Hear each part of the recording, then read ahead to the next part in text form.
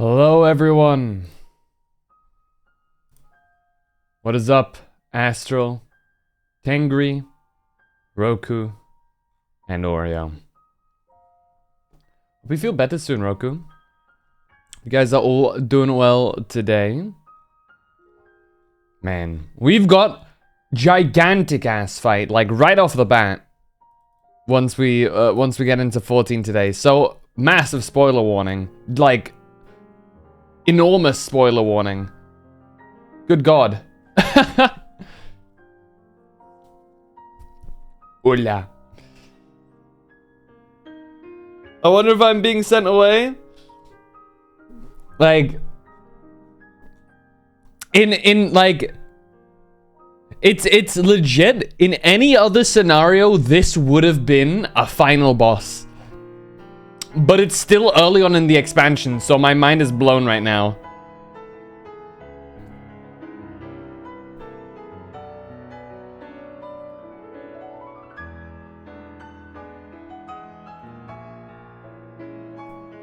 Oh, let me appear real quick. Here I am. Never welcome anyone else, okay? I'm getting to Heaven's Ward, so hell yeah. Just, you being sent away here means that it's much more enjoyable once you reach it yourself, you know? Doing this for your own good. Trust. What is this? Oh yeah, the sparking zero stuff. Okay, well, we can watch this until we until the Final Fantasy 14 players arrive. Was it a good showcase? Are you satisfied with the showcases, yo, or would you have liked a bit more?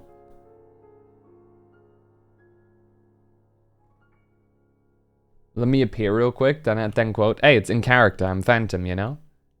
Spirit Dragon and all. I can probably appear, disappear. Visibly, at least. Alright.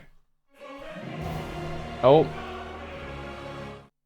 That little teaser for what's gonna happen next, actually.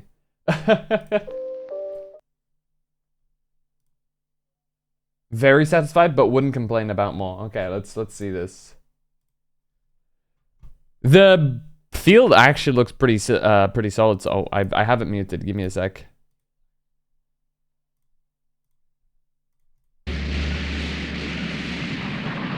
That's loud as hell.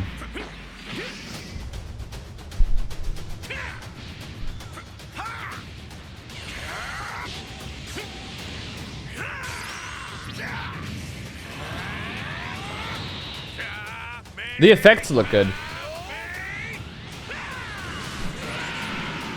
So for anybody who's new to like these kinds of fighting games, these anime fighting games, the actual model graphics has plateaued a while ago. What really is the main point here is everything else, i.e. the effects, the surroundings, the smoothness of animations. That's what really...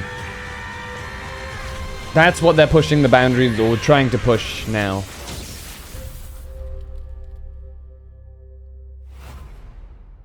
Classic Dragon Ball fighting choreography. What's up? What's up, Jun Furutani? How you doing? I do always love when the Japanese are like they really like a word that just sounds silly in English. Like sparking is such a goofy word to us, but they love using it in different things. And you know what? Like it's Go crazy, Japan, go crazy. Use sparking. Don't know what the fuck is happening, but pretty lights and loud sounds. Serotonin, go brrr. Welcome to Dragon Ball. That's basically what it is, right? I mean, have you seen the Dragon Ball Super Broly movie? 初公開となるゲームプレイ映像とともにそのユニークなメカニズムを明らかにしていきたいと思います。それではまず悟空とベジータによる激しいバトル映像を見ていただければと思います。I actually feel the same way a lot of the time as well, because in a lot of manga that I see, one of the common things is that they use German names. And as somebody who speaks German on a native level, it's so goofy sometimes. Like, Frieren is like... I'm like, huh? Why is this dude's name Knife? What? This dude's name is legit Strong. What the hell? And shit like that. Dude, actually, holy shit. The combat looks incredibly smooth. So far. I'm assuming, yeah. So this is not like the same branch as that other Dragon Ball fighting type game, because this is a different type, right?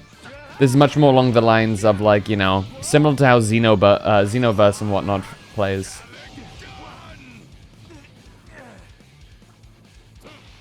In just style.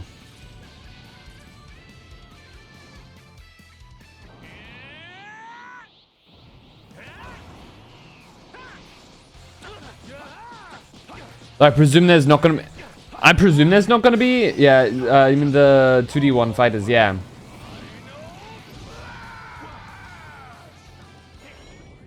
Oh.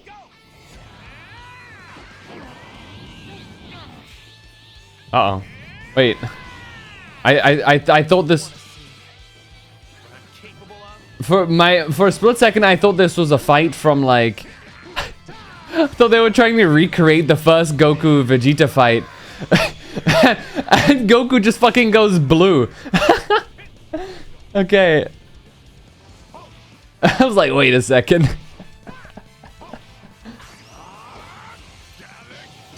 I understand now by Vegeta's armor that that's also not the case, but yeah.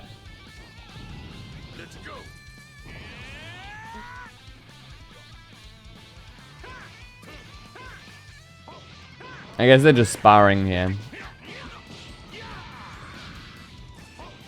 If we're trying to look at this canonically. So they're just showcasing the actual combat, so it's like, you know. There is no actual canonical reason behind any of this. For all we know, that, like, you know, Goku could have been, like, fighting, I don't know, Chaozu there. And it would have been, like, an equal fight, you know, in blue.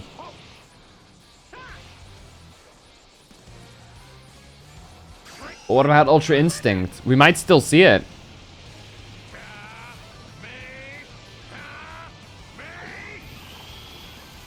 Okay, that's kind of sick. Wait, did they have... Yo, actual beam struggles? In, like, as a fighting mechanic? Between, I assume, players? That's kind of sick. I like that. I'm not sure if that's a new mechanic or not. Let's go.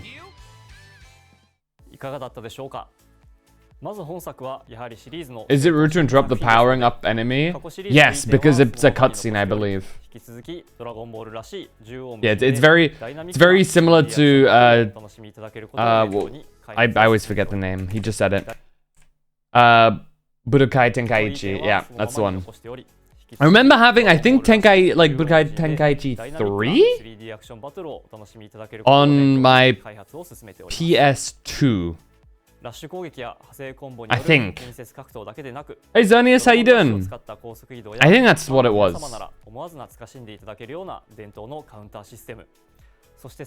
Please do correct me which one was on the PS2. As you'd know. Sparking Tenkaichi since forever? Okay, gotcha. I thought that Goku Drips out was in the game for a moment. Hey Zah, how you doing? How's your day been? Grab some popcorn while your enemy doubles his power. You might as well, right? If it's a long transformation. I was like, okay, give me a sec. Tenkaichi 1 through 3 were on PS2. I think some of them were on Wii as well. I think it was 3. I'll actually Google it on the side here. Because I've got 2 monitors. I have that superpower.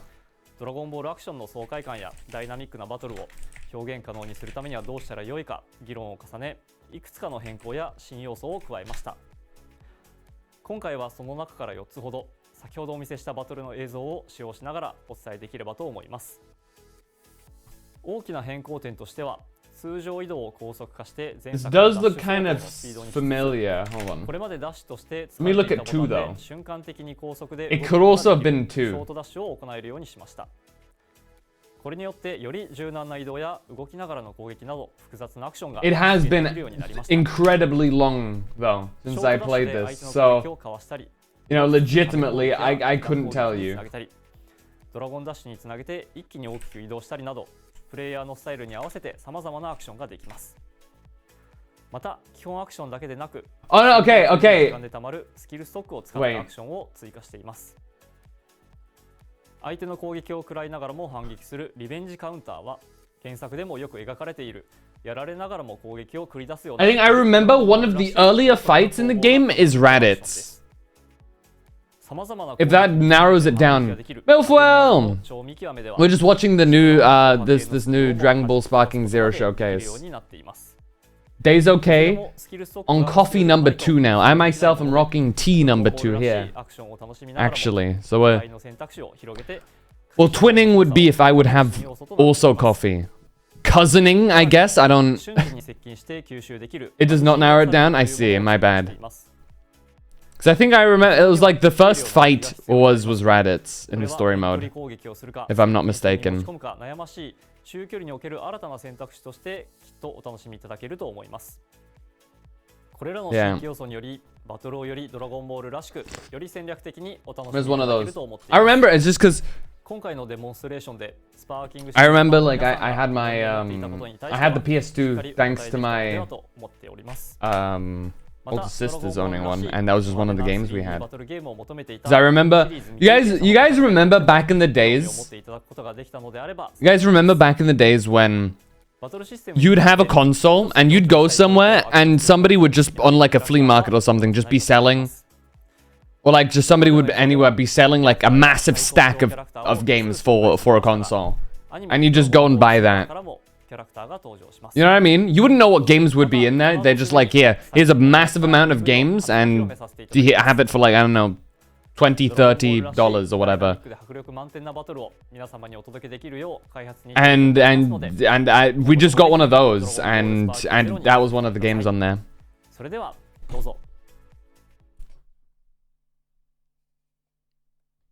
It was always actually kind of fun in its own way. Seeing what games were in there. There'd be like some absolute trash, and then you'd be like, oh, this game's here. I've heard about this. You'll soon understand the difference in our power. My speed is unmatched even among the prime teams. Keep up with me, kid. So there, here'd be pirated copies / bootlegs. I see. True might have a Super Saiyan strength. Is he fighting? No, he's not fighting Beerus. He's fighting. What's his name? Kakunsa. Wait, who's she from? What? I don't know who she is. Am I missing something? Buff Roshi? Playable? Let's go. I assume she's like some movie character? Well then, let playtime begin. DBS? I knew about the quick dude, right?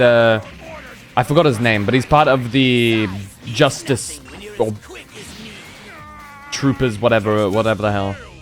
Like Topo. My DBZ knowledge ends in GT, yeah. I do watch an okay amount. I used to watch an okay amount of Super while it was airing. I don't know anything about the manga though. Well, not much at least. I know that Broly is like one of the dudes now, and I like that. Space Australian, jeez. Okay, we got. Oh shit, they're gonna make Broly and Kale fight. I like it. Oh no, okay, man. They're teasing us. They're actually teasing us right now. Oh, there it is. Let's go. I actually quite like Hit. As a conceptual character, I like the concept of a character that is like, you know, Oh, I'm not like a martial artist. I just have like killing techniques or something. You're a bona fide monster. And I can respect that. I do kind of wish they brought back some more magic into Dragon Ball though. Especially for typically weaker characters. Because I remember that used to be a good equalizer of characters that like had like no actual good physical fighting skills. They could like use magic as an equalizer of some sorts. That seems to have kind of run out nowadays. Like Chaozu being able to like fly and do some magic-y shit. And that whole like Devilman thing. Deborah also used some magic if I remember correctly. That was good, that was good. Hell yeah. As far as Dragon Ball games go, that just looked incredibly solid, so. Right, like it's a Dragon Ball game. You get what you want, and there's nothing too special to it. There's no new formulas. It's just an awesome visual upgrade to the effects and potentially mechanics. Oolong could transform into anything for 5 minutes. Yeah, true. Now he would remain his strength would remain, correct?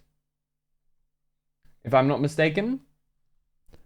Yeah, let me fire up Final Fantasy 14.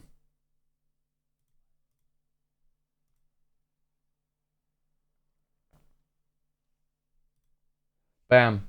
One of the very cool things I think about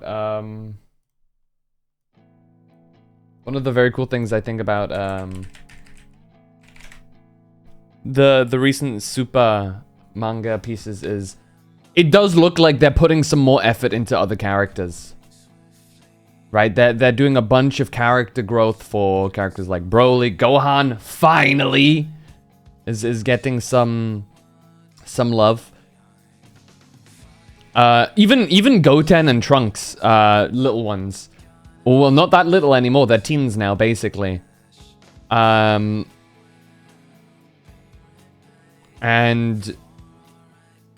they're actually like, you know, they're getting some growth and development.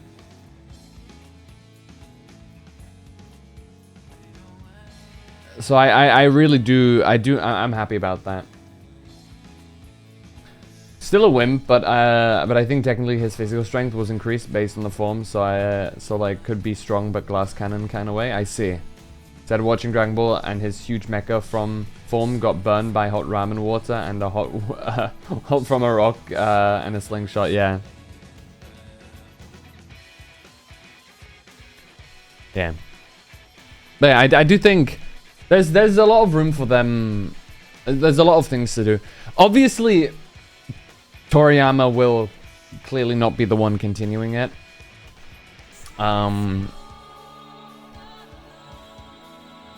But we'll have to see it. We'll have to see Toyotaro's. That's his name, right? Toyotaro, his apprentice, I guess successor now to the Dragon Ball legacy. Mute mode for now. Miss you all. I'll see you later, Tengri. But yeah, I'm excited to see his take on how Dragon Ball Super continues. It's gonna sound a bit mean-spirited, but okay, we're bracing. I'm ready for the meanest thing on the planet.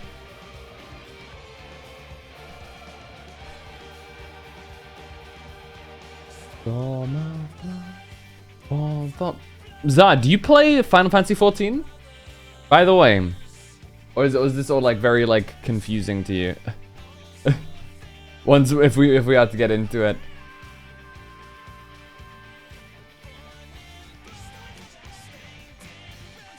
I don't play? Gotcha. That's kind of good to know that I'm not gonna like spoil you of everything too.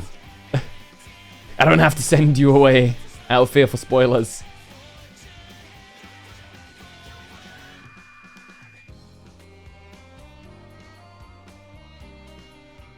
Let's see here. Stop listening to it, Dengri! Stop it! You're not supposed to hear any of this yet. Cease.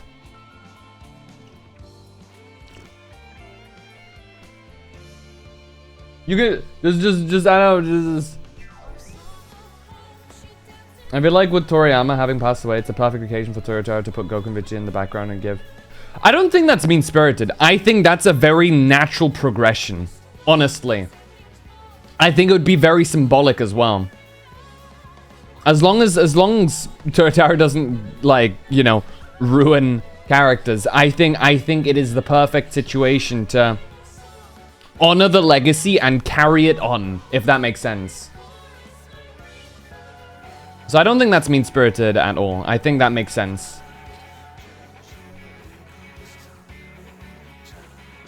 Even Pan, Azure. I'm not gonna, like, Pan has apparently been getting a bunch of progress as well. He's dead. We can move on. I think that's like a very disingenuous way to take that. I think the best way to take it is that in this kind of situation, it's a moment, like, to continue the path forward with a new perspective, because that's what it is. I think there's no point having, like, Toyotaro trying to perfectly mimic what Toriyama did, right? And I'm sure Toriyama would have likely instructed Toyotaro to, like, you know, once it's your turn, you know, make sure you see, like, do what you believe is best for the series, you know? You know? So, I think Toriyama wanted to do that since the Cell arc, but nobody wanted it in the board, so he had to continue on. And GT is what happened next, also my memory remembers from GT was not written by Toriyama, if I'm not mistaken.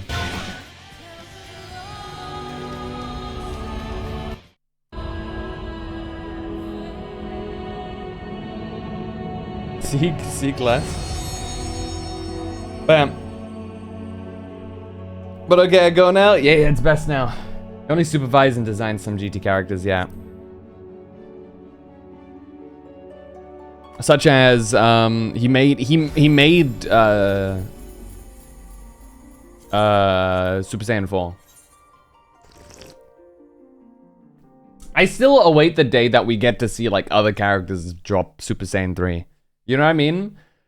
Like, I know, can you believe the only characters that have canonically used Super Saiyan 3 are Goku and Gotenks?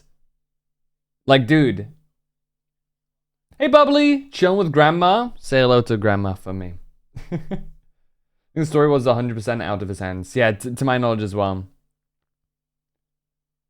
Time I was in middle school, I think, like, internet was still in AOL days. Man. Alright. Alright, is Seiya here? Do we have a Seiya present? She says hi too? Hell yeah. How's your day been, Bubbly? Evil Dragon's arc was cool AF. I think conceptually it was good. Okay. Hold on. Okay, I'm clicking over. Tengri, final warning. Big final warning.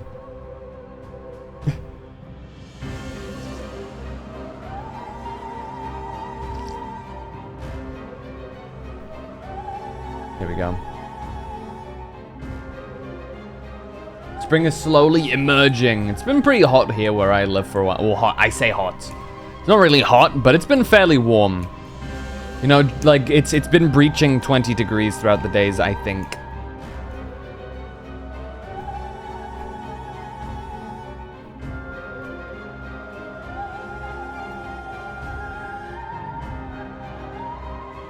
Okay.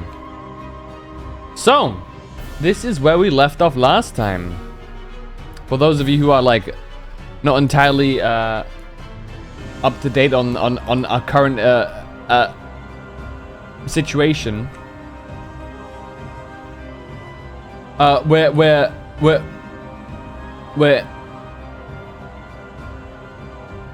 We're on the moon. We're on the moon. What are the long boys? I honestly don't know.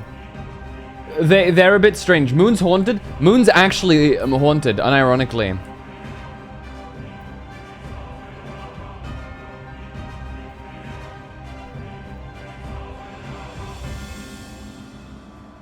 I am.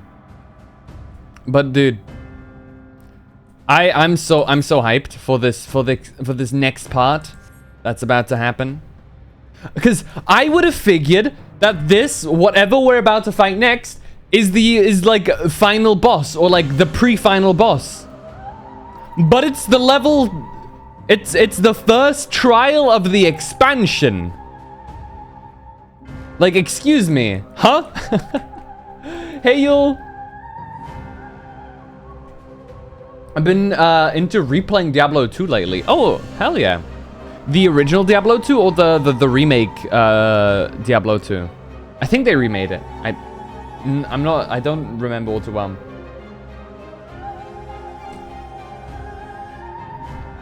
This entire moon focus event drew inspiration from Luna Cry. Is the remake any good, Zah? Hold on. Luna Cry. Oh, from Final Fantasy VIII. Honestly, could very well be. The entire Final Fantasy series is a reference to itself. Like, all of it. Oh yeah, by the way, Monster Hunter fans. I saw a tweet recently by Yoshi P, the guy who's the director for Final Fantasy XIV. Referencing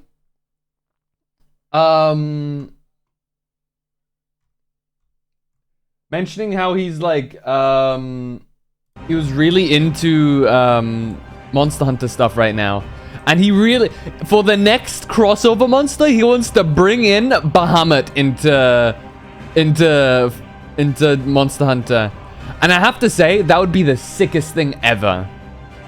Bahamut in Monster Hunter would be insane.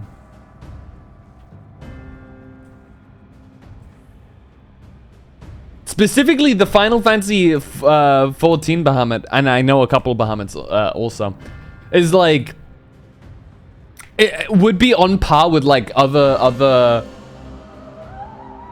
like Bahamut. Like, for anybody who doesn't know, like who's a Monster Hunter player but doesn't know too much about Final Fantasy, Bahamut would be like Fatalis tier and above, like legit. Like, Bahamut is on that same playing field. Which would be so fun to see and fight. And I'm sure, dude, I can only imagine the gear would be insane from that. If they have like a special gear. To be fair, they probably won't do full armor from it. And it'd just be Final Fantasy like costume, but man. Oh, damn Bahamut. That makes me wonder, what would we would need like Fatalis as the crossover fight in 14, right? There's no other way around it. It would have to be Fatalis.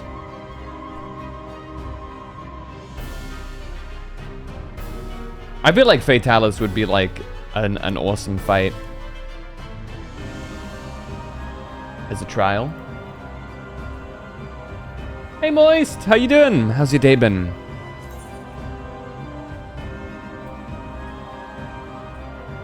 Transferring back over, hell yeah. Dude, I know Sail wanted to play. Let's say it's AFK. Just saw an ad about modding veggies in games. Modding? I love this sword so much. Okay, I'm gonna need you guys to tell me, is this sword not one of the coolest swords? Just because it's so simple. It's got the perfect amount of like,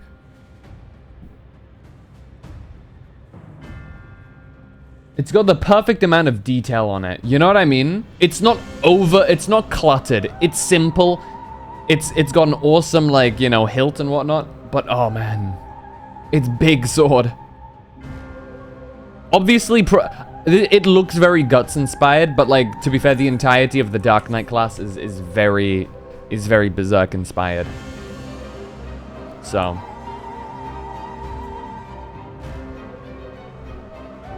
Doing okay, trying to get over art block today, because I just got accepted into an art convention in July. Ooh.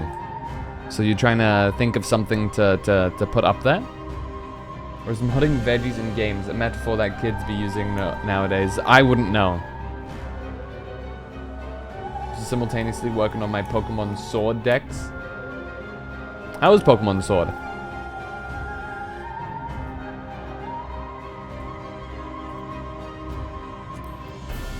Shay. Hold on.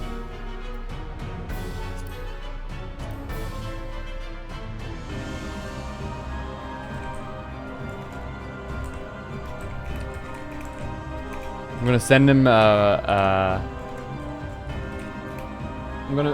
gonna fire oh no, Seiya's here! Yo, Seiya! Are you ready to join in? This is from Knorr. I don't know how they want to mod veggies into games, but it was weird. I see. Hey Scoops, how you doing? Welcome in. Alright. Let's let me show you guys the reason why I, at 11 hours yesterday, decided to like pause and wait until today to play this. Are you guys ready?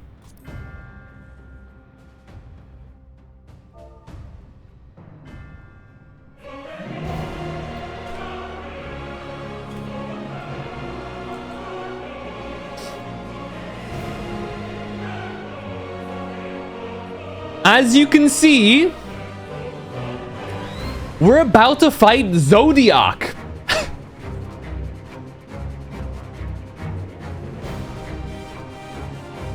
Who, again, I will reiterate, I believed would be something akin to a final boss. Or very close to it. But no. Fun fact.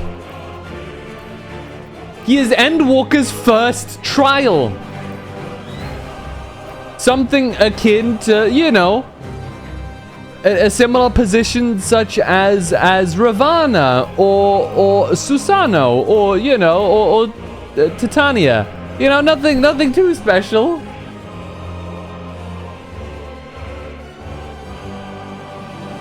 But it's very interesting.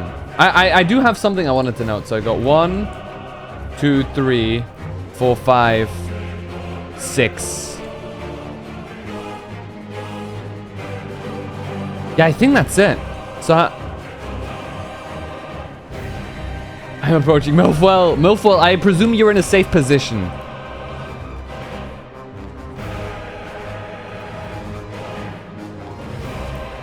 I think I'm just gonna hold on. I'm gonna invite Seiya. I'm out right now drinking. That's an awkward predicament to be in. So let's look at his limbs. We have 1, 2, 3.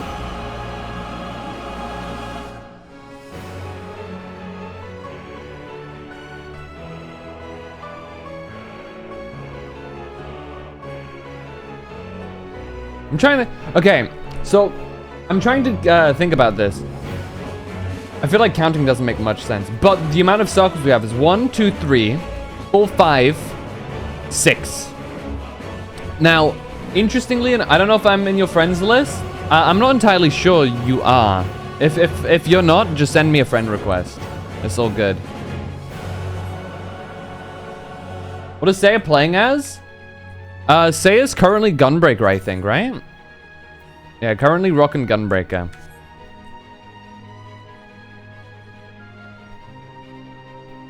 But I'm looking at this right now. So there are 13 segments of Zodiac. I think. That have not been rejoined. Or that are, like, that would need to be rejoined. We have rejoined, there have been rejoined 7 parts. And I believe that's what these circles are. If I'm not mistaken. Hey, Saya.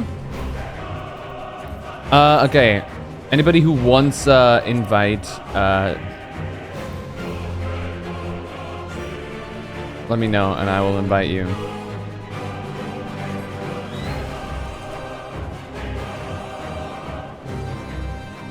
Scoops, do I have you? Do I have you in this game?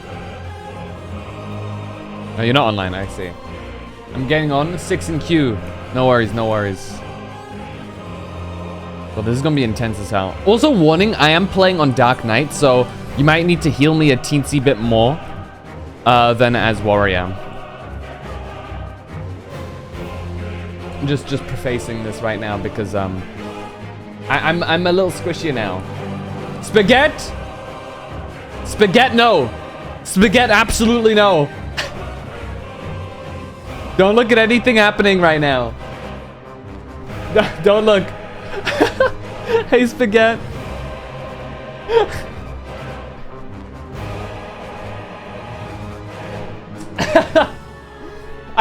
Dude, I feel so psychotic sending viewers away. Oh, man.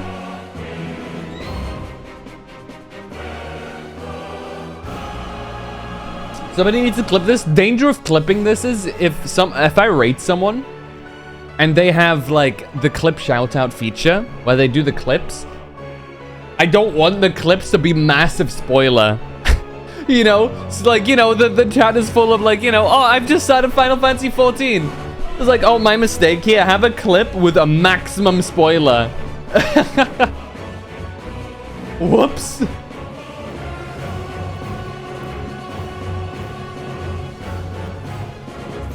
Spaghetti not leave, I see.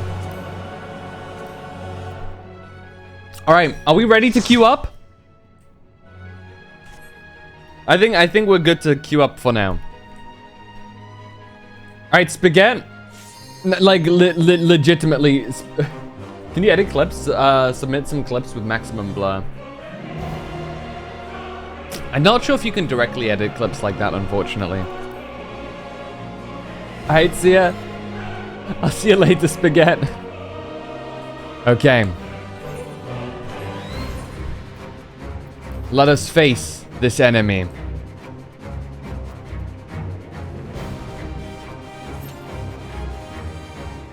Should be actually like a really quick queue because we just need DPSs. What roles, everyone? The other two are healers. For reference of how much I'm struggling with my decks, I have two 3DSs open, transferring Pokemon around so I can evolve them to transfer up. Good lord. Two 3D... You're like running a whole factory over there. Good god. Yeah, we got two white mages, and I'm Dark Knight for this fight.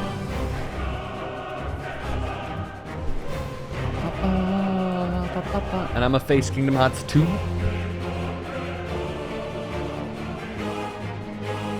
Look at this dude, man.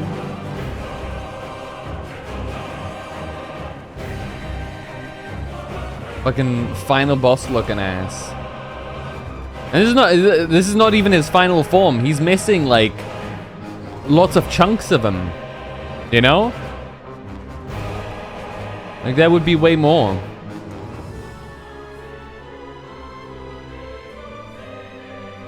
That's crazy. This is the first boss, yeah. This is the first boss of the expansion. What? This is like, what? How do we go up from here?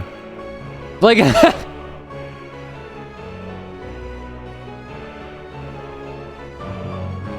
I'm hunting for Drampa on Ultra Sun to transfer up.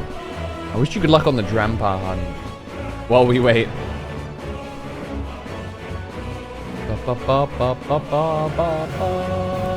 Milfoil, are you ready as well?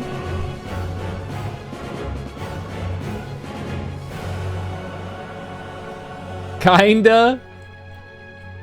Drunk? I see. Wait, Milfoil, you haven't fought this boss before, right? I kind of wish you could be here to join us. Because it's a Shield exclusive. Oh, I see. All right, here's the duty pop.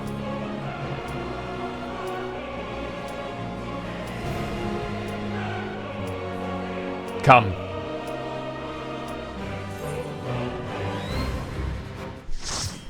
Together. I don't think I've ever healed for this. Okay.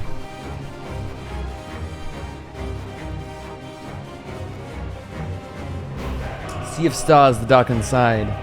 Zodiac, the eternal darkness. It's a Moon exclusive. Do you not have Moon? Establishing connection. All creation shall bend to my will.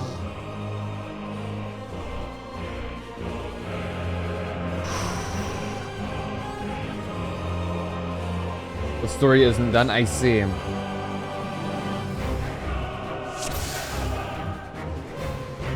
Alright, guys. I'm gonna point at him.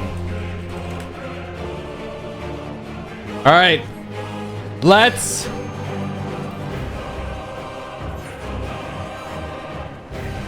go. The end has come, and it will be beautiful.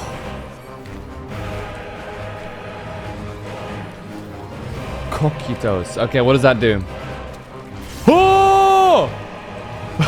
The marvels of circus were but playthings. Oh. Do I want to like dodge that? Oh, that's what it does. Shit.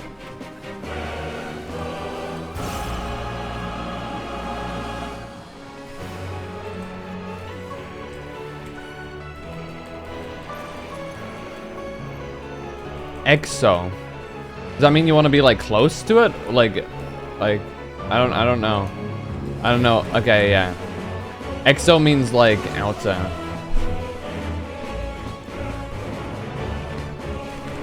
Malice, become flesh. What is that? Are those behemoths?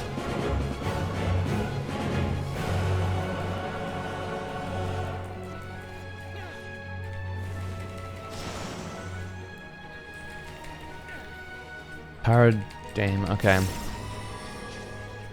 Okay. Okay.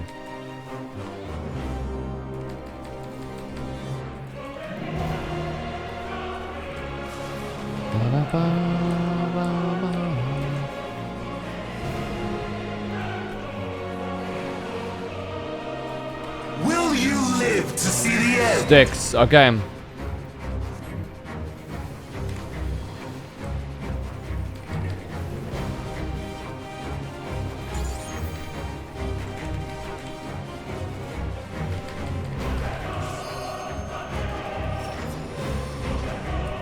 Okay, you wanna like go away from them, right? Oh, Exo? Okay, we have to be this side, I think.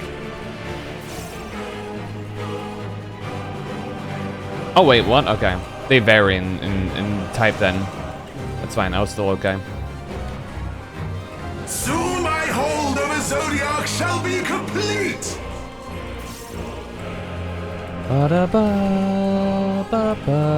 God, he is beefy as hell too. Oh, Zodiac. Hey, Red! Oh god.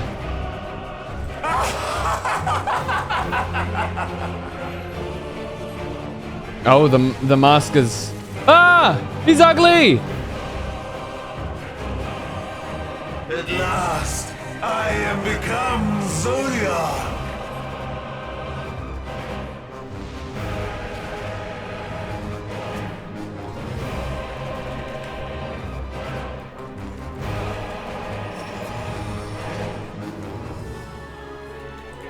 The natural order overturned! Astral flow?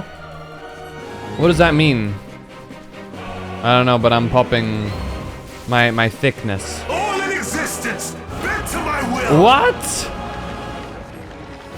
Oh! Naruhodo! Oh, it's kind of nuts. Oh, that's insane. Life's work, my masterpiece!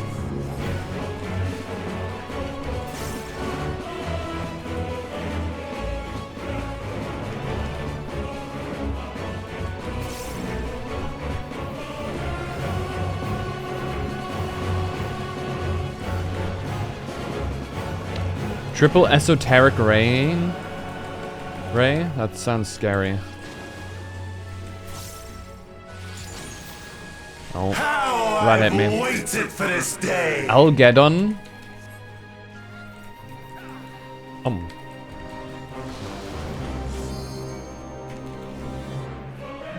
Faraday, man. That's a... That's a... I forgot which... Okay.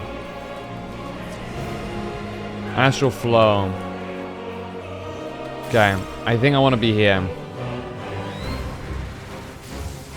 All in existence, bent to my will. I do not want to be here. That went the other way. Ooh. We're fine. The great cataclysm, faithfully recreated.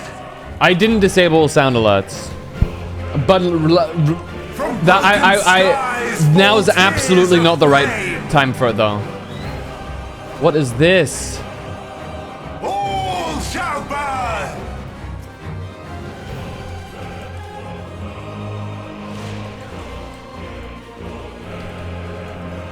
Uh-oh. I'm dead here, yeah. Will you live to see the end?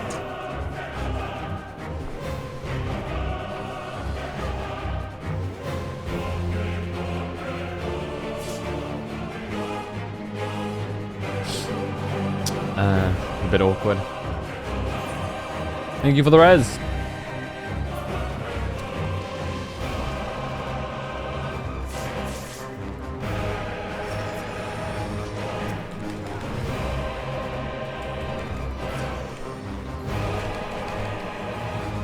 Astral Flow, shit. All in existence, bent to my will. Dude, this is so trippy, man. Will you live to see the end?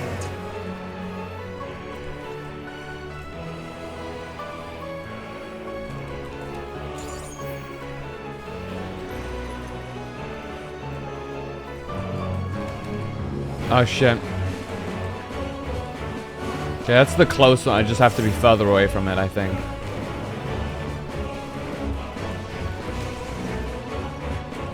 I have no need for restraint. Trimorphous? What does that one do? Okay. Oh, there's 3 of them. Oh! I don't think I'll make that one. That's fine.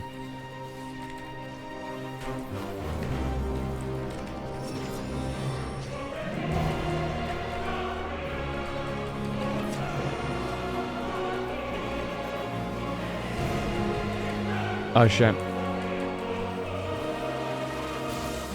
I'll trust where everybody's standing. Okay, there we go. Oh, that person's about to get destroyed. Oh my god, they live. Will you live to see the end? That person did.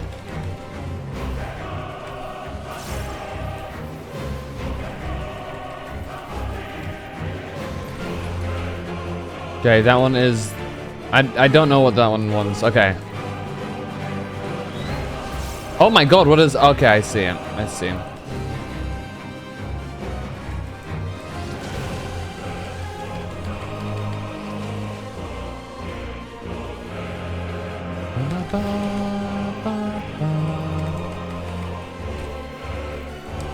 We have a limit break, and that worries me that nobody's using it.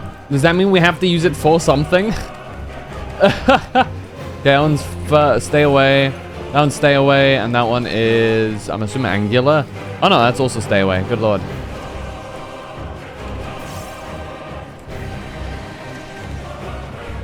Will you live to see the end? Sticks, okay.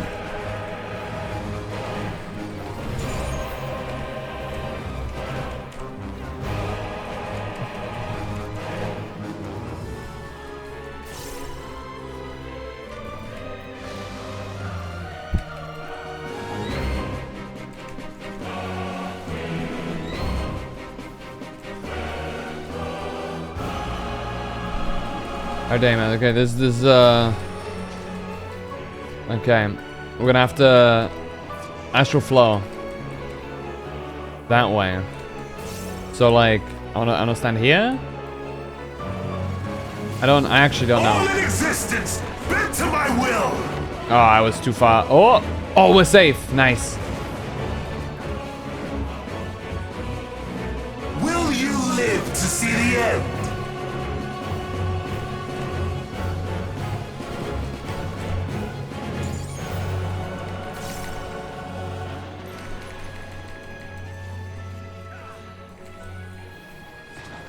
Okay. One. Okay.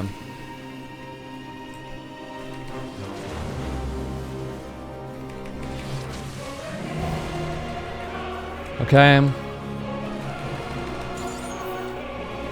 Relive those. We're almost there. We're almost there. Okay, what one's that one's okay.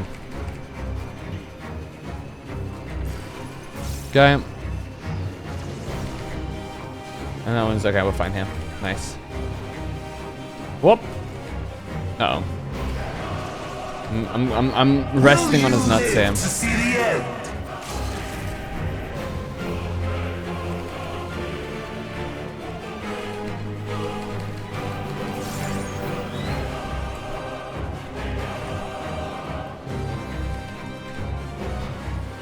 Oh, it's gonna hit me. Whoa! Did I just save myself? Can you fall in this? I think I just caught myself.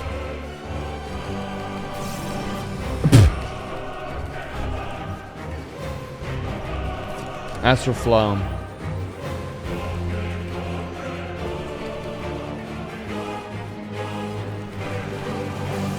All in existence, bent to my will.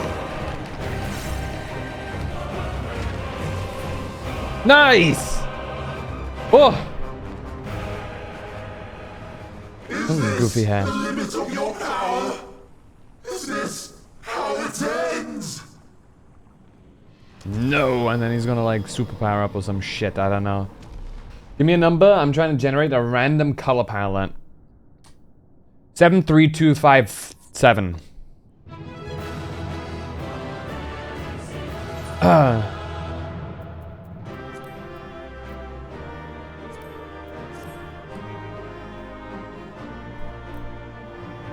Oh! Let's see how this goes.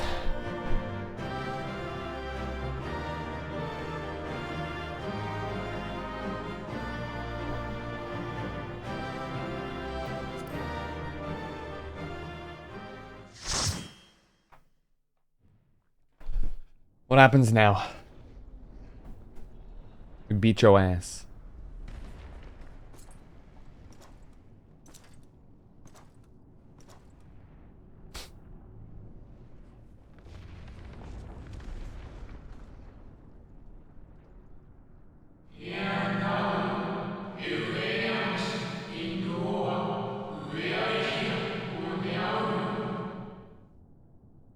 Sadly, I don't have enough time to do that. This teleporter will deliver you to safety. But Xenos is watching.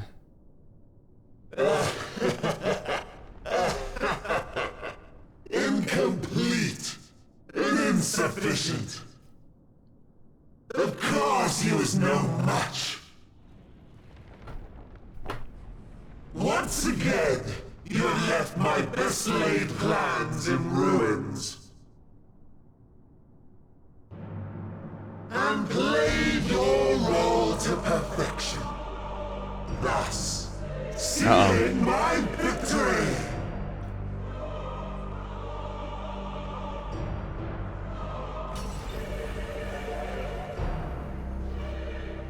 From the first, all I wanted was for you to kill Zodiac. 'Twas but one of many methods to achieve the desired effect. 'Twould have been the same had Xenos died in my place. But what better and more satisfying way to ensure success than to take control myself? My sole regret is that you lived to tell the tale. Even so, I have fulfilled my heart's desire.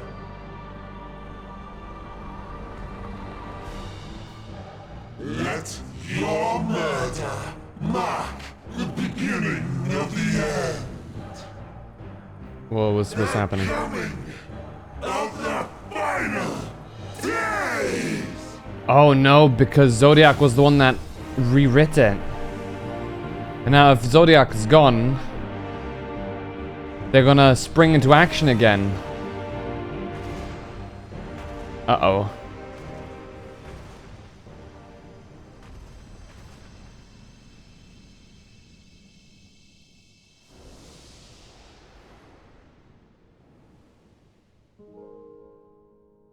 How quickly strength fades and blood cools. Old familiar sensation. Is my way about to stop playing? What? So many lives, so many deaths. No different this. And now the I end is close near. my eyes and slip into the dreamless slumber.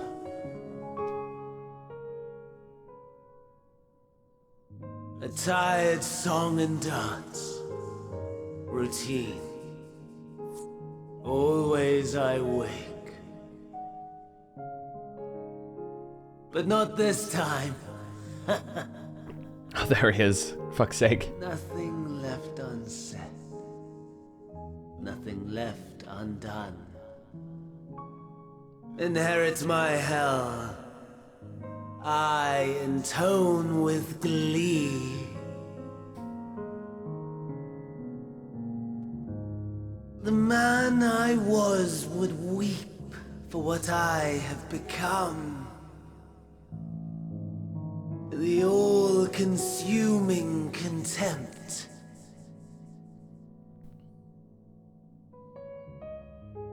But I've the wisdom of 10 millennia to justify my answer to the question.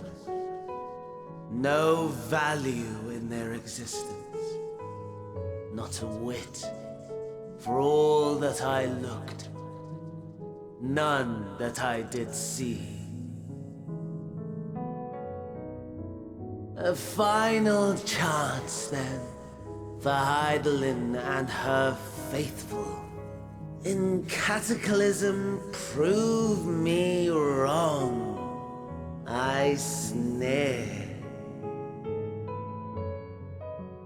All shall return to nothingness, as was your will, Emperor Zande. Zande was his name. Okay. Not Zand. I, the star, and every living being, consigned to your oblivion.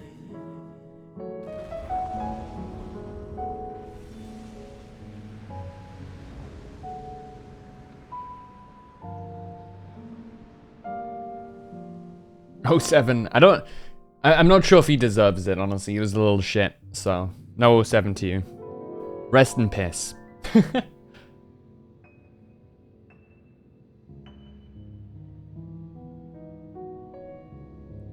Okay, what's that?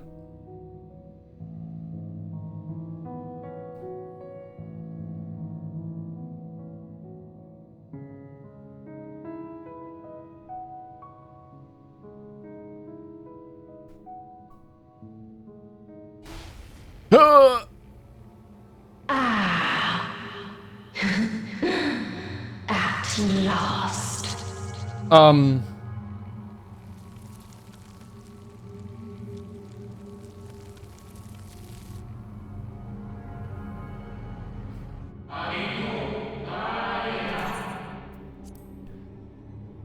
What? What? What was just unleashed? Deep breaths, slow and steady.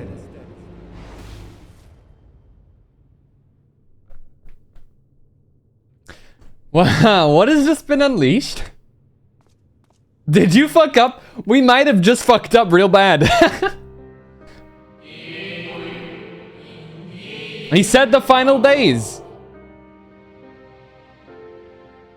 That was not good. We may have just doomed the world. You saw it too. Yes? The blue star below, thrown into turmoil. You know, redacted. Angel Buff friends with Zochan, right? Did you watch Avatar Korra? No, I've not watched any of Avatar. I've not watched The Last Airbender. I've not watched Korra. Also, for anybody who's not a kid, like not like used to Final Fantasy, when they say star, they mean planet. I believe because in Japanese, star and planet are actually the same as well, right?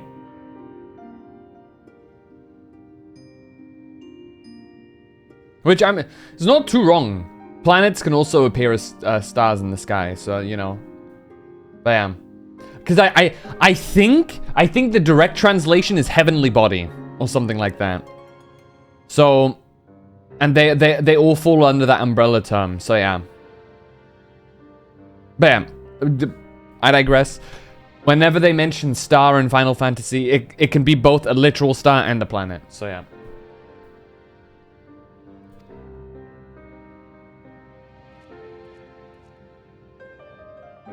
What the fuck just happened?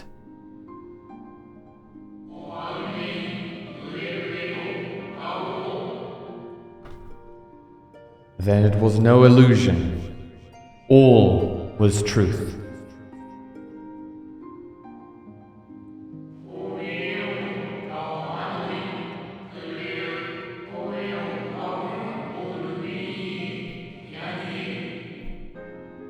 Uh-oh.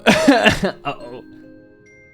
With the death of Zodiac, the laws of nature over which he presided have begun to unravel. The final days are upon us. Charlian! We may have done an oopsie.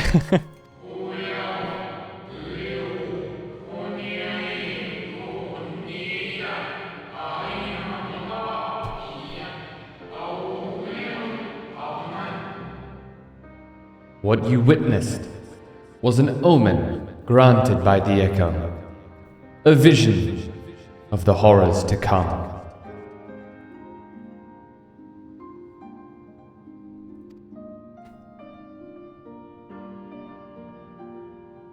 That's not great.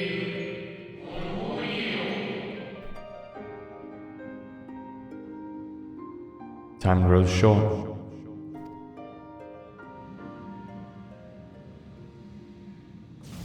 Hey, Xenos. Oh, he's gonna kill the Watcher, isn't he?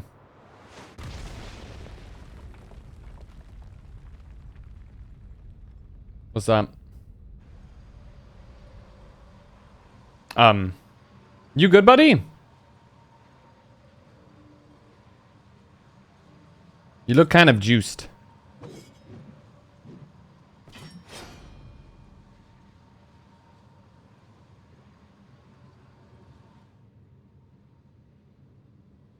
Oh, the defiant stare. Not now. No. I'll find no fulfillment in a contest with you this day.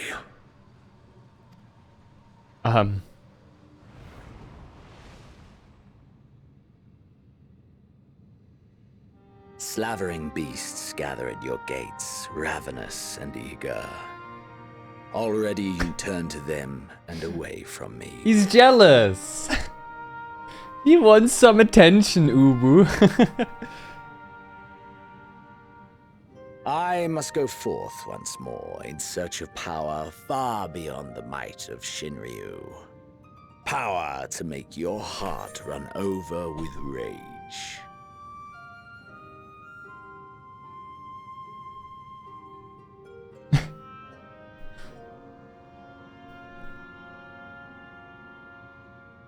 For the eldest of primals was a betrayal of promise. A pathetic creature incapable of inspiring true despair. That's what I crave. Pure, unadulterated despair.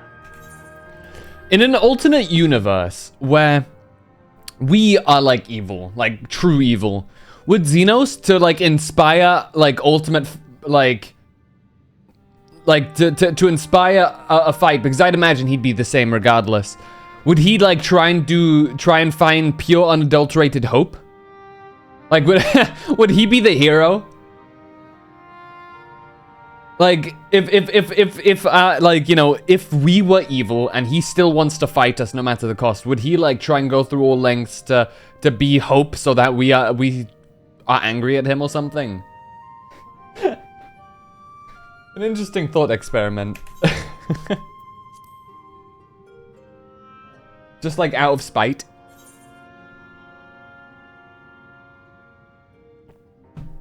Hope will win the day. I gotta be the light to his dark, you know? That's the story. He's gonna smile at that. We shall see. Oh no, okay, he's actually like, he's in thought about that one.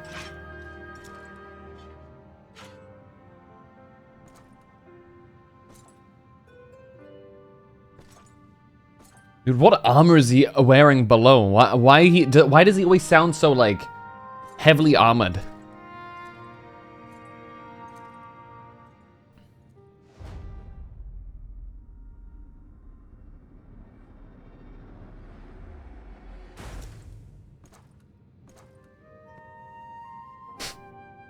Bye, Xenos.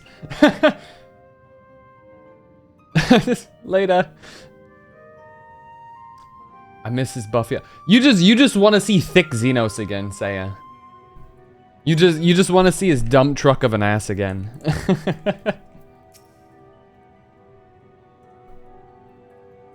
I sense his presence on the moon no longer. If you need not follow, then I beg you stay and listen to what I have to tell you. Of Zodiac and the end of all things.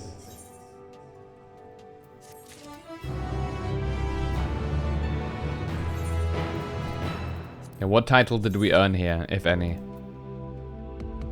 Moonwalker! Wait. I think we already had that. I'm not entirely sure. That's gonna be better. It's gonna be better than, well, the weapon will be.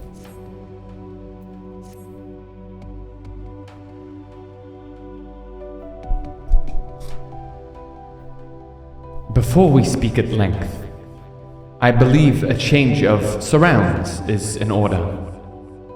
I have more than ill tidings to share, you see. I sensed others arriving not long ago. Though my communions with Heidelin have grown infrequent, I have learned enough from her to know these are your comrades. And as luck would have it, they have already reached my abode. Come.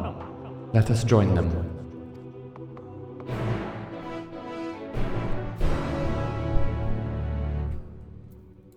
Top enough for anyone to check on him, okay? Oh, wait, who arrived? Is it our bros or is it future bros, I wonder?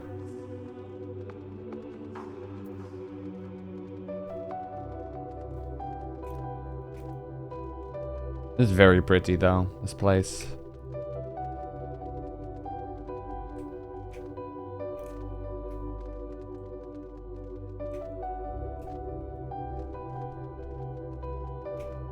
Hey, fuck it, right? Let's do what the ancients couldn't and actually beat the final days without the help of a primal. Oh, it's actually them. I'm honestly kind of surprised. Yes, these are indeed the three I sensed. Dare I ask what happened before we arrived? May we presume this being is a native of the moon? Native? Probably not, I'm gonna be totally honest, but yeah.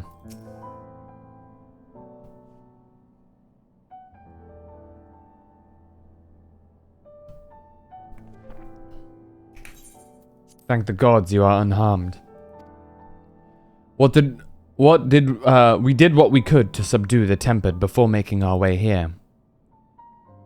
Not without casualties, unfortunately. Some few detonated explosives, killing themselves and others. The contingent's healers had their hands full, tending to the injured and enthralled when we took our leave. Lest you wonder, Mistress Kryl hath also been delivered unto their care. Serving as a conduit for Hydaelyn's power hath taken its toll, but she will recover in due course. As for Alphino and Alze, they insisted on remaining in Garlemald while we three rushed to your aid. It appears, however, that matters here have already come to a conclusion. It has only just begun, Y'shtola. Let me tell you. But what manner of conclusion, if I might ask? And is this the ally of whom Hydaelyn bade you seek out? He is not unlike the shades of Amarot. Not unlike, perhaps, but not the same. I was created by Hydaelyn, together with this place. It has ever been my duty to keep vigil over Zodiac, or rather, it was my duty. Oh, okay, I guess he is a local. Yeah, I killed Zodiac.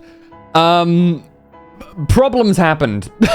Some minor complications arose through this slaying.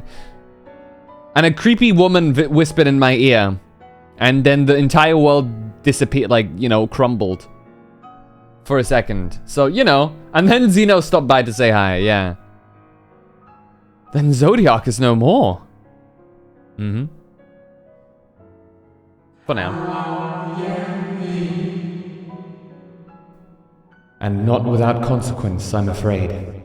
For now the delicate weave of the star, preserved by his presence, will begin to unravel.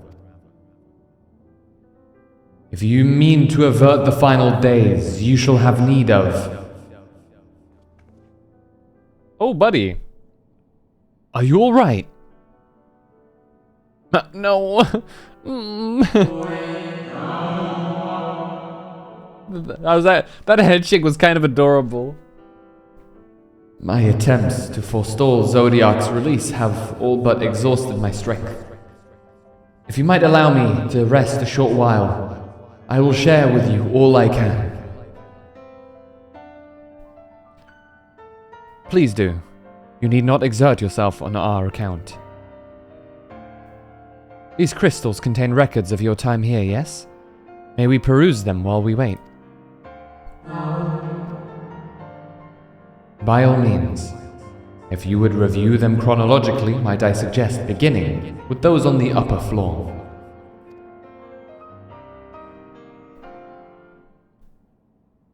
I shall leave that to you, Phantom. While I see what can be gleaned from the crystals on these lower levels.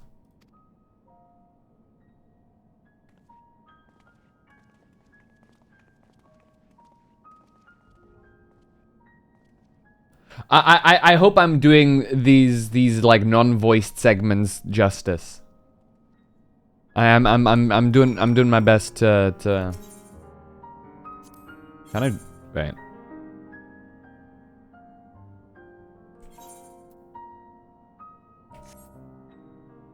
Well, I guess it's gonna be like a... I see. What is this? What the hell?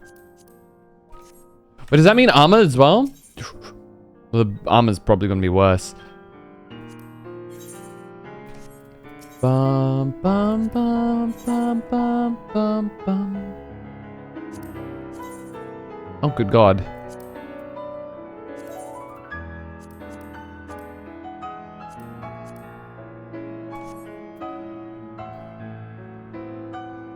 Yeah, the armor's worse. By like a fair amount too. Good God.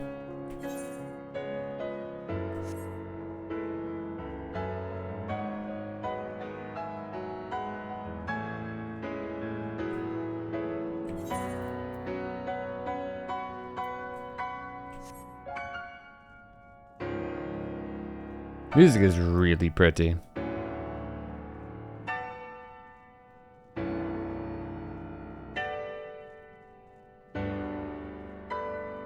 Dimly glowing crystal. Interacting. As you gazed into the crystal, ancient knowledge of Zodiac flows through your mind. Daily summary. No abnormalities detected. Daily summary. No abnormalities detected. Daily summary. No abnormalities detected. These appeared to be records of a long, lonely vigil on the moon, dating back to the beginning of Zodiac's imprisonment.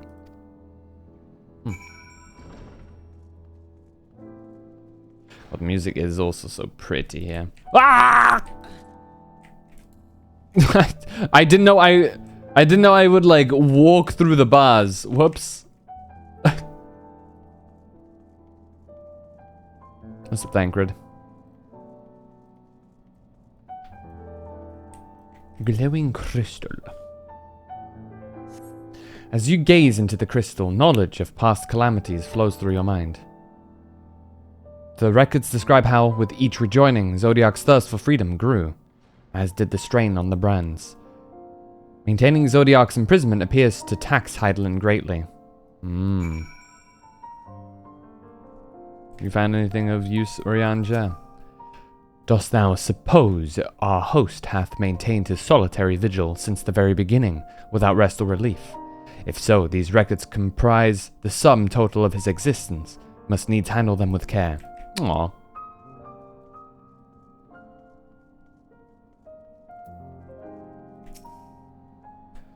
Zodiac defeated. While he may have been in an incomplete state, that's nevertheless an impressive feat. But even if you hadn't, his demise was inevitable. Van Daniel would have seen to it, one way or another. Hiccups. That said, he probably would have wielded Zodiac's power to wreak untold destruction before taking his own life, making this the better of two unfavorable outcomes. Honest, fair. You know what? Sure.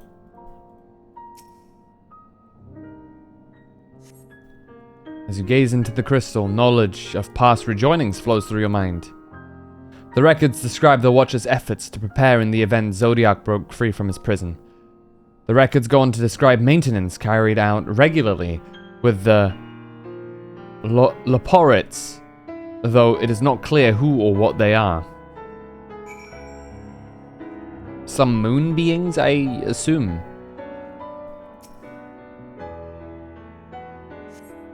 As you gaze into the crystal, a record of an unexpected visitor flows through your mind. The records note the Watcher's musings when Elidibus is spotted on the moon, though clearly not for the first time.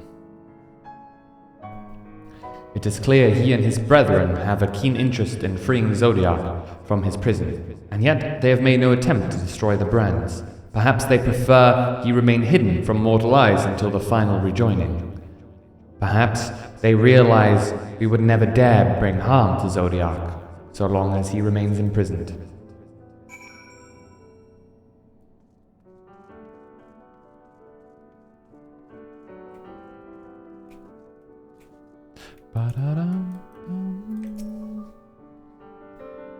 Did you learn anything of import?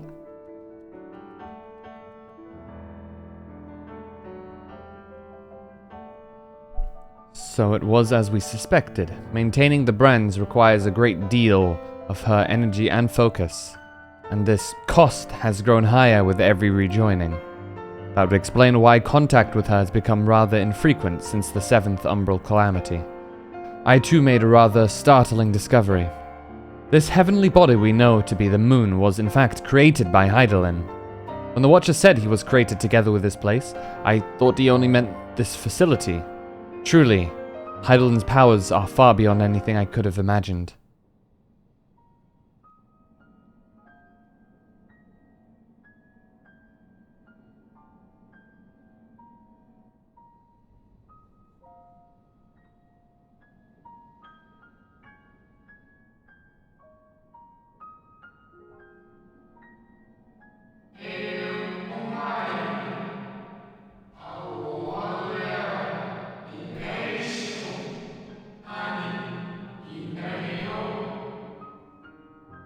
I thank you for affording me this short reprieve.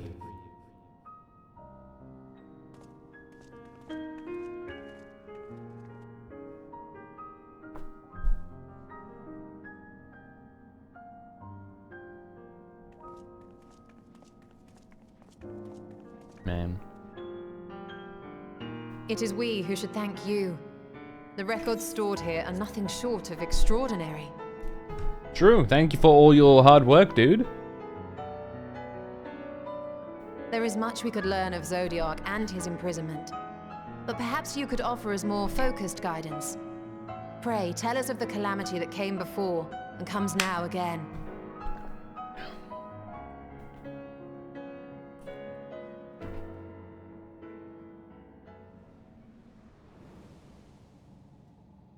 Story time.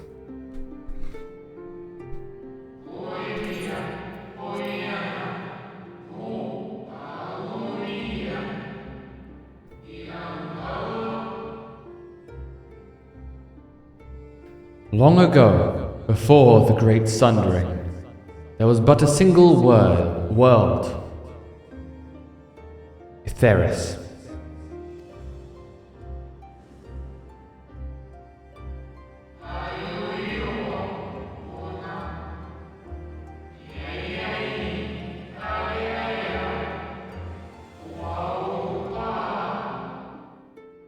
One day, from within the earth, a terrible cry issued forth, affecting a profound change in all manner of life.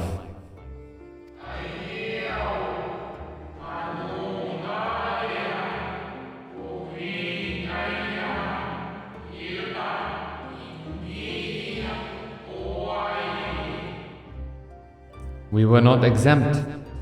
Our creation magics ran rampant, giving shape and form to thoughts of hopelessness and despair.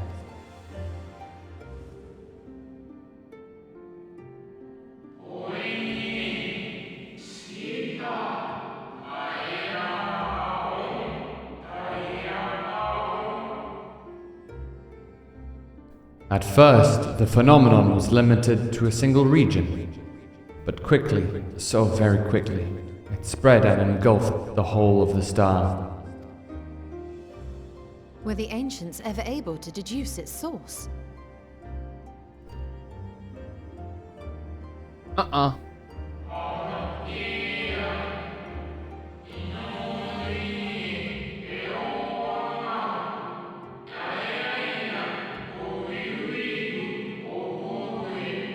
But we don't have, like, creation magics of the same kind. How, like... Would today's final days be lesser because of that? Because there's no, like, creation magics to go crazy?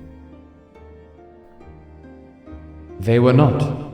However, the Convocation struck upon a method to predict where next the corruption would manifest.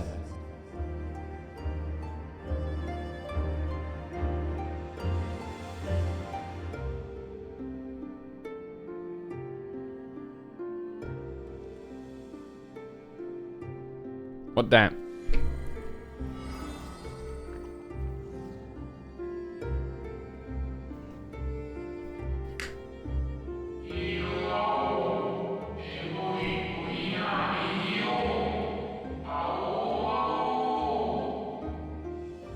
The etheric energies which flow through all of creation in the form of various currents.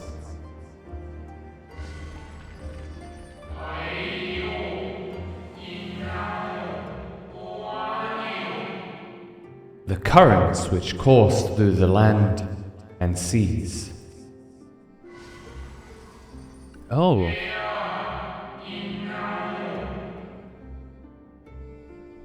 Those which flow through the very air.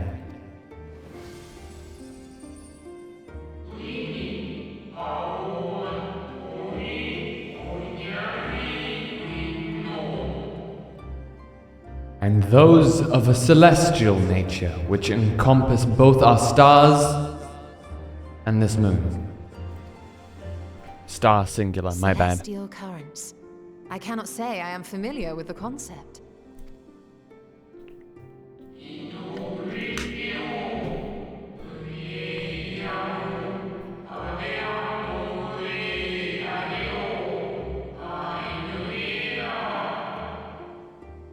Nor would I expect you to be. Few scholars of our time knew of their existence.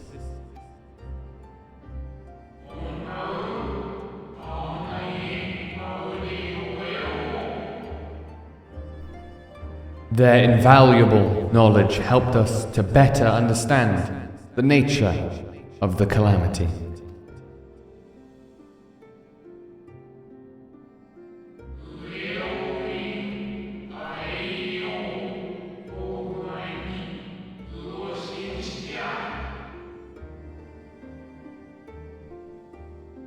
Like the terrestrial ones of earth and air, the celestial currents form a vast network, but the ethereal distribution is not consistent.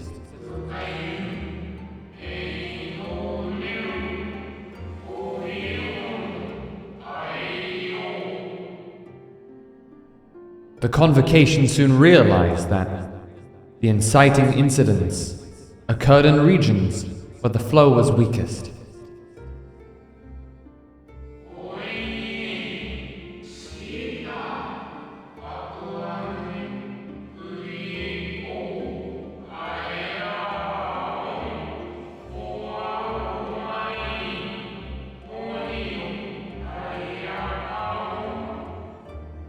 Correlation without clear cause, ultimately. Nevertheless, on closer study, a stagnancy of ether was observed in nearby currents. And so they sought a means to harness the forces of darkness, of activity and growth. Thus was Zodiac conceived. No less a power than a god's could set right the laws of nature and quicken the flow of ether within the star.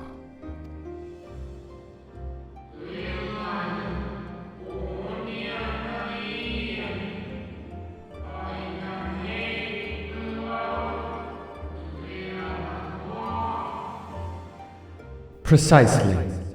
With the advent of Zodiac, our end was averted.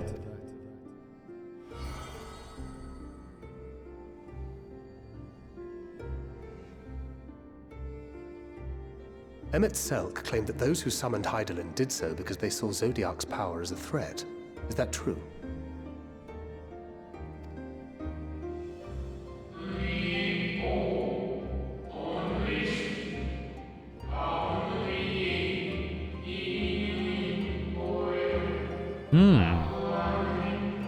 Interesting. Indeed, there was a faction opposed to Zodiac's creation, but their aim was never to unmake him.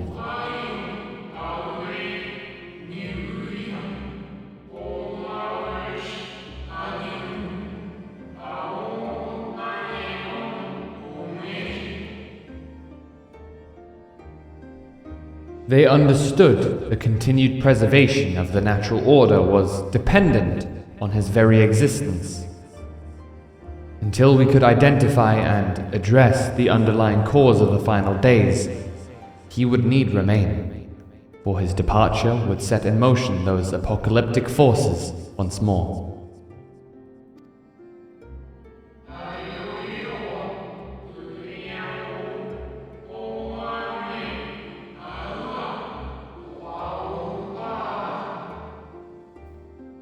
Hydaelyn recognized this as well, and so rather than destroy, she sundered Zodiac, herself, and the star into lesser reflections, that she might confine him in his place. In this place.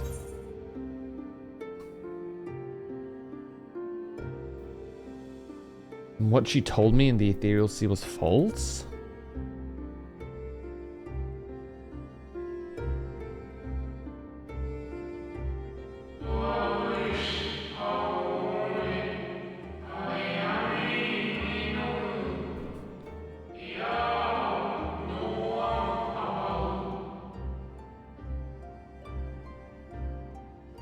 That the two once dwelled as one until Zodiac grew hungry for power, setting the balance twixt them?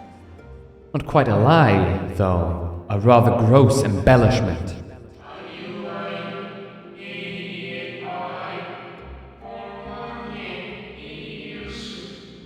But knowing what you know now, you must surely realize why she might opt to obfuscate and mislead.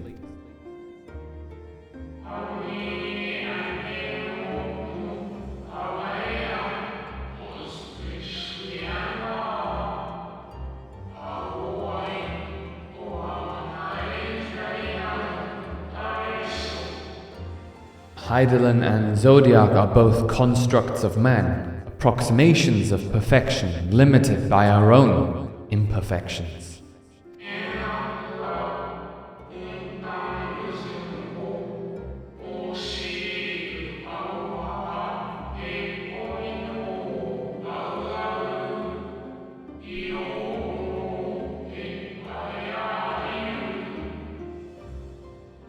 Zodiac was, without question, the more powerful of the two, having been born from the sacrifice of half Etheris' population.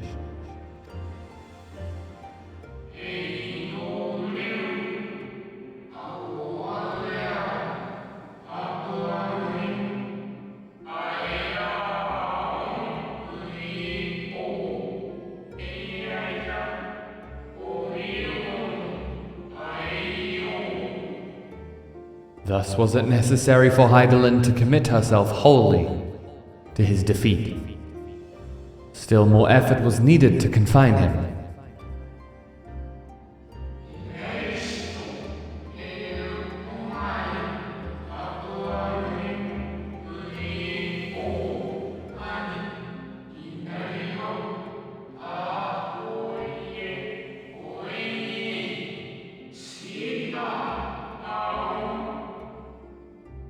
Maintaining the brands taxed her greatly.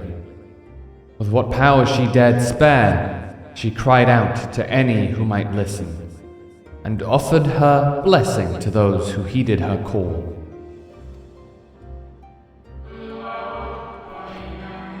Does that mean she's free to, like, chill now, though? Like, Zodiac doesn't exist. So, like, surely she doesn't need to expend any power to, like...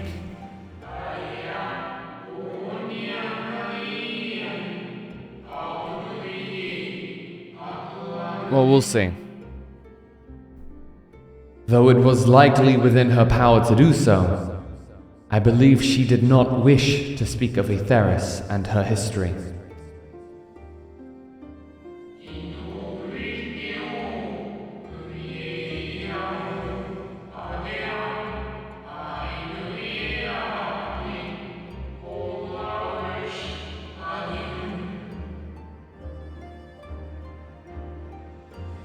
Like Zodiac, Hydaelyn's purpose is a reflection of her creators. They wish to look to the future and not linger in a prison of the past. The Ascians set in motion 7 rejoinings before we came to oppose them. How many more worlds would have been lost had we not placed our faith in her? 6 more, by my approximation. How many more souls living in the present would have been snuffed out for the sake of those long dead? Everybody else, I would assume. I can't tell you the number of that one. Well, in light of recent events, I see no reason to doubt your words. Are you guys sufficiently immersed by my voice acting of the dude? And even if Hydaelyn is not a god in truth, if Minfilia believed that we should trust in her plans, then I choose to do just that. Which brings me to a rather important question. Let's suppose we try but fail to stop this second coming of the final days. Should the source fall, what will become of the other worlds? I imagine they also disappear.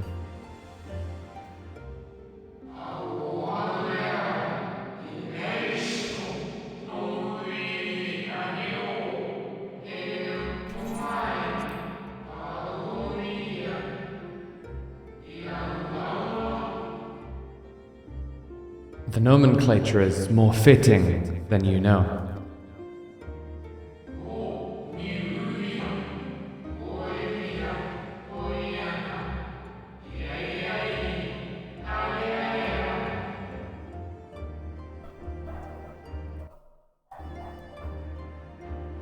The dogs are barking, in case you couldn't hear.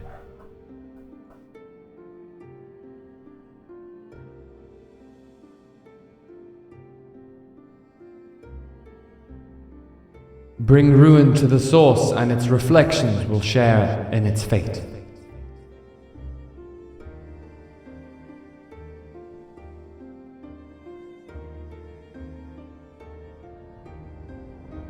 Oh, that's not great. Moonquakes.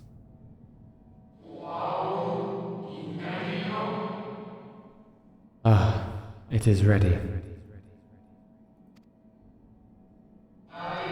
What is ready? This way, if you would be so kind. What are you about to show us? My brain is already kind of like... Ooh.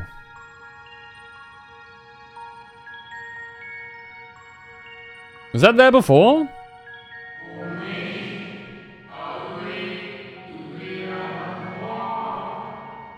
A beautiful sight, is it not? Yes, but what is it? I feel that.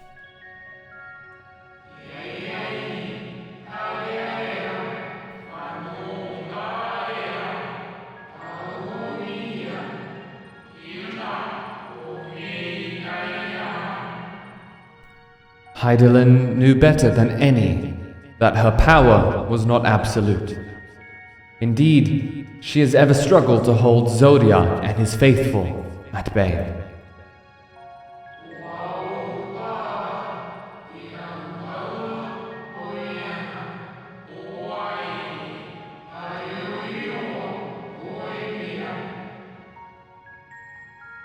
She feared the worst, and so made preparations.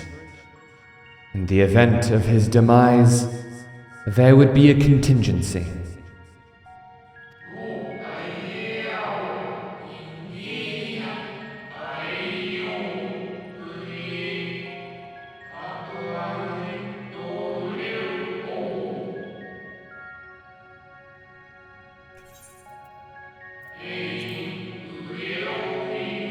Asshole spoke ahead.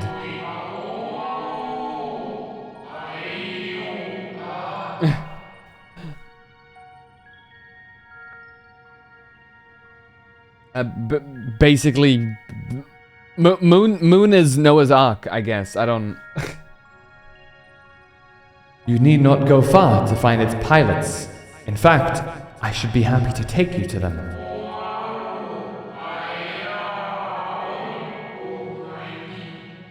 And fulfill my final duty as Watcher in the dark.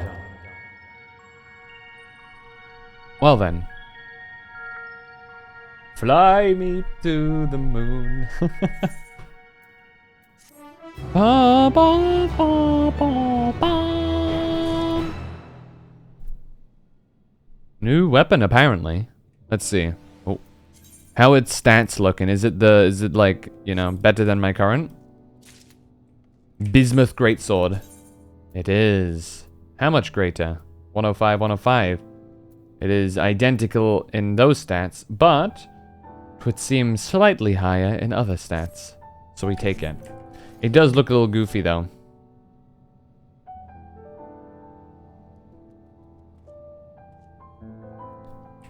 Certainly compared to the Chad design.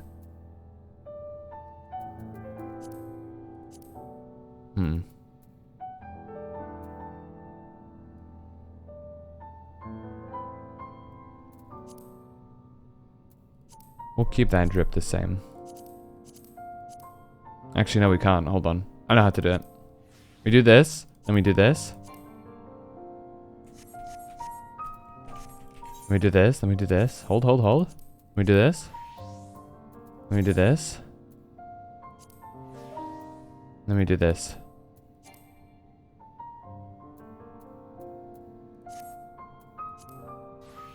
There we go.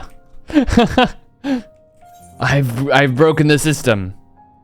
Oh no, my buffs run out. Hold on.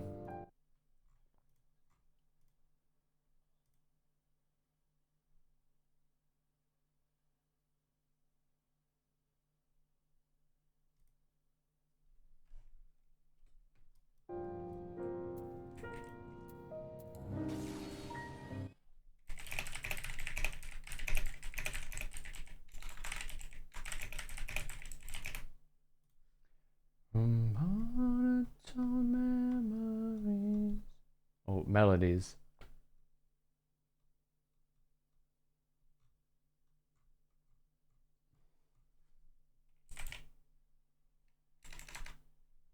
Hold on. There it is.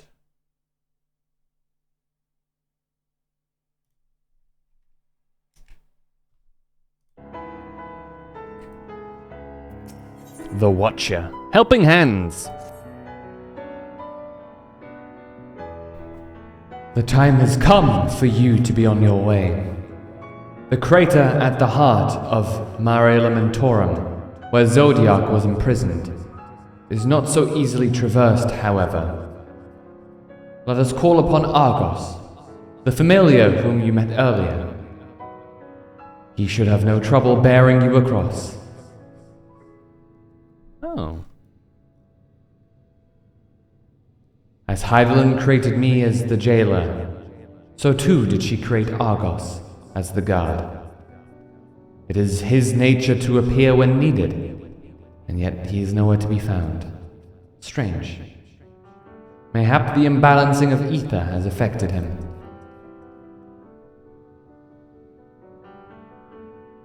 Let us make for the crushing brand, and attempt to call upon him there. You need but recall the path you walked with Argos before, and you will find your way. If he labors in service to Heidelin's plan, I see no reason not to do as he suggests. Shall we make for this crushing brand, then? Ba ba ba ba. Ba ba ba ba ba ba ba ba. Ah, shit. Okay, I see the problem.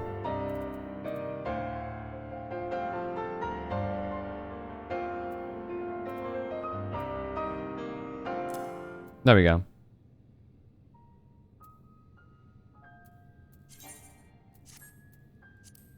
There we go, we're good.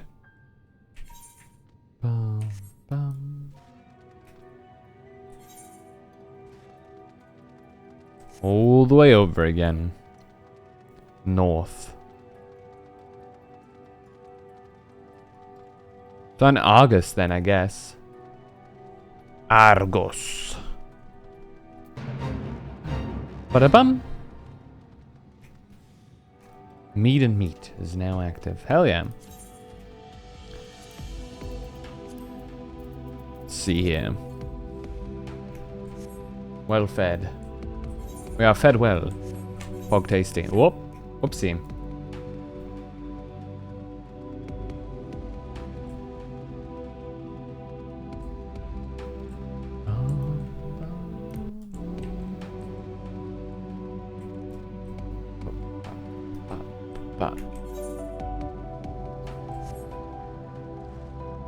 Is this person fishing?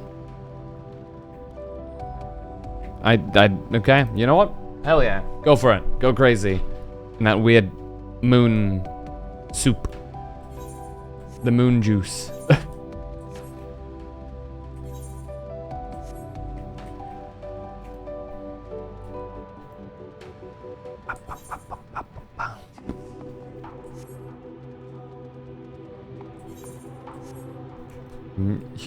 There's ever so faint lyrics. I wonder if it's just like gibberish or if there's actual like lyrics to what is being said.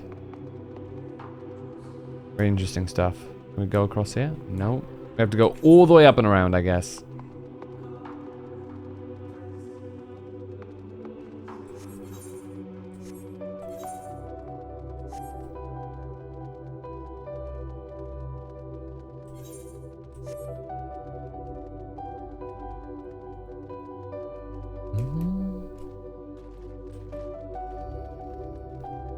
That's the real question, is what the hell does all that shit mean? It looks very worrying. Naught could prepare me for the boundless beauty of Aetheris, shining, shimmering amidst a sea of stars. A blue sapphire, but one of countless other jewels brimming with life, no doubt. It's nighttime. Somewhere. One half. So close and yet so far. Does not the harsh terrain remind you of somewhere we've been before? The Dravanian Forelands, aye. A place that rejects the intrusion of outsiders, where solitude reigns supreme. At the very least, it sounds suitable for Zodiac's prison. With a little preparation, it might be possible to traverse the gap on foot. Then again, it would be a long, long way down if one should slip. Perhaps another time. The place we seek is just up ahead, at the Chlorophosgron. At the Chlorophosgron. You see, Argos cannot manifest without sufficient concentrations of ambient ether. You would be hard-pressed to find a greater confluence than inside this cavern. Follow me.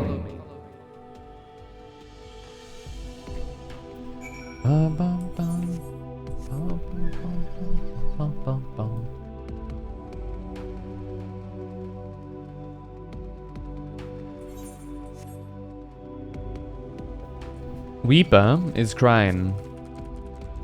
Oh god, I'm aggroing all of them.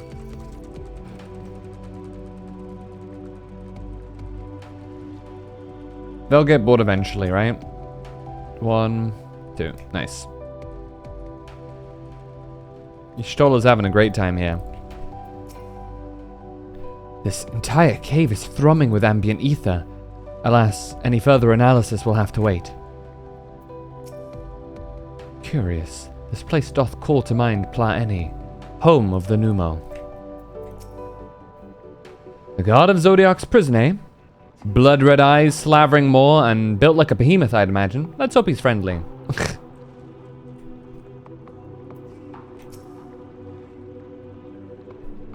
Yes, here will do nicely. The lunar spongoy draw ether from the ground, which is then dispersed in the air. At present, however, the ambient energies are not quite sufficient for Argos to manifest. Might you be willing to spare some of your own to help the spongoy along? Okay. Let me juice up these lunar spongoys, or spongoi? I don't know.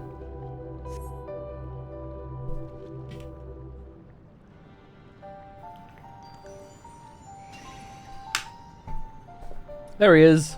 This is a doggo. Hey, doggo. Oh god, he's so happy. Argos manifests in a flash. He seems glad to see you again.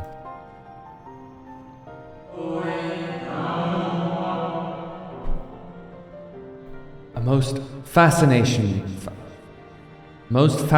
creation of Heidelberg's, would you not agree? Should the need arise, he's even able to create reflections of himself on a whim. Though I assure you it was no reflection which accompanied you earlier to the brand.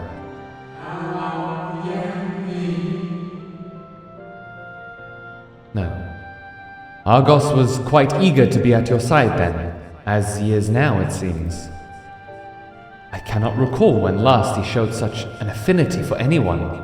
Indeed, I thought him more likely to shy away from you and your companions.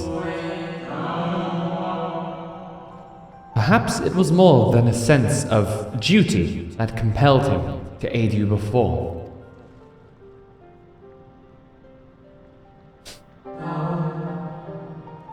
As for your companions, we all get Argoses? Unexpected, but greatly appreciated. I believe we are all ready. Then let us return outside that you may cross the chasm.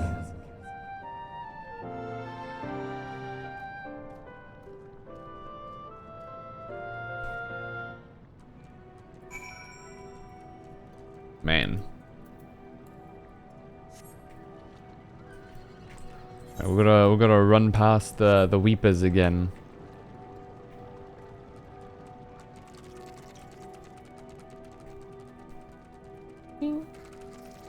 Oh, interesting. It doesn't do that ring sound that they do when usually something aggroes onto you.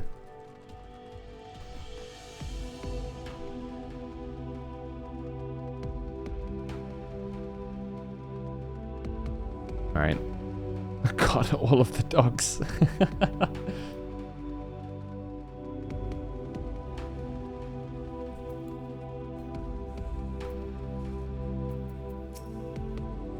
Your destination is the structure there, across the Cradle of Darkness.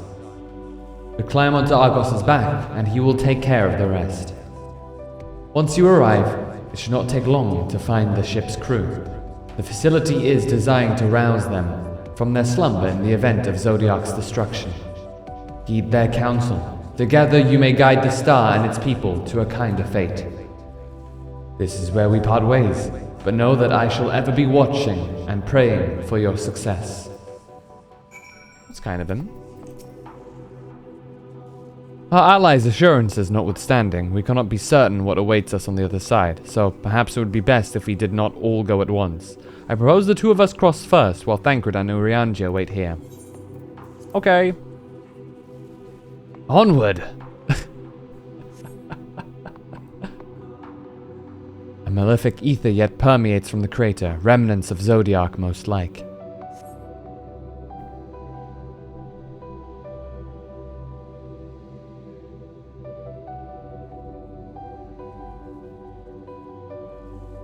Look at this thing. The eyes are a bit creepy, I will not lie. They're a bit terrifyingly blue. Oh, just a little further. Just a little further.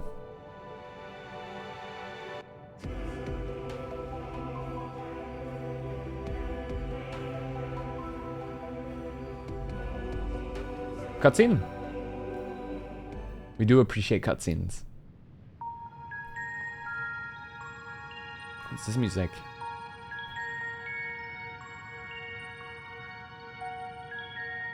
The structure is enormous, though that is hardly surprising given the size of the average Amarotine. Apologies for the wait? Right then.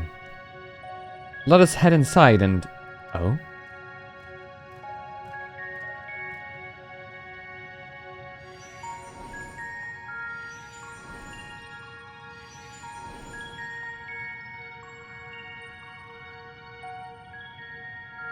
Most intriguing. A means by which he conserveth energy, mayhap. Well, I certainly wouldn't want him to blink out of existence on our account, helpful as he's been.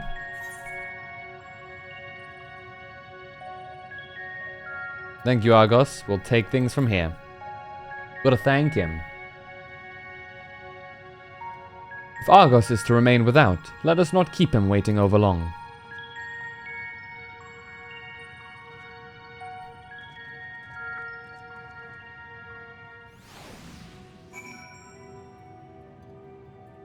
Is it gonna bark at me if I try and talk? Oh, it's the way back. Gotcha. Speak with Thancred. I guess we just... Does it just open? Oh, good God, it does. Whoa! Okay, this place is, like, actually massive. Holy moly.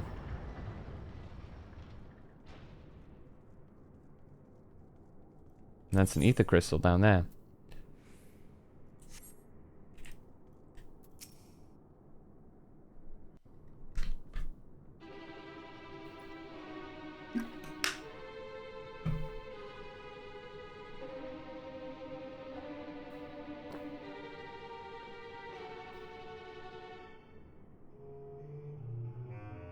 Our moonship pilot should be around here somewhere. Is that right? Should be. The music is interesting.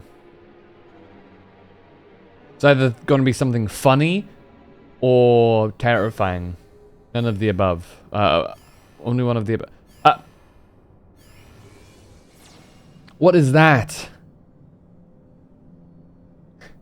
It's a bunny.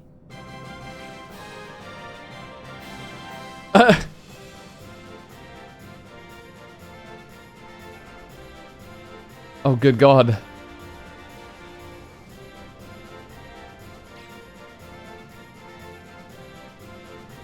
Oh my, Toki is actually gonna fucking freak out if she ever gets here. She's actually going to fucking explode.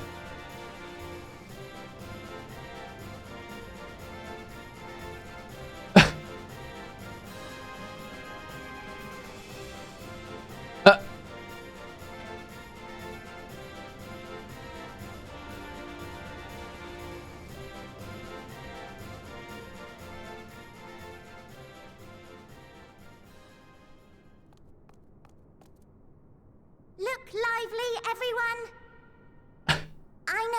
I know. This 1243rd inspection is a mite ahead of schedule, but it is of the utmost importance. For Zodiac, alas, is no more. As of now, our mighty moon has a new purpose. To bear the people of Etheris to safety! Those the Vera and these ones to one another then? Probably not really related. These, they say that these are direct creations of Hydaelyn. As like little keepers. Of this ship, I guess? Yeah. Like Goofy and Pluto? Yeah, I think they're separate. It's not like, oh, every Mikote you see is in lineage with cats or something, you know, it's just similar traits.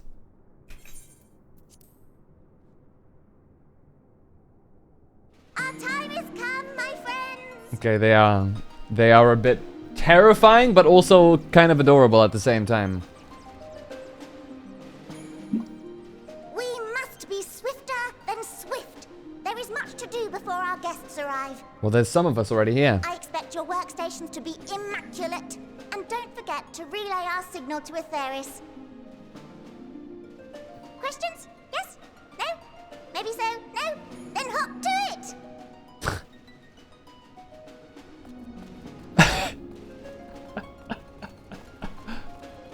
Oh, good God. I think Toki's actually gonna implode once she reaches this part. 'Tis a rather curious crew she hath chosen. Their endearing forms intended to ease the passengers' hearts, perhaps. Perhaps.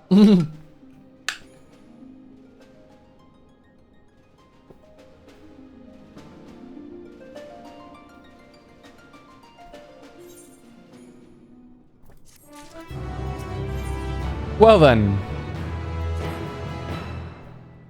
They must be the Leporits mentioned in the Watcher's records. Of course it's okay now. Okay, yeah, I don't know with a name like Leporits. I don't know what I should have expected. Not at all what I expected, but the Watcher did bid us heed their counsel.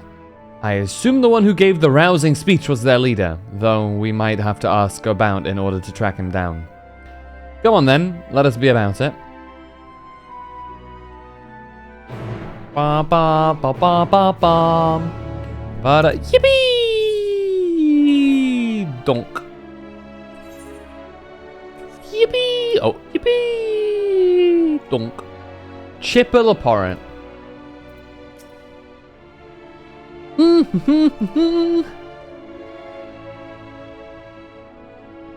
The leader of the crew? Not me, I'm afraid.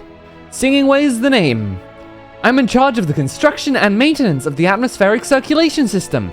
Only the crispiest, cleanest air for the people of Etheris. And that's a promise.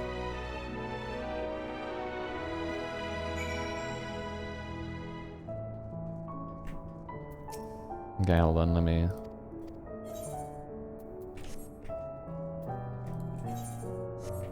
attune real quick here as well. This is a gigantic ass etherite as well. Good lord.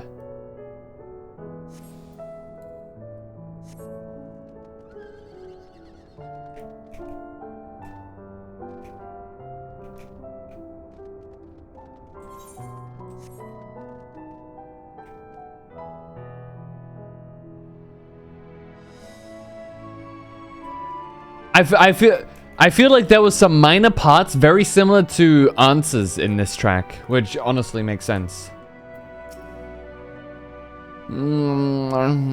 Leader? No. Sleeping away. My job is perhaps I'd better ask.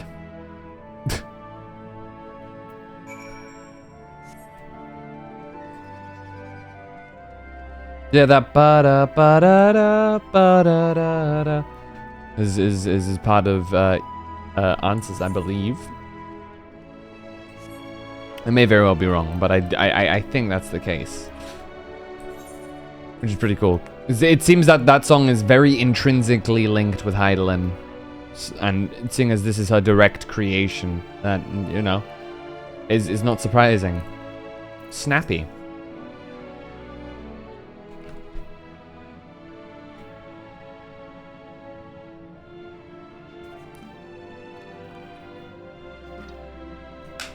What? How in the... When did you get here? Who let you in? Why wasn't I told? Take me to your leader. Leader? Ah, yes. Look no further. I am the one you seek.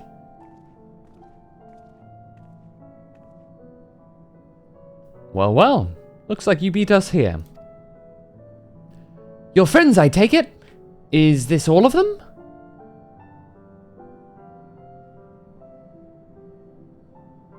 A group comprised entirely of children? What must their parents be thinking? This isn't a nursery after all, though perhaps we should build one. Or did we build one already? No matter, you needn't worry your pretty little heads. All will be well, I promise. But goodness me, we shouldn't be standing about gawping. I must take you to meet the others.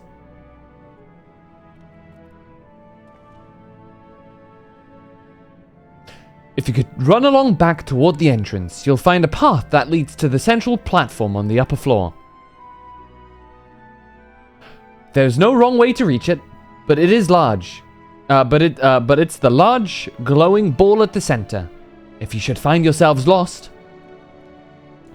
I shall gather the others and meet you there. Well then, back to the upper floor it is. Okay. Do we TP up or do we have to run up? We have to run up. Of course we do. Of course. I guess they do want us to get a lay of the land first. Can I mount, please? Good God.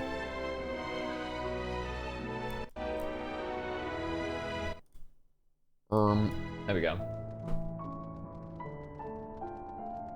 This place is really much for my brain to take in, I will say.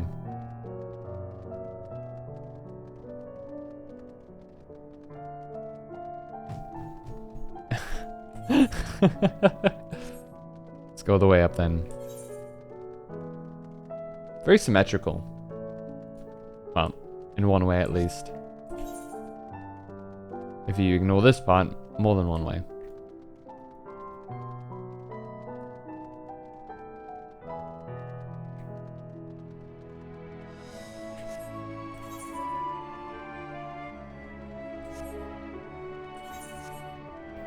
Ba ba ba ba ba bum. Ba ba ba ba ba ba ba ba bum.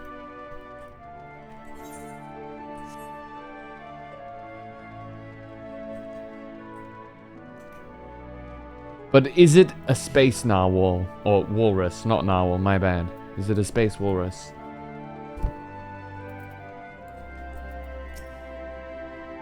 That's a reference I think no one will get.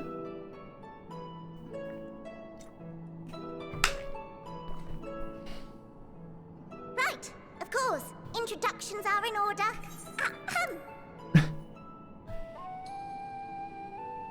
Please do, introduce yourselves. Is Livingway, and we are the Loporits. The Loporits. Created for the express purpose of commanding this ship and bearing the people of Atheris to a brave new world. More specifically, I am the one whom she charged with the execution of her most vital plans. You might say I'm her right paw. You don't even have paws. Livingway's the name. Map reader and navigator of the heavens. That voice. Pleasure to meet you all, but I'm still trying to make sense of this. Confusion and bewilderment are completely understandable. Fear not, I shall walk you through it. The people of Atheris, through no fault of your own, I'm sure, set in motion a series of events that unfortunately, culminated in Zodiac's obliteration. Oh yeah, that was me. I was the one that beat Zodiac. Acutely aware of the imminent crisis, your parents said to you little ones, on ahead while they began the necessary preparations. When do we tell them that we're not children? Still not following? No? Very well, I shall elaborate further. Do you reckon they have teeth? I haven't seen teeth yet.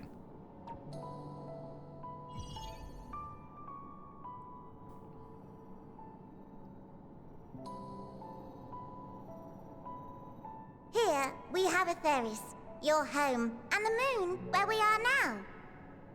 Without Zodiac around to keep things lively, so to speak, the celestial currents of the star have doubtless begun to degrade. A calamity of apocalyptic proportions will be visited upon Atheris, bringing an end to all life. That's what I saw. Very sad, that. Very sad, that. Very sad indeed. So too hath the Watcher claimed.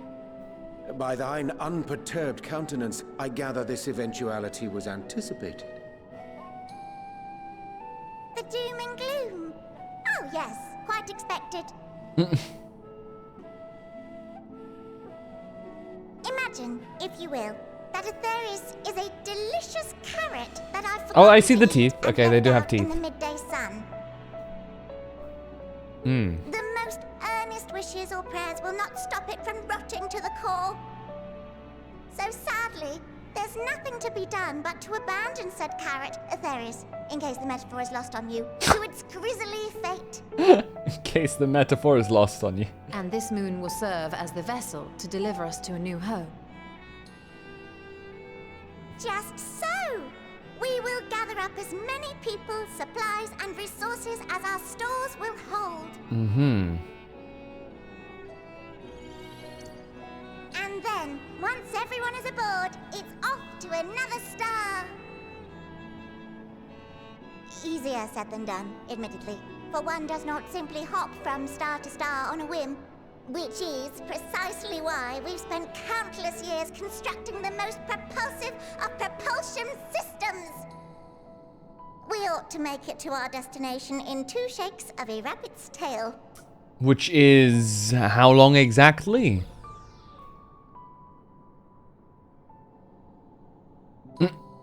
Impressive technology. I dare say it is beyond anything we have ever seen. I dare say it is beyond anything that has ever existed. No need to shower us with praise.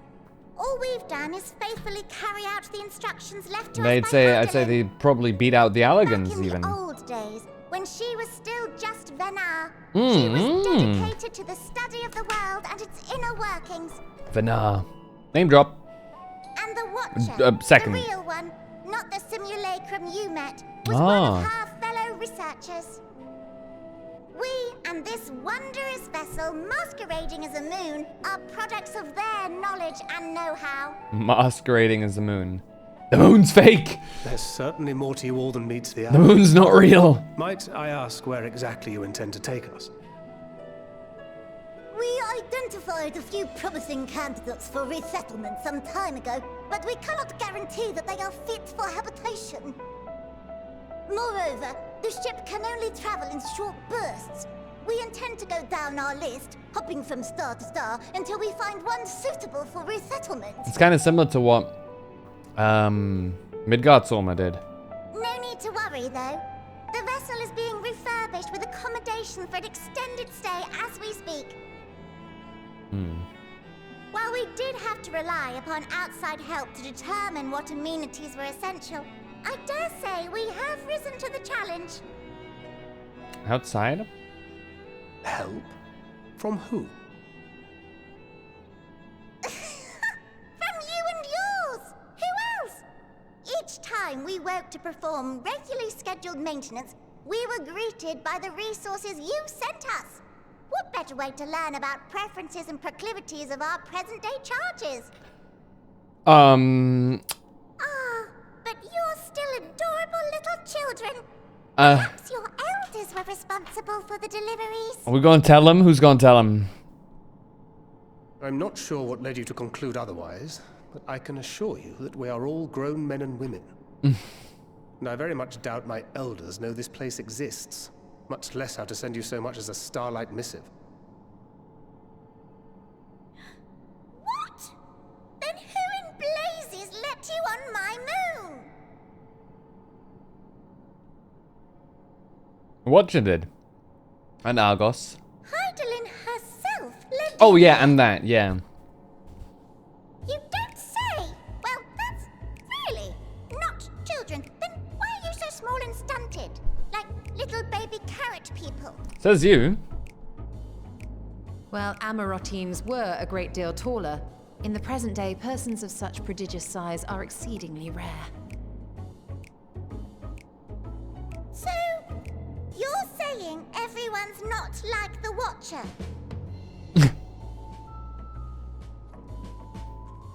Pulls out the manual. Confound it all! Someone could have at least scribbled a note about your profound miniaturization.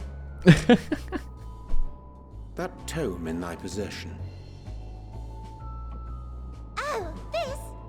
One of the first books sent to us. A compendium of the people of Atheris, with a few blank pages at the back for minor corrections and updates as needed. Ooh.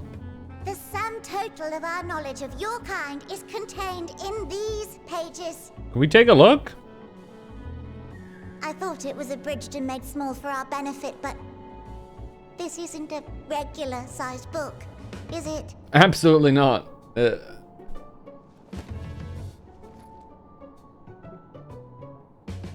Well, it is actually. Okay, so, okay, what's going on? You okay? Building Ray, can you hear me? Yes, we're all very busy. Change of plans. I need you to rebuild the domiciles at 1/3 the scale. All of them. Yes, all of them, and but me no buts. See to it with all speed.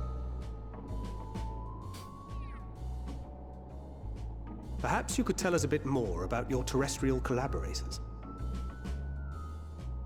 Yes, in due time. But first, I'd like to hear more about you, if it's all the same. I'd rather not risk any other complications due to outdated knowledge of our passengers-to-be. Well then.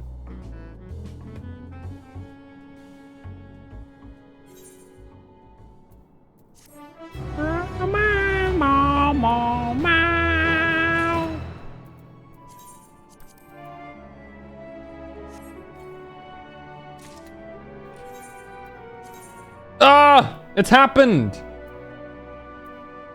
We've been superseded. Is there a house here?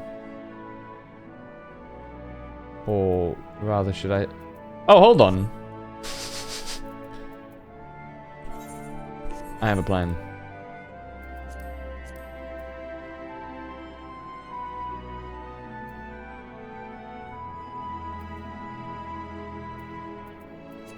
I have a plan, not to worry.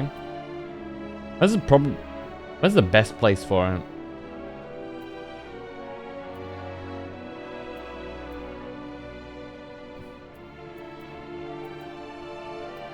I guess Kuragani's pretty close. But BRB real quick, you know, I'm just doing something.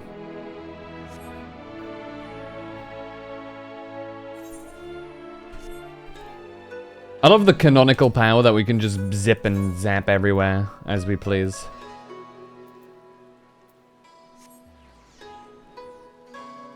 There's some things I must adjust.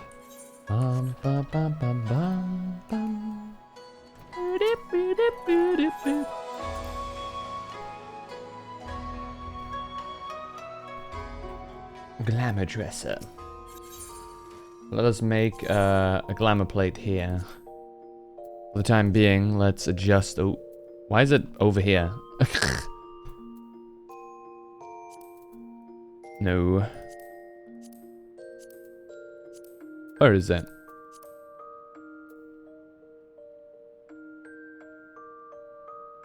Oh, it's here. I'm a dumbass.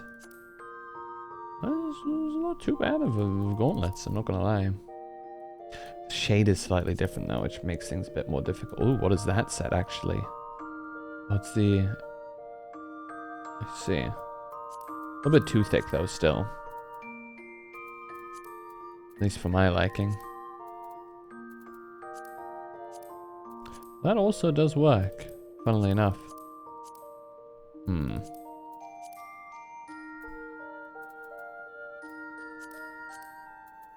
Anyway.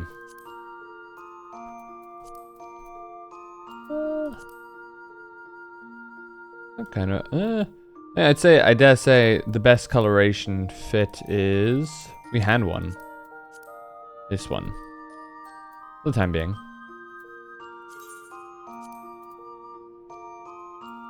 Legs actually don't matter all too much. I'll choose these ones because they're like dark. Anyway, that should do. Alright. Okay, no, we're good.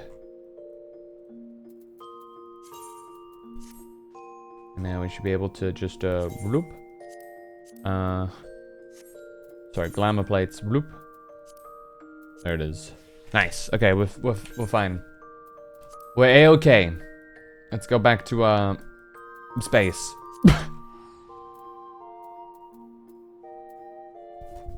Because that's a thing we can do now.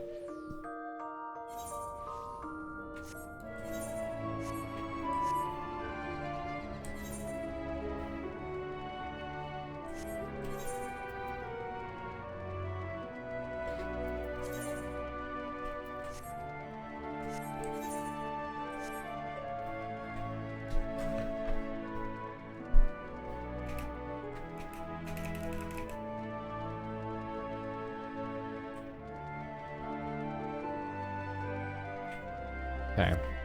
Only downside is we have to wrap all the way back to the top.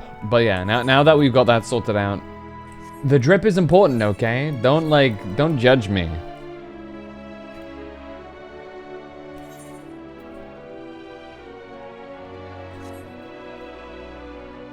I wonder what the final Endwalker drip will look like for Dark Knight and Warrior. I think I've seen Warrior before. I'm not sure if I remember. I think I've glanced upon Dark Knight before, but I don't remember it. I don't remember either. Purple carrot juice. Well, okay, nice. Right then.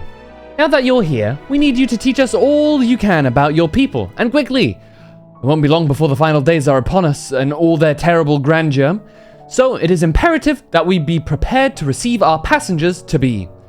If there is anything at all that may displease them, it must be addressed post-haste. And address it we shall, here at Bestway's Burrow. We have assembled everything required to offer our guests the best way forward. We have produced myriad amenities we understand to be essential for day-to-day living, and I wish to hear your opinions on them. I'm sure you've all worked up an appetite, so why don't we start with foodstuffs? Meet me at the Carrotorium, and we'll see about filling your bellies. Please don't be all carrots. She does not want for enthusiasm. The notion of Aetheris rotting to its core being a matter of course is rather concerning, though. Nevertheless, let us take this opportunity to learn more of the Loporites and this vessel, or Loporites.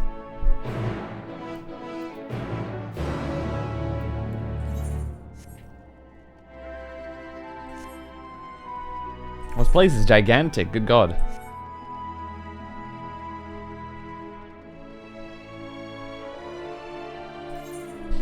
Ba ba ba ba ba ba. Ba da ba ba ba ba ba ba.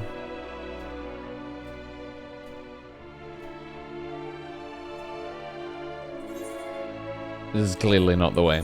My mistake. Say 1, 2, 3, 4. It's an octagon. An octagon.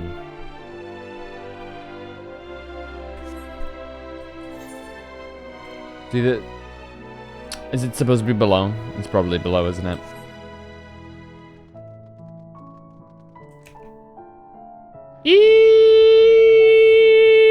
Donk.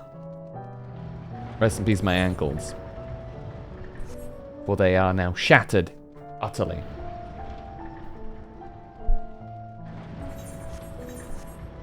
Oh, good God.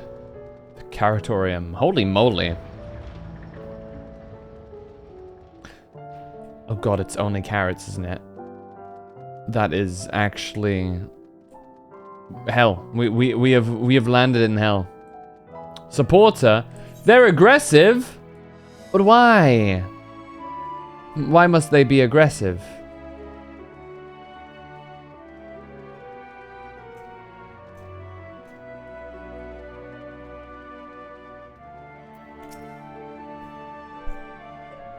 Welcome to the Caratorium. Here we create prototypes of the various sundries required by our soon-to-be passengers. Allow me to introduce the head of foodstuffs production.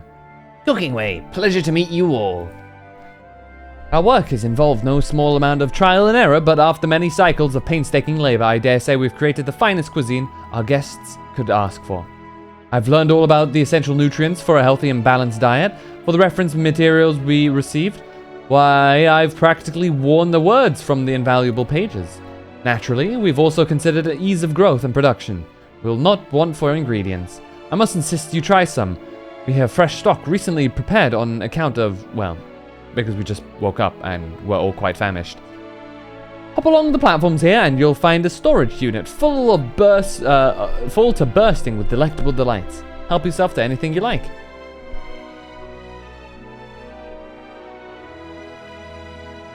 Well then, let's give it a look.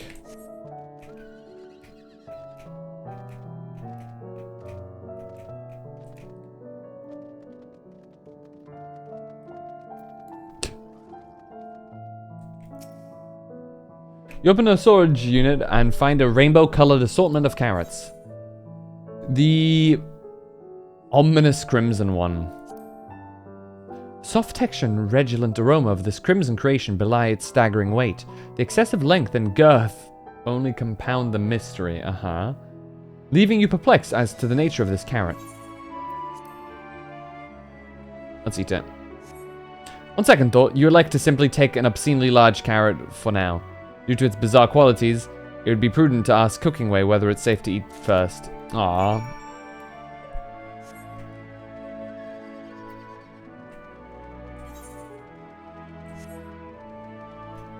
Not sure why they went on so long about its girth and weight and length, but hey.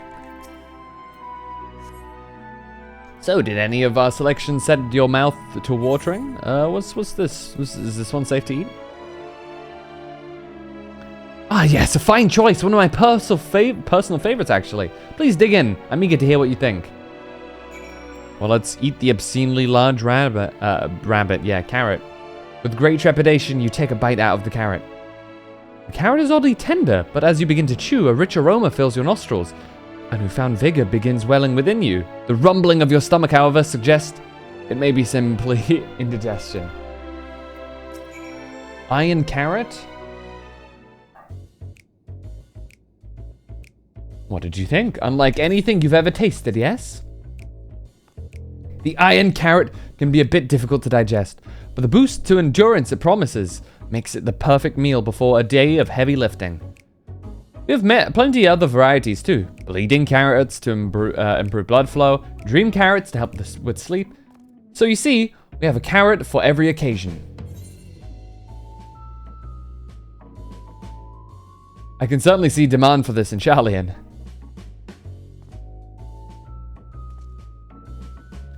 Charlian? What in the blazes is that? I take it you too had a wide assortment of carrots to choose from and naught else?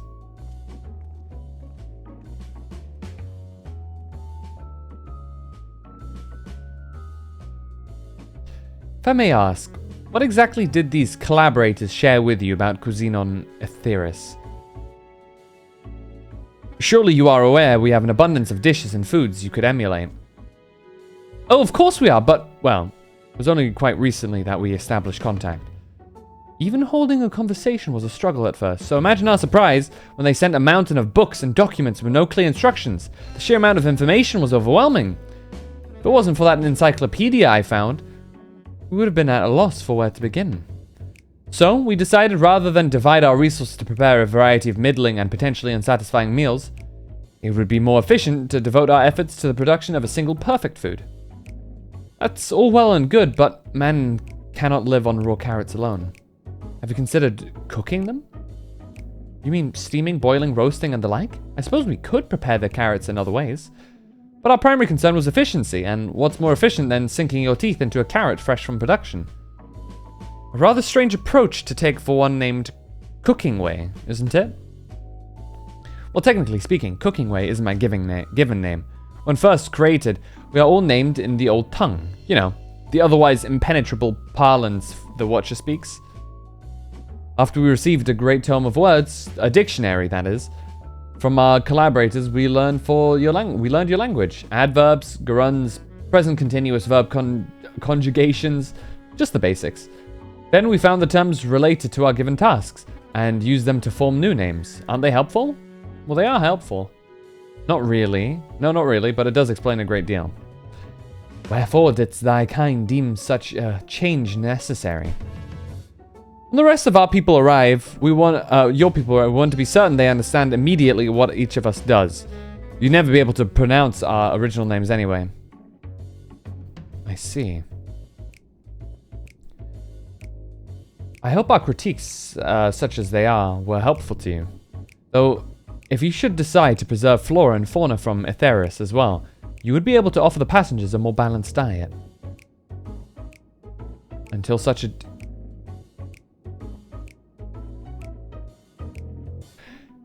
They've been getting the information from Sharlayan! I think. That's what they're that's what they're getting ready for. That's what the big fuss has been about. And that's what they saw in the Ethereal Sea. That it was Zodiac keeping everything together, but like... And that everything, like, that it's doomed or whatever. This is why they've been getting everything to preserve, so that they could ship it all up here. And move on.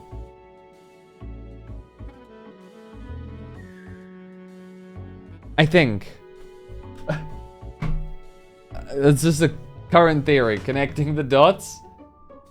That's my current dot connection thought. Till such a day, one I pray comes sooner than later, it would appear there is naught but carrots on the menu.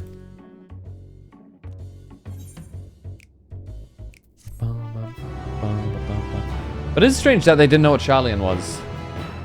Not sure if that hinders my theory or is irrelevant to it. I think we've had our fill of carrots for now. Let's move on to other necessities, shall we? Our clothing production is sure to impress. This way, oh god.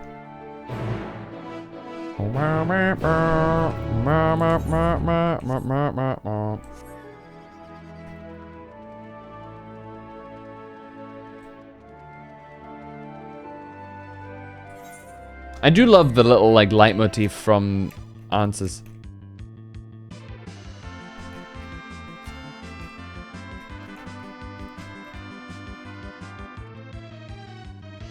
Which Final Fantasy? Which Final Fantasy theme is this? Azure?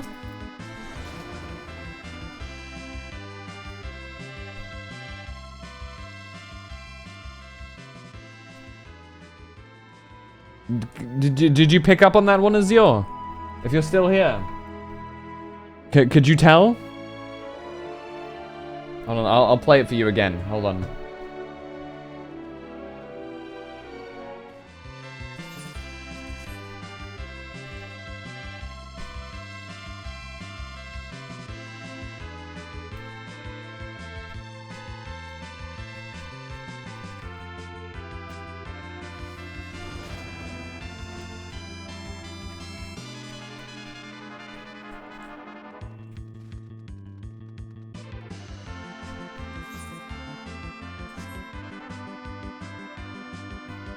Final Fantasy 8? I'll take your word for it. Also, what's up, Milfoil? Or 9.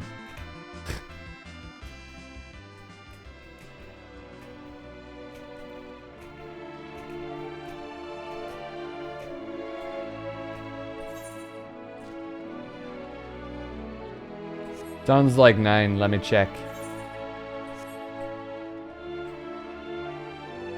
Are you back home yet, Milfwell?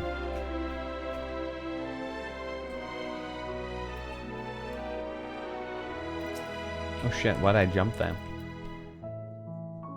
Here we are, the apparel production station. Too drunk to ride motorcycle? You are absolutely correct. But like, what's your plan? We've chosen to employ more traditional methods for this task. Creation magics. Heidelin, in her infinite wisdom, blessed us with the self-same affinity for magic her people possess. We have other amazing talents, of course, and I know you're dying to hear about them, but I will regale you with the details another time. That said, we did run into a spot of trouble at first. Our magic alone was not sufficient to see our work done. In the end, we discovered crystallized ether was a powerful catalyst that could provide us with the extra vis we needed. Why? How resourceful. Guest room, friend's house, I see. Ah, the sweet sound of recognition. You will also be impressed to hear we've read all about your habit of changing attire to match your chosen profession. For the sake of efficiency, I presume. This has also been taken into account with our designs. But why not, why take my word for it when you can simply try on our clothes? Make yourselves known to the workers and they will see to the rest. Oh god. I'm imagining some not so great clothes, but let's see.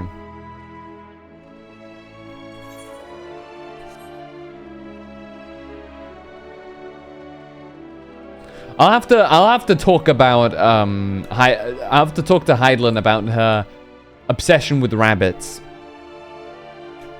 Nope. Not 9.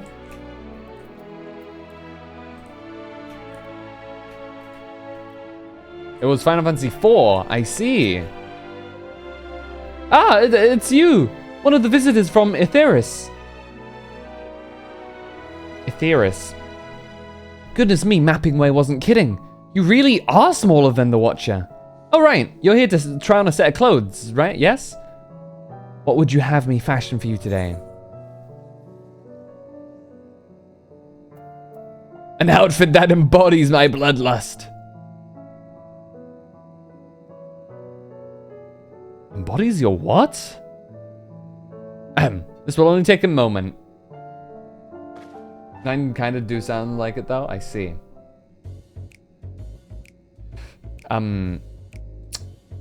Well, you tried. There we are, all finished. A perfect fit if I do say so myself. I would be lying if I understood what bloodlust is, but I assume it's something you enjoy. I made certain that the clothes are flexible yet sturdy enough to endure whatever it is you plan to do while wearing them. Would you look at that? Speechless! And there I thought you may not like it. If you have a mind to try something else, why not speak with my fellow artisans? I'm sure they'd be happy to oblige. You must continue wearing these garments in order to progress. You will change back to your normal garments if you move away too far. Look, okay, good lord. For garment change. Okay. I would speak with the others, I guess. Okay, hold on. Let me listen to this. So this is.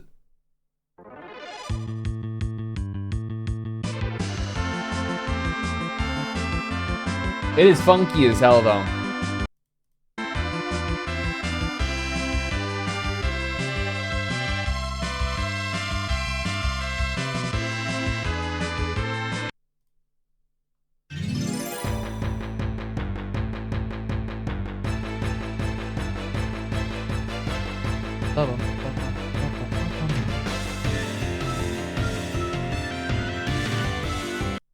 There is a slight correlation there, I would say. But yeah, there is a clear difference. God, I hope this one can give me some better drip, because good lord, this is awful.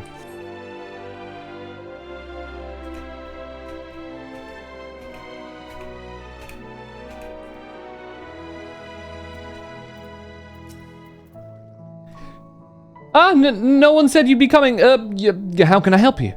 You wish to try my clothes? Really? Of course. It would be my honor. Did you have anything in mind?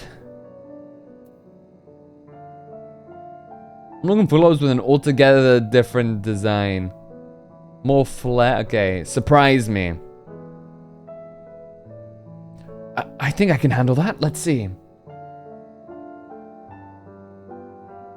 This should do.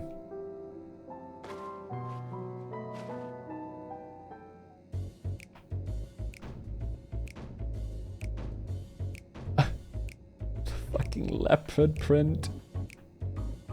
Some of my best work yet. It is a relatively new concept, incorporating an idea that's never been tried with clothing before. Fragrance! Can you smell the carrots? Oh, you simply smell divine. I was worried how the concept would turn out when put to the proof, but it looks stunning on you. Won't you go show Living Way? I'm sure she's eager to see what we've come up with. You must continue wearing these garments in order to progress.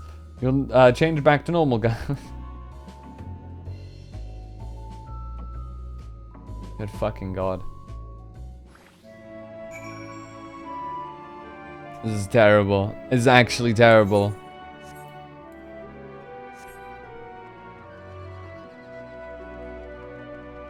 Brownies definitely had greens in them. Gasol greens, or whatever, however they are pronounced in this game. Or yeah, those things. Chocobo food. Cabbage. Cabbage. Fantasy cabbage. Why don't we look splendid? The results of much trial and error, but I know quality won't work when I see it. Shh, you needn't speak. I can see your adoration for the moon, and we leporits in your eyes.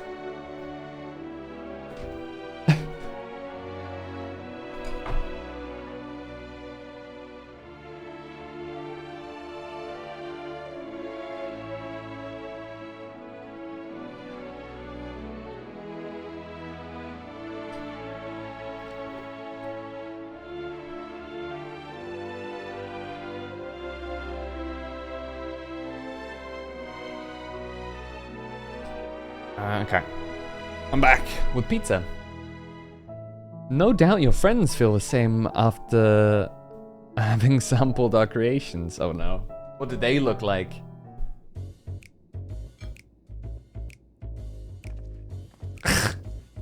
Huh? I'm wearing a mask, I just realized. Sorry to have kept you waiting. They insisted we sample all of their concepts ere we returned. Verily, 'tis an ensemble most becoming. Okay.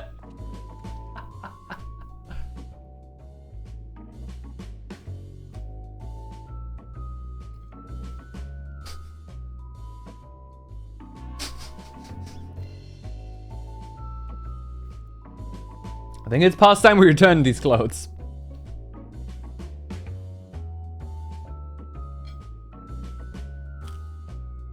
Bro, the awkward silence.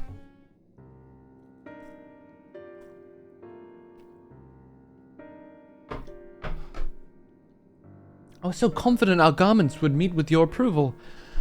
Whatever are we doing wrong? The Watcher taught us that, in his time, everyone wore the same robes. To do otherwise was against social etiquette. We thought we could appeal to modern taste by tailoring the robes to specific professions, but... Please, you mustn't be so hard on yourself. Should we resort to evacuating the people of Etheris, they will most certainly have need of your attire. It is clear you spared no effort in addressing our needs. But you must understand that we are not quite so homogeneous. Speaking for myself, what I wear now better suits my tastes, even if it is of inferior make. But there are others whose choices may be influenced by traditions or personal experience. Rather than make assumptions for the whole, you must consider the individual and their potential preferences. You should meet Tataru? Oh shit. Tataru would love them. I fear we've underestimated the complexity and diversity of your people. Even if we'd memorize every tome we received, I doubt we'd have fared much better. Maybe we're doing you a disservice trying to shower you with our baubles and frippery, thinking it was for your benefit. When you'd better be off on your own. There are some who might agree. People who prefer to keep others at arm's length, even when they know they shouldn't. As one such former fool, I'd like to ask you a question. This plan to evacuate and escape the final days, did it account for the reflections of the source as well? Not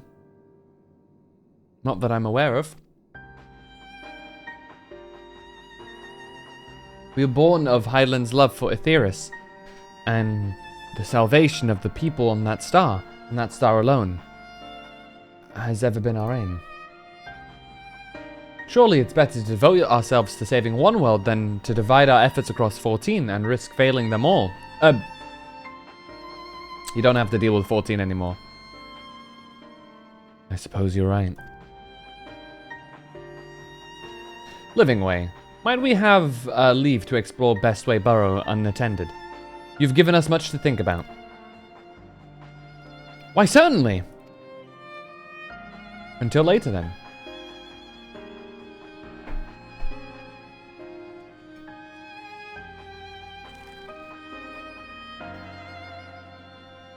If I may, I should like to accompany thee a while longer. Really? I mean, you're more than welcome to. It was actually something I wish to speak with you about. Let's be off then, shall we?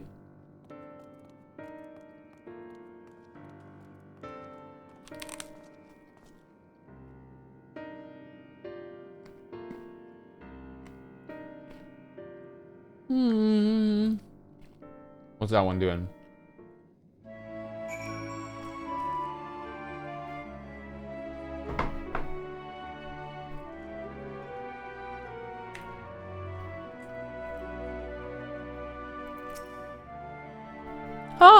My apologies. I wasn't trying to spy or anything. Everyone's been talking about visitors come from Aetheris, and I wanted to see what all the fuss was about. I was excited at first, but now I'm worried. What if the people of Aetheris refuse to come? What if we can't save them? Oh, it's clear we've made a mess of things. Oh, but wait, you still haven't visited the domiciles. Once you see them, you'll understand how wonderful the moon truly is, I'm sure of it. I'll be waiting for you by the teleporter near the entrance. Oh, and the name's Growing Way, by the way. See you soon.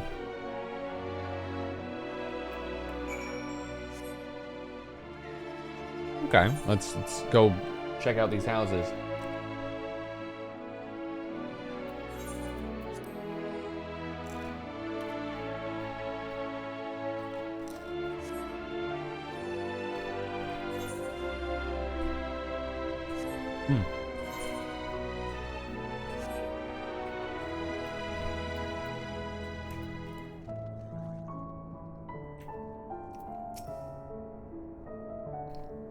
You're here! You're really here! Thank you! Thank you so much! Sorry, what should I call you?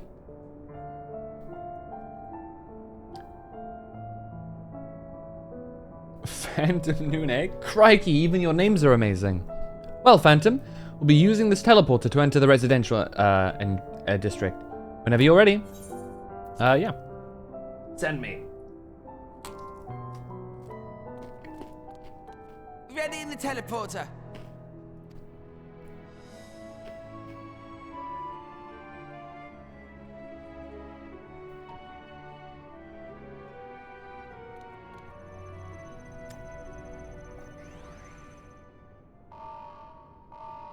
Oh.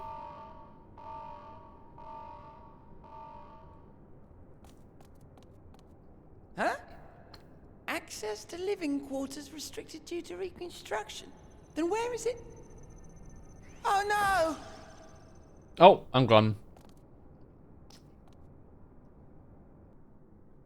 GG. Oh, I'm at the top now. A private audience, as thou didst request, for reasons I know not. Oh.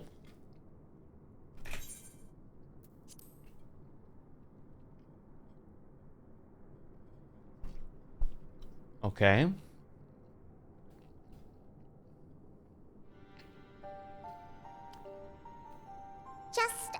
caution. I'd rather I didn't have to ask the question at all, but I take my responsibilities very, very seriously. Do you and your friends, by any chance, find our accommodation wanting? Be honest, brutally even. 'Twould be ungracious of me to belittle the efforts of thee and thine. Lovely sentiment, really. But the disappointment is writ plain on your comrades' faces. It's all the more frustrating since no one will come out and say what they find wanting. Aww. If there are faults in our work, we need to know.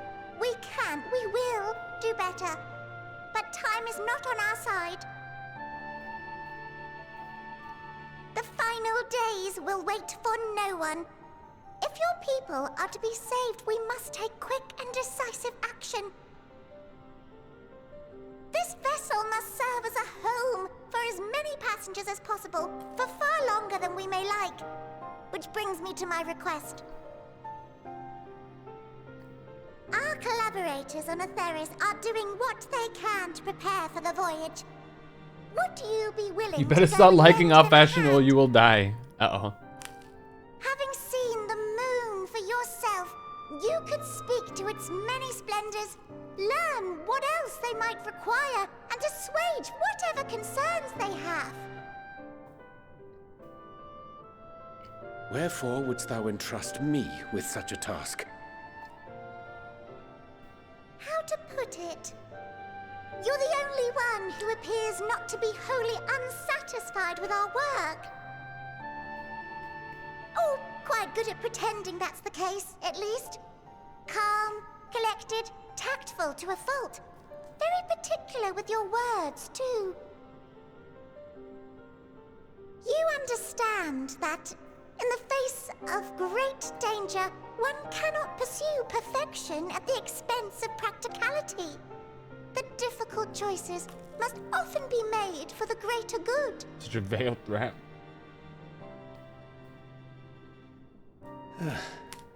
And so fate doth conspire to set my feet upon this path once more. Come again?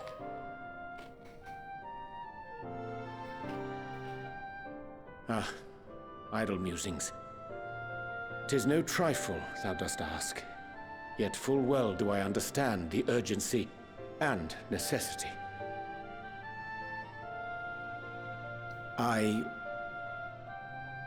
Oh, dear me! Dear me! I was terribly sorry for the mix-up. It's a bit of a malfunction. I hadn't realized the residential quarters were inaccessible, you see. But you're still in one piece, so all's well that ends well, yes? Won't happen again, I promise.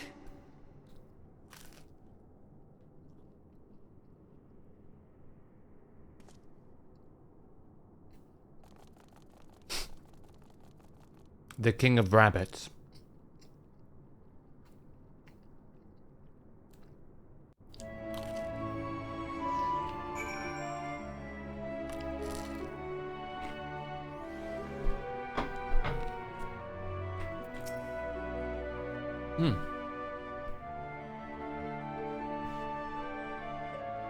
Give me a second. Gosh, that was embarrassing. I promise to be more careful from now on. Since the residential quarters are closed for now, I've rerouted the teleporter to allow travel between floors instead. Hopefully it proves useful in the meantime. Such a shame you couldn't see it though. You really would have liked it. I'm sure I would have.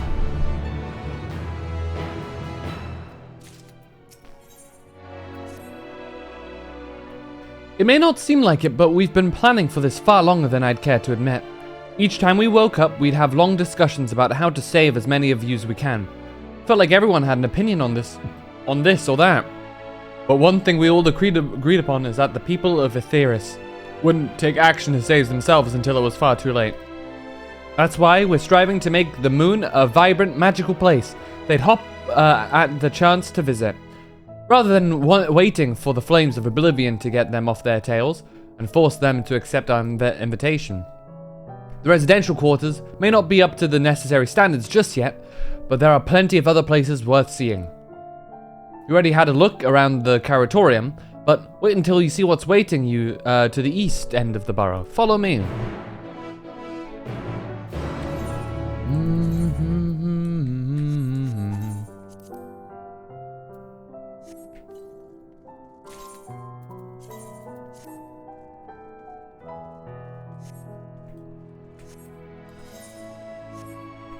East, huh?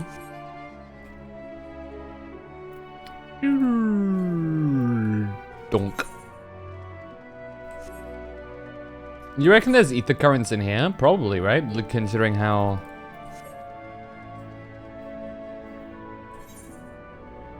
Wait.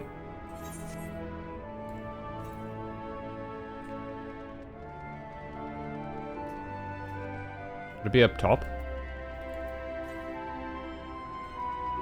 East. Yeah, it'd be up top. Let me take the teleporter. These things should be able to bring me up, right? Not this one, I suppose. The other one.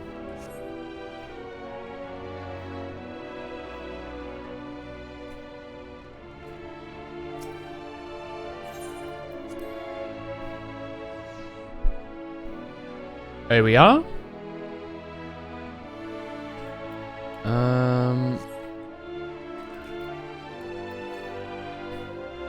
South. Okay, it should be there. Logically speaking, of course.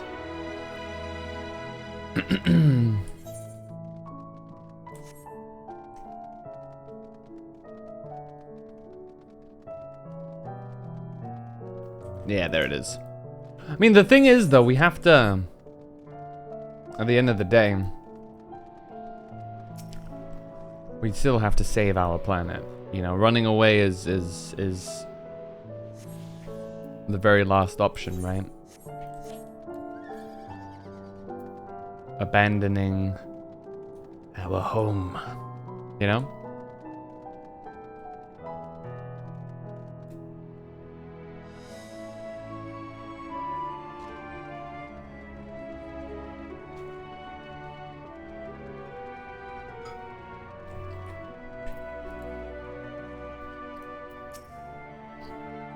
Good, you're here. This door is Greatest Endsvale. It was named as such because it's the veil to end all veils, the most beautiful forest you'll ever see. We understand that the people of Aetheris enjoy taking leisurely walks through natural spaces and the like, so I'm sure you'll enjoy it. How about we start with a nice stroll to the fountain? This way.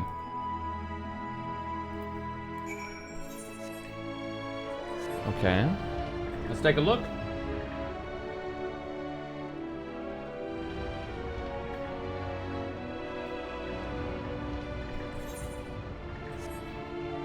My eyes.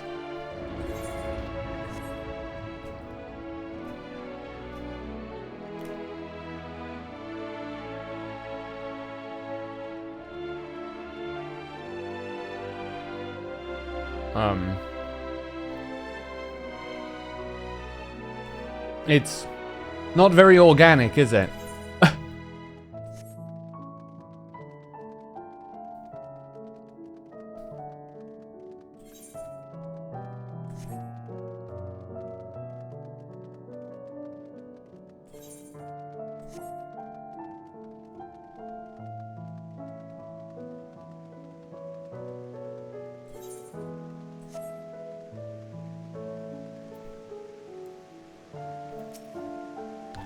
So, what do you think of the forest? Isn't it positively pleasant? Simply sublime?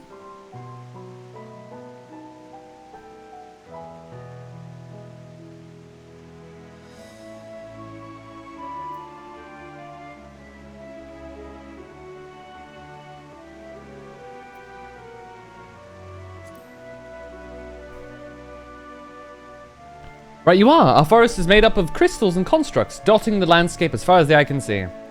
Building this place was a challenge, let me tell you. Since we were born here, we've never seen trees in person before, let alone a forest.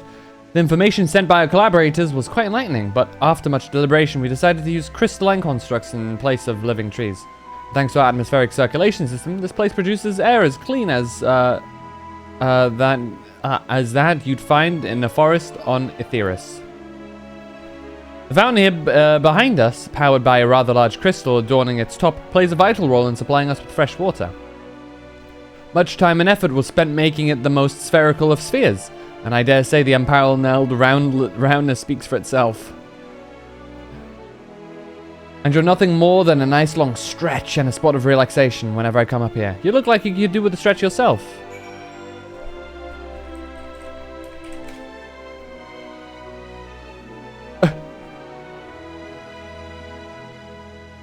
That's the spirit. I feel more relaxed simply watching you. A sight worth the many years spent building the place. It's not too much to ask. It's always been a dream of mine to take a walk through this forest with someone from Etheris. Could we maybe? Oh, you will? Oh, be still, my quivering whiskers.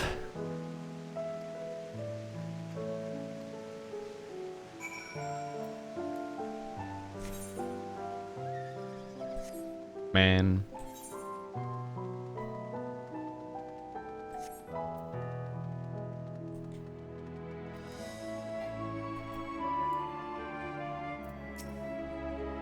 I was thinking, Phantom, that I could be more helpful to you by teaching you a little about the moon and what it is we do. When we first were created, the moon's sole purpose was to hold Zodiac, and there was absolutely nothing to be found here. Eventually, Hydaelyn gave us our first task, furnish the moon with propulsion systems capable of facilitating travel to the other stars. Sounds impressive, and I suppose in some respects it is, but it was only possible thanks to all the knowledge Hydaelyn shared with us. We also had a lot of time to get it done. 6,000 years, give or take. But anyway, let's keep going.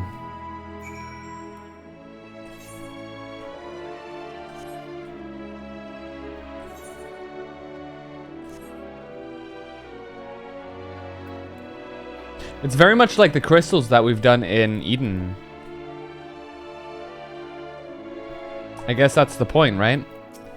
That's what they're supposed to mimic. If you can taste the rainbow crystal. Well, no!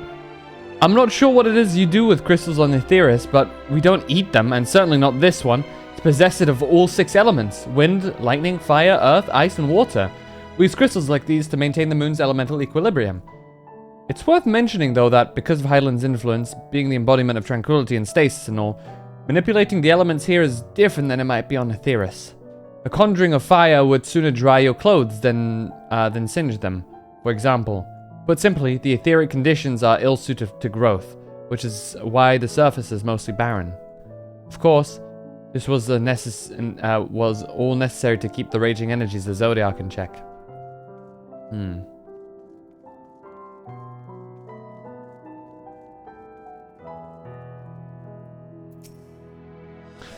This may come as a surprise, but we didn't begin building the habitable areas until after the propulsion systems were ready. Considering how long it took, I wish we'd started sooner. Who would have thought we'd need 4,000 years to make all this? It certainly wasn't work you dare rush either. We had to create infrastructure and countless supporting systems, some of which wouldn't be operational until hundreds of years later. And then, there was that brief period where our productivity came to a screeching halt, when that bizarre red satellite was sent up from Etheris. The Allagan's mischief, I think. We thought maybe some new nefarious actor was colluding with Zodiac. All we could do was stand by and brace ourselves for the worst. Can't tell you how relieved we were when Hydaelyn informed us of its destruction. Oh yes, there was much joyous humming that day. Interesting.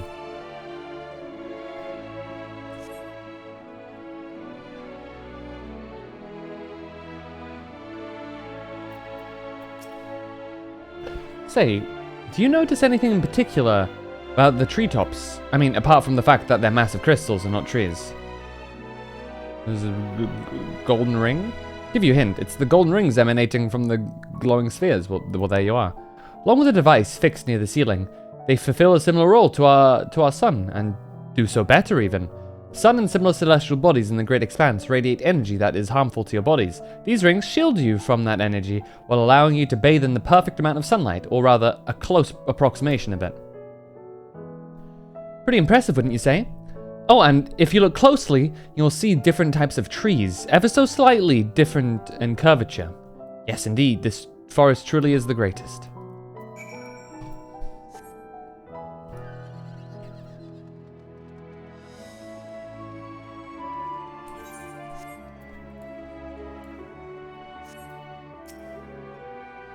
There was something else I wanted to tell you about.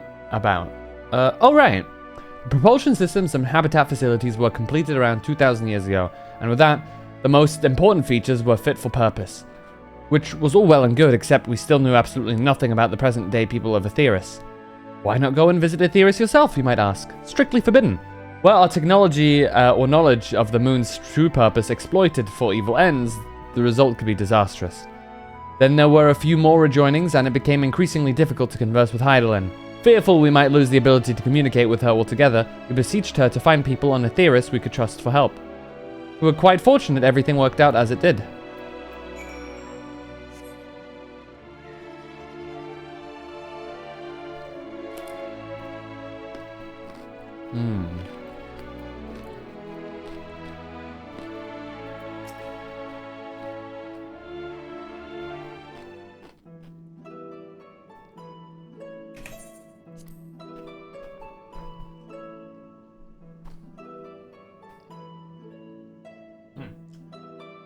Just a second.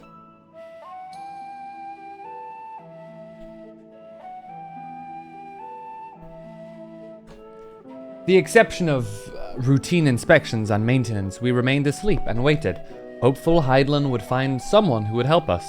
Eventually she did, and though her power was waning, we were able to speak to them directly for a short while. We shared with them everything we could, including our knowledge of the heavens, and the means to travel here to the moon. They certainly didn't waste any time with what we taught them. No more than a few years after that, our collaborators found a means to convey messages and supplies to us from down below. With all the letters, books, and other resources they sent, we learned enough to start making more meaningful changes to the moon. And now you're here, hopefully enjoying yourself as much as I am. And very interesting. I knew you would like Great as Ends Vale. I knew it! Thank you again for coming here. By the way, I know it was just a walk, though, through the forest, but it meant a lot to me. Hey, Stola. Unanchored. There you are.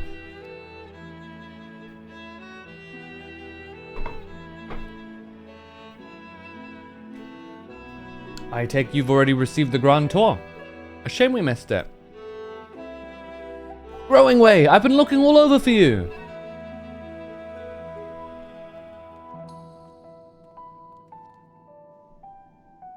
Oh, This is about the teleporter to the residential area. No, never mind that. We have more pressing matters at hand. I will be calling an emergency meeting shortly, and your attendance is required.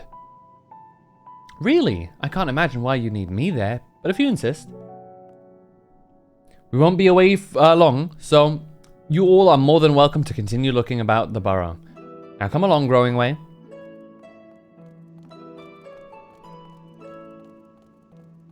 Before we arrived, you seemed to be in the midst of a rousing conversation with your guide. Did you learn anything of import?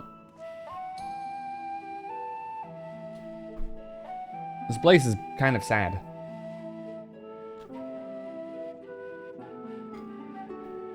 They've spent 12,000 years preparing for this?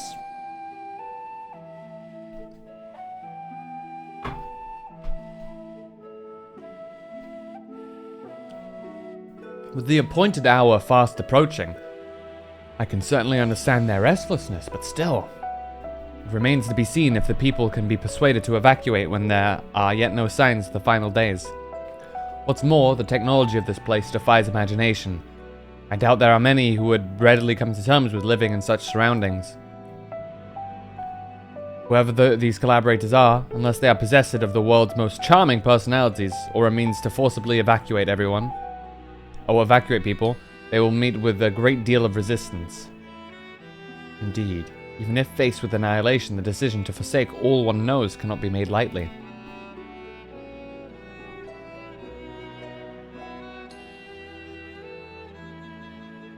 Forgive me, friends, but I must beg your leave. There is another matter which yet begs for mine attention. Of course, we can accompany you if you like. Nay, that will not be necessary. If you'll excuse me. Urianger!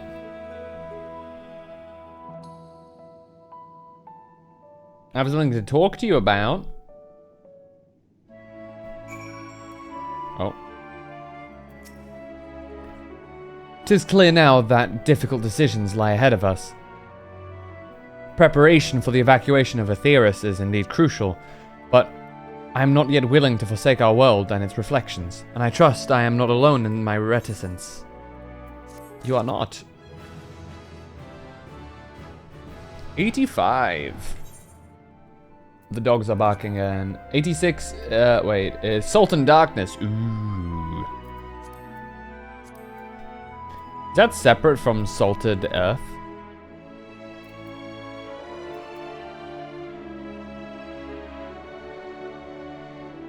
Oh yeah, it cannot be, yeah, it's a passive, I guess. Nice. Back to old tricks. Did Urianger seem strange to you? More so than usual, I mean. I know he is a penchant for keeping his own counsel, but I'd be lying if I said I wasn't worried. Would you go and see if he's alright? Ishtol and I will remain here and see what else we can learn about the final days. If you hurry, perhaps, you can catch up to him. Oh god, there they are. The blue quests. The dreaded blue quests.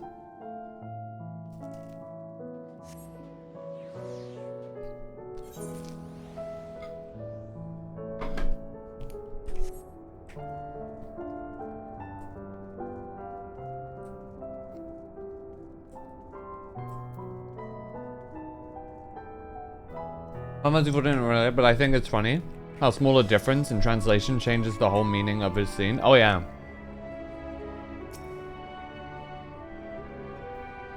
Oftentimes, translating something word for word will end up with gibberish, so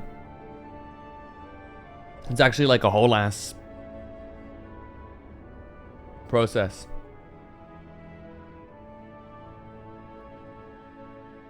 And a lot simply has to be left to interpretation.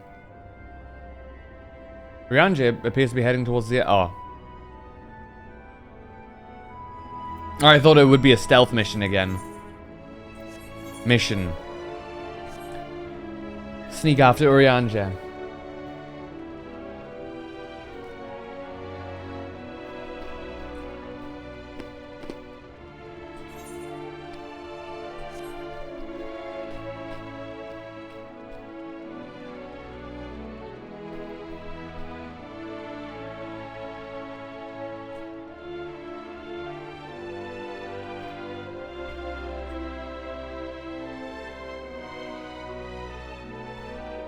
I've seen in the OG Yu-Gi-Oh! That shows how the Millennium items were created.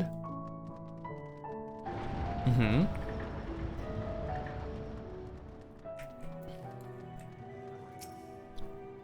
Survey.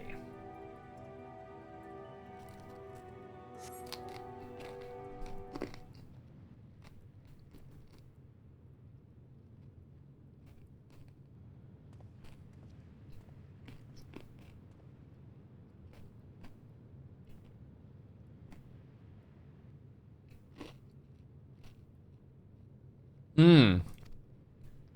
And it is stealth. God damn it.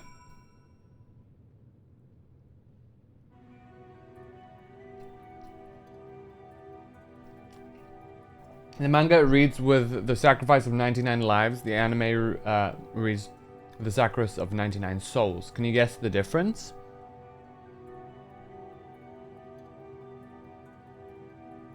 Tell me.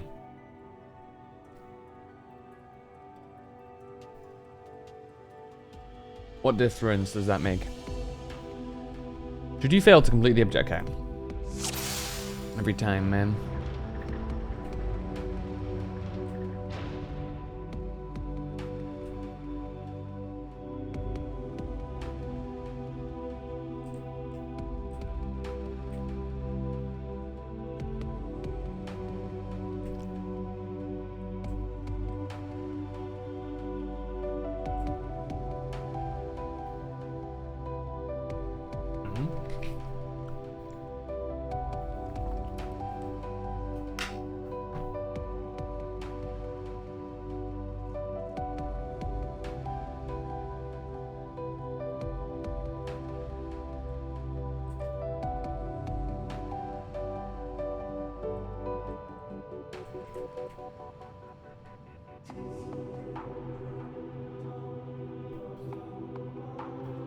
None of the people sacrificed had their flesh and bones melted together with gold to make the items. And animated, it was censored, and the victims only had their souls extracted. I see.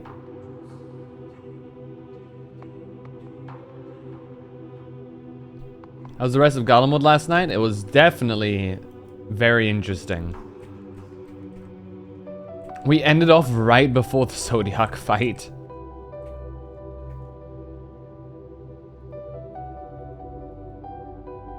He's gonna turn around one more time. I can feel it.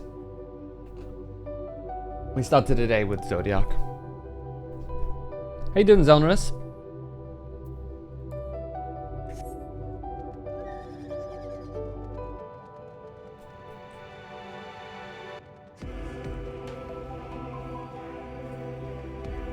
Yeah.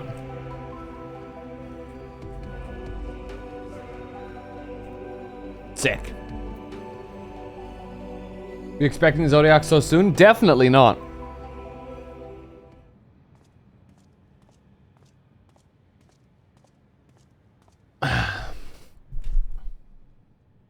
What's up? Thine arrival is timely as ever. Oh, okay. I was expecting me.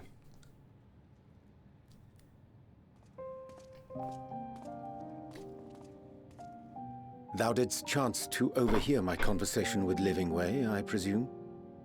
Mm-hmm. 'Twas not mine intent to move in shadow. Nevertheless, I have been asked to do that and more yet again. Is it so plain that these strangers could intuit it at a glance? My capacity for silence and secrecy? And duplicity. When Grahatir did contrive to deliver the first at the price of his own life, I was complicit in the scheme. A sacrifice averted for a mercy. Would that I could say the same for Minfilia. One life for one world. And by that bloody bargain brokered by my hand were the scions robbed of a dear comrade and Flamine, her beloved daughter.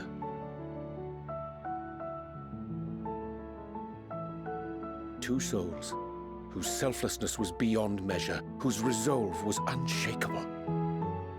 They would not be moved even had I thought to protest. But protest I did not. Far from it. I pushed them forward. No effort did I make to seek out alternatives. Ones that would not demand such terrible costs. That resignation weigheth heavy on my mind, as does the memory of another lost to mine inaction. Moonbreeder. Dearest Moonbreeder, who did face death unflinching, that we might secure a means to bring low the Ascians. I'm dying. Hi, dying. I'm Phantom. Welcome back, Roku. In her hour of need, I did naught. Dutiful disciple of Louisoix, ever looking to the greater good. Healing. Also, big spoilers. Big spoilers. I shut mine eyes and bid her live instead. Mayhap she would be with us today. My brain is melted. I feel that. Selfish wants, born of everlasting regrets. Get yourself comfy in a blanket. Most days I put them from my mind. Get yourself some drink as well. Asked to swallow the same bitter draught. Subterfuge and sacrifice. Mayhap the right moral choice, but one I regard with great trepidation.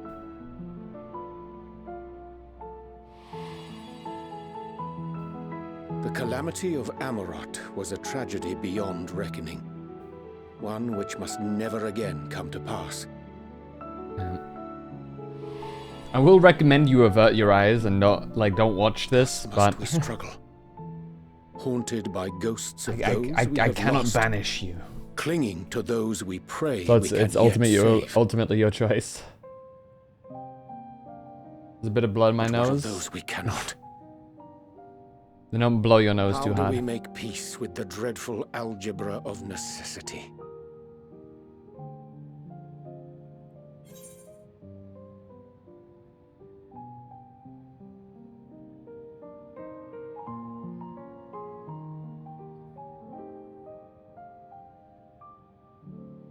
Have faith in yourself and your decisions. Take heart and protect well those you can.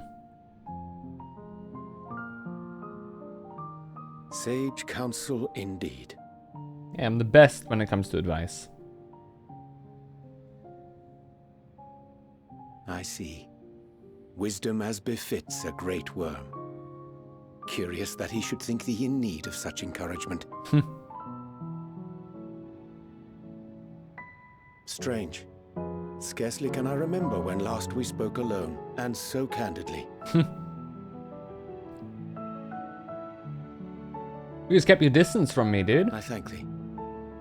For all my supposed skill with words, I find it difficult to express such private thoughts.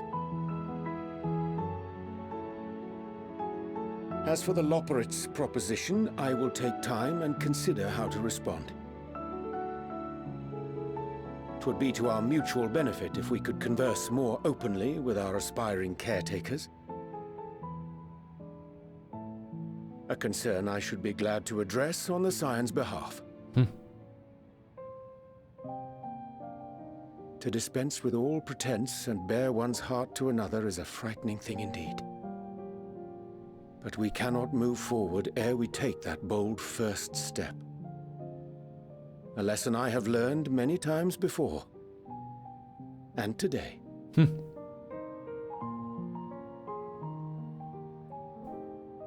We'd like swap positions on this like slanted ground. What are they saying? Curse these ears and her barrel!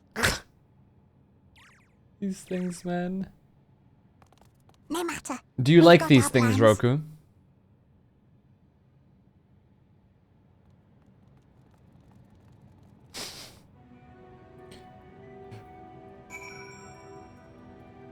Giant rats. Though probably rodent in nature, not quite rats. Yoink. In truth, my reason for traveling hither was to effect a plan of my own. A plan which may pave the way forward for us all. May, I say, for there is no guarantee of success. 'Tis the reason I set out alone. That failure, should it come, would be mine to bear alone. Yet thou standest before me with preferred hand and open heart. 'Twould be remiss of me to refuse thy amity. And so I ask, wouldst thou join in mine endeavor? Okay.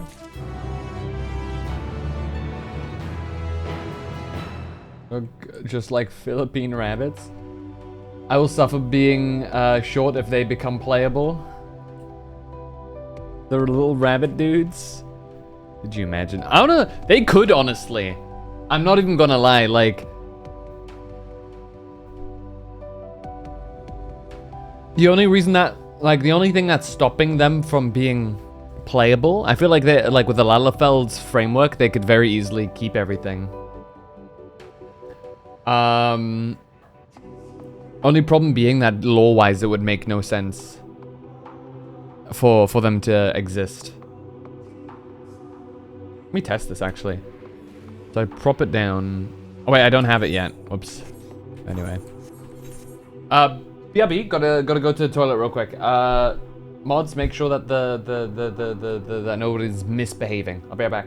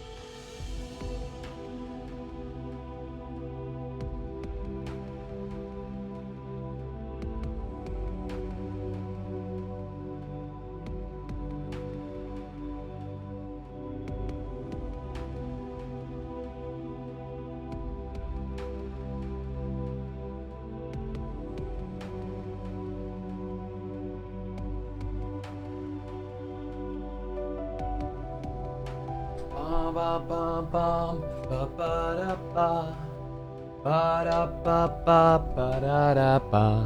back.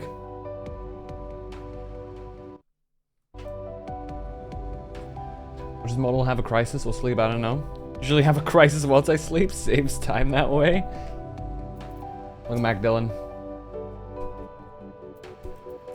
Alright. Let's see here. I thank thee for accompanying me. 'Tis a simple plan, in truth. We shall not be long away from Bestwayb's burrow. Difficult decisions must needs be made in the coming days, but I nevertheless believe we are all of one mind in our desire to save the people of Otheris. To make clear our resolve to the Loporites, I would offer them a gift, but its making doth require a most singular ingredient. I'm going to sleep? I'm going to sleep, I am fat now. Good night, Roku. Rest well.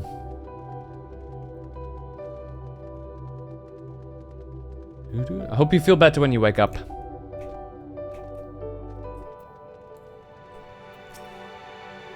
An abundance of sponge-oil. Excellent. I chanced to spy this aggregation when crossing Zodiac's erstwhile prison. Using a spell taught to me by the new Mo, I believe these shall suffice for the gift I would fashion. The magic requireth considerable concentration, however. Might I prevail upon thee to stand watch while I perform the incantation? Okay. Is it purple? It's purple. That means we're about to... Did that thing just kill that thing? What the hell? These plants look phallic. To a certain degree.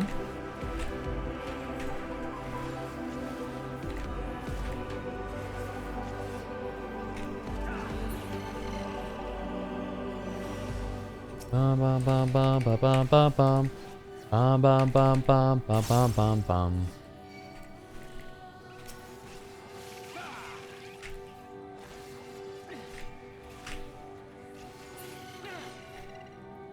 Any more?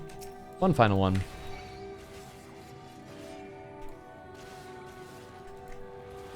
Always fighting. Weary trapped wanderer. You've no fight left to fight, no life left to live. You know?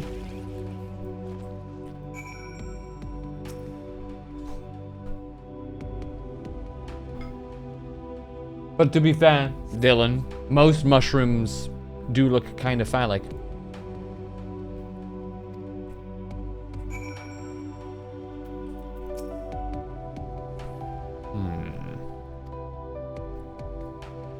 How's the moon treating us? It's treating us good. What's up, Arcosis?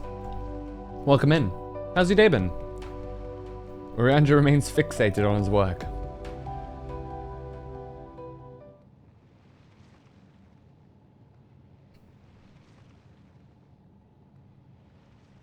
There, 'tis done. A magicked ink, every ons as efficacious as the one crafted by the Numo. Where is the occasion would I would conjure mine own, but is nevertheless a most useful skill. The resulting product is, admittedly, possessed of no preternatural properties, but its hue is one of mine own choosing, which I pray the Loporites will appreciate. Phantom, Urianger, oh thank goodness, I thought you'd been eaten or had perhaps fallen into a crater.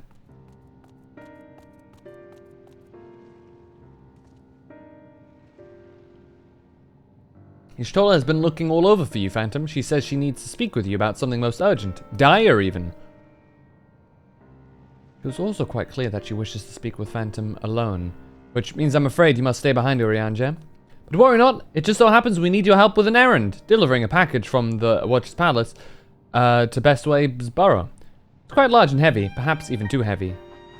For we poor Loporites and we would be ever so grateful if you could lend us a hand. That's convenient. Suspiciously convenient. Hey, Sato.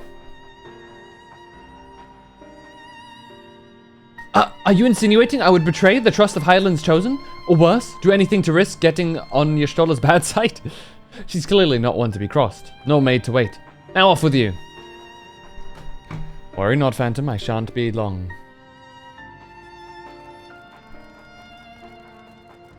Rianja is involved? I am compulsively suspicious. I'd say that's a very, reliable and safe way of thinking.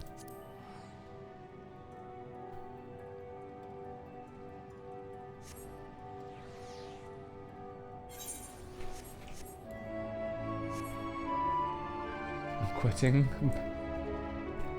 No. Bound to a contract? Yes, of course. Let's see here. Also, I don't think you could house everybody here. I'm not gonna lie. Unless there's like lots of different like layers and floors. I guess like the entire moon is livable in a way, so I guess that's the whole purpose, right? So we could probably fit everybody on here. Give or take.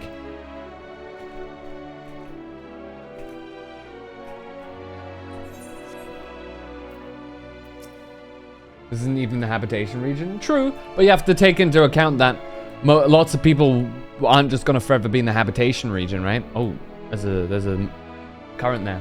Oh, Phantom, we thought you would be away for far longer. Dire emergency? I said no such thing. But as you're here, I could use your assistance with one small matter. Running Way, a companion of Growing Ways, apparently has much to tell us of the final days. The problem, however, is that he is determined to live up to his name, refusing to stay still enough long for us to hold a conversation. Is there anywhere he's likely to stop and rest, or perhaps there is a way to slow him down? What's the rush? I was thinking we should wait here, maybe enjoy a cold mug of carrot juice, and no? Well, if it's really that important. You can try using these bowls of moose flesh. Don't be confused with the other thing. Running Way's other notable feature is his incessant chatter, so you'll have no trouble finding him in a crowd. When you do so, try lobbing your balls at him. Crude, but if it proves effective, he was here in the Greatest Endsvale when last I saw him.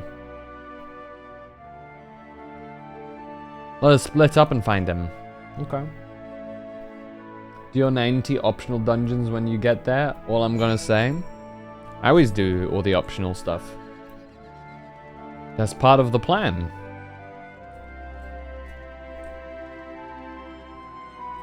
Let me through. Do I have to go up and around? I guess I do.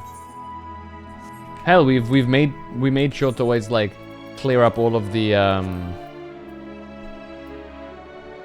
well, this one doesn't matter. All of the optional trials as well. Only thing that I haven't done yet is Bosnia.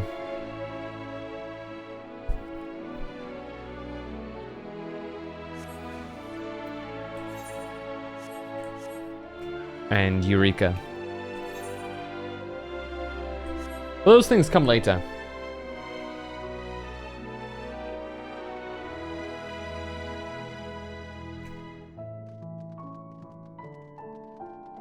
Real question is, why are these things aggressive? Another question is, if they constructed everything for the size of the Amaretines, why the hell are these things so small? Anyway. If it's like even still too small for me.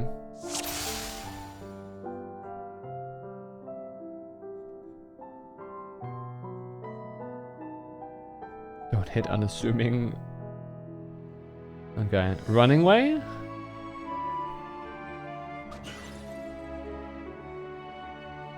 Oh, that's smart! If this was meant to be a joke, it isn't funny. Sniped. It's hard to progress these days. Getting people for the 24 men's in it can be a pain. I see. Duly noted.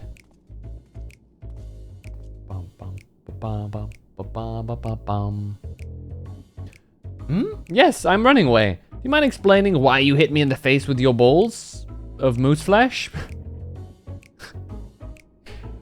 Okay. I'm highly knowledgeable about the final days? Yeah, that.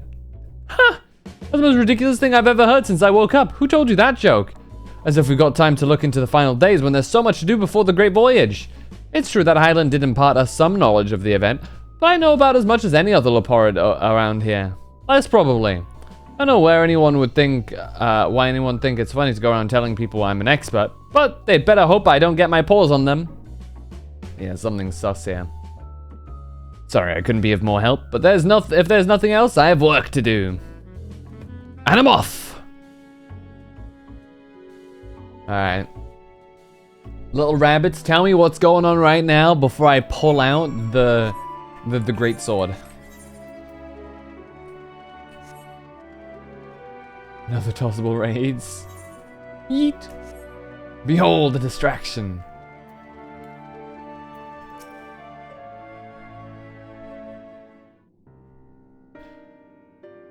I could find neither hide nor hair of him. Good one. How did you fare? I found him and he told me something very interesting. So, he knows no more than the others. Care to explain yourself, Growing Way? Well, you see, I misremembered. Yes, that's it, I misremembered. Terribly sorry about that. I'm afraid I'm drawing a blank, though. Try as I might, I can't remember who I was thinking of. On an unrelated note, what of Urianger? I assume you spoke with him earlier, but did he say when he'll be returning? On his way to the Watcher's Palace with the Living Way.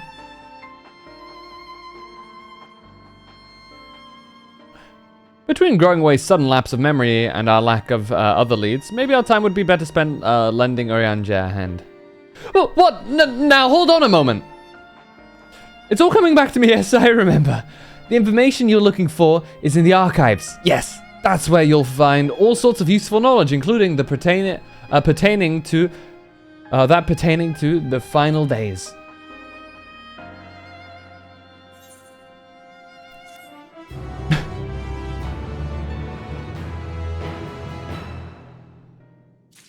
Yeah, no, I'm this short of just like going there myself. Oh, what to do? I promised Living Way I would help, but...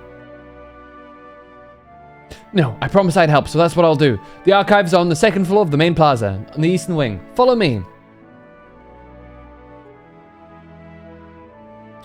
I suspect the Leporids are up to something, but if there is aught to be learned on the final days, I think it best we play along. For now, at least.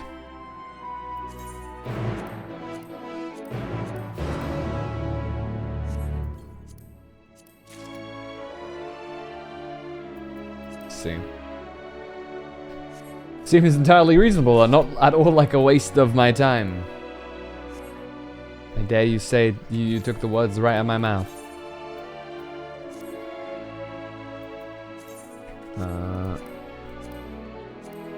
Unable to apply glamour plates here. No! Do I have to be here for it? Do I have to be near an etherite? Be like, yeah, this is shady as heck, but I do really want those archives. Yeah, right? I bet you the archives are gonna have like nothing of actual value. Or knowing Growing Way, he's gonna accidentally fuck up and like lead us to the exact information that we're not supposed to know. You know? There it is. We do need to be near the etherite. It's good to know, I guess.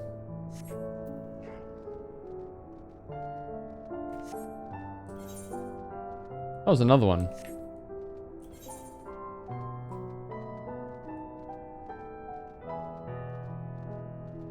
Let's go up, I guess, yeah.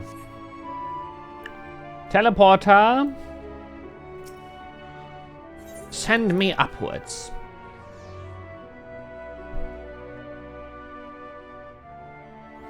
Ah! I couldn't see.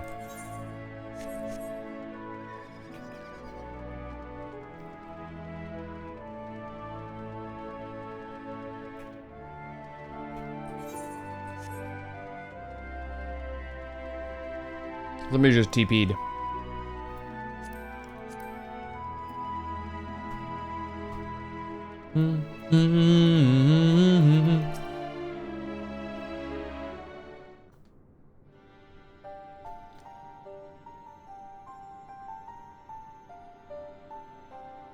The archives are right through this door, but it seems to be locked. I guess we'll have to just go and find whoever has the key. Growing way, enough. If you've naught else to tell us of the final days, you need only say so. We can ill afford to be wasting time here, as you well know. Did you yourselves not tell us we must act quickly? Yes, we did, but... The moon was to be a perfect paradise for the people of Aetheris, and we're running out of time to make everything ready for their arrival. We hoped you'd see the wonders we have to offer, but you found nothing but faults and flaws in our work. Only one of you saw our potential, so you others must be kept here. Ah, so that's Living Way's game. Run us about in circles, and failing that, lock us away so we can't put the plan at risk. Everyone except Urianger. He understands what is at stake and what must be done. I fear you've misjudged us, Growing Way. Never have we decried the notion of using the moon as a means of escape. That said, my heart breaks at the thought of abandoning Aetheris and her reflections to their doom. If there is a way to avert the final days, I wish to find it. We all do. We may fail, but our efforts would never be at the expense of your plans. But why would you take that risk? There's no room for ifs and maybes now. The people of Aetheris will escape here to the moon. They'll be safe, and we'll get to see all their happy, smiling faces. No, you won't. I'm sorry, but we can't let you leave. We just can't.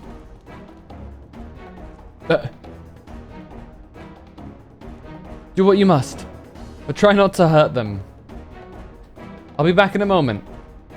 Don't do anything rash while I'm gone. This plan does just kind of throw a middle finger at all the people in the remaining reflections, huh? It does, yeah. Also, they don't understand. No one's gonna come.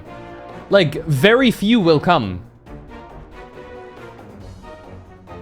Like, I know that there's gonna be some that are like, yeah, okay, well, let's go to the moon. Sure. But I'd reckon most would be like, nuh-uh. If we dally, they'll overwhelm us with sheer numbers. I say we knock these ones out and split up. Make our way to the exit.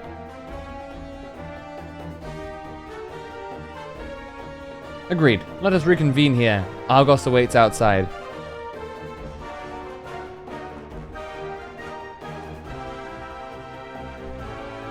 Alright.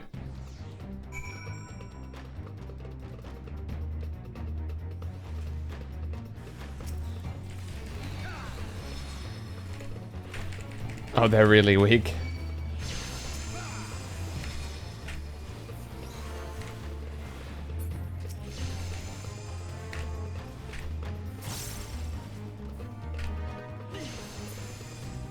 We need reinforcements. Reinforcements have arrived. Well then.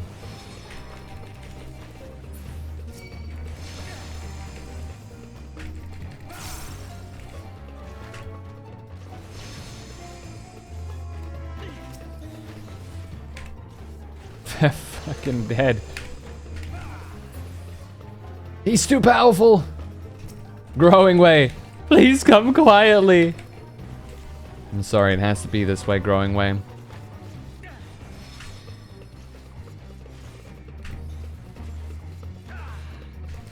He's a bit tankier, though.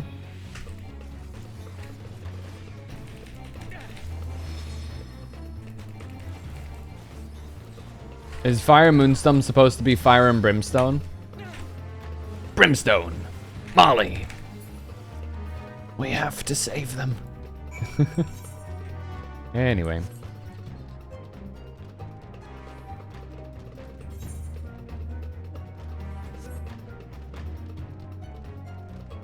Molly.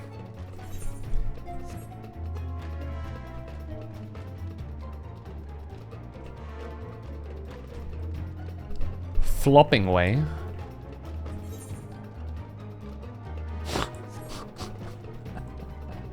Why does that name crack me up so much? Flopping away. I cannot breathe. What? You okay, Roku?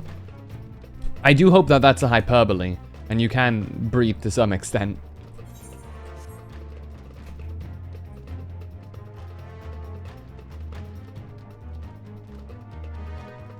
My nose is clogged? That is unfortunate. I hate that. I know this probably doesn't help, but exercise does clear up the nose. I think, okay. There's a strategy. I think if you hold your breath long enough, I think your nose starts to automatically unclog. But that's a dangerous thing to try.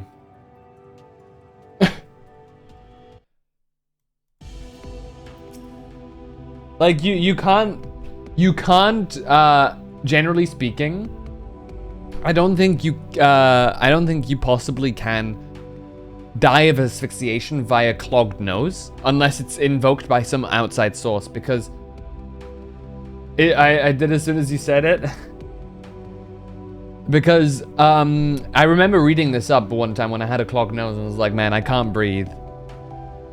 Can I die of this? And I found out that apparently the body will automatically unblock the nose if it notices that you have no other means of breathing. So for example, if you in some weird ass hypothetical situation got kidnapped while like you have a blocked nose and they made it like, you know, covered your mouth with sellotape or something, right? So you can't like breathe through your mouth and you have a blocked nose, your body will automatically free your nose, or it will do its best to free your nose so that you can breathe. As a fun fact. My left nose is cleared. Yippee! Good, you're here. We must hurry to Watcher's Palace and find Urian Gem.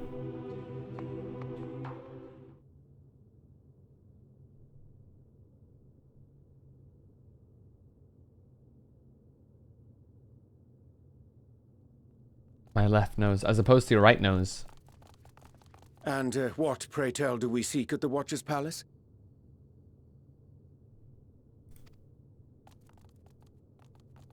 Imagine being kidnapped and they use sellotape. You know full well why we're here.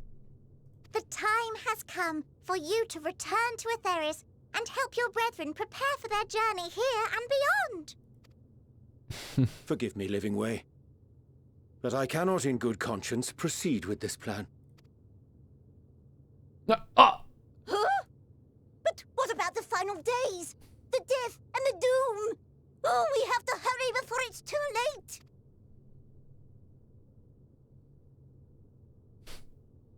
Your unflagging commitment to your duty is endearing, to say the least.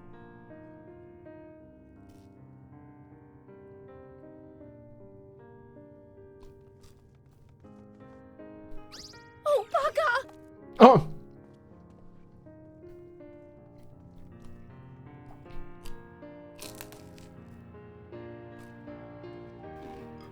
Be at ease. They bear you no grudge, nor do I. Well, maybe a little How one. could we, having come to understand your purpose? For millennia, you and yours worked tirelessly towards the singular purpose of this heavenly vessel's construction. An arduous feat by any measure. 'Tis clear you have spared no effort. Why, your very names are a testament to your dedication.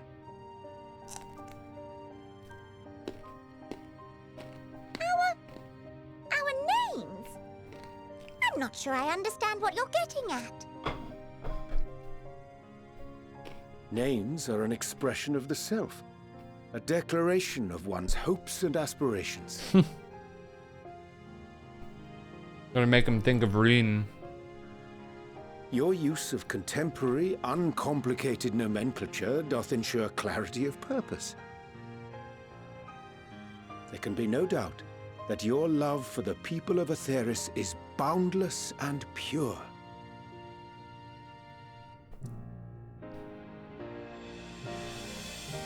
Yes! Yes! A most mellifluous phrasing!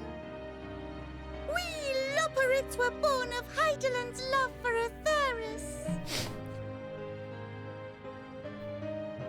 That shining, shimmering blue jewel, brightest star in the sky, brimming with life and possibilities. For as long as I can remember, I've toiled in anticipation of the day when this vessel might be needed. All I've ever wanted was to meet those she cherished so dearly, to serve and serve well. That goes for all of us, don't you see? So help us help them. Lead them here where we can keep them safe. If there's anything wrong with what we've built, we'll fix it. We'll make it right.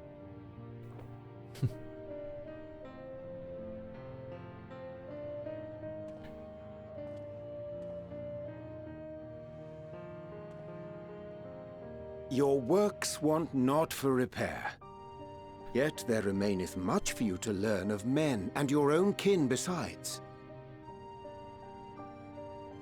Singing Way, thy name bespeaketh more than the simple marriage of rhythm and rhyme. The songs of Aetheris are beyond counting, and span the length and breadth of emotion. Maps are monuments to man's pioneering spirit and his devotion to charting the furthest reaches of our star. Many have devoted their lifetimes to exploratory pursuits, to venture unto the highest mountains and the deepest oceans in search of unknown frontiers. We've done both. And thou, my friend, I do not think we've met. My name is Pudding Way. Food. Pudding Way? Yes, indeed. A name of deep and abiding significance, I'm sure. Love the implication you can tell them apart. Communicated through delicious deeds than tasteless words. A judicious application of fey magics at a later juncture may be appropriate.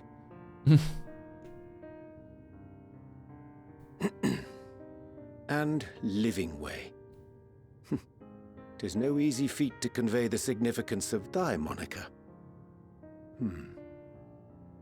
When I was a bookish boy, a dear friend of mine was fond of peppering me with questions as I read, to my occasional annoyance.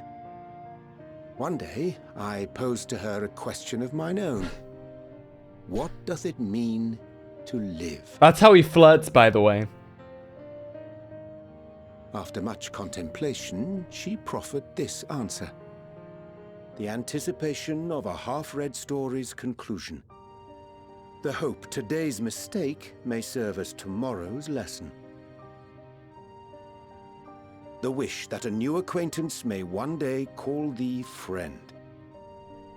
She believed it to be all these moments and more. That's real. That's real. I want to understand, but... I, too, still labor to find mine own answer.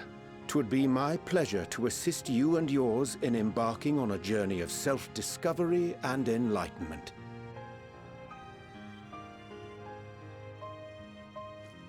For thee.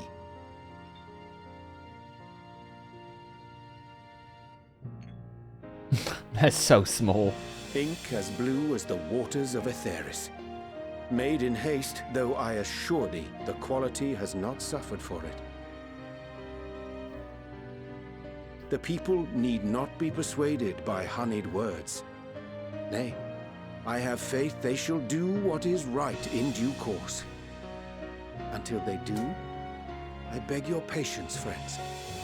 And with that ink, let us fill the empty pages of Living Way's compendium. An open exchange of ideas will surely afford you all a better understanding of modern man, and with it, ideas for improvements and renovations. But more importantly, it shall empower us to together find a way forward.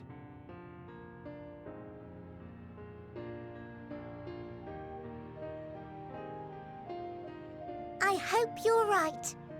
Thank you for this lovely gift.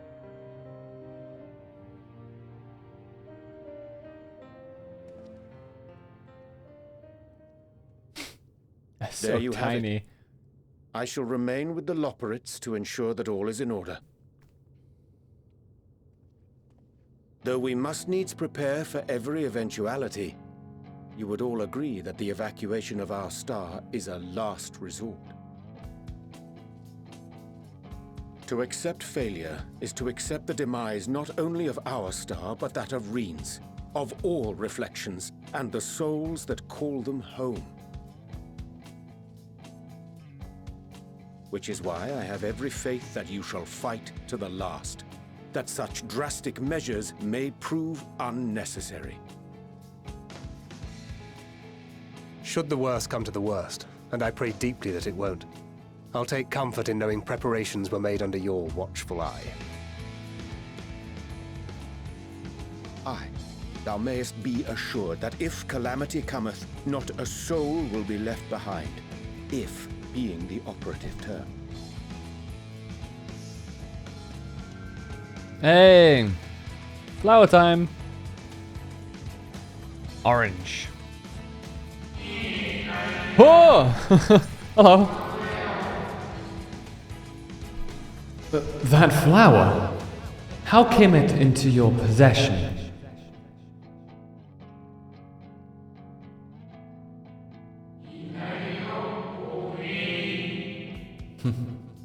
How very like her.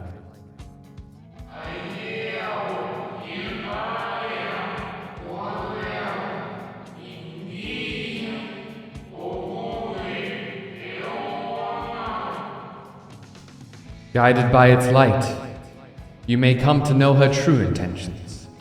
Intentions which remain a mystery even to us.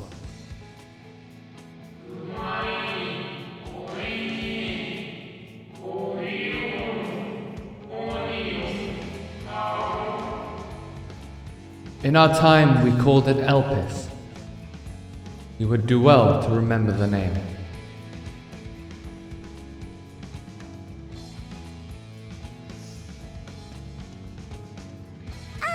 I hate to interrupt, but I feel like I need to make amends for all the secrecy. Maybe you do. It's part of me, where it's part of where We haven't been Orange the most says grown gracious me. of guests. I can't read. Do convey our apologies to Growing Way and the others. All I wanted for 10 years was him to stop being a shifty fuck, and he's making the effort. We'll have learned to be much more hospitable hosts. Oh, and circling back to the matter of inappropriate secrecy, we ought to discuss our benefactors. Your benefactors? Oh yeah. Agreed. The Charleyan Forum, yes? Yeah, that's what I figured. What? How did you know? The more I heard, the more obvious it became. The Forum's aims align closely with those of your anonymous patrons. A telling coincidence would be an understatement. Though had we not taken it upon ourselves to peruse certain restricted tones in Labyrinthos, we might still be unaware of How did you know? I'm not an idiot. But let us continue this discussion. To be fair, they don't know that we have I dare context say for it, we've you know, kept so. Alphino and the others waiting long enough.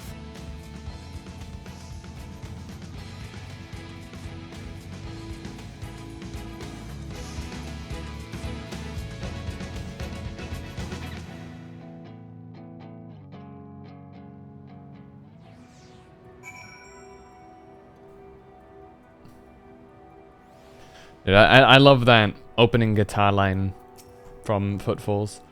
'Twas a relief to see Livingway was pleased with my gift of ink, to serve and serve well, though their knowledge may be lacking. Their boundless love is a blessing without peer. It would be no easy task to prepare them for what must needs be done, but gladly do I embrace this duty. If it doth necessitate that we... The more I say necessitate, it feels more and more wrong. Necessitate, there we go, because I was missing a T. There we go, that's why. I couldn't put my finger on why it sounded wrong, is because I was missing a whole bloody T. Even if it doth necessitate that we part ways for a time. Forgive me my absence, but I have the utmost faith in you, in all our fellow scions. When next I return to Aetheris, I pray I find you all in good health and good spirits. Holy shit, it's moon dust! It's mooning. Wait.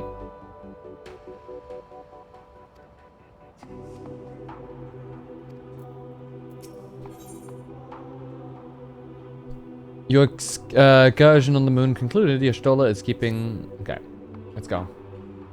The Watcher is a 3-story building compared to the little guys? Yeah, actually.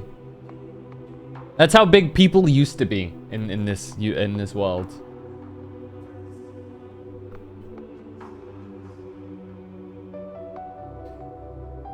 It reminds me of when Lise fessed up to the squad and all the sounds, and we we're just like, yeah, that's supposed to be a secret. With the Loporrits in Urianger's capable hands, we needn't worry about affairs here in our absence. Knowing now the face of their earthly collaborators, there is much to discuss with Alphino and the others. Let us return to the Tower of Babel. Our battle for the star will soon begin in earnest, and we must be prepared. Is the Tower of Babel still there? I would have assumed it would, like, disappear. Or my, like, you know...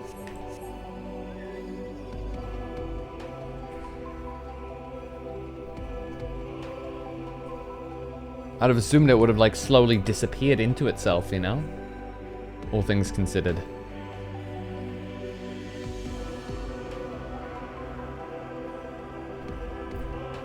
I just want to walk up to Alphino's and Alizé's dad and be like, yo. So we met up with the Loporrits.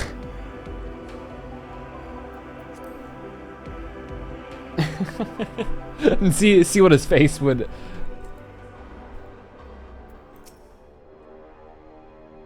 Gods, I can scarcely believe we went to the moon and back. But we'll have time to reflect on that later. Right now we need to head back to Camp Broken Glass and deliver a thoroughly detailed report to Lucia. I'd like very much to know how everyone is getting on here as well.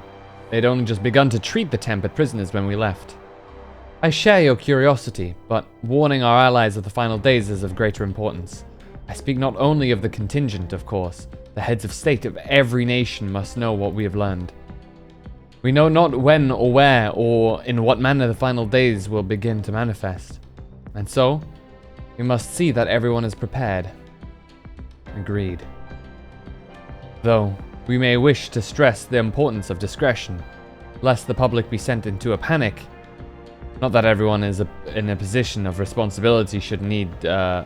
Not that anyone in a position of responsibility should need to be told as much, but it bears repeating. Anyway, first things first, to Camp Broken Glass. Off we pop then.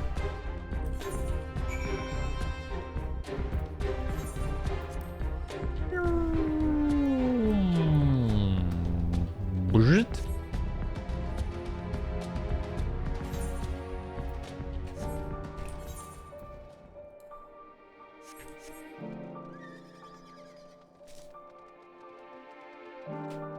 What's up, everyone?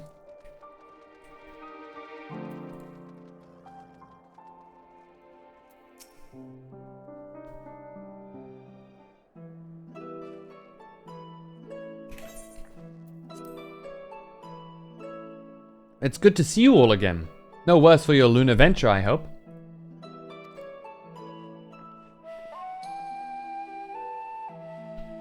We've done what we can for now, and believe me, we intend to tell you all about it. But before you do, might you tell us what's become of Garlemald in our absence? We succeeded in subduing the Tempered inside the Tower of Babel. We took many alive, but combined with those who are already in our custody, the number requiring care has grown exponentially. The inclement conditions here have made it difficult, if not impossible, to treat them all here. And so we have petitioned the aid of the allied nations. Some are understandably hesitant to prefer assistance. particularly those that were but recently subject to Imperial occupation. That said, several others have agreed to grant them refuge for treatment. With the assistance of your fellow scions, we endeavor to see them safely transported and subsequently cured of their tempering. Will all the tempered be relocated? Not all, no.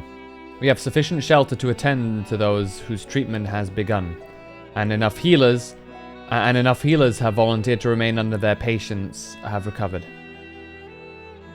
Volunteered to remain until their patients have recovered.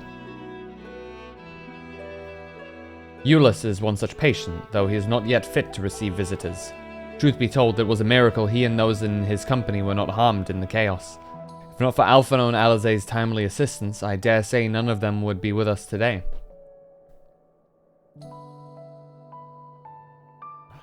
In light of recent developments, have the Alliance leaders come to any decisions regarding Garlemald? Given the tremendous ramifications of what has happened here, it will take time to determine what must be done. In the meantime, they intend to work with the Eastern Alliance to keep a close watch over the provinces. We have other news to share. Shortly after Anima was defeated, we received reports that each and every tower has vanished. For Mercy, the process was apparently not quite as violent as that you experienced in Thavnair. Those who are trapped within them have been rescued and are receiving treatment. To hasten this endeavor, the Beast Tribes have received instructions and the magics needed to cure tempering. Master Materia is no doubt thrilled the Mother Porksy affords her so many visitors. Yes, we are grateful for her ongoing efforts, as well as those of our comrades near and far. As for the contingent, several of our members have been granted leave to return to their homelands, after the transfer of Tempered has been completed.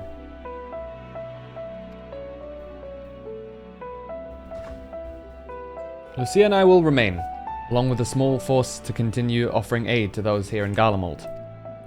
The Empire may be no more, but there are yet those who call these lands home. I believe that accounts for recent events here. So, what of the Moon and the Telofroi? Well, a lot has happened. How's the Moon? You wouldn't believe me if I told you, yeah. I may have, started the apocalypse.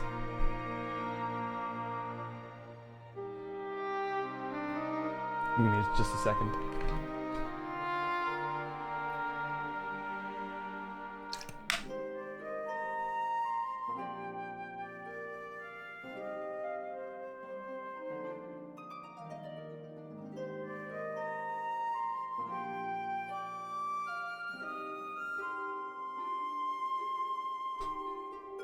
Also, the moon is full of rabbits.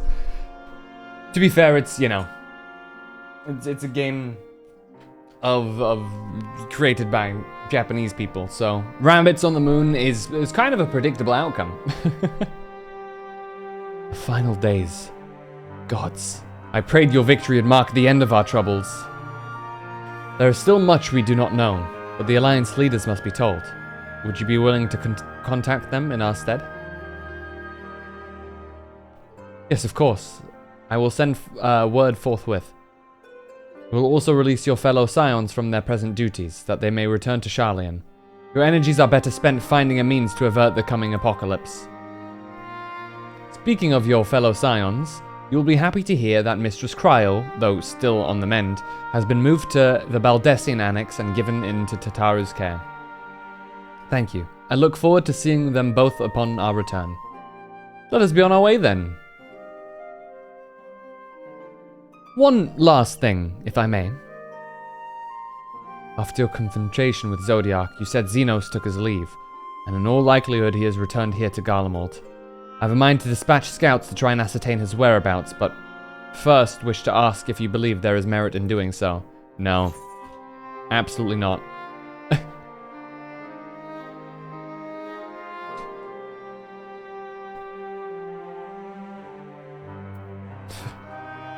Yeah, if they found him, they would not likely live to tell the tales, right?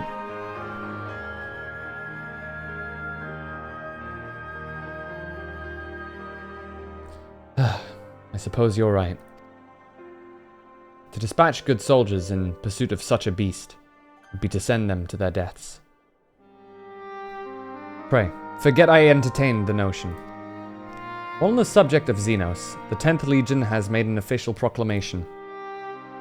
They denounce the Crown Prince and condemn his role in the Empire's downfall.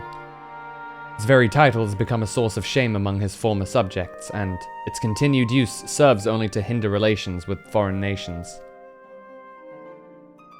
For this reason, he's been declared as Xenos Viator Galvus. I'm sure that's something that is with Roman stuff. Outcast and enemy of Garlemald.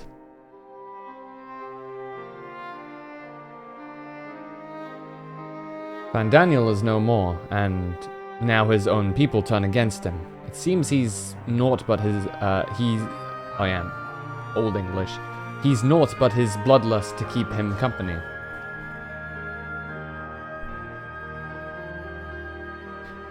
Better than that than an army to see it sated. At any rate, I will not keep you longer. I pray you safe passage back to Sharlayan.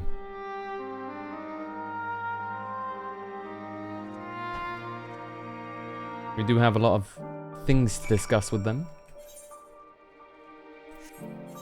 Ba-da-bum. There. And it's still only level 84. Got 6 whole levels. Well, probably 5.5 at this point. But still.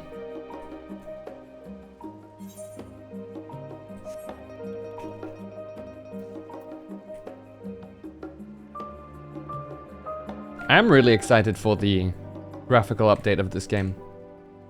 I'm excited to see how much of a difference it does make. So I know they said they don't want to go all in on it because they do want to make it, you know, remain playable on PlayStation and Xbox and whatnot. Especially since they just added an Xbox version for it. Vieta is Latin, it means traveler. They're effectively declaring that he no longer has a home in Garlemald. I see. That makes sense. Hey, Kryl! Welcome back, Phantom. We were so terribly worried about you. Though it is plain I have caused my own fair share of worry, and for that I apologize. Heidelin called to me that day when you entered the Tower of Babel. Her pleas were faint but desperate, and I knew at once she required a vessel to carry out her will. What came after feels like a dream barely remembered, my body flowing through the lifestream toward Garlemald. When I regained consciousness, I was all aches and frostbite, exhausted of ether. So exhausted, in fact, I could only laugh. For it was in that moment I understood Raha's weariness from the Tower of Zot. Would that I could laugh at a time like this. Though we prevented Zodiac from being unleashed upon the world, I'm curious to know what else took place there on the moon. Well. Perhaps we should wait for the others to join us before you give your account. Let us reconvene in the main hall once they've arrived. Okay. I presume a voiced cutscene is about to transpire.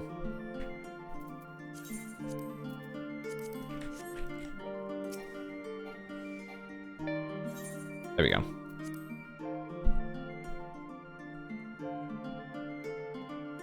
Bum bum bum bum bum.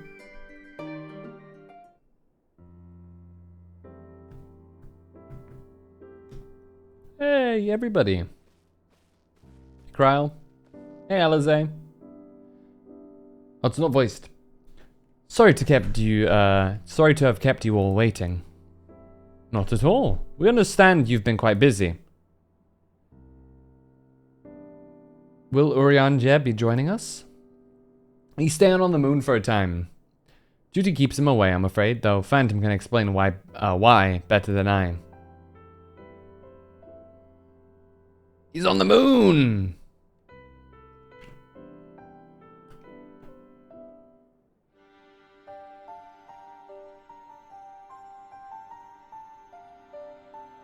Now it's voice acting. No, it's not. God damn it.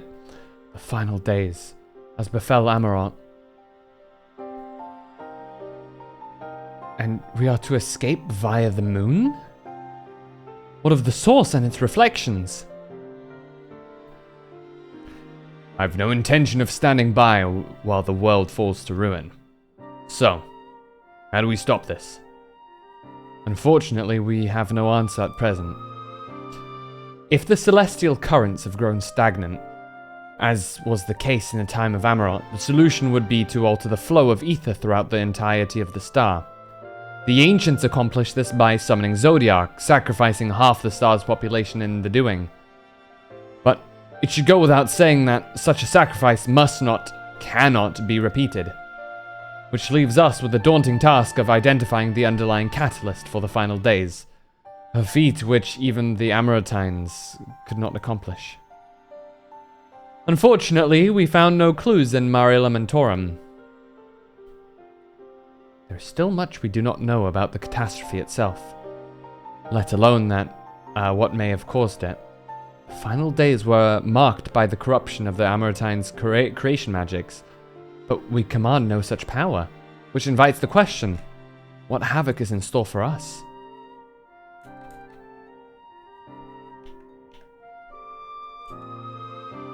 If we knew that much, perhaps we could draw some parallel with the events of the past, and thereby form some semblance of a plan.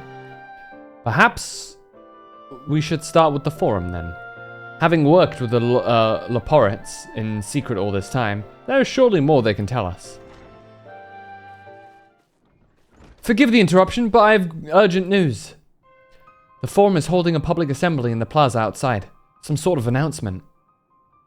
What is Father up to now? There's only one way to find out.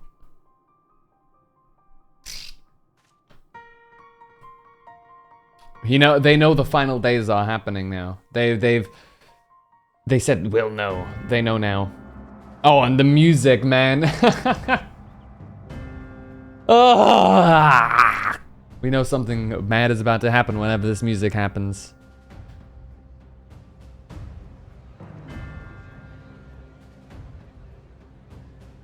And they're all there, good lord.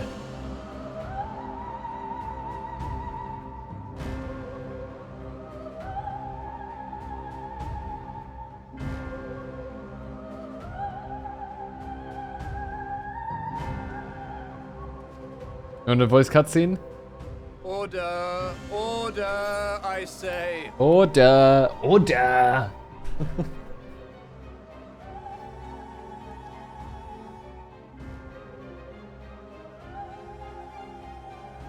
I thank you all for gathering here on such short notice.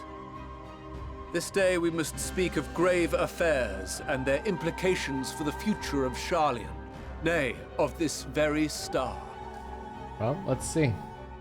Said affairs concern all citizens, and so we have called for a public assembly.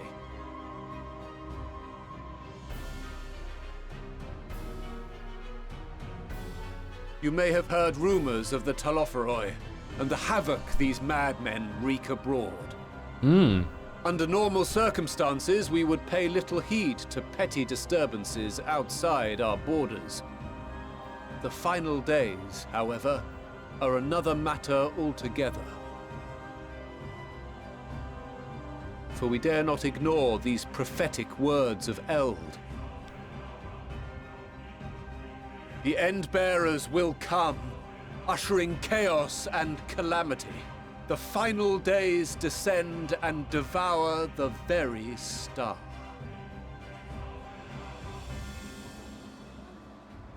I've never heard this prophecy. I haven't heard of it. True. Will all that really happen? Calm yourselves. The time has come to speak of the Forum's most sacred duties. But first...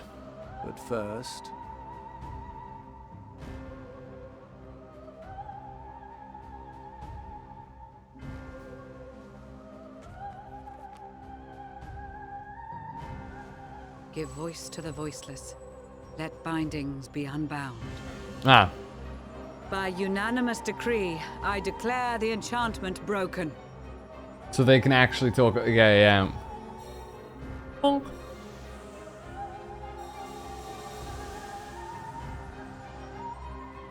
I've never heard of it. Feels like the stuff of Monty Python bit, yeah. Master Leveilleur, if you would. Very well.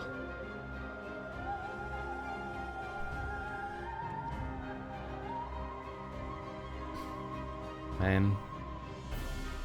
270 years ago, our forebears began an expedition in the Dravanian hinterlands, in search of a route to access the ethereal sea. This much is public knowledge. Their findings, however, would become the Forum's most closely guarded secret. What those researchers discovered in the hinterlands was not a passage unto the ethereal sea, but the very heart of our star, and Hydaelyn herself. She spoke to them of a calamity that would extinguish all life, and of a means by which we might be spared. Of reaching all the way back to Heavensward like this? 'Tis in truth a gargantuan vessel built to serve as sanctuary for her children and deliver them from this doom. Much like Njunkref's hope in ages past, it will bear the people of a world in the throes of death to a new home. Needless to say, this will be no small undertaking. To facilitate the great work, the Forum has maintained close contact with the servants of Hydaelyn, who presently reside on the moon. Convinced that the foretold end was all but inevitable, we began amassing a wealth of knowledge, not merely for the betterment of our nation, but in preparation for the journey to come. You reveal this to us now? By the gods, how long do we have?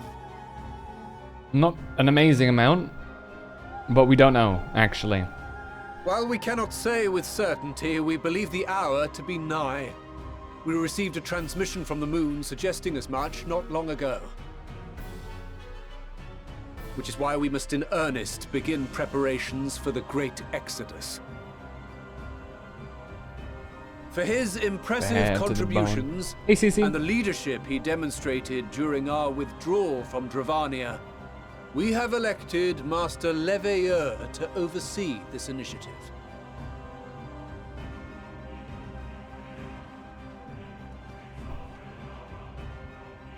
Fellow scribes and scholars, my countrymen, we face a threat of unprecedented scale. We must challenge the trials before us with composure and conviction if we are to find salvation. The wisdom of Sharlayan has ever been a shining beacon in the darkness, and so it shall continue to be. It is our solemn charge to see our heritage preserved for future generations. For those who will come after, we will brave a new frontier.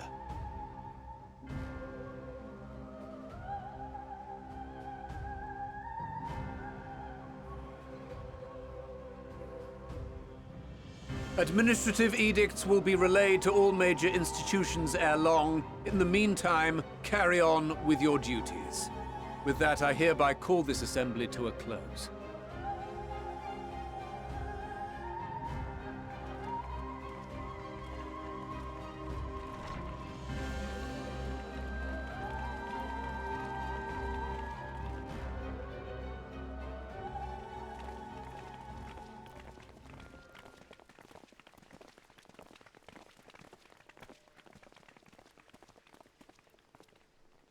Do you remember what Mother told us when we visited home?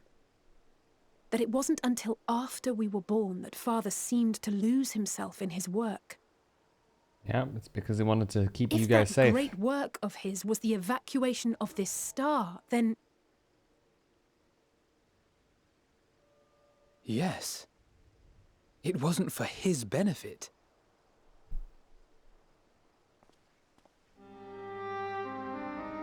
Would you mind waiting here a moment?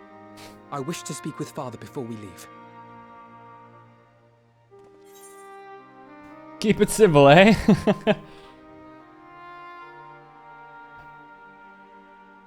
I may look daggers at him, but I will neither speak nor draw them. If it's all the same to you, I have a few choice words to share with Father as well. Yeah, let's not forget, by them not acting, they essentially guaranteed this would happen.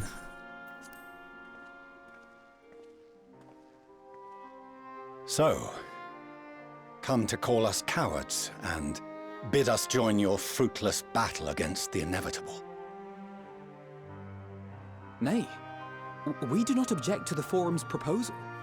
On the contrary, those who wish to flee have every right to do so. Urianger is cooperating with your associates on the moon to ensure that all is ready should evacuation be our only recourse. Then whatever your business, I suggest you be brief. Damn, thanks, Father. Good God. Though we cannot boast the boundless wisdom of Charlian, we have first-hand knowledge of foreign cultures and have conversed with no small number of peoples. These experiences have taught us fundamental truths that cannot be recorded in any tome, nor charted on any map. The beating heart of this planet is its people, many of whom would give anything, even their lives, to protect the lands they love. Many may choose to join you in the end. But what of those unwilling or unable, for whom escape will never be an option? What would you have them do? To ignore the plight of those one might conceivably save is not wisdom, Father. It is indolence. I bet he hates that sentence. To fight. We'll not ask for your understanding, Father. Only that you don't turn a blind eye to the good we have done. That we can still do. We're not children in need of protection. Hold fast to your principles and let the world burn if it please. But we believe there is still another way. And if there is, we will find it. You see if we don't.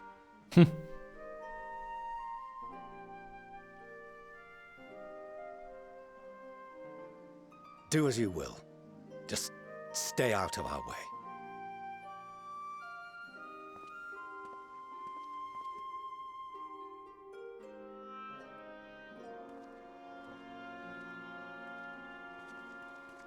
I'm doing good, CC. How about you?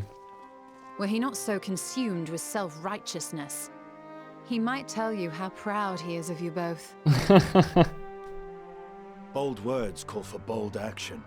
And there'll be no turning to your father should plans go awry. As if I ever would. So long as there are those who wish to stay and fight for this star, we Why have can't to I do stab what him? we Just can a to little, help he'll them. live, probably.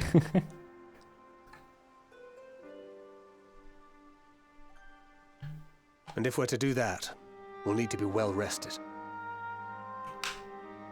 Wouldn't you agree? And having triumphed over what we once thought to be the source of all evil, I can think of no one in greater need of at least a dozen winks. How long is a wink? Like... Shall we then? To the annex. To prepare for tomorrow. Like, how long would 12 winks be?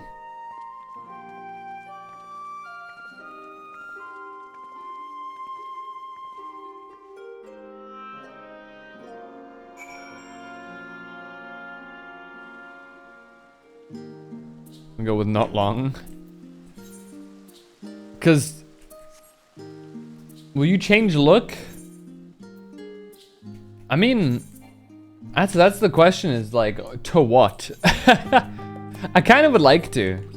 Right, get some like final drip, but I don't think I have like anything good enough to really replace current drip. Because I mean, look how solid this shit looks. In my opinion.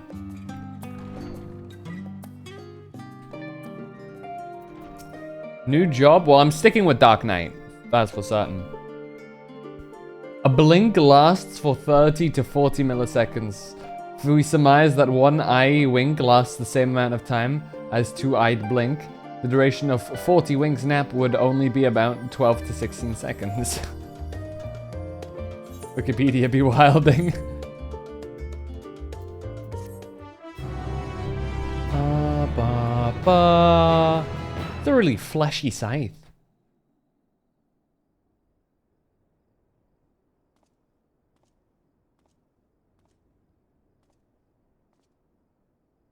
I can imagine Ardbert here now.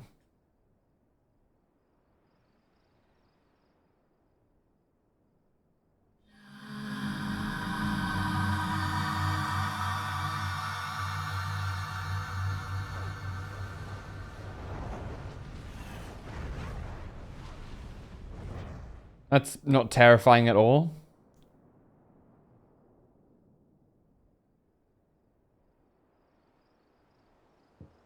I'm beginning to think that the final days is not orchestrated by a natural cause, but something. Alright, who would it be? Knock on the door.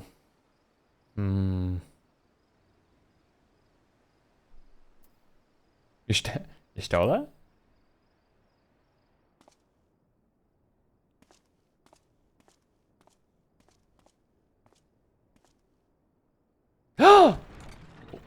Wait, what? Did I guess it right? You're still awake. Good. Might I trouble you to stand still for a Or moment? does it change depending who I... Stand still? You get whoever you picked, okay. Nothing appears out of the ordinary. Oh, I was trying to guess.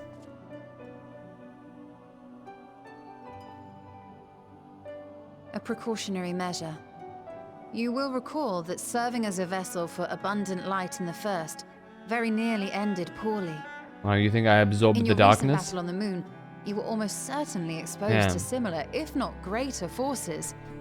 Fortunately, from what I can see, you and your ether are none the worse for wear. Would that Reen were here to confirm my assessment. To think you actually found yourself in a direct confrontation with Zodiac. As if Xenos gallivanting about in your body was not misfortune enough. Did you so grossly offend every single deity in a past life that they saw fit to place a curse upon your soul? Perhaps to a certain extent. Forgive me. That was in poor taste. I recall vividly how battered and broken it was in the depths of Amarant. Would that you could have seen it with your own eyes. Mayhap then you would understand why the greater part of me is glad you did not. It was a horror beyond description. You're not Y'shtola. What? Promise me you will be careful. That you will seek my What? counsel if you feel unwell. Didn't see what? Wait, what do you mean you didn't see? What? That puts my heart at ease, if only a touch. I suspect it will grow colder as the night wears on, so do be sure to stay warm. Huh? Sleep well. May the shadows keep you. That was a weird thing to say. Glad that you didn't see it. Huh?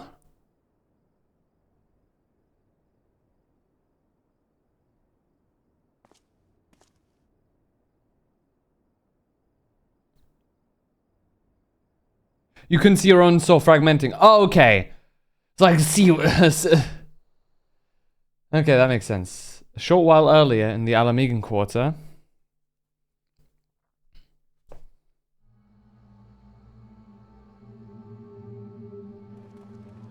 Okay, somebody has suspicious clothing.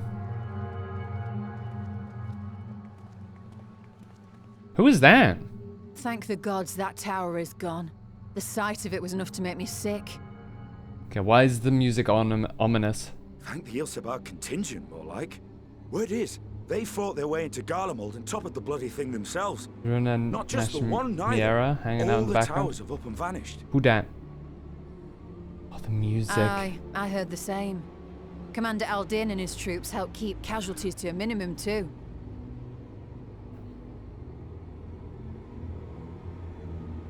But is it true they brought back tempered Garlean soldiers? As Commander Aldin tells it, they've a treatment for that now. But don't you worry. Cured or not, they've no plans to bring them into the city proper. We're down the street together, I see. I see. Well, that's a relief then. I know we've brothers and sisters among the lot, but I can't say I'm eager to welcome them home.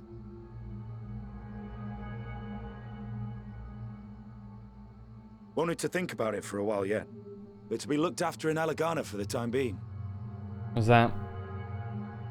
Mr. Bluehead Garlean.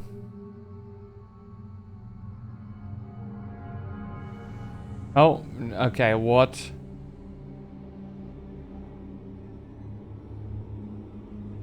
Definitely not. Meanwhile, in Ishgard.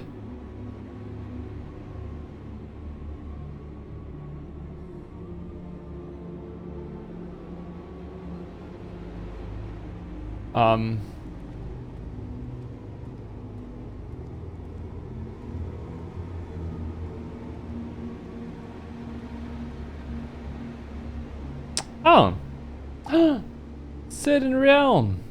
Another day. And Erenville. A mission of paramount importance.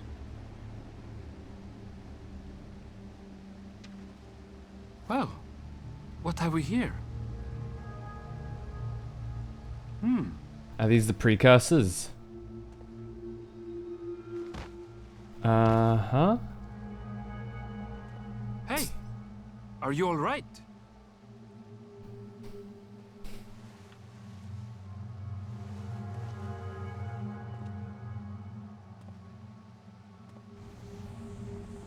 Okay, yeah, that is freaky. Was that?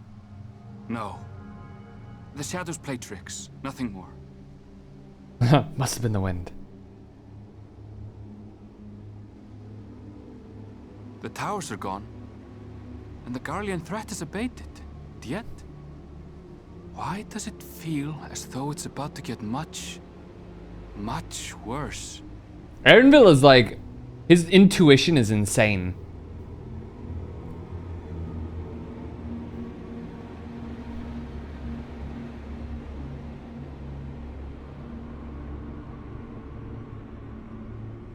Bro, I'm just so terrified. Ah! That banana!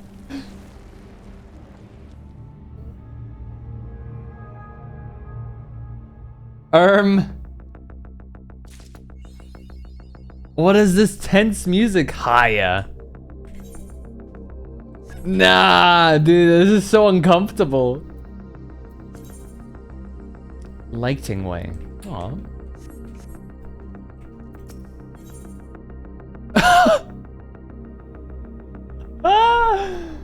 Oh, hell no. Oh, Phantom, I was just about to call for you. I'm afraid we've received another call for assistance. This one comes from Radzad Han. The others have assembled in the main hall to discuss the situation. You must join them at once. Oh, hell no.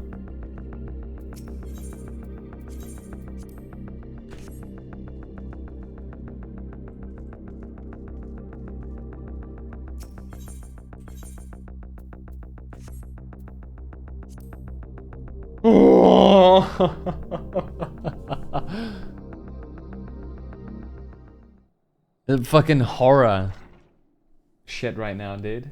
Jeez.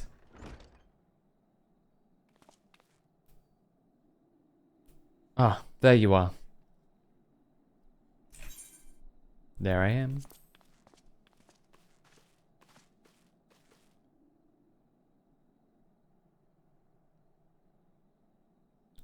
Our worst fears have come to pass, but moments ago we received grim tidings from our contact in Radzad Han. Vile beasts have appeared as if out of nowhere, claiming one victim after the next. What's more, they say the very sky burns above them.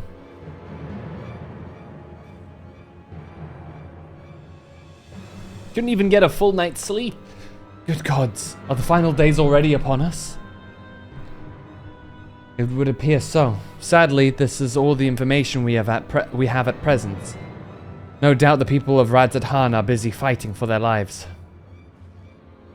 Then we must go at once. They need our help. If the original final days are anything to go by, we probably have like maybe a week or so before everything else gets affected as well. Unless it's accelerated this time. Because in the original time, they had time enough for people to, like, on the streets to debate what was going on and what they should do in Amarot, right? As a reflection say, so. Agreed. Kryle, you'd best remain here with Tataru and gather what knowledge you can. You are in no condition for a long journey, I imagine. Very well. Similar phenomena may have been observed elsewhere, and if so, we must know about it at once. Ishgard and Alamigo also had something. Be safe out there, yeah? Let's make first for Yedlamad. We must prepare ourselves for what may lie ahead.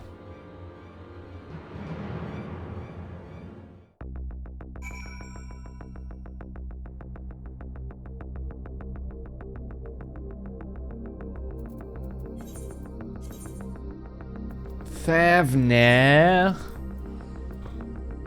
One of my least favorite zones so far. I don't know, it just...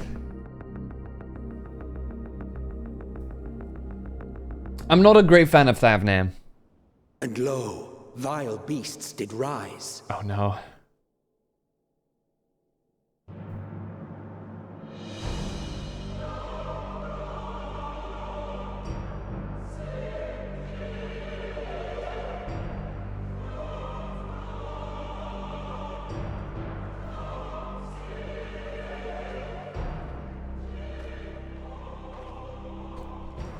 Leaving naught in their wake but blood and ash.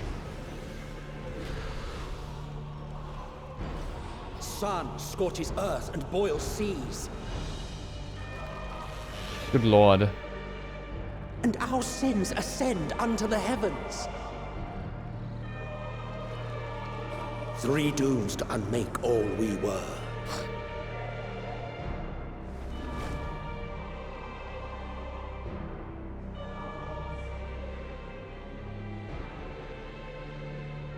Well, the sky burns. The final days are truly upon us. We've had good practice with the Amarot dungeon. Man, I left for 5 seconds. What was that? The apocalypse is upon us, Dylan. The final days. My friends, I trust you have heard the news. Yeah, the final days are happening. We have. What can you tell us of the situation, Your Excellency? I wonder why they're appearing though. We don't have creation magics. Last night, the isle was rocked by tremors, and the earth itself cried out.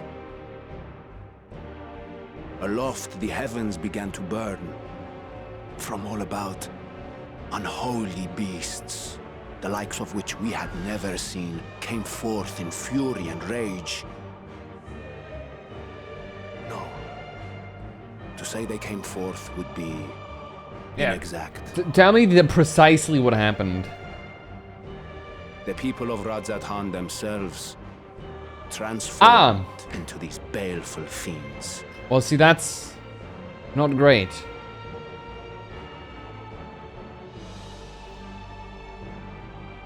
Though the phenomenon was observed throughout our lands, the first creature, the largest and most dreadful of the lot, wrought havoc upon us here in our fair city. Though they bear superficial resemblance to divinities of legend, they are ungodly abominations.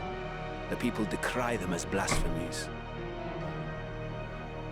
The large one's rampage has since taken it to the northern reaches of the island. I mean to dispatch our radiant host in an attempt to quell the threat. And what of Vritra? Is Vritra okay? Vritra too makes for the north of his own accord, and yet... He knows the blasphemy and its minions were but yesterday his beloved people.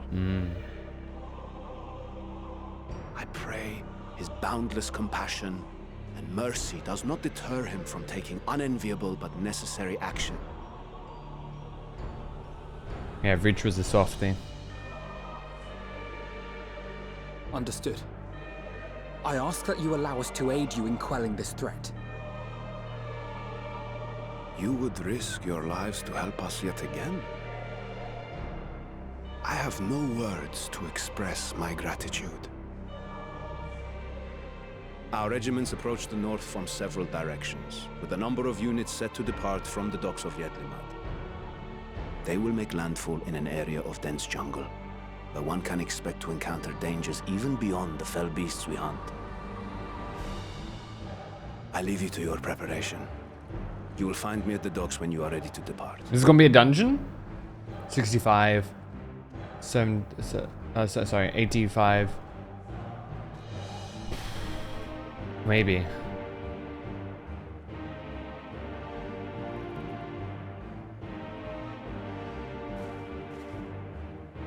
We're as prepared as we'll ever be. I do wonder if the dragon scales will stop others from transforming.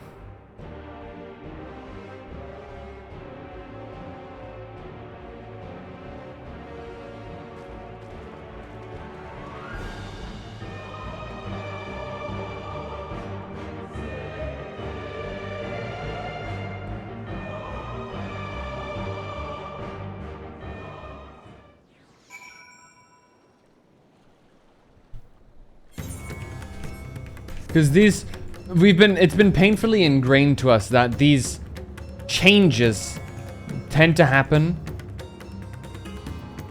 Apocalypse! Oh god! The weather effect! Oh god!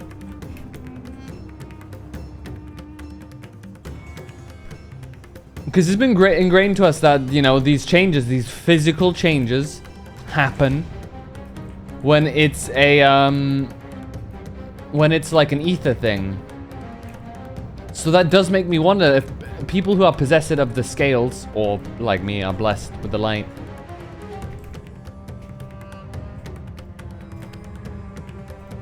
Are we preventing whatever this effects might be? We'll see. Everyone has assembled, yes? I thank you for lending us your aid in our battle against the blasphemy. Let us review our plan of attack. I would have you board this boat and circle around to the north side of the island.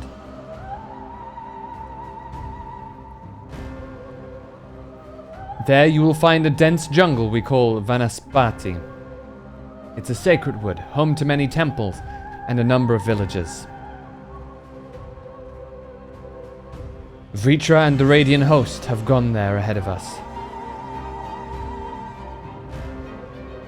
I ask that you join them and do all in your power to destroy this blasphemy.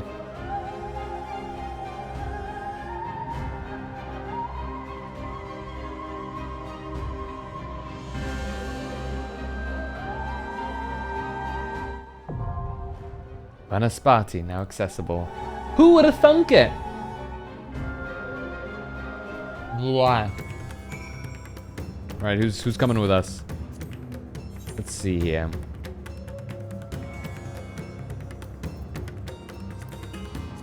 Right then. Victory will be ours. We'll keep out for now.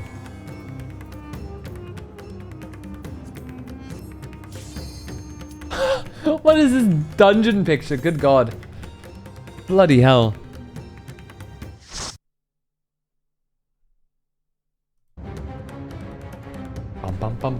Oh god. Bloody hell.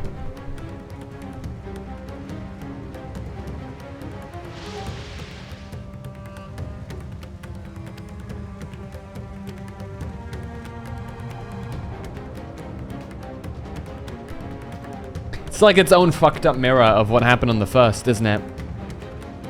Very interesting indeed.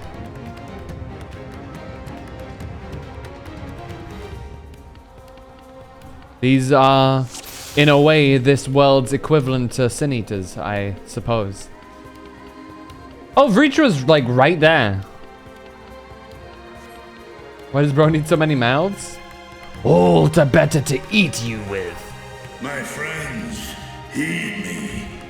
These are children of Thavnir. Oh, hello. Forgive me. I could do them no harm. Holy big ass pull of people. I will not hold back.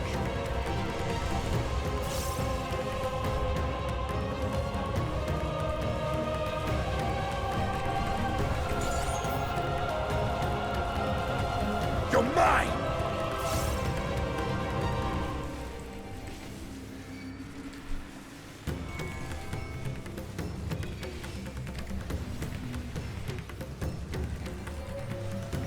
They're a bit smaller than the original ones that we fought in, I will not hold back. but they are Terminus, which is the same ones.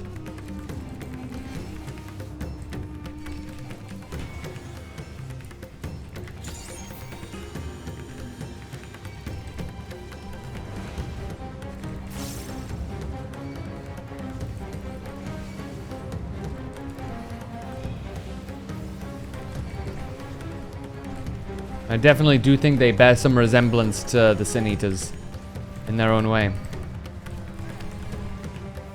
But I have nothing that can really prove that as a theory for the time being.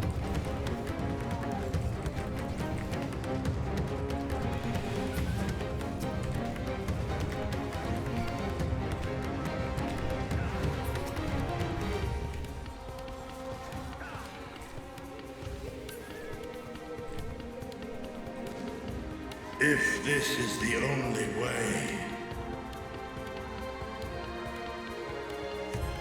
I shall silence the beasts of the air.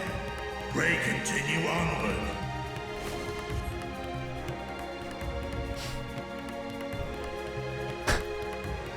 Holy shit.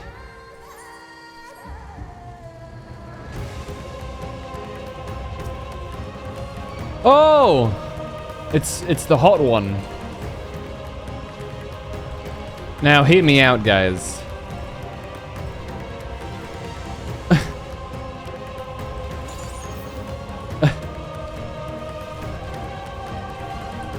The hot one? I mean, look at, hold on. I can't get like a good, look at it, man. Apart from the weird tentacly stuff, you know?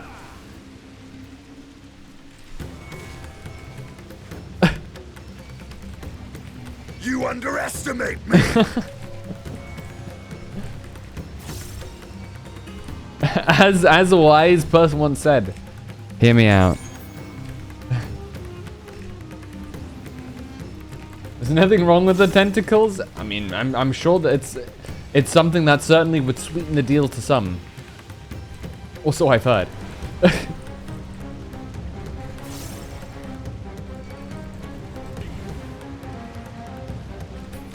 Yeah, or so someone has once told me. Somebody.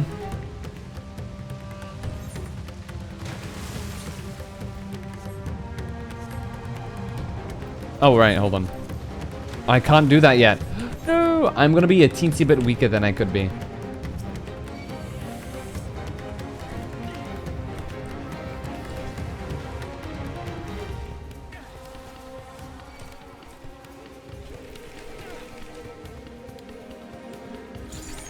I do wonder who the boss will be. I can drop my simulacrum down, I think.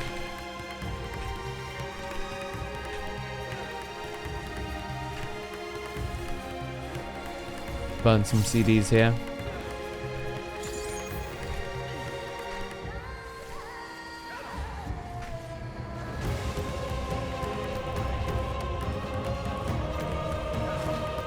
Why did they make it so thick though? Like actually.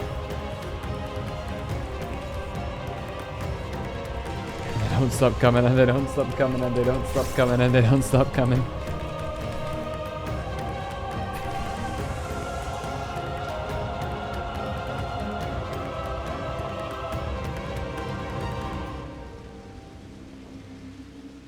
Oh, we're about to see. Is that one of the soldiers? Too late. Too late for us all. Oh, there it is. Snatcher. Ooh.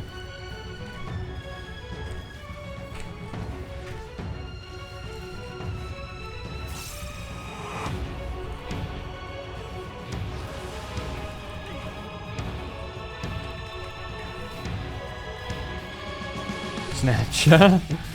I barely know her. Is that where this is leading? Ah!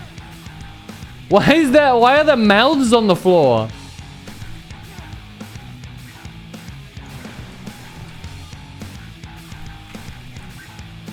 I will not hold back. What the hell?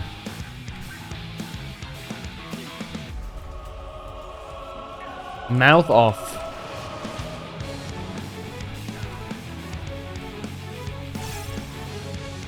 I guess we want to stay close to that thing?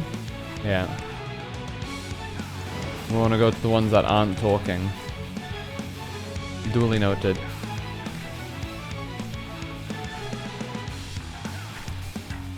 Note of despair. Like the brown note from South Park? That does seem like a note of despair. Temporary misdirection, I see. I'll just not move. It's all good.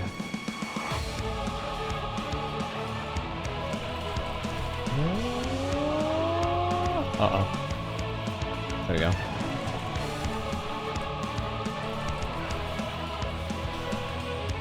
There it is. You're mine!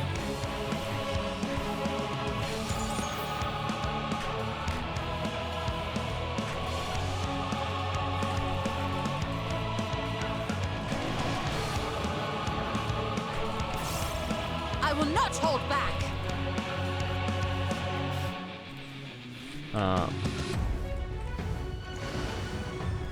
That's fine. I'm fine. What is right? You cannot stop us. Is that because this is right? Yeah, of course it is.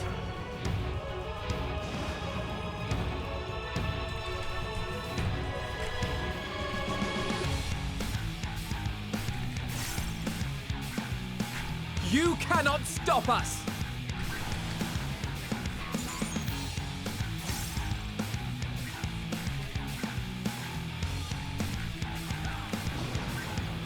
Oh god.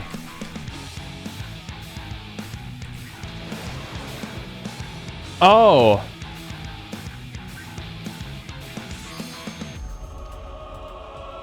Oh, that's how it works. That's messed up. Okay.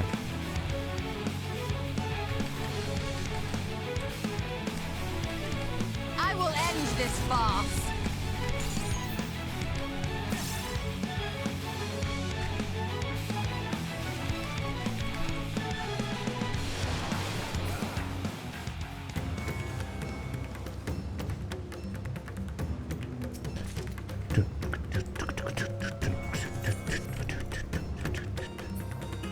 What is this vile presence I sense?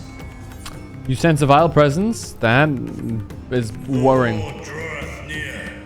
Be on your guard. The Horde? What's that thing? The end has come. Ah! Oh god.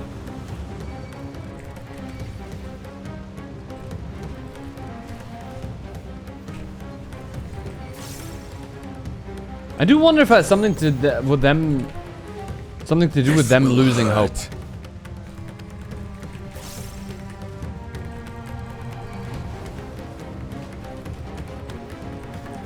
Because everybody who is like transforming are people who have like lost hope, seemingly.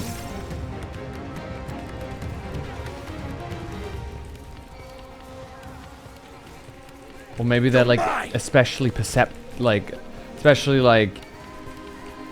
susceptible to it.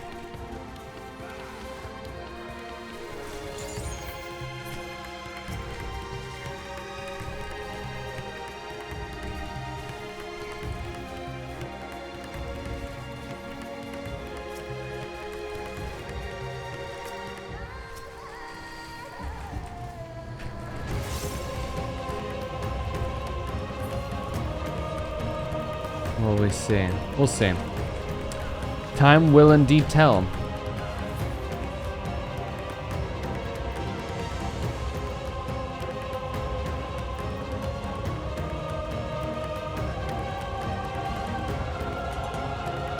Hey guys. Mother? Aww. You're about... Yeah, they're... It's hopeless. It's the people who have given up. Whoa.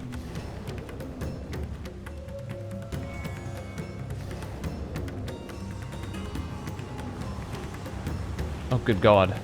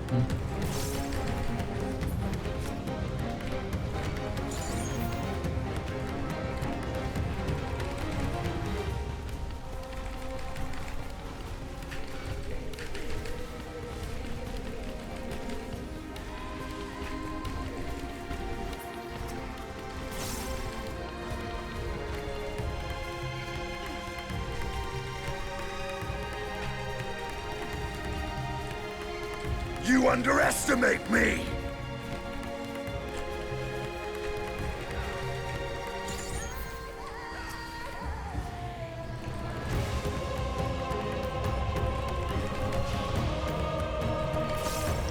Yeah, definitely so far the running theme is everybody who's about to transform is devoid of hope.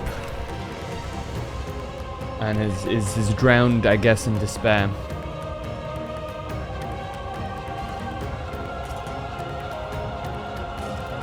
Which may be an important part or a coincidence.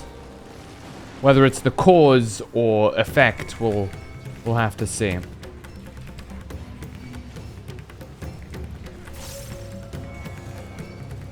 There's certainly seemingly some correlation.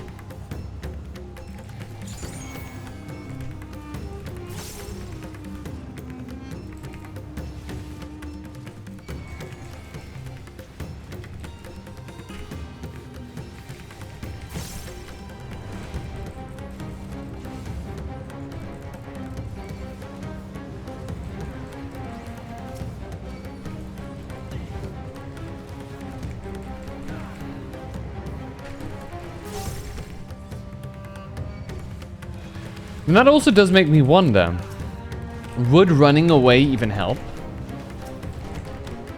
If so many of us are like, you know, spawn of this world, would running away merely be a, trying to treat the symptom rather than the cause? Many things to think about. Many things indeed to think about. And don't mind me. I'm sure there's some of you guys like grinning to yourselves or like whatever. Don't mind me just rambling on. There.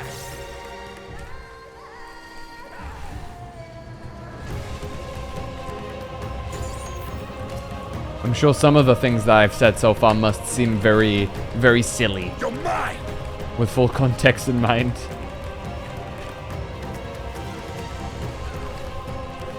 Gloves are off. I will not hold back.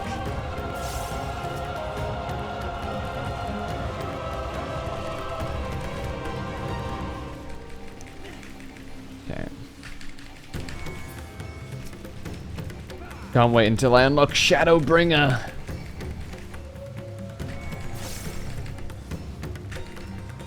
Oh, treasure coffer, and I presume...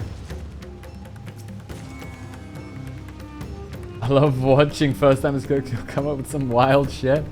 What is that?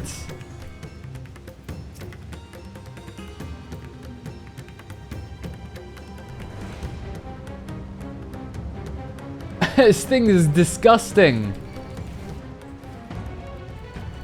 Good God. It's an elephant head. I noticed. That's gross as hell.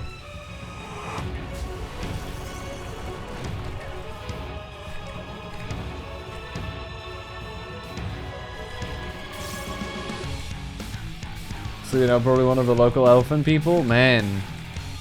Eat the siphon.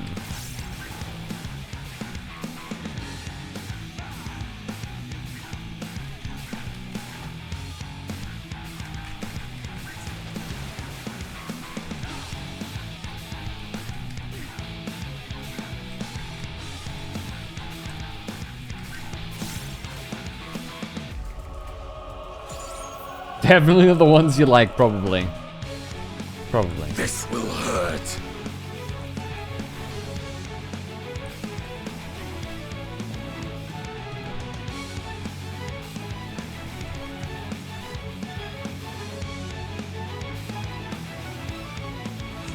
Gloves are off. Alright. Bam bam bam bam bam bam bam.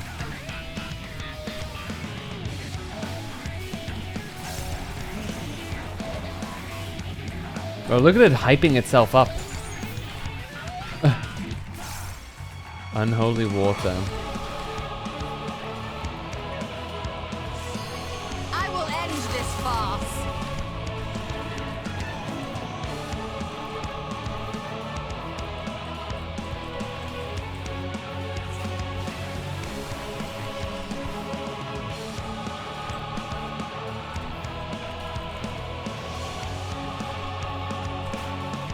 I will not hold back.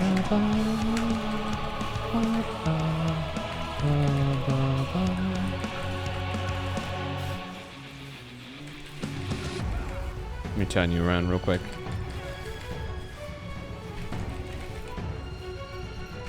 They didn't hesitate to hit you with Tesla and Shadowbringers.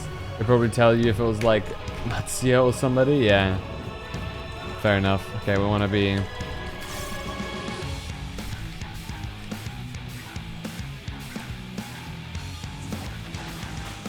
What? Did I not get in time? Get in time? That's unfortunate. I got greedy. Oh well. I will not hold back. You're mine!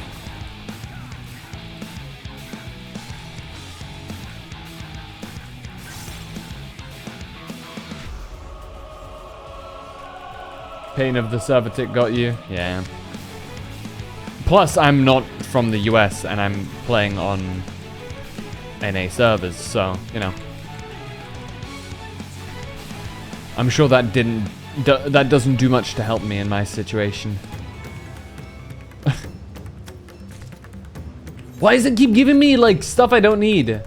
It's giving gear to the NPCs. I hate it.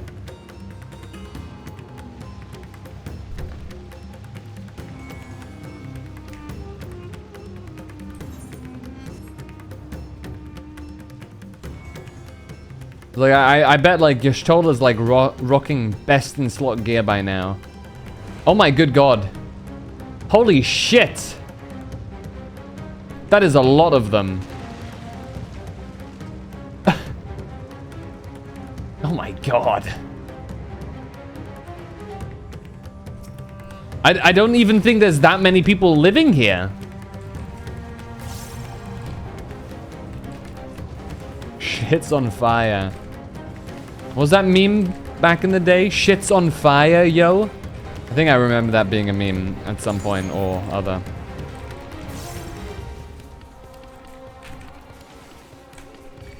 Bit of an older one, but it checks out.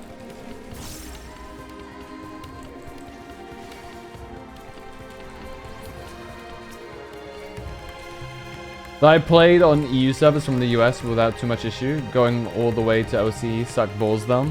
Hey, we can all meet in OCE soon.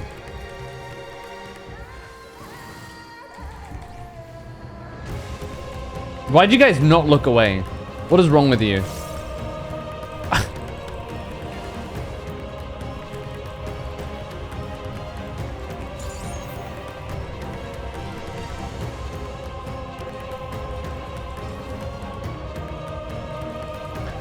Interesting though that the... Okay. Yeah. I guess that makes sense. Restores defense, she's blind. She can't see the markers. Me. Fair enough. I mean, she did most likely run into a, She did most likely run into one of the desks in the Endwalker trailer, you know, when she storms off. The direction she storms off in is, like, directly towards where one of the desks is, so, you know. It wouldn't be the first time. I suppose, like, even she sometimes needs to, like, rest her ether by using it to see.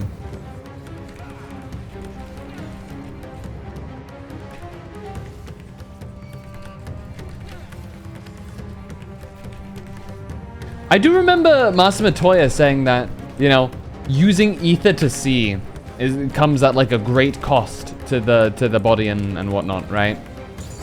And then your show's like, yeah, I'll be fine, don't worry about it. Has anything ever like come of that?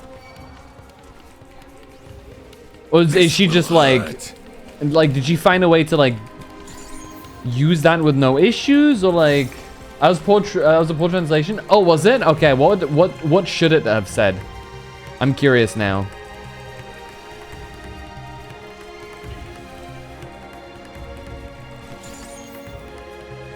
It's draining on the body, like running. Oh, it's physically exhausted. I see.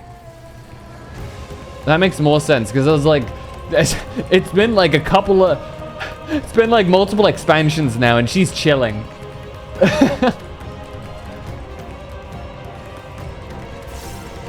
And for her, like, ether-wise, it's been a couple of years as well since she was in the first, so I presume she's figured something out.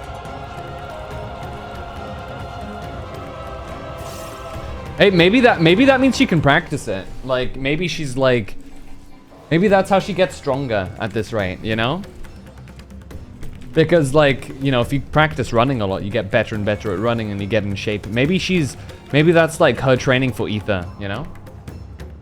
Alright, who's the final boss? And what monstrosity are we... Oh, it's a flying one of the fucked up caterpillar dudes.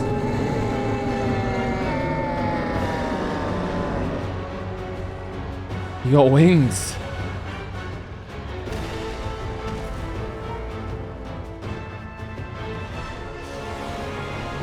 Blasphemy. Svabanu.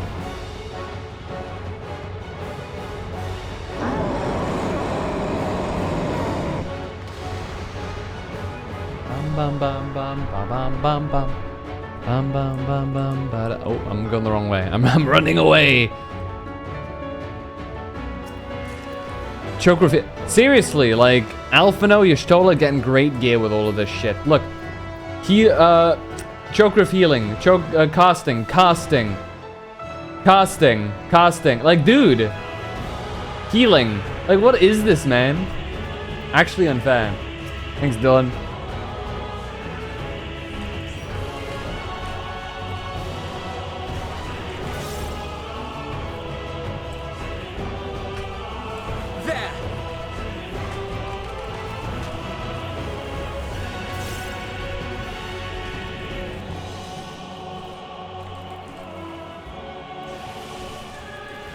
Okay, what is going on? Do I want to go into the pink one because I've got a pink aura around me? I will not hold back. Okay, maybe I don't. I'm so confused. Okay, what do I have now? Crumbling sky. Okay, I've got blue aura. Maybe I want to go pink instead. I don't. Maybe I want to like. Okay. I don't want to match it, I guess. I'll go the opposite one, I suppose. If that's what it's trying to tell me.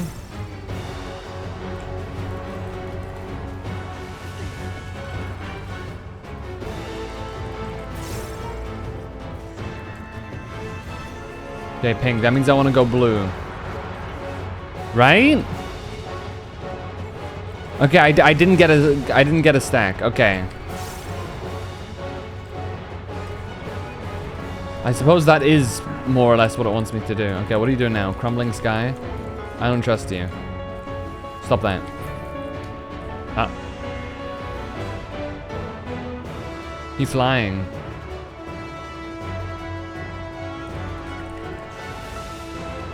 Ah. I see.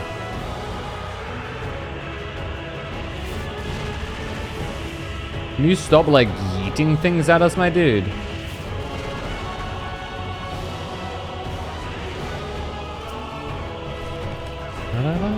Gloves are off.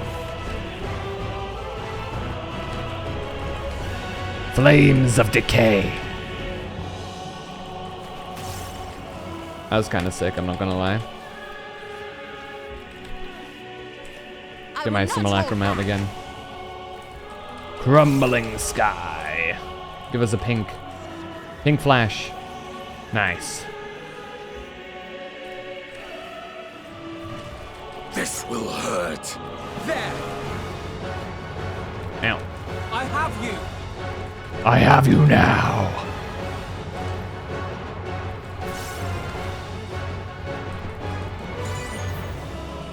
Defeated an Arc Hydra in or Arch Hydra in Dragon's Dogma. Ooh. Yeah, I think you sent me the achievement for it. Was it difficult? Was it strong? Yeah, give me a pink. Give me a nice solid pink. Nice. That's what I'm talking about.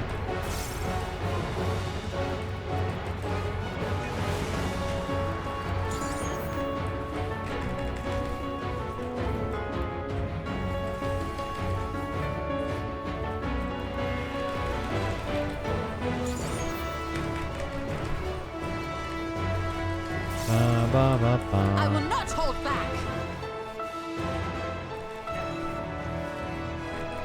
Da da da da da da da da.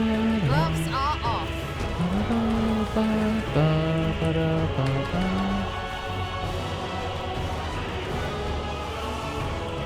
Yeah, give me a nice solid pink again. Yeah, it's blue. Ah!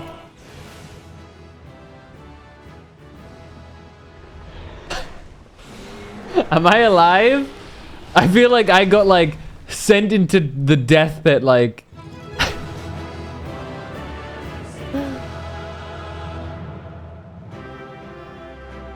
it's a pain in the ass. Its head grows back 10 seconds after chopping it off. Does it do 2 more? Okay, we're fine. That's fine. Okay. Okay, boots offending. Let me these goofy boots. Right to the bone. Oh, we got a jacket. Okay, let's see. Let's check this out. Good lord. Okay, that's a outfit choice. That's for sure. For the time being, let's maintain our drip, shall we? Just for the cutscene to come. Tank privilege. What being able to survive death mechanics.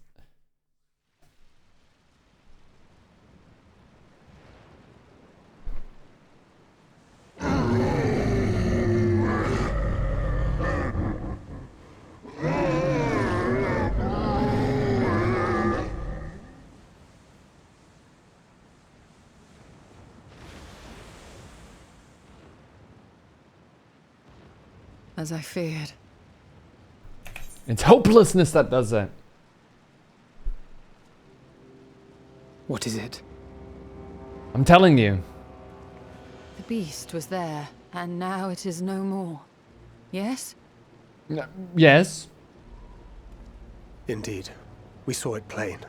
But you didn't, did you? I saw nothing. Not the blasphemy that perished here, nor the other men turned beasts. And because of this, I now see all too well. People get dissolved into ether? There is no ether. Oh! I saw naught but emptiness. Okay, interesting. Emptiness? But that would mean... The lack thereof. Recall the words of the Watcher. 'Twas a stagnancy of ether, a cessation of flow, leading to decay and absence, that led the ancients to conclude their star was dying. This is the same phenomenon. The instant these people are seized by the transformation, their ether begins to rot and crumble away like dried mud. Until, from their corporeal forms to their very souls, naught remains. Save for the memory! The beast spoke with its dying The memory breath. ether, that's what the old man told Surely at us! least a sliver of the man it was endured. Mayhaps so. But even if the process was incomplete, You know? it was little more than a faint residue. Gods be good. You're saying they cannot be saved? Not by any means known to me. Or by any means at all, like as not. For there is naught left to save.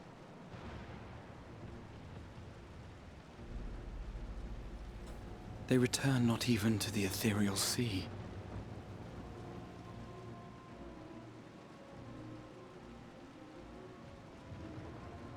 Okay, big question. How can we be sure that it won't happen to us?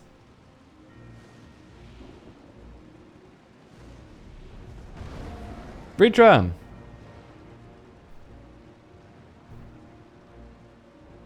The beasts rage on. Their hunger and What makes you think you can be sure of that? That's what I'm asking. deprived of their You know? master, they perpetuate his legacy of hate.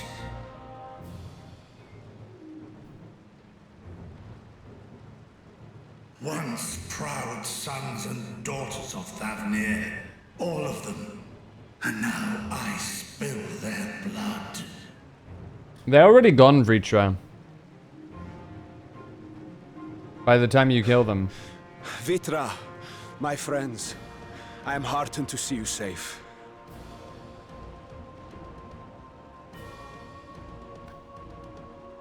You put your secret at risk. We'll say the same about Tempered. Already know the truth. Unless you can, like, restore the ether. Like, you know. Vitra. It's calamity different has to come mind Ratzatan. control, right? Our fair nation is rent by screams of pain and despair. This is just like, they are actually gone. Like, as More than Yishtol said. ever, we require a strong leader to shepherd us through the storm. Reveal your true self to our people, Vitra, and guide us to salvation. What madness is this, I-One? Thou dost forget thyself.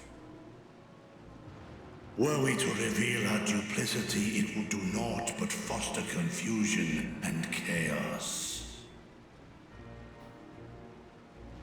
Nay, I shall remain the Satrap's loyal ally, and do battle with the beasts. Easing hearts and leading the people to safety is thy task, and thine alone.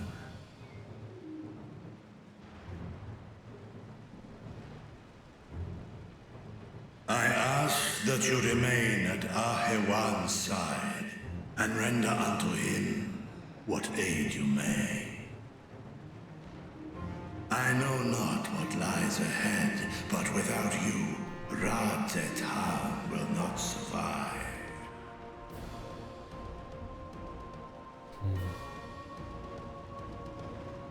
So what do we Take just... me with you. Oh, there we go. I am as at home fighting in the air as I am on land. Take me with you. Were my words unclear? I require no assistance. Thy place is at Ahewan's side. Justinian, here. The Heavensward music. Always a The banger. last thing you ever wanted. A link pearl. We'd gain much from knowing your elevated perspective. And it'll keep you from getting lonely, which I know you loathe. You heard the man. Seems I'm coming with you after all.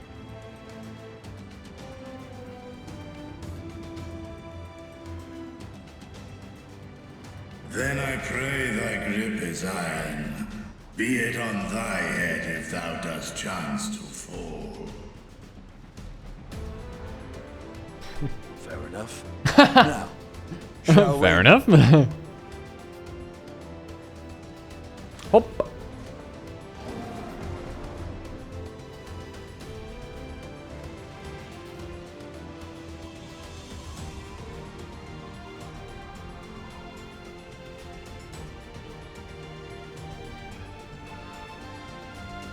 I fear it is as Vitra says. We will not survive this on our own. While I am loath to impose upon you again. Oh, no worries, dude. I would insist if you did not. 'Tis the very reason we have come.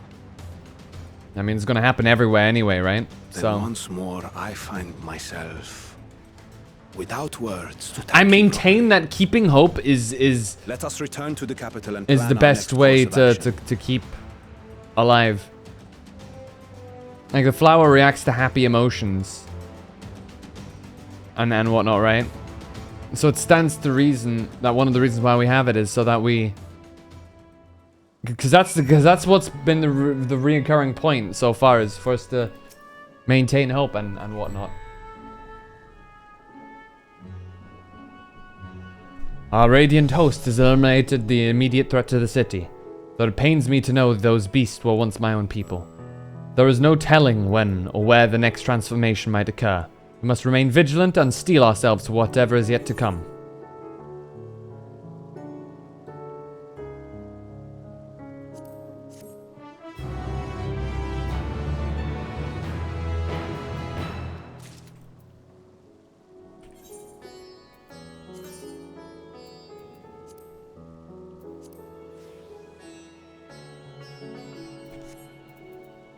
Okay, let me just do this.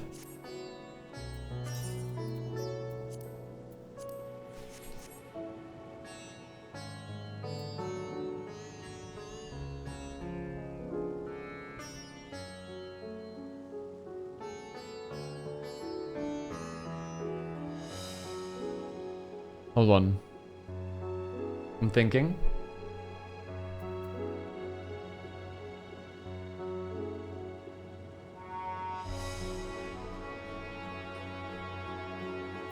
Okay. Forgive me, my friends, but I must return to Megaduta for the time being. There I can better manage the crisis and dispatch my troops as the situation demands. In that case, we shall carry out our investigation of our own here in the city. Mayhap the residents can tell us more about the first of the transformations and the conditions under which it occurred. If we can ascertain what exactly triggered these tragic events, it may give us some insight as to a possible solution. Time is of the essence. Let us split into 3 groups that we may cover more ground. Alize and I will see to Paxa Path. Thancred and Y'shtola, pray, make for Dharma. I leave Arthur to Graha and you. Plankton. Any information you can gather on the first blasphemy or the manifestation of the final days here in the city would be most helpful. When we have completed our respective inquiries, let us reconvene in front of Megaduta, that we might share what we've learned with the satrap.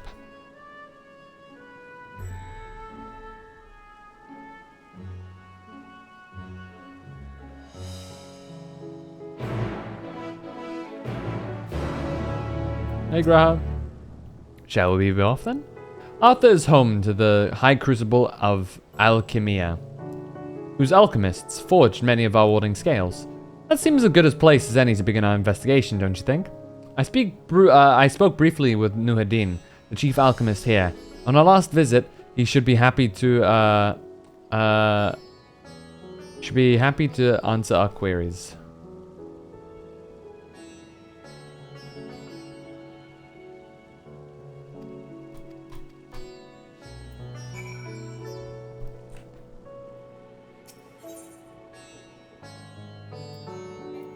Alright, we can't go there. Are we haven't attuned to that place? Bollocks. Okay. I guess we walk there. And the dogs are barking.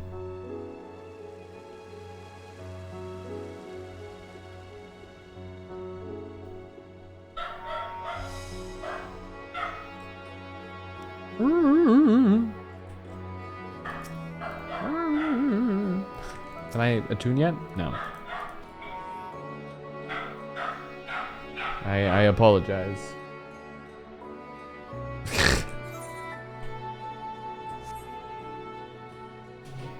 They hear someone at the door, so they're just being loud.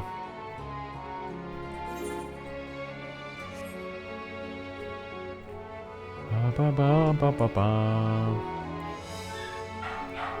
Oh, good God. Give me a second.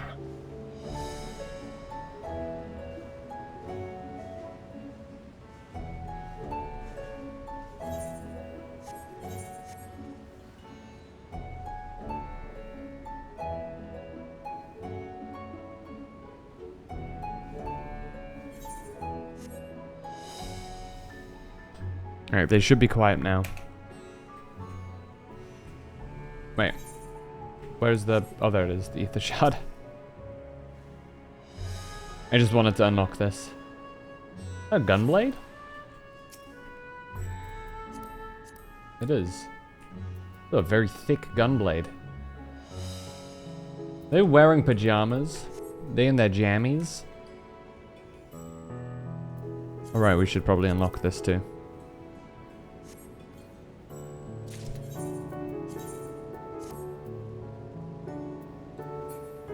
What does this actually look like? Oh, well that's definitely something.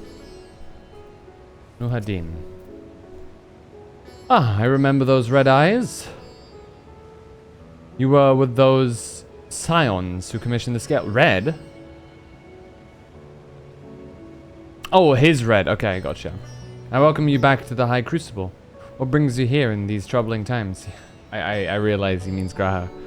We are assisting the satrap in investigating the crisis that plagues the city.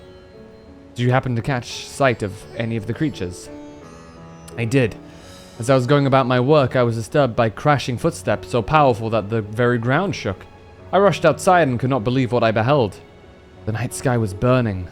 Suddenly, I heard panicked screams coming from the direction of Balshan Bazaar.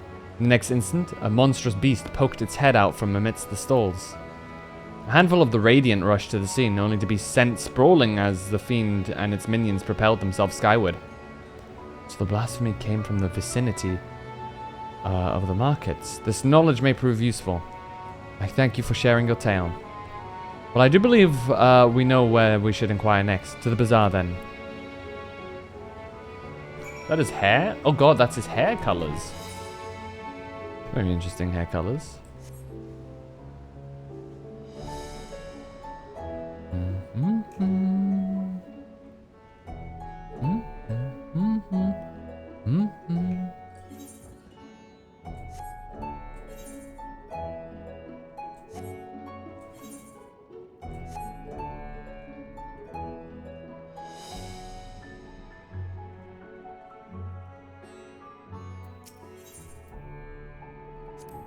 So this is Tavnarian weave. I must say, it bears a resemblance to the traditional fabrics of Corvos.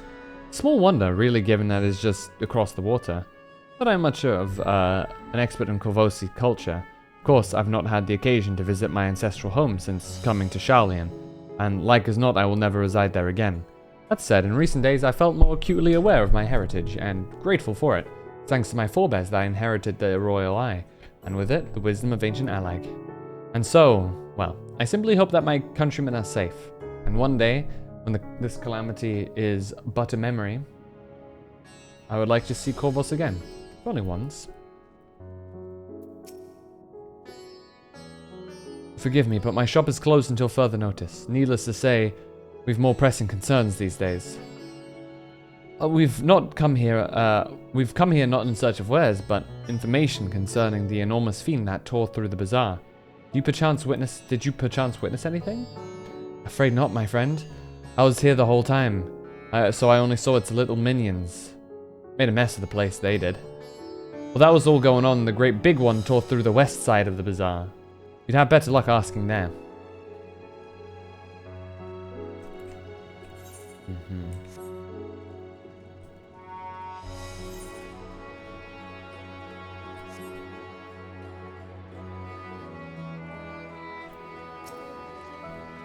Something the matter, traveler? If you're lost, perhaps I could be of assistance.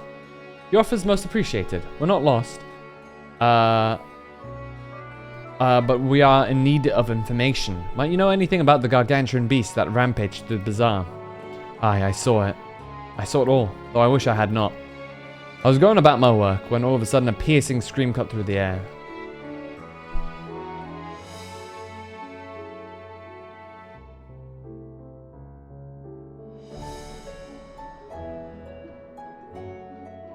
Right back.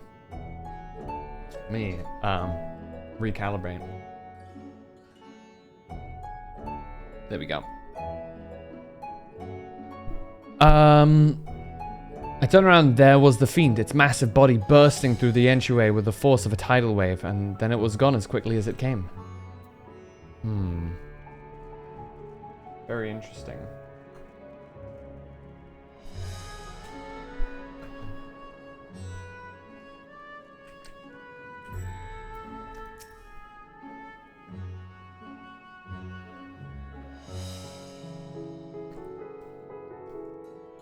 Sisters, have mercy. What is happening to the world? What am I to do?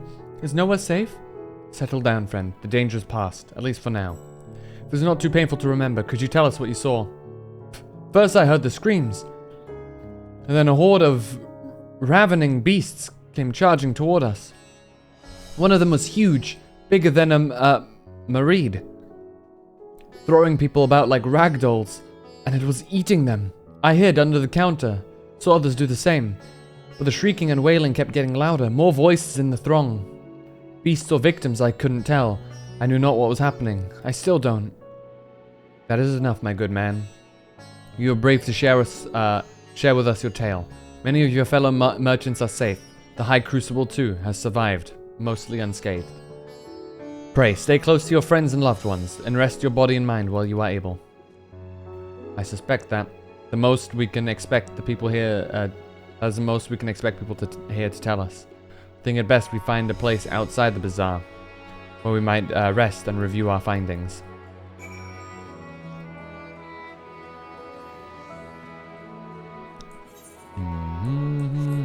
Oh, over here? Okay.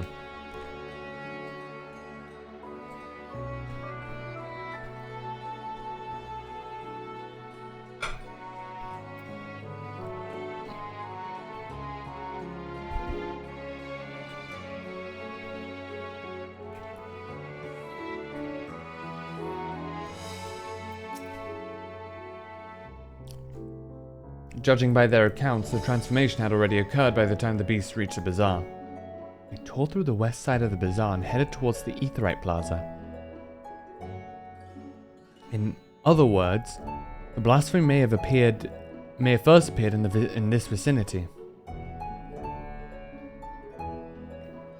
And being the case, the people in the Mehane, I don't know, can surely tell us more.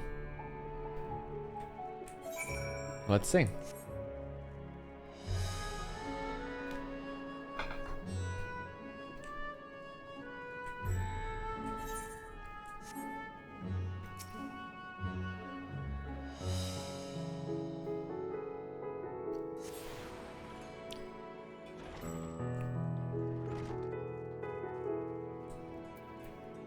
Oh, good God. Going after that enormous beast, are you? I saw it.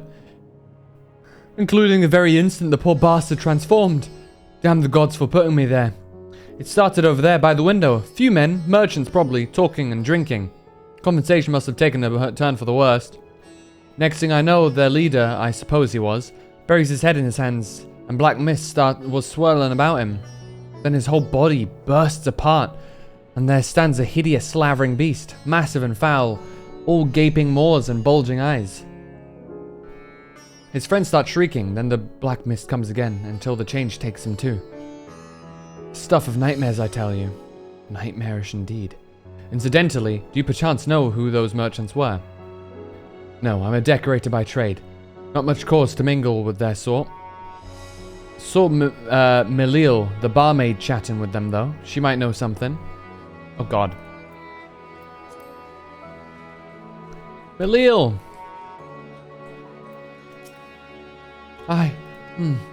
Oh, pardon me. I was just... anyway, take your seat wherever you like. We're open for business as usual. I guess she doesn't have much to say. Not yet, at least. I spoke with this person. Maybe then. Even after repairing all that damage, it'll take a while for business to pick up again. You mean the blasphemy? That's what the Radiant have been calling it, anyway. I saw it too. We all did. I was standing here at the counter as Mareed poured me a drink, when suddenly there came this dreadful sound like a pained, angry groan. It was unlike anything I've ever heard. I turned around in shock, and from an ominous cloud of black mist rose the creature, enormous and ghastly to behold. As for what happened next, to recall it sends shivers up my spine.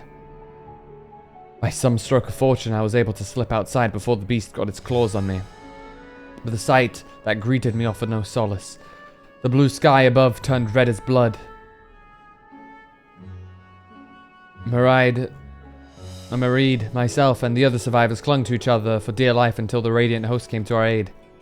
Wait, did I hear you correctly? The beast manifested before the sky began to burn. I'm certain of it. The windows here offer a clear view of the sky, and I saw nothing out of the ordinary until the beast appeared and began to rage. Okay, finally, Melil. Oh, and this is going to be a cutscene. Yeah.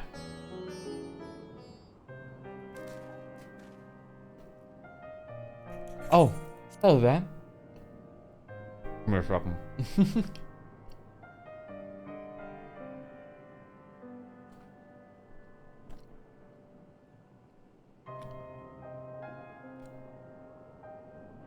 Welcome to Mareed's Mayhain.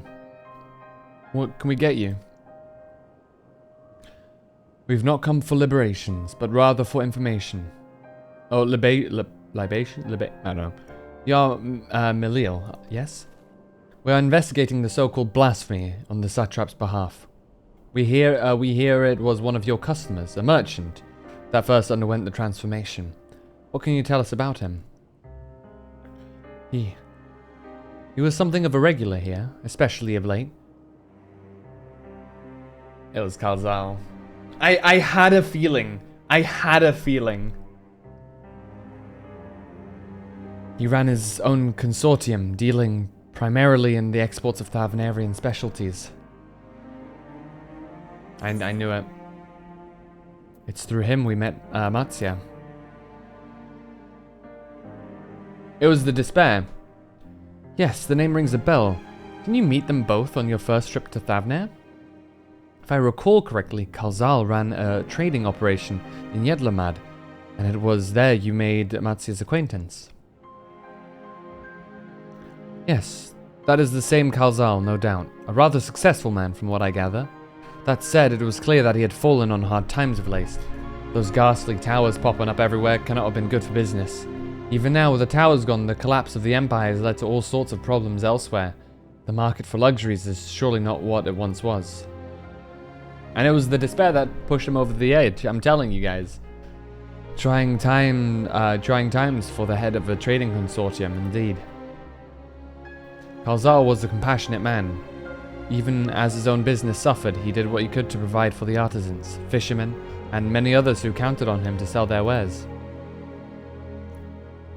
Indeed, that was the very topic of yesterday's meeting, as far as I could hear. Yet, as they discussed matters further, Kalzal's tone grew grave and grim, and it was then that... Forgive me. I will not have you recall the memory if it brings you pain. If I could, I would just ask one more thing.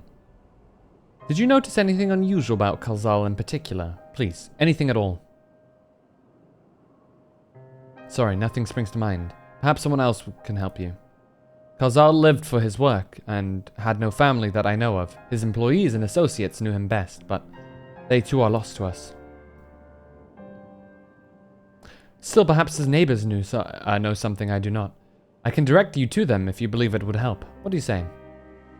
Yeah, sure.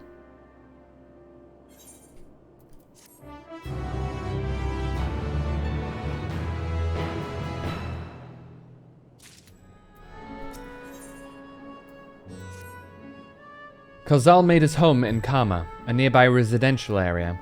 From what I gather, Kalzal lived there since childhood and was known throughout the neighborhood. Kama. The name is new to me. How do we get there? I'll write down some directions. I cannot promise that you'll find what you seek there, but if nothing else, it is a start. Come, let's see where this lead takes us. Ba ba ba ba, ba da ba ba ba da da ba.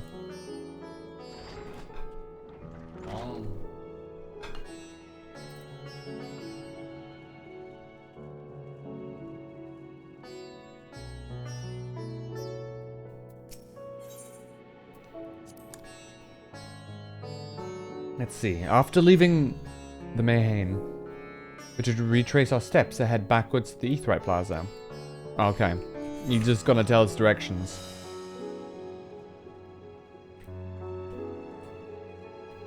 Let's just TP.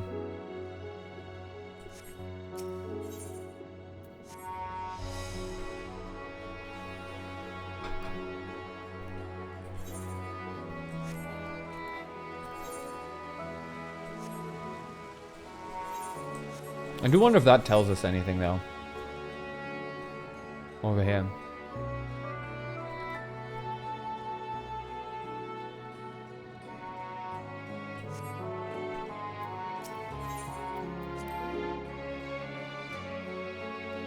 Okay, no, he's just giving us a bit-by-bit walkthrough of how to reach where we're trying to reach.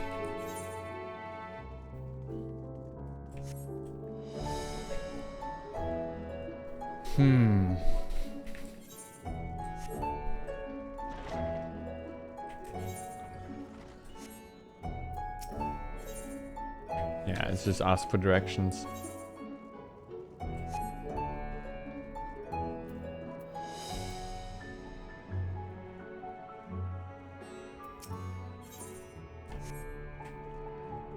Just double check if there's like not any different info.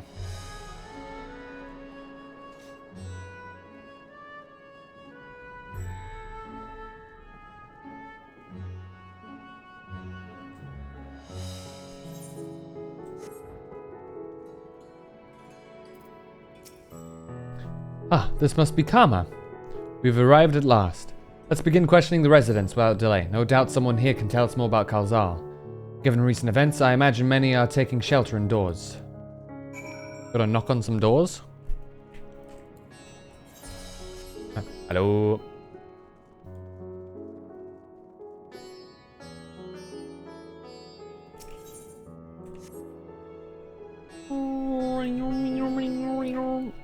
There we go. Let's start with this person here. Periga. Could you come back another time? I just woke up and I'm not exactly in the mood for idle chit-chat.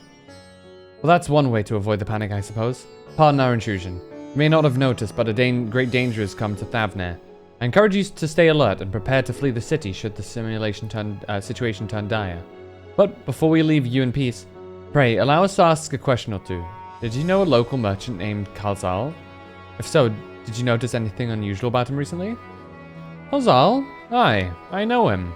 In fact, we spoke just the other day. Like many others, his business was doing poorly. Still, it seemed as though he'd managed to turn things around, thanks to a generous order from Ruveda Fibers. He was practically dancing in the streets.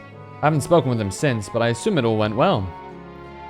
Jinabaha might be able to tell you more, though. As I recall, he was the one who first brokered the arrangement. Let me guess, the arrangement fell through. And that's what made him despair and mob.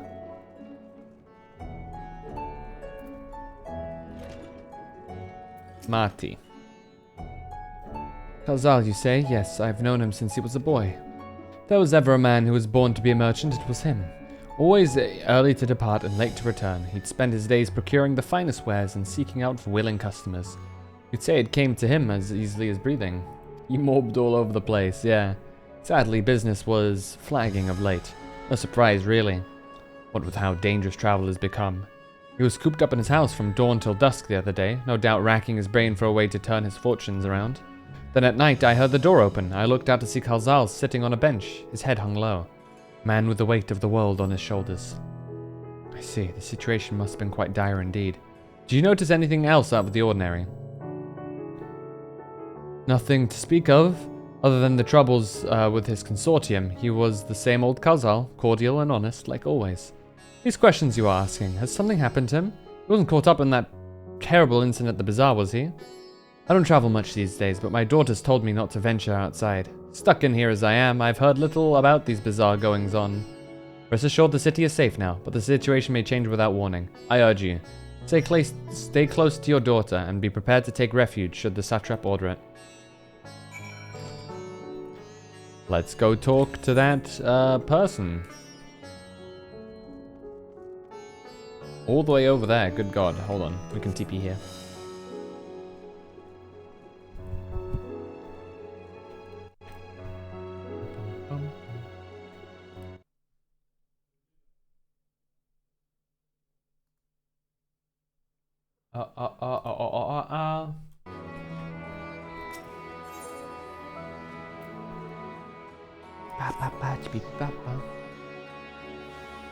What's the... Is this more directions or is this like exposition? Courtesy of Grahatia. Okay, no, this is just how to get to places.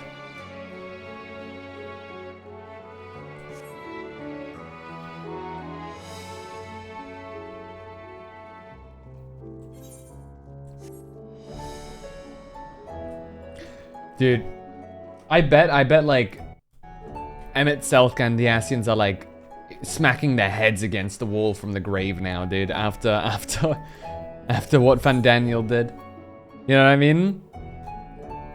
It's like it's by proxy their fault. By allowing him to find out about how to do these things. They're farming silkworms. This must be okay. He doesn't tell me anything of import. Jinabaha. What do you know? Did you decline the deal? And hurry, I say. There's no time to waste.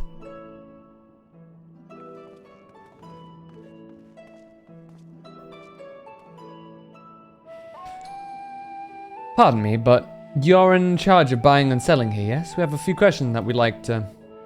I'm sorry, but I simply don't have time to chat.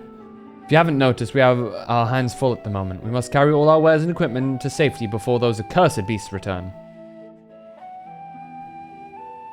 In that case, might we be of assistance? Perhaps we could speak when the job is done.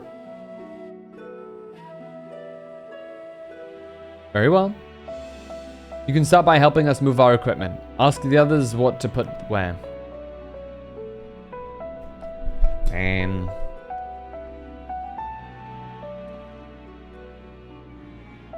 you can carry our fabrics.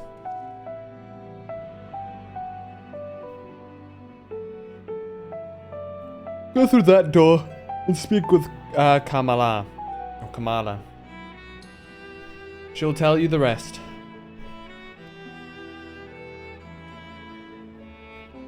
Remember, these textiles are our livelihood. Handle them with care.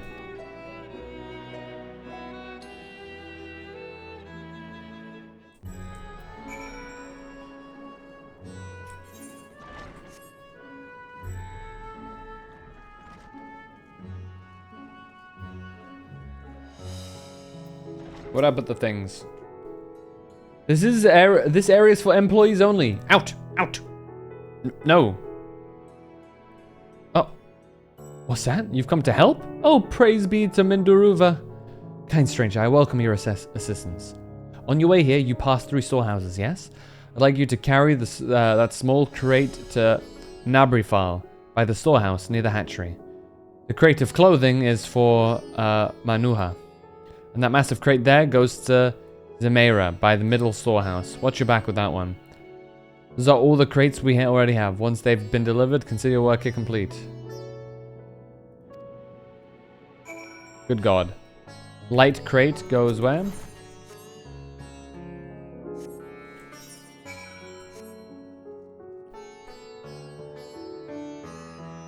Have a what now? Ah, there, you.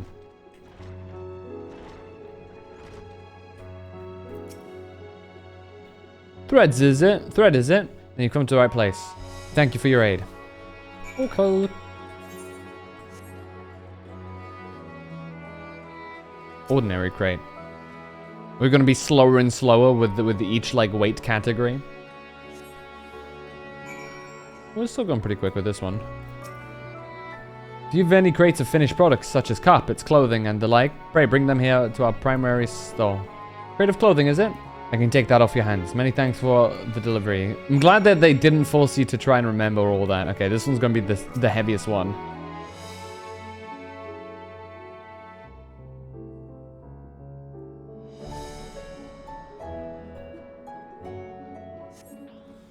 Oh, load bearing.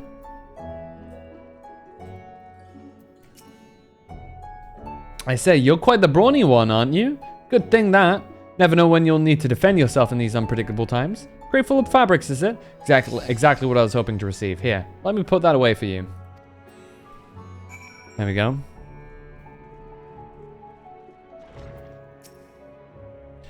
You carried all the crates to the storehouse, you say? And so quickly, too. Why, I've never seen anyone so strong. And my associates will see to the rest. So please return to Jinabaha and assure him our work is proceeding apace. To tell the truth, we're grateful for this distraction. Too many terrible happenings of late. But generous souls like yourself give me hope that we may emerge from this trial even stronger. I pray we meet again in more peaceful times. Yeah, spreading hope.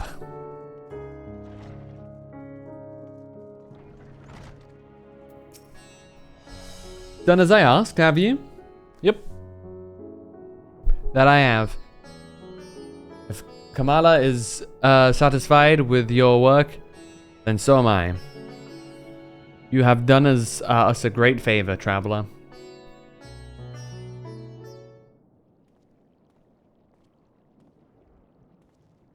I too have delivered the instruments and apparatuses entrusted to me. You both have my thanks. With our wares safely stored away, we will not lose any more to those fiends. I take that your establishment did not escape the attack unscathed. We did not. Thankfully, most of our workers had already left for the day, but those of us still here saw it all. We looked to the burning skies in confusion, and then, before we could even begin to make sense of it, a hideous creature burst through the doors, shrieking. We ran for our lives, but one of my colleagues was not so fortunate. He cried out, a stream of such agony, such terror. And in the next instant, he too sprouted fearsome claws. The sight, it caused another fellow to panic, and then he too transformed.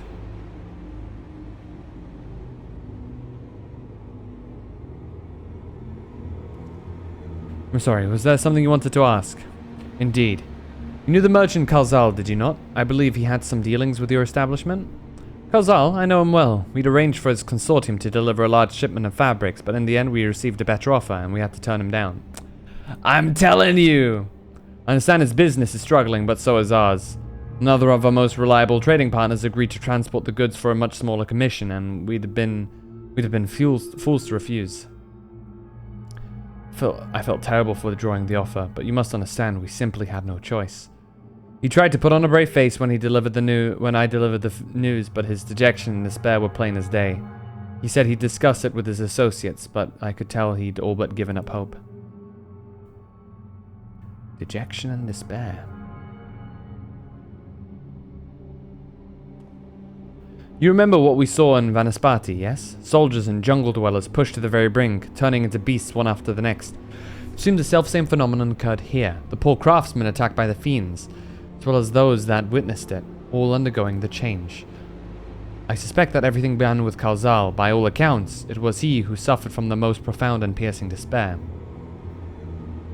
Wait, could that be it? That such intense emotions were what triggered his transformation? Much remains unclear, but I believe we are drawing closer to an answer. At any rate, we must discuss our findings with the others. It's linked to the thing! Oh! It's... I forgot what she called that. Scientist lady, or alchemist lady talked about it. Elephant alchemist lady. It's that third or fourth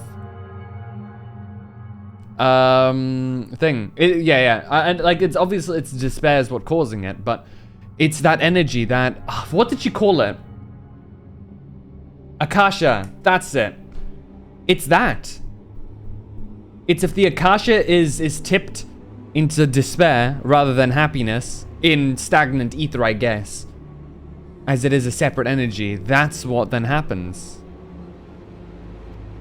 Dude, the music, could it stop being so freaky? Thank you.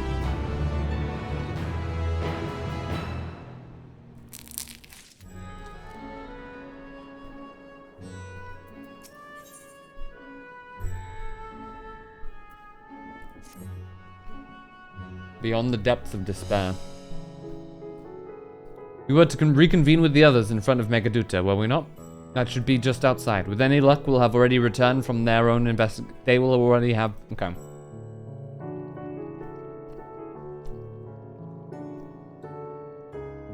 My friend, we must take our leave. I pray that your establishment is spared further tragedy, but remember, your lives are far more precious than anywhere's. If you are ordered to flee, do so without hesitation.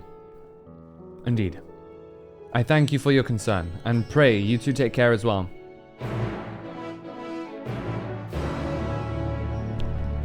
I was half expecting some others to like transform in the middle of that quest. But beyond the depths of despair is either even more despair, or we're about to we've found like an answer. Yes, cola.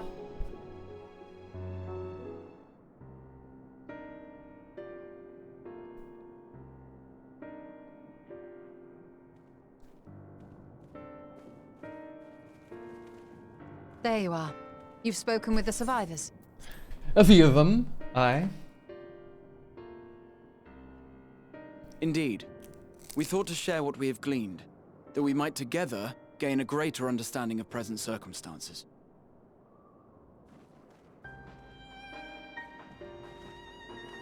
Fortuitous timing. Alize and I completed our own investigations not long ago. It's about to happen. It's gonna happen in Alamigo and Ishgard next Then we as should well. take a moment to compare notes. Oh fuck. Shall we begin with the two of you?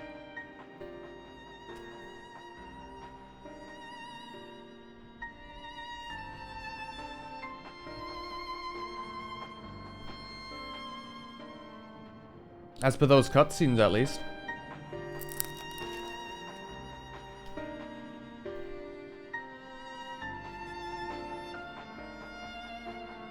So the merchant Kalzal was gravely concerned about his business in the days preceding his untimely end.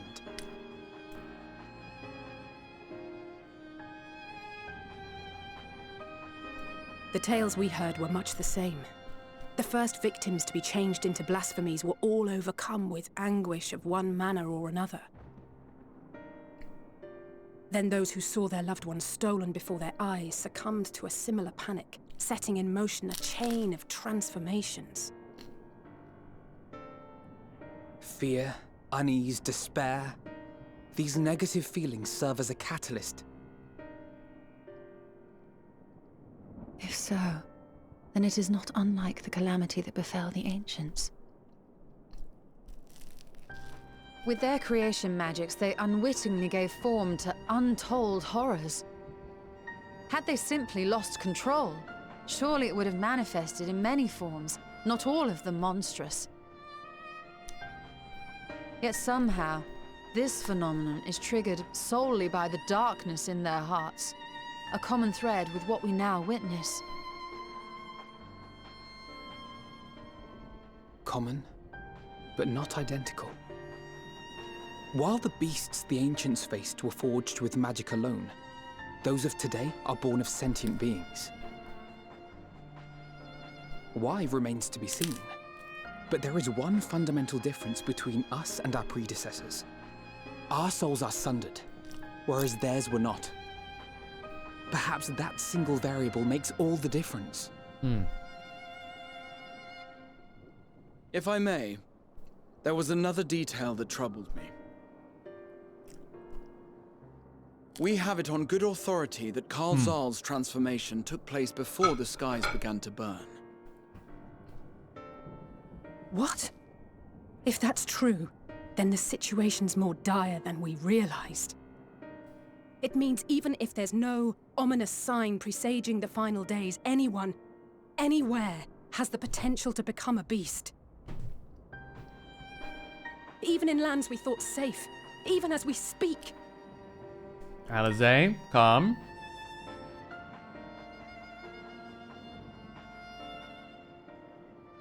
Look! It's the Satrap! And he's gonna be the next to transform. The Satrap! Thank the heavens. Something's not right. Ah!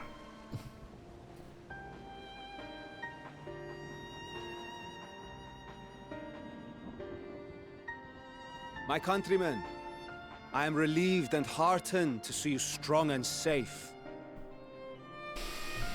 While the danger has not yet passed, far from it, allow me to assure you that the beasts that raged within the city walls have been exterminated to the last.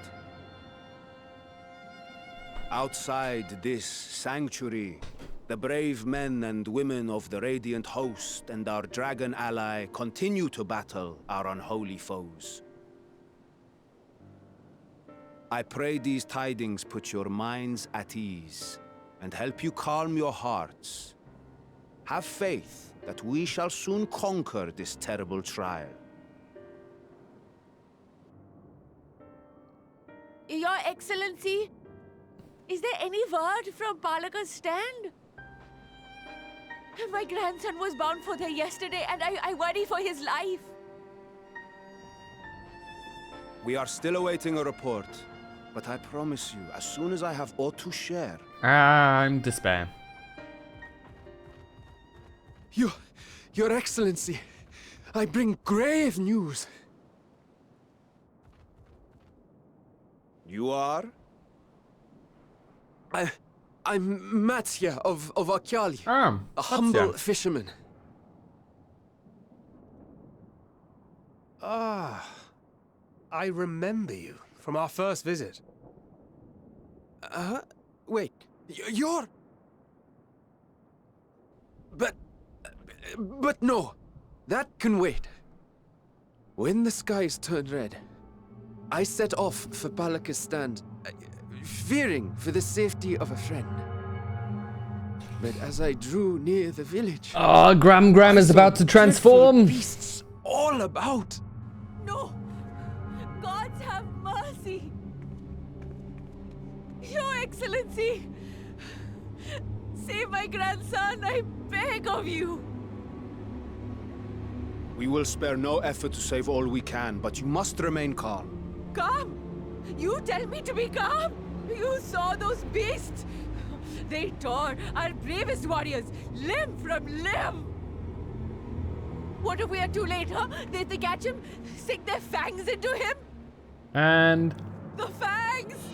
Oh, the screams! Get away from her, now!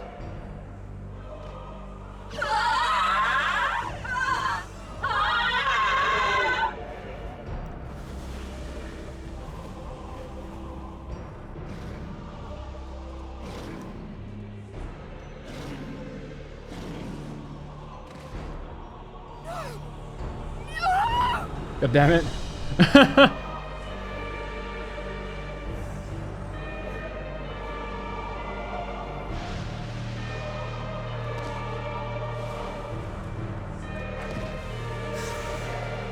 Not the chicken. Damn it! We've got to kill them before it spreads. Chain reaction. We'll handle this. See the townspeople to safety. Every time, man. Run as fast as you can. That guy sounded Alamegan. Uh-oh. Ooh, that's a new one.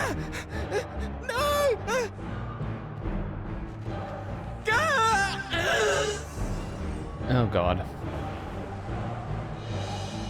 Oh no, he got turned into a little shit.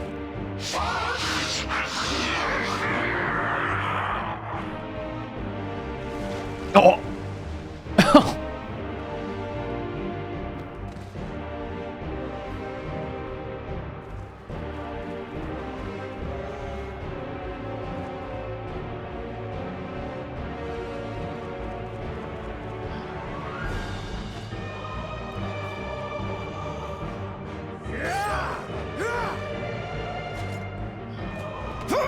Oh, grabbed. He's gonna eat him. Vitra, our people, you must save them. Really? Really? How slow am I? What? Man.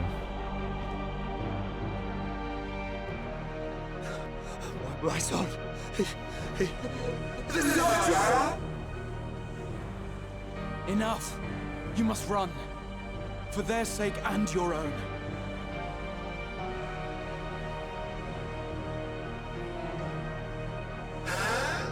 Yes.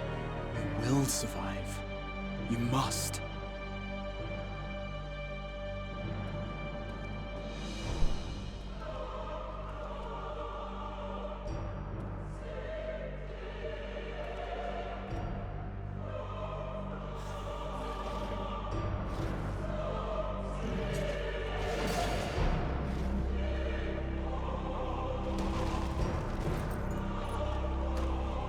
God damn it, Grandma.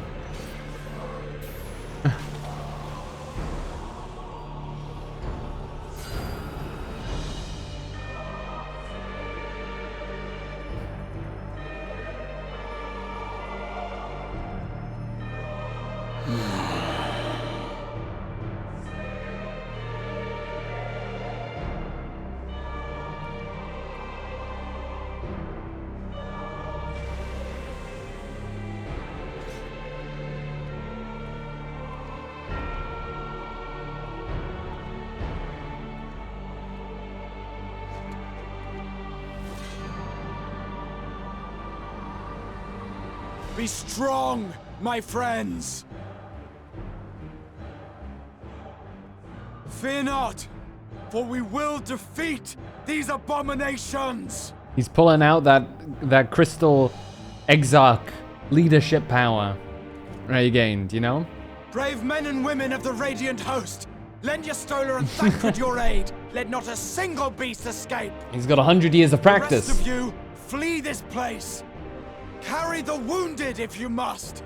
Head indoors or underground. Above all, stay calm. No beast will follow you. We will see to that.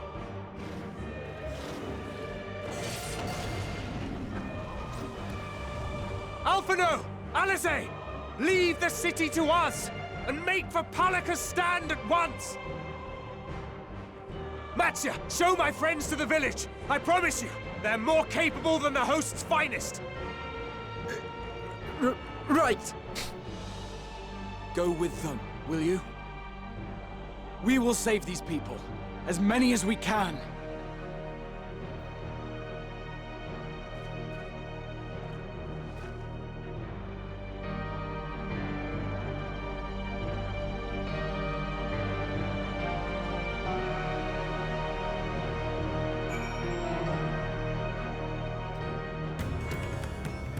Well then, that was... Matsya, I'm not gonna lie. You just caused that. You should have just like... You should have just shut the fuck up. Oh god. We must save Palaka's stand, whatever it takes. Matsya, it pains me to put you in harm's way, but I would ask you to aid us as well. I would ask your aid as well.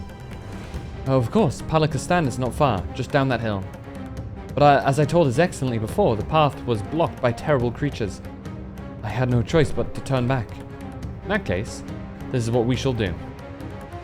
Phantom, I ask that you take the lead and dispatch any beasts you encounter. Alizé and I will keep Matsuya hidden amidst the trees, and then follow the path, and follow when the path is clear. Good lord, I can't read. Hey, Dana. There's no telling what dangers await us. Keep your eyes peeled.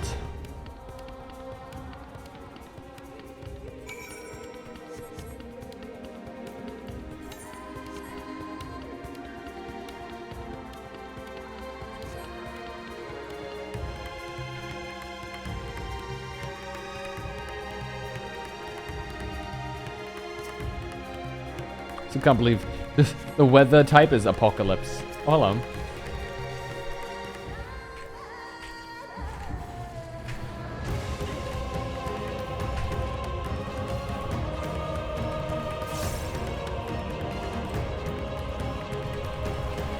What is left?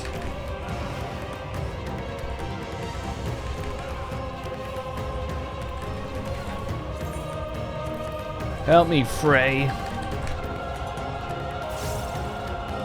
Last gasp.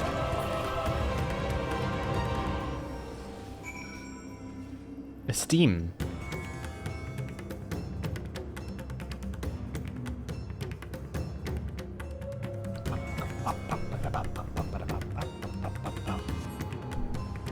Terminus Pursuer.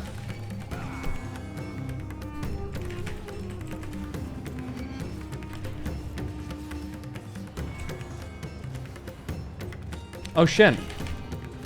I did forget we leveled up.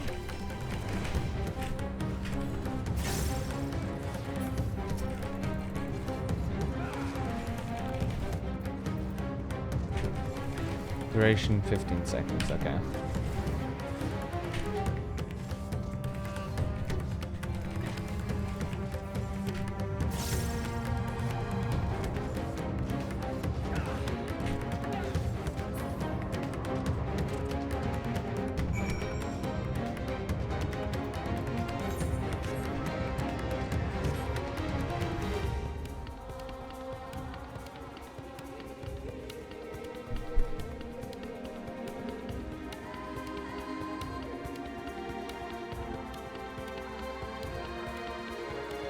It looks like some people are still here. One person is still here.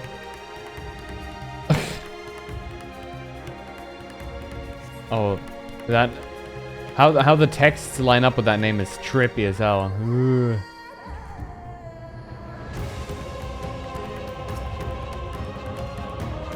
I do really like the playstyle of Dark Knight. It flows so nicely.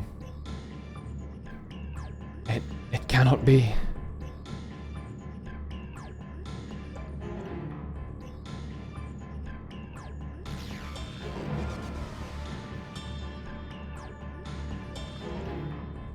We must heal those we can, and quickly. I see no beasts, but stay on your guard.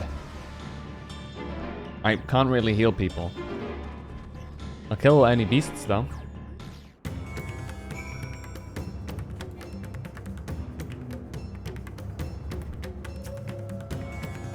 Eating. The cooling body's already begun to stiffen. The massive wound suggests the villager was gored by a terrible beast. Hey, at least he didn't succumb to despair, even in death, I guess. The village has no pulse, nor do they appear to be breathing. Well then.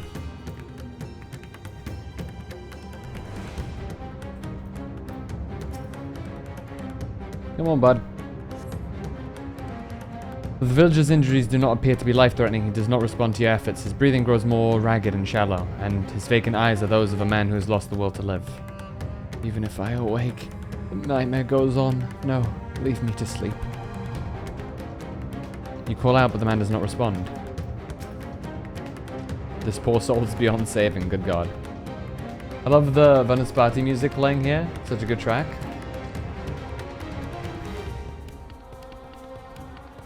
Can I crawl?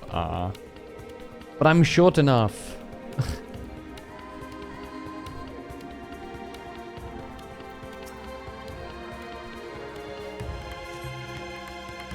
Have you come to help us? Too late, my family, my friends. I am fine, thank you. Please, save the others. And, okay. Not much else to save, but I'm not going to tell you that.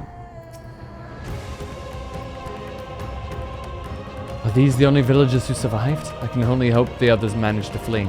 But if the rest have been turned into beasts, by the 12. Let's do what we can to see the damage spreads no further. And no matter what comes, we must keep our spirits high, lest we ourselves suffer a similar fate. Hey.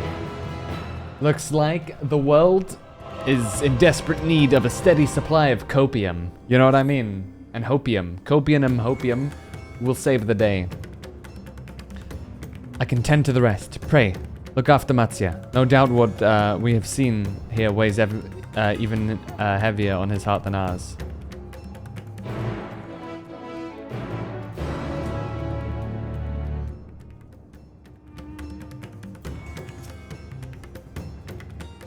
You alright, buddy? Don't you give in to despair now. Oh, Phantom! This is Yeruvet, the elder here. He is hurt, but praise be to the sisters he survived. Young Matsya here told me everything. I have no words to express my gratitude for your aid. When the heavens begun to burn, we were afraid, but did our best to carry on as we always have done. Until today, when those unholy beasts came pouring into our village, a flood of midnight and death. There are no words to describe what followed. Men and women I have known since they were babies struck down by the creatures, only to rise again to join the murderous horde, in the guise of those same hideous fiends. In the chaos, a handful of villagers fled for their lives, and only hope they have found their way to safety. Matsya, do you perchance remember Karasaf and Mervan, the young couple who always bought your freshest catches? How could I forget, Elder? When I first came to peddle my wares, desperate to eke out a living, they showed me such kindness. Others shunned me as an outsider, as is their way, but Karasaf and Mervan bought my fish and sung its praises. They turned my fortunes around. Don't tell them they're dead. If they are dead. Tell them they're safe. If you don't do that... Alas, I fear they are in terrible danger. I saw them running towards Agama Temple. One of those beasts in close pursuit. They had their child, still but a tiny babe. To elude these fiends while caring for one such young is an impossible task. Surely, I beg of you, go to their aid. Let me think. I can do it. I want to help them, yet I am but a fisherman. I cannot face beasts on my own. Will you come with me? Yeah, you stay here, bro. I got you. Oh, thank you. Agama Temple lies to the west of here. We must hurry. Should I tell Alphino and Alize, or we're just? I guess we're going off.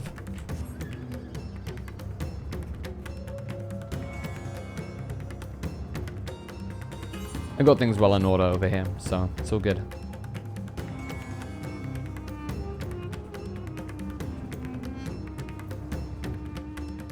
That's a cobra. Or an almost cobra? I don't know.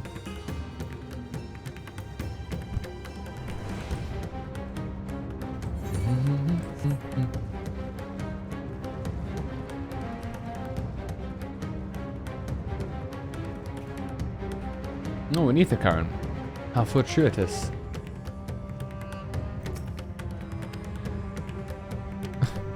Fancy seeing this here. This is the one that, I think this is the one that that it tried leading me towards way back when. North, okay. Let's go quickly grab that one then. Might as well while we're still here, right? I have one.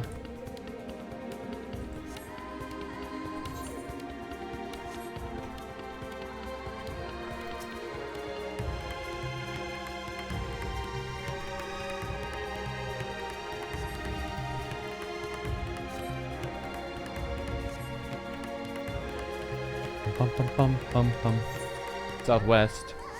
We'll reach that eventually. Alright. Sorry, Matsuya. A little sidetracked. I hope they aren't dead. The temple is just ahead. It was built by those who worship Saint Agama, but has sadly fallen into disrepair in recent years. My friends have made it this far. No doubt they are hiding somewhere amidst the ruins. No, please stay there. Oh god. Wait here.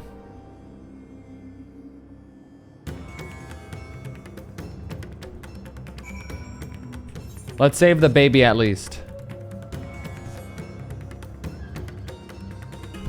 Alright. That's the goal for now. Save the baby. Oh god.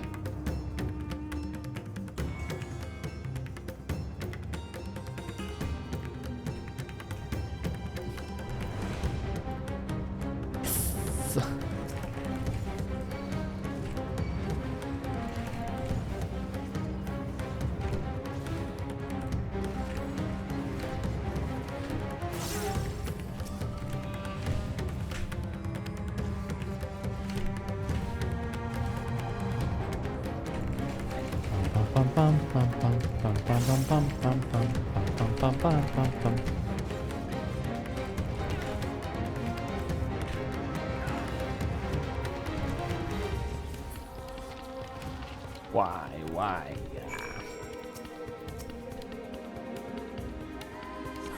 Where's your children? Or your child and wife? I'm assuming one of them was your wife at least. Or was it... The man lies motionless on the ground, bearing a grievous wound.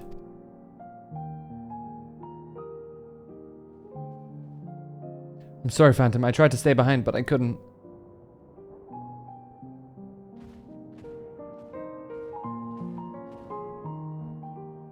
No, it cannot be. Is someone, anyone? My arms so heavy, and my legs. I cannot feel my legs. My wife fled with our daughter. I need to find them, need to be with them. I need...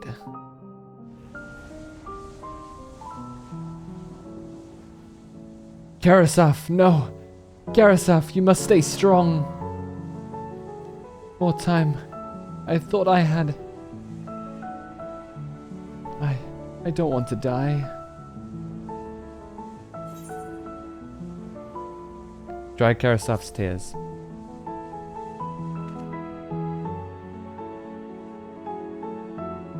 Gentle touch is sometimes all people need.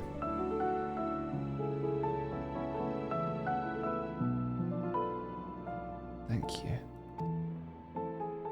Please find them.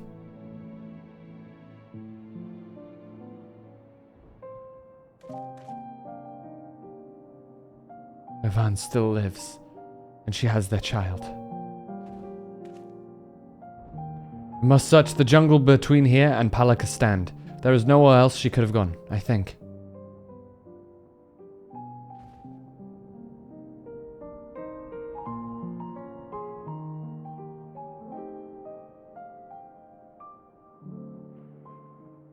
Forgive me, Karasaf. Once we have saved your wife and child, we will return and lay you to rest.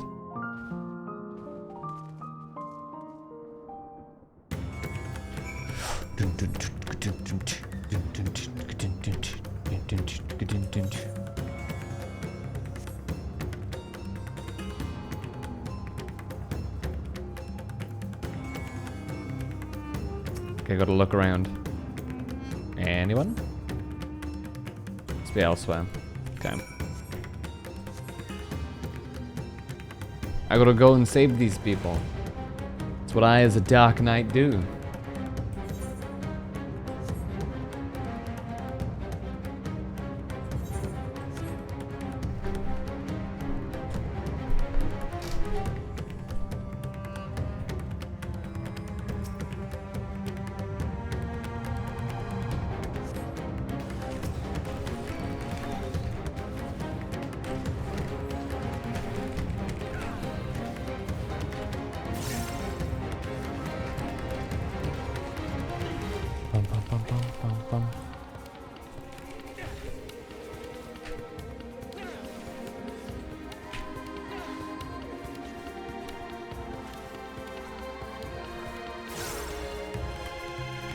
Honk.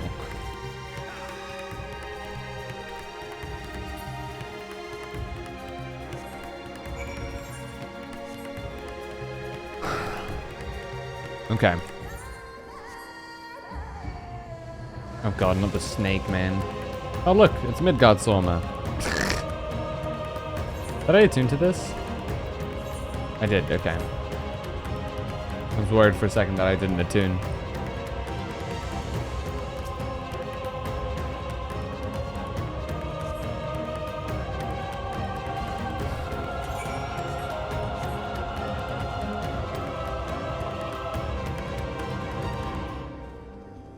Matsya, you good, buddy?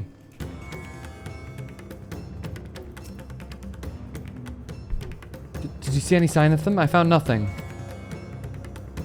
Perhaps the beasts have chased them farther from the village. God above, I beseech you, pray, deliver Mervan and her little one to safety.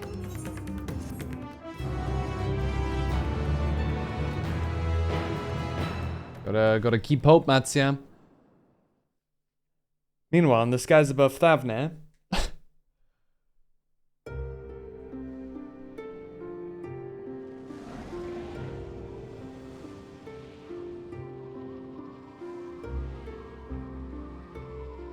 no more enemies to trouble us here. why is Estinian so cool? It's me. How fare you below?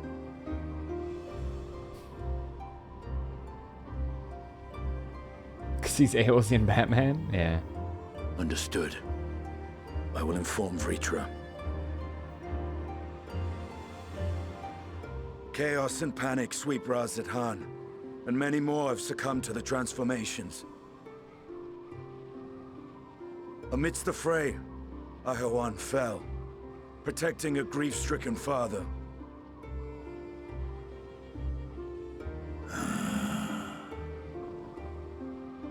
My friends fight alongside your radiant host to secure the capital. Beasts have been sighted in Palakistan as well. We have divided our forces in hopes of quelling the threat there. Of small solace is that we now know what triggers the transformation. As my companions tell it,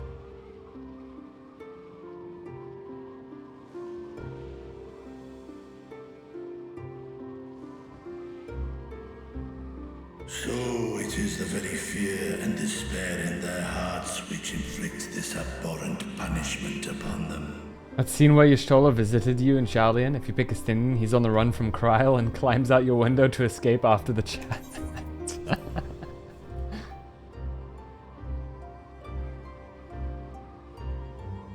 A nightmare from which my children will never awake. O capricious and cruel fate, they are undeserving of such condemnation. will you wallow in sorrow or rise to the occasion? Raz-at-Han is leaderless. Before he passed, Ahawan sought to reveal the truth to his people, honor his wishes. To what end? To breed a new conflict between dragon and man. These claws could reduce thee to shreds with a touch. These jaws crush thy bones to dust. Only through my proxy could I walk with my children. Without him, I am a bringer of fear, no different from the beasts which beleaguer them.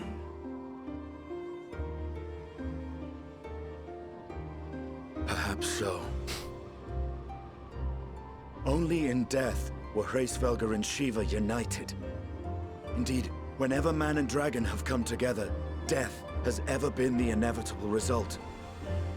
It was our fear of your kind that sparked a nigh-endless war. Fear and hate of which Nidhogg drank deep as he laid waste to my homeland. And in turn, I took my revenge on his brood. Blood for blood, pain for pain. I thought nothing of theirs, only of mine.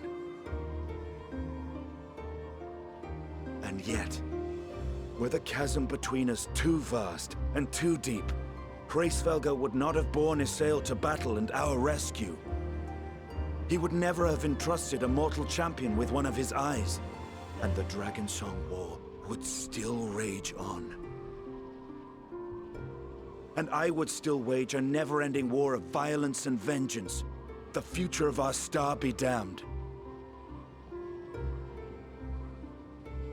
I cannot speak for Ahuan's greater goals, yet I know that he served you, served your people, long and true. In this time of unprecedented crisis, he turned to you. You could do worse than to place your trust in him. It will not be easy, but the future of Radzed-Han hangs in the balance.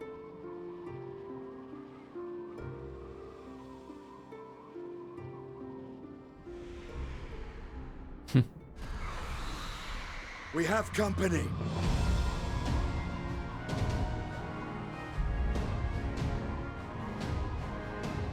I am ready. The hour has come, Vritra. It's all or nothing! Estinian's VA knocks it out of the park, always. Holy crap. They all do an awesome job, but like, Estinian's VA just goes above and beyond. There's a site on the Lodestone about how Kryl and Tataru strong-armed him into joining the Sound. It's a must-read. Matzia, calm. Don't mob. If Mervan fled deeper into the jungle, she and her child are in grave danger. What are we to do? Gods of mercy.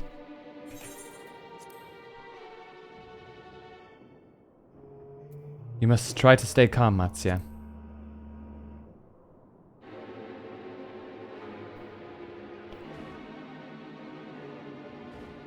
But how can I at a time like this? They could be dead. But they could not be, and we can still save them. So if I allow myself to overcome by this fear, I too might become a beast? Not sure I understand, but I will do my best. Did we not tell him? I thought he already knew. I've seen to the wounded. How did the two of you fare? Did you find your friends? Not yet.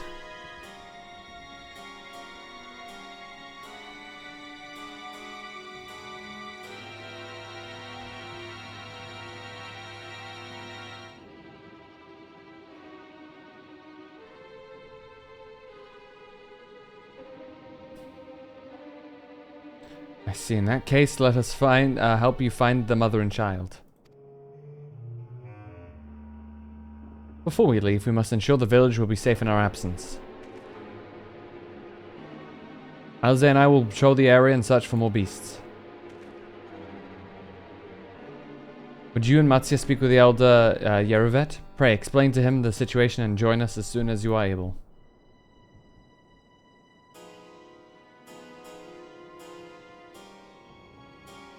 We will save Mervan and her child. We can do that much for Karasaf.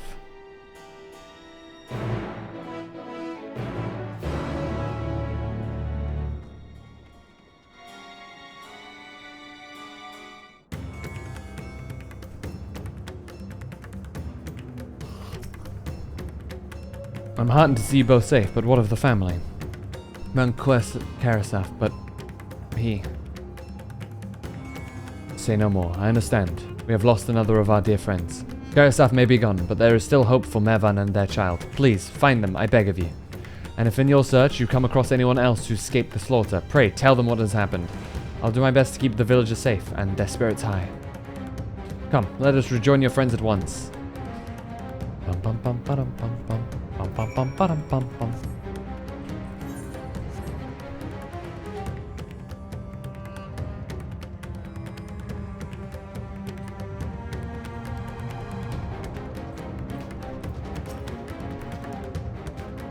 I'm pleased to report the vicinity appears to be beast-free, no doubt thanks to your earlier efforts.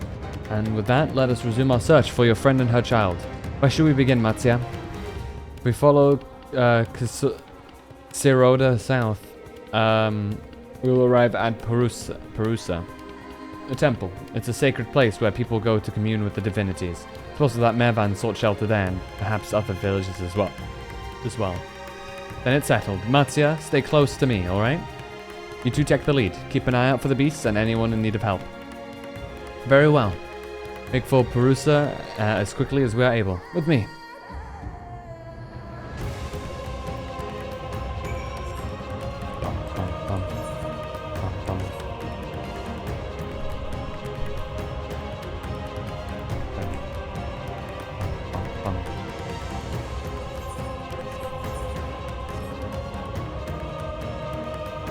Oh god. Villager woman. Okay, just a second, villager woman. There's a crocodile chasing me. There we go. I don't want to fight two enemies at once. Imagine seeing that.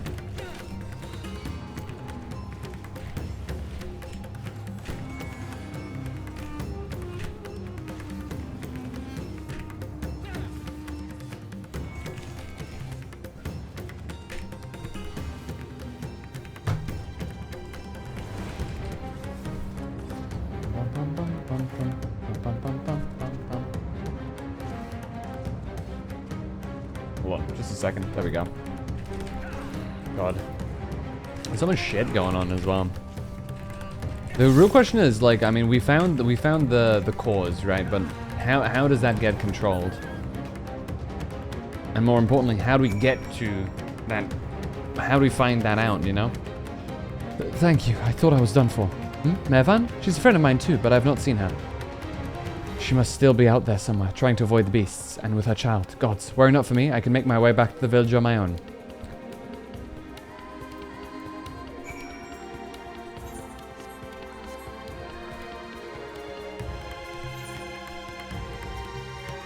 Alright. When all hope seems lost. All of these quest titles, man. You alright, Matzia? You looking at that? Phantom, wait. Perusa lies just up ahead, but something terrible has happened. The beasts have come, and many have already been killed. Alphano and Alze have gone to do what they can, but there are so many. More than I could count. You must be ready. Oh, I'm ready. I was born ready.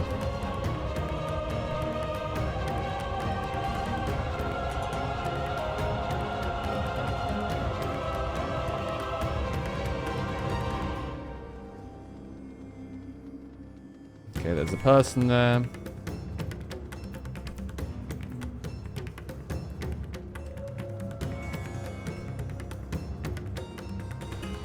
Oh, could you not? There we go.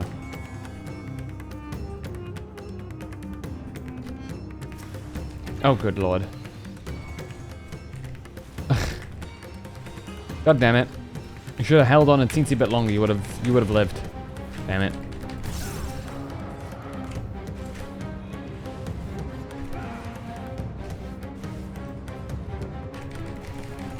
But I really do adore how, like, flowy Dark Knight feels.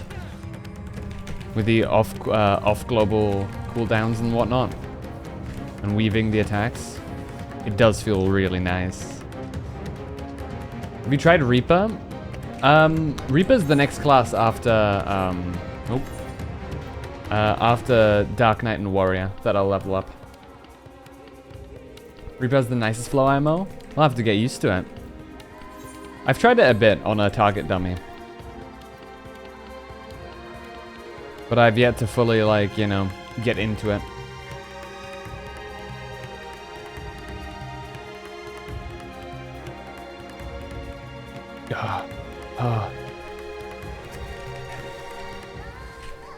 Now, Mr. Man, don't you turn into being of death and destruction while I'm saving you, okay? I'll be very angry if you do.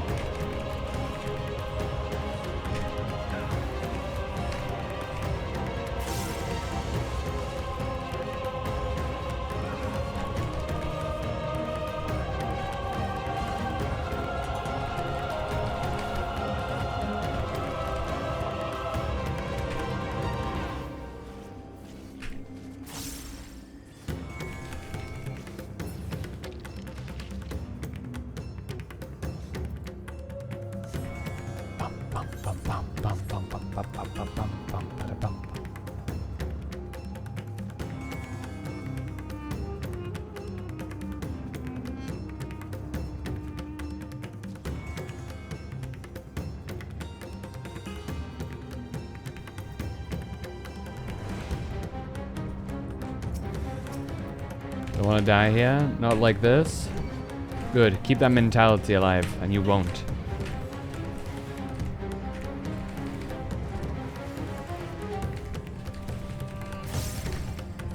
I'll see to it.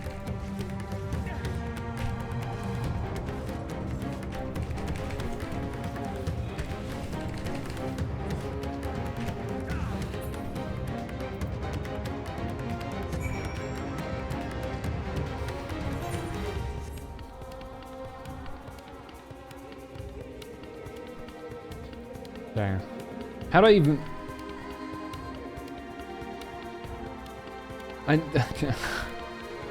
Dear Final Fantasy directors, please keep things pronounceable. I can't do this, man. It's one thing, right, for people who are just like, you know, playing the game and chilling. But for the love of, like, you know, the streamers who like voice act these things or read it out to their chat, like, please. There you are. How fared the others? You found the lady yet? I see. You've seen all to all the beasts then in sight. In that case, let's have everyone gather in front of the temple. Yeah. Also, Marzia can't count. There were 3 beasts plus 1 from the one who transformed. More than I could count my ass. Courage, friend. The pain will pass.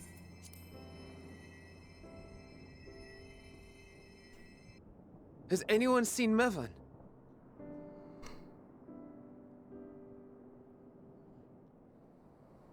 Where could she be?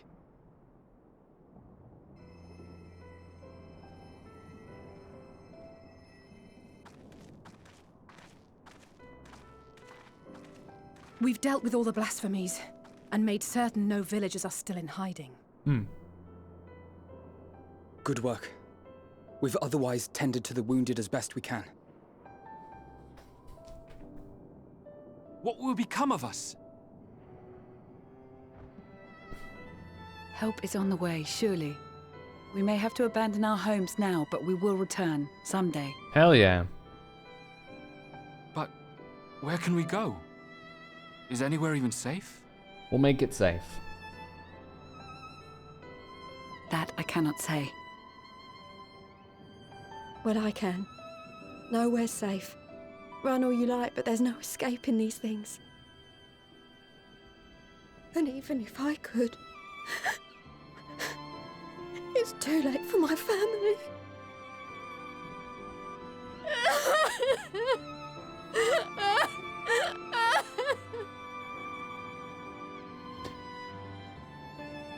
Why is... Okay. I feel like that would have been like cause to transform, no? This isn't good. The more they dwell on the tragedy, the more likely we are to lose them too. True. May I describe... My friends! This is a place of worship. Should your heart quake with sadness, cast your mind to the heavens and remember. Remember the teachings of the old gods. Did they not implore us to stand fast when waves of sorrow break against our shores?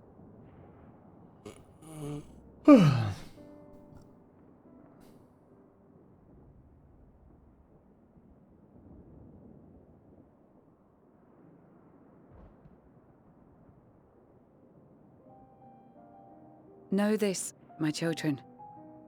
There is more ugliness than beauty in this world. To live is to suffer. To drink of calamity and drown in anguish. To toil and be tested, always and ever. 'Tis a perilous path you walk. Death lurks in the dark, and is the sole promise that awaits at journey's end. You will tremble with terror, You will weep tears of anger and despair.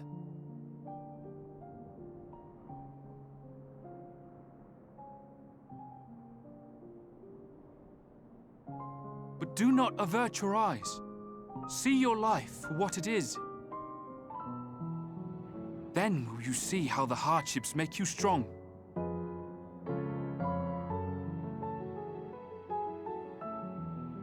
Every doubt reforged as scales for your armor. Every agony to temper your blade.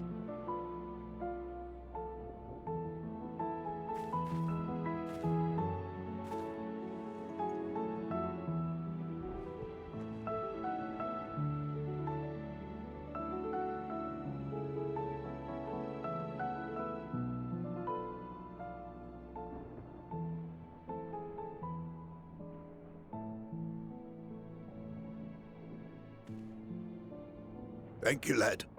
We'd almost forgotten who we are.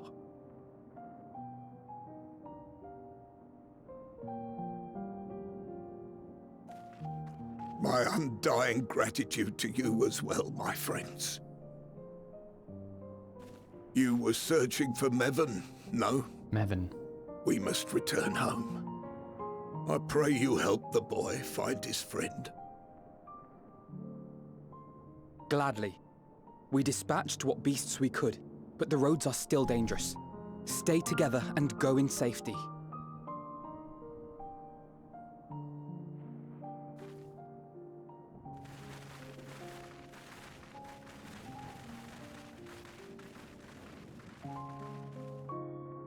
That was very impressive, what you did back there. Those words seem to resonate with your people. They should. They were the first spoken unto our ancestors by the divinity of legend. I'm easily upset, and fish are wont to flee a temperamental hand, so I recite the teachings over and over to calm myself. That's a form of meditation. And inspiring to hear, though I imagine they were born of great misfortune. They are born of life. There's as much bad as good in it. More, many would attest. All the more reason to appreciate the good when you can. Real. I won't argue with that.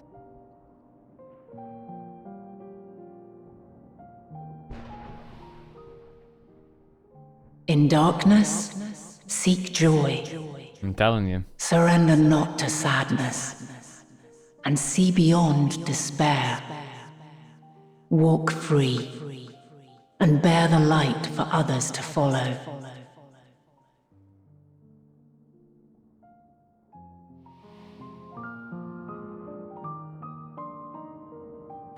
And with that, let us see if we can't find Mevin. Mevin. Oh. Did you see? That beast was chasing someone. People run.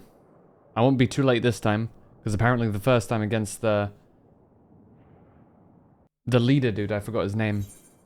I was just casually walking towards him for some reason. Yeah.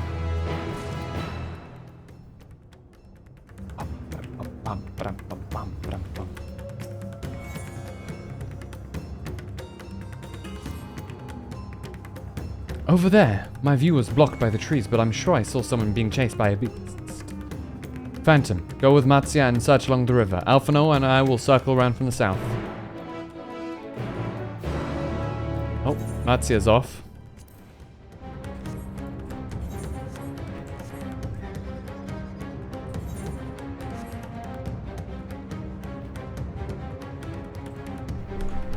Okay. Oof. Let me reposition myself in my chair. Warm hearts, rekindled hopes. Well, that's a nice. That's a nice quest name. Hopefully, this is a good omen. Iravati. Ooh, that's scary. Level 19. I ain't ready for that.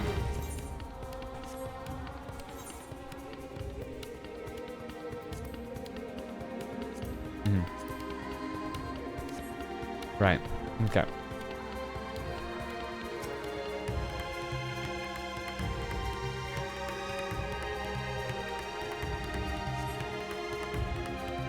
So like they'd give you an optimistic quest name just to crush your soul in the ensuing cutscene? Surely not.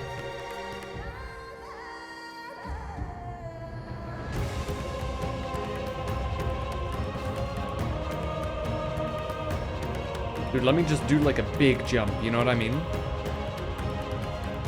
That's her! No, I'm sure of it! Mervan! Don't, please! Yeet. One shot. Big jump. What do you think you are, a dragoon?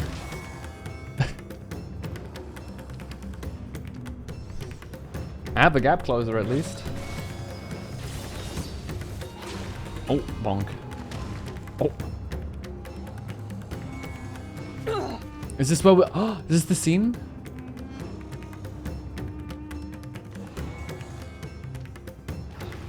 Oh, good God.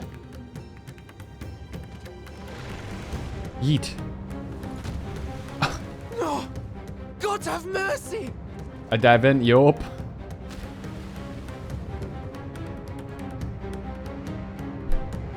I'm like the best man for ocean rescues because I can breathe underwater.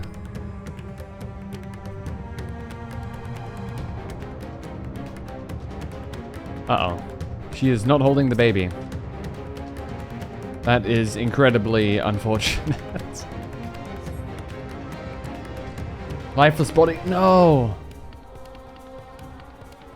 Ah, shit. Hold on. Little baby, do you want me to... Toki, bad. Toki, bad. Bad, like, now's not good. You take the baby in your arms. If she yet lives, you cannot tell. But you'll surely not survive unless you carry her to the surface at once. This big bad.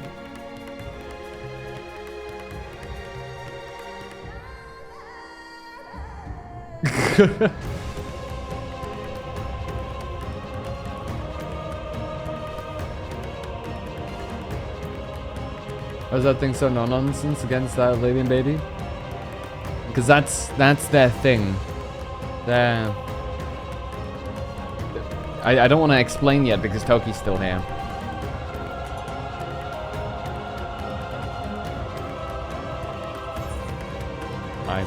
I'm on the wrong side.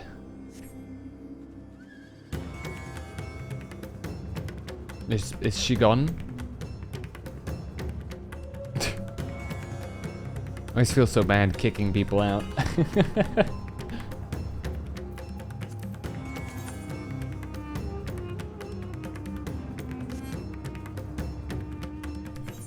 Okay, I think she's gone. Basically, how much of the story have you been like paying attention to, Azure? When did you leave?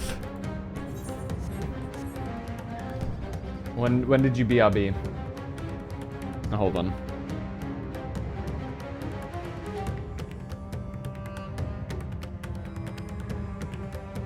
There we go. Bum bum bum bum bum bum bum bum bum.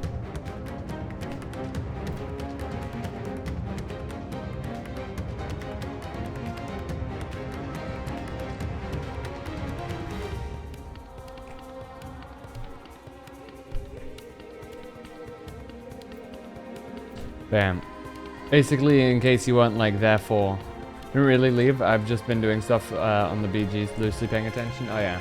So basically, they're what happened like right now. So we beat Zodiac, but that set forth the big fucky wuckies of the world that he was holding back. Go figure. And the final days that we saw back at the final part of Shadowbringers that befell the Ancients' world is now happening again. And this time, it seems that people who lose themselves in despair and negative emotions, transform into these things. And relentlessly go after every single thing. that is not them, so yeah. Did you find Mervyn and the child? Just the child. Marzia, you're a father now. Damn it all. You have the child? Let me see her.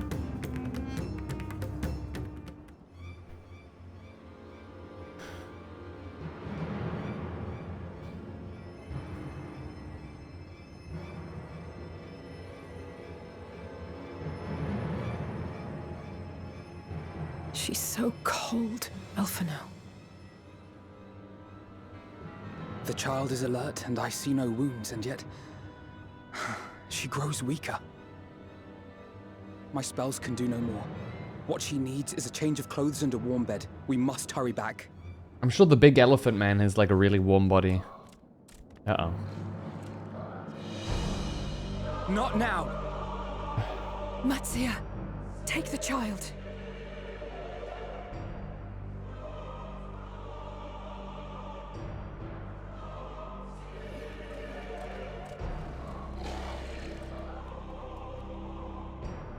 Damn it. It appears we've made enough noise to be heard for miles around. More will be upon us ere long. This is not great. We make our stand here. Marzia, can you take her back to the village? But the child, all by myself. You can't be serious. The beasts will follow you home unless we stop them here. And so we shall. Be strong, Marzia. Her life is in your hands. Right. I can do it. I know you can. We'll keep them busy, Marzia. Go! Quickly! Quickly.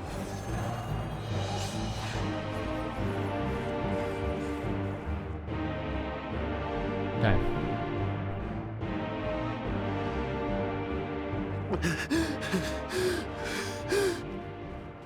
Steady. You know the way. No. No. No. Not you too.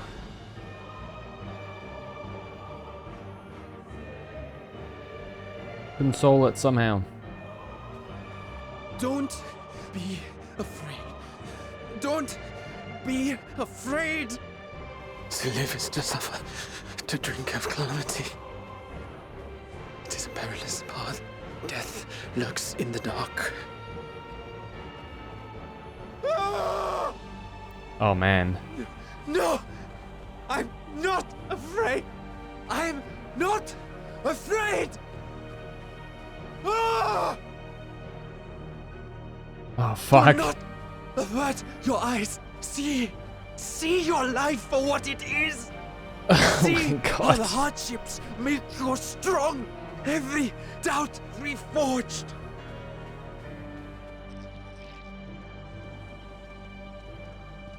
Oh no.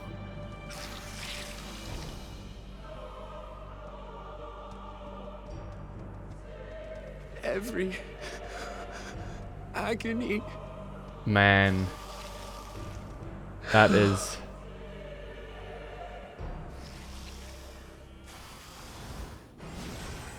Justinian! The Chad himself. God, he's so cool. And Vritra. The divinity. Nay, but one who would deliver thee just the same. Oh, the Primogenitor. The song that is playing right now. I love it.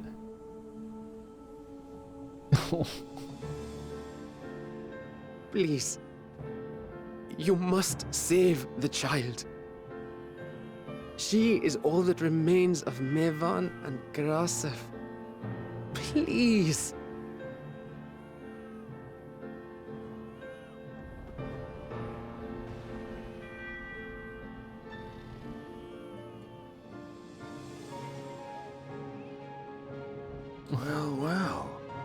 Seems the babe's taken a liking to you.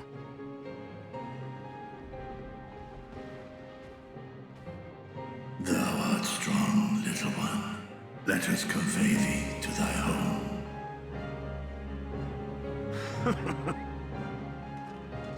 I spied our friends as we flew in. They appeared to be holding their own against the Horde.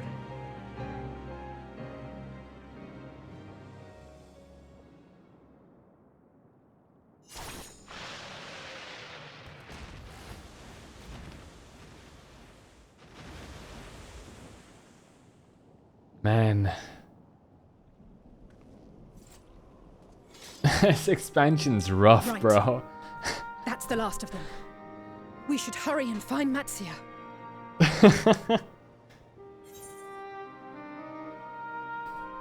You had help from on high.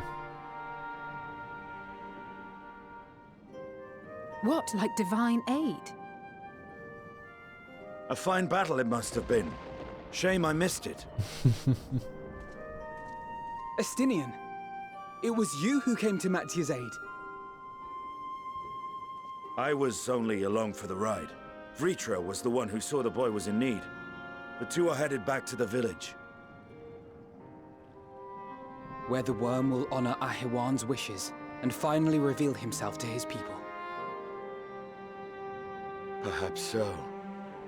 Will you go and join them? There's something I need to do first. Is it burying the bodies?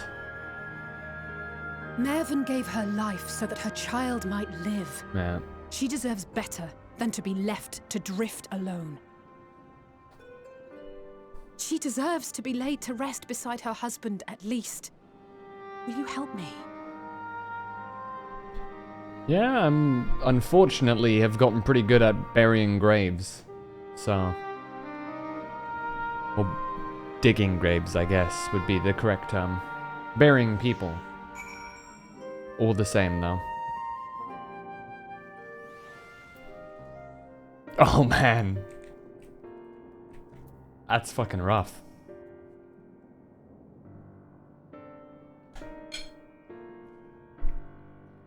We've done what we can. 'Tis for the villagers of Palakistan to perform the funeral rites. If nothing else, Mervyn and Karasov died as they lived, as themselves and not as beasts. Their souls will find peace in the ethereal sea. Oh yeah, that's another thing, Azure, is that if you succumb, the fucked up thing is, if you succumb to that transformation thing, it like eats away everything of you. Like you disappear into nothingness. Like actual nothingness, like no soul into the ethereal sea to be reborn again. Like you actually like essentially rot away out of existence. So yeah. Hey Scoops. To think the day would come when even the smallest of solaces would be this comforting.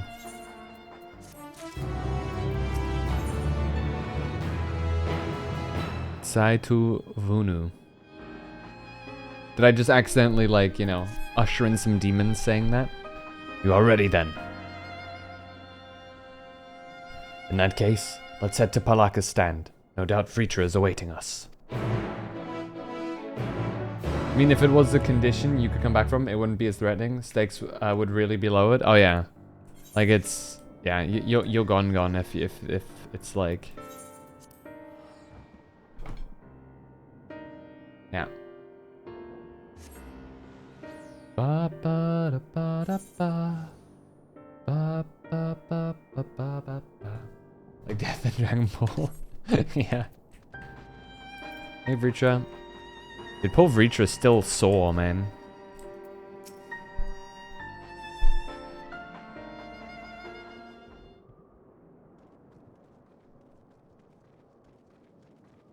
He's got both of his eyes back now, too. So he's full power. Rest easy for all... Wait, hold on, I got this. Rest easy, for all is well here. Young Matsya returned with the babe safe in his arms, owing to a warm bed. The girl hath already begun to regain her strength. Less joyously received was word of the mother and father's fate, as well as that of their transformed neighbors.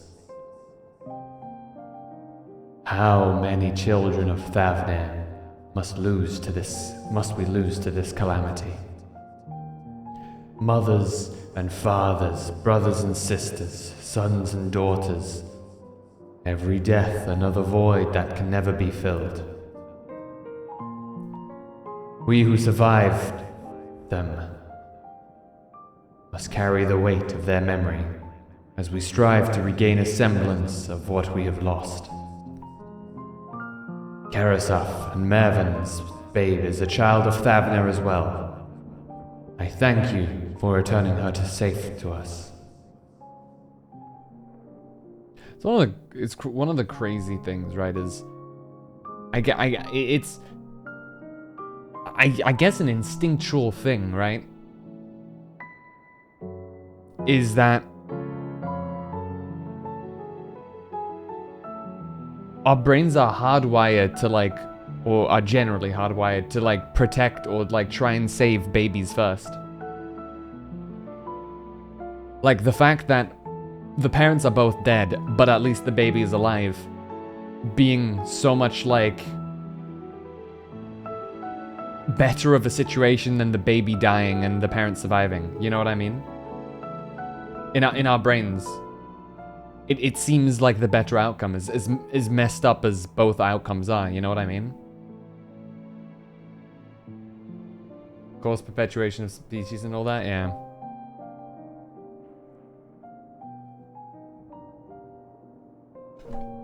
It's a crazy thing to think about, though. Oh, most great and merciful worm, I have not the words to express my gratitude. They say that were it not for you, brave Matsi and the child would have been lost to us forever. Long had I heard the rumors that a mighty dragon had forged a pact of friendship with the satrap, but never would I have expected such a kind and gentle soul. The truth in part, but not in whole.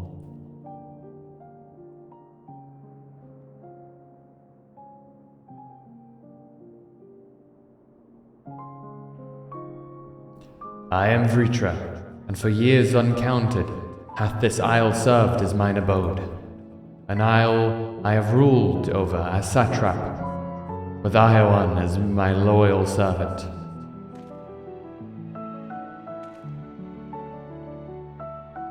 Are my ears to be believed? You were the satrap all along?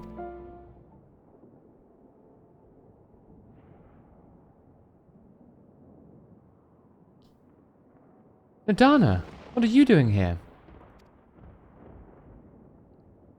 Hi. Heyo.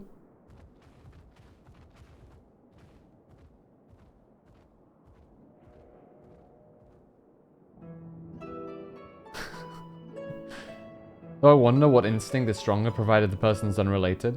Saving an infant or self-preservation. I guess it depends on the person. I'd say so.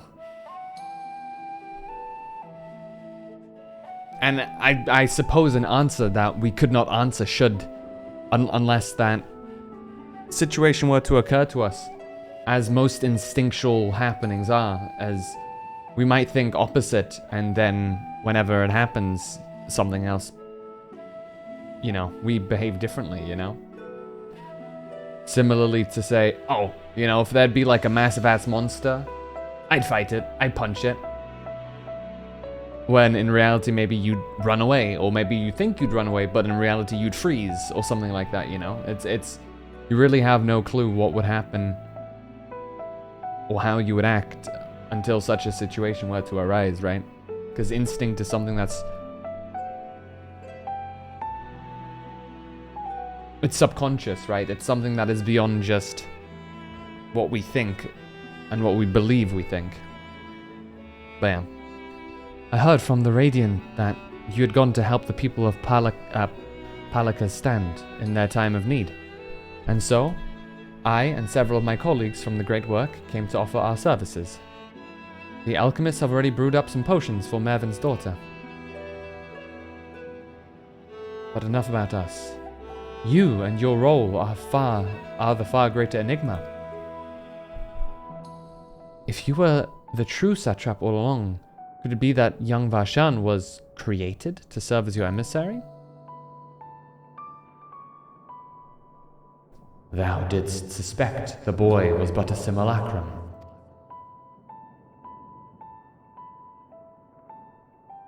A rumor has circulated for many years around the High Crucible that our most skilled alchemists were once commissioned by the satrap's royal family in secret to fashion a mammoth indistinguishable from a living boy. Looking at Varshan, with that knowledge, I simply put two and two together.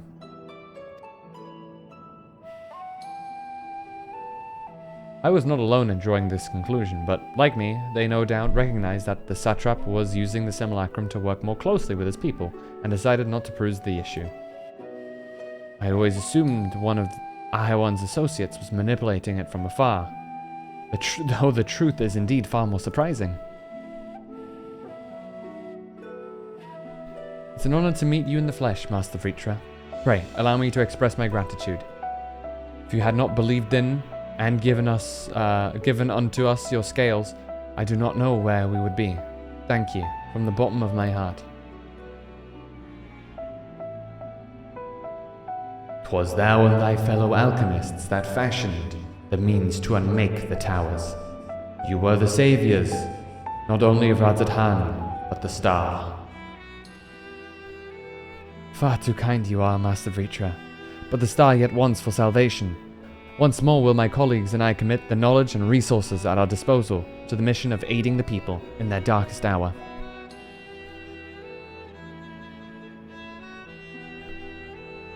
Twould seem this place is in good hands. I would return to see how Radzadhan fares. What will you do, Scions?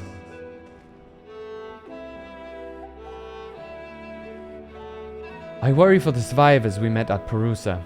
Shall we pay them a visit before making our way back? In that case, might I ask a favor? Nothing too burdensome, I promise. This way. Oh. Whoops. Why'd I accidentally open up Minecraft?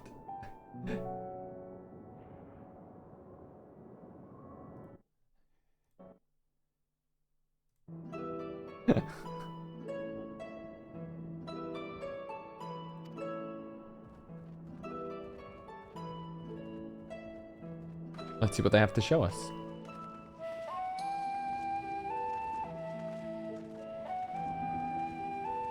Is the music less intense now? Yes. But it's sad.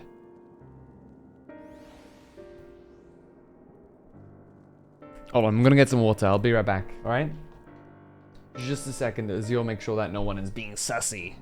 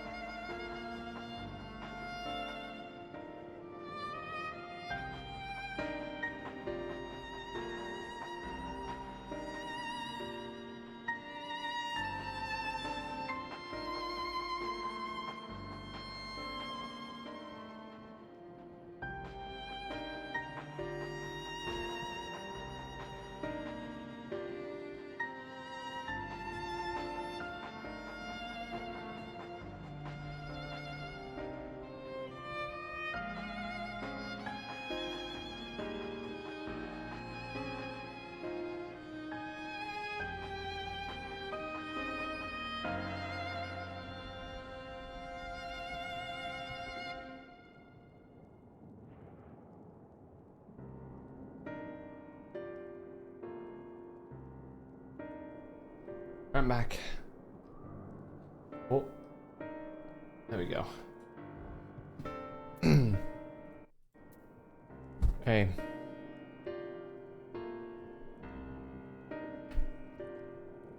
A song of hope, she dances on the wind. You know what I mean, guys. Needs to simmer just a bit longer, I'd say. In the meantime, I was hoping I might ask you a few questions. The red sky, these terrible beasts. What in the name of the sisters is happening here in Thavne? End of the final days. Oh my, that's rather a lot to take in. It would seem the situation is even more grave than we suspected. Thank you, friend. My colleagues and I will use your knowledge to see if it can further our own research. And with that, here we are, a pot of piping hot chai, brewed from my own secret recipe of spices and tea leaves, together with hearty helpings of rich milk and purest sugar. I've made enough for everyone in the village. Might I trouble you to deliver a few cups? It doesn't have medicinal properties, but a warm, sweet drink that you can enjoy will lighten spirits. Not in the least. The ingredients are quite ordinary. It's so very tasty, though. As a way of lifting the spirits. There you go. I know that. The spicy aroma and distinctive sweetness of chai is a simple, everyday pleasure on our island. Sometimes the best medicine is the simplest. A lovely sentiment, Nadana. By all means, allow us to insist. Allow us to assist, not insist. Hold on.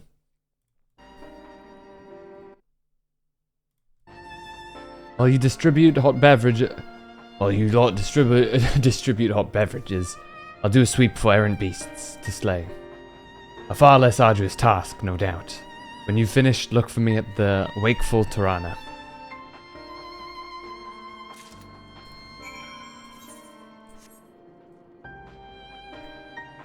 Alright, who wants some?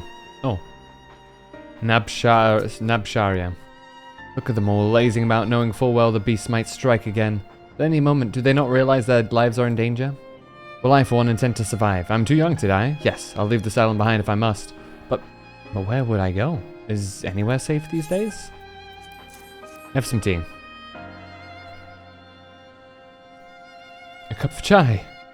Can't you say I have more important things to worry about? No, you're right. Precisely in times like this, we must strive to remain calm and steady. I do believe I'll visit the Elder and see what needs to be done. If there's any way I can aid my village and friends, I will do it.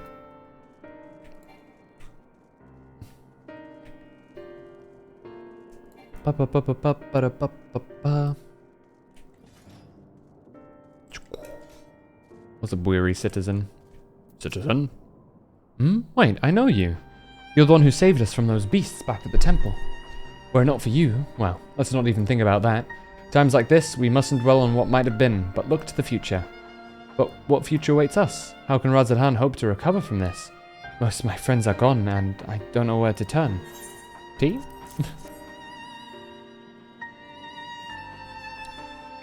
Cup of chai. Well, if you insist. That aroma has a way of clearing the mind. Come to think of it, we've faced our fair share of trials in the past as well, and no matter how hard the times, we've always come together as people united. One day at a time, one step at a time. For that is all any of us can do. Yes, back to work once I finish this cup. Thank you.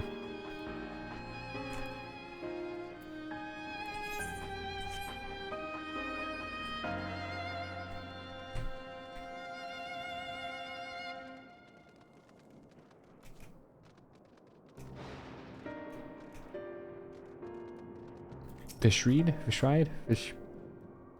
I'm sorry, I just want to be left alone. My best friend and I, we fled the village together. One of the beasts took him and it was all I could do to run. All the while I could hear his monstrous voice screaming my name. Oh, yeah, that that sounds terrifying. This is for me? We used to drink chai together often, shared stories over steaming cups after a hard day's work. Thank you, friend. The pain may never pass, but I must press on all the same. For his memory, and for we who must remember. Oh, and that has seemingly activated all of the blue quests. How many more are there in this area, actually? 1, 2, 3, 4. I think this one is one right as well. Oh, I didn't read what you have to say, sorry. That is heartening to hear indeed. The final days show no signs of abating, but that is all the more reason that we must try to keep our composure. Our lives have been forever changed. The people we have lost will never return to us. These tragedies will long weigh on our hearts, but we have the capacity to live with our suffering, to carry the agony till we too join the fallen in death. It's not a surrender, but a recognition, for it is only in acceptance that we find the strength to move forward. Yeah, there it is. And you give us some of that too. And then we have 3 left, and I see the last 3. I see it. Okay. Under his wing. Imatzia. As you have finished your deliveries, might I talk with you for a moment? I was curious to know what has become of Mervyn and Karasaf's remains. Oh, thank you, friend. Surely they will be able to rest peacefully by each other's side. And I and the people of Palakistan will perform the rites as soon as we are able. As for the child, it will not be easy for her, growing up without her parents, but I promise to do what I can. Once she's able to eat solid food, the fish I catch will help nourish her. Aww. Ow.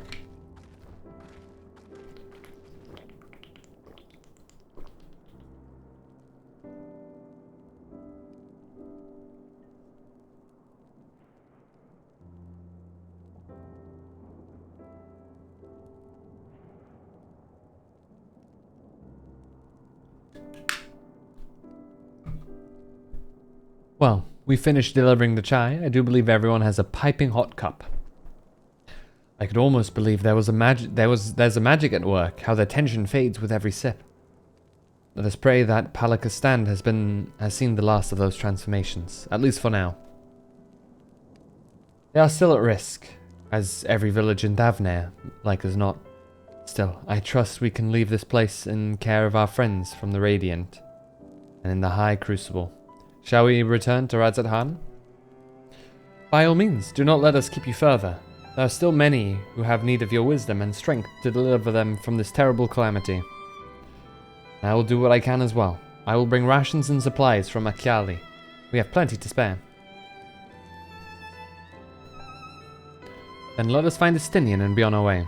Where did he wander off to again? Probably talking with Vritra.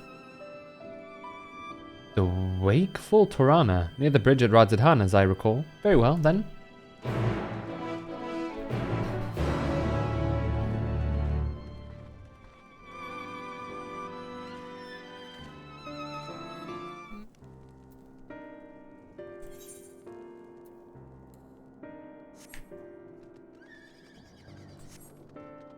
Alright, off we continue. La la la la la la la la. La la la la la la la la. Okay.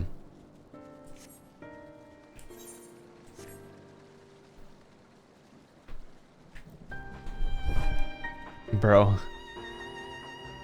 Now that like the real question remains is why is there meteorites, you know?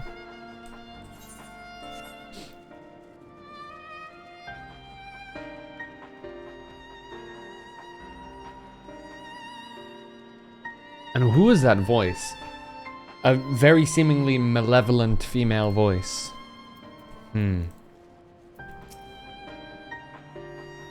Alphino told me everything. No. Alphino told me everything. Full glad am I to hear that people are safe. Likewise, you will be pleased to know I found no evidence of lingering beasts in the jungle and ruins. It would seem you finished off the last of them. Trying times yet lie ahead for the people of Thavnair. Fortunately, they have wise and benevolent satrap to shepherd them through. Speaking of which, I received word from Thancred not a short while ago. He awaits our return to the city on Alzadal's path. Come. Dun.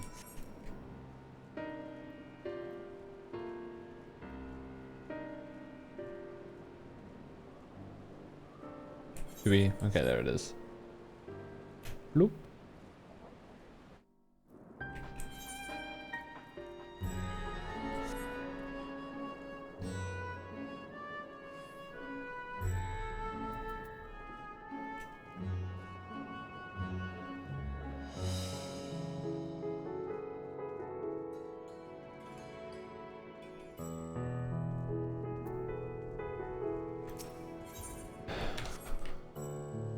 Hey, Thancred. It's good to see you safe. Given the skies, 'tis all too easy to fear the worst. I'm pleased to report that we've succeeded in quelling the threat here in the city. The beasts have all been felled, and the citizens are safe now. I've also heard from the Radiant that an important proclamation will be made in the city square. Though they said no more than that. Might you have any idea as to what this is about? So, Reacher is finally coming out from the behind the curtain. I suppose we too should hear what he has to say. To Megaduta then. But before that, it would appear that word of the assembly has not yet reached all the citizens. If anyone along the way seems unaware, we best enlighten them.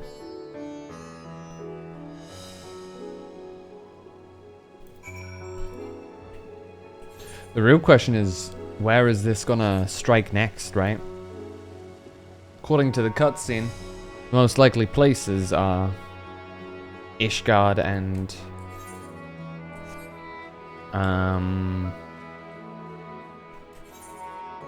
Ishgard and Alamigo. Huron boy. Are the beasts all gone? I've been hiding and I'm too scared to go out and look. Oh, that's a relief. I thought one of the beasts was going to eat me.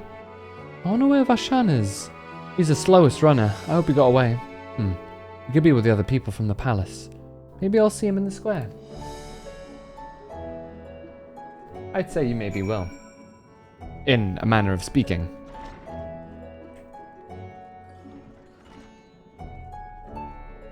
He's hiding behind the lamppost. Leave me be, please. I swear to you, my flesh tastes absolutely terrible. Oh gods, what are you doing? Scaring me like that. If you're not quiet, those beasts will find us. They're not in the city anymore. The square, you say? That's where the satrap was killed. With my very eyes, I saw him crushed in that creature's maw. So many lives lost, so much terrible carnage. And you say there is someone else who would lead Razat-Han in his stead? Whoever they are, if they say anything to sully the memory of our beloved satrap, I'll make them regret it. I don't think that will happen. Don't you worry.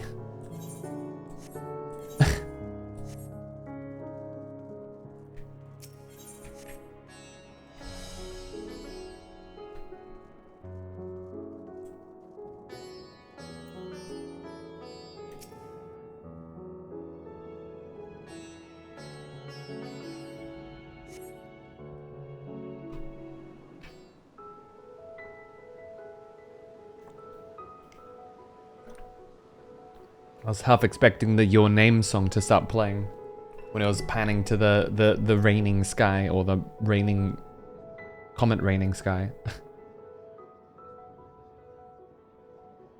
Look! Someone's coming!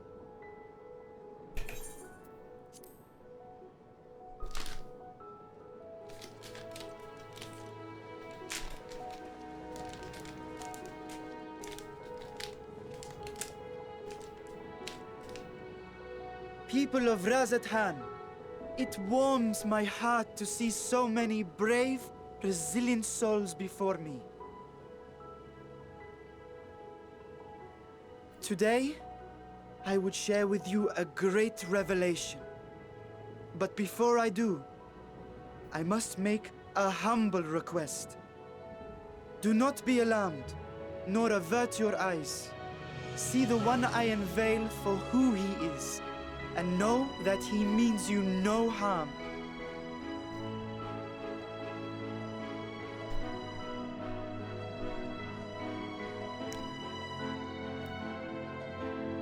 Very well. At dare say it can't be worse than the horrors we've already seen. Many thanks.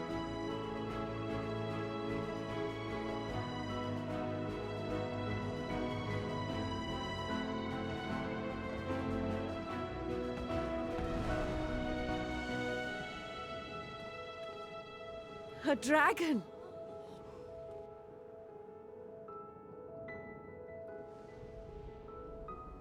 Wow!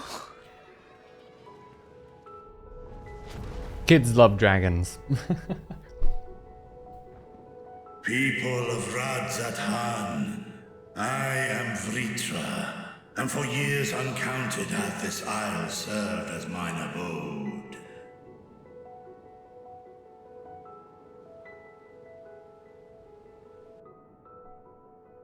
'Tis as the Satrap's ally I am known. Today, I would reveal the truth unto you.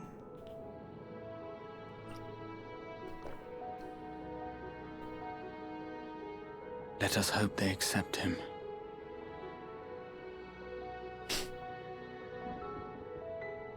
The slow head turn is kind of funny.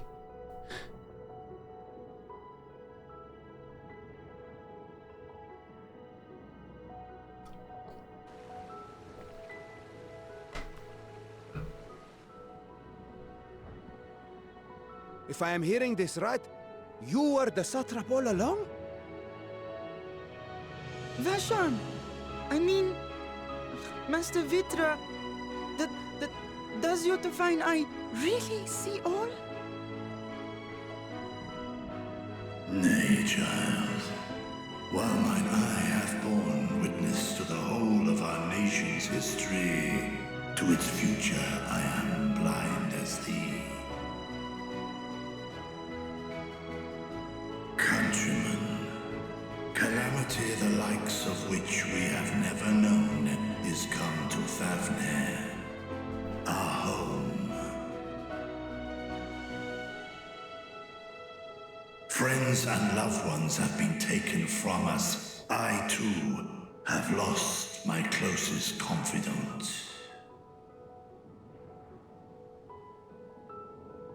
Ahawan loved this land and served it with dignity till his dying breath. Woke up. A nobler satrap Hell yeah. will never be. For so long, I lacked the courage to face you.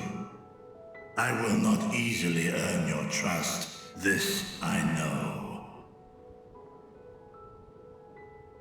And yet, I cannot sit idly by and abandon Radzathan to her fate. A font of boundless vibrancy, this jewel of the ocean. Since time immemorial, hath she glittered with every color imaginable. To this dragon, slumbering in his dark lair, 'twas a mesmerizing sight, and one that brought no end of joy to my heart.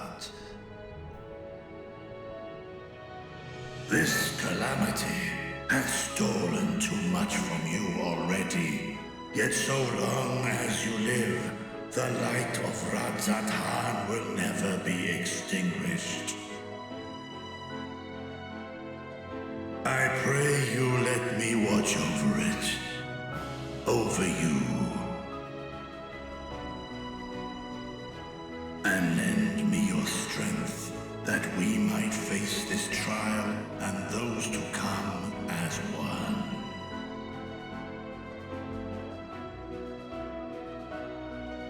I do not know you, dragon, but I thank you for speaking the truth to us. As divinities, both Manusha and Riga once joined together, so too do I believe that hand in hand, we can overcome this ordeal and welcome an era of peace.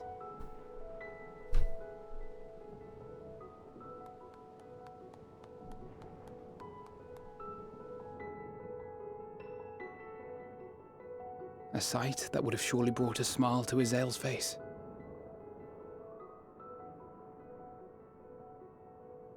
indeed. Aww. Oh. Hello? Have you come to pick the people up? Excuse me, but I must speak with the Satrap at once. You speak to him now. Father.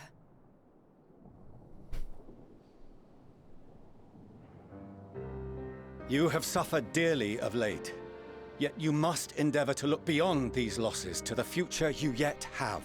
I mean, they've already, you know, they've been through that. On behalf of the Forum of Sharlayan, I come with a proposal by which you, the people of Radzat-Han, might be saved. I say again, I must speak with your Satrap. I beseech you, take me to him with all possible haste. He's right before you, buddy. I am Satrap here. Speak thy proposal. All present shall hear and judge. Real. Giga Chad Vritra. Unexpected. If I have given offense, then I apologize. First, allow me to share with you what knowledge we have of the phenomenon responsible for your woes. The final days. 'Tis an affliction of stagnancy and rot, sown into the currents of the star.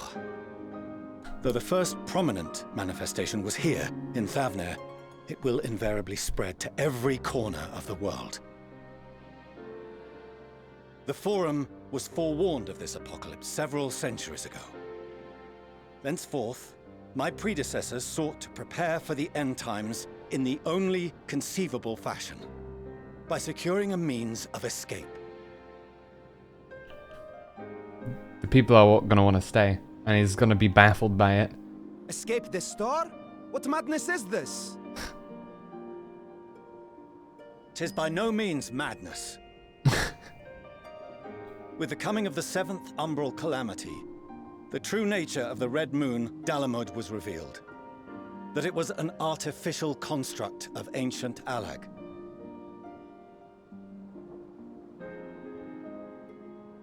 But what of the Silver Moon? This celestial satellite is yet another technological marvel fashioned and maintained by ancient allies. A ship that will sail the heavens and deliver our people from destruction. And by our people, I speak not only of Sharlayan.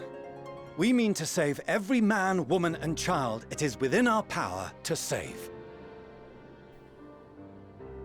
Including you, our dear friends of Radzat-Han.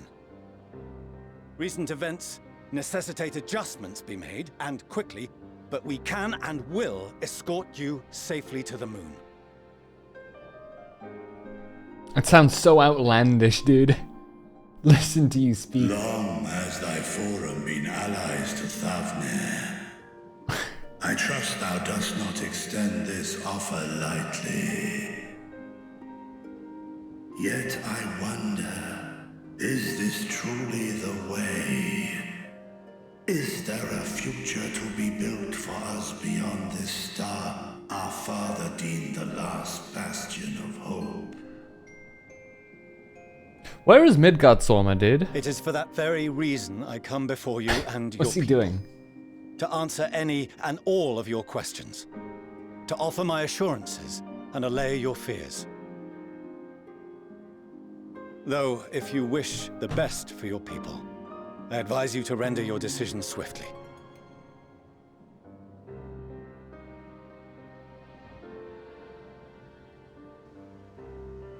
Show our friends to Megaduta. They are to be received as honored guests.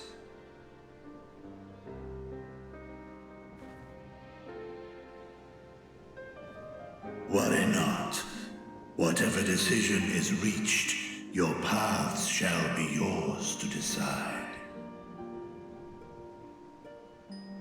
Until then, heed the warning of these brave heroes Guard your hearts against fear and despair, for it is within such fertile soil that the seeds of blasphemy find purchase. Remain calm and attend to your daily tasks. I shall return anon. Is he gonna fly off or like waddle away? We'll do as you say, Master Vitra. We believe in you.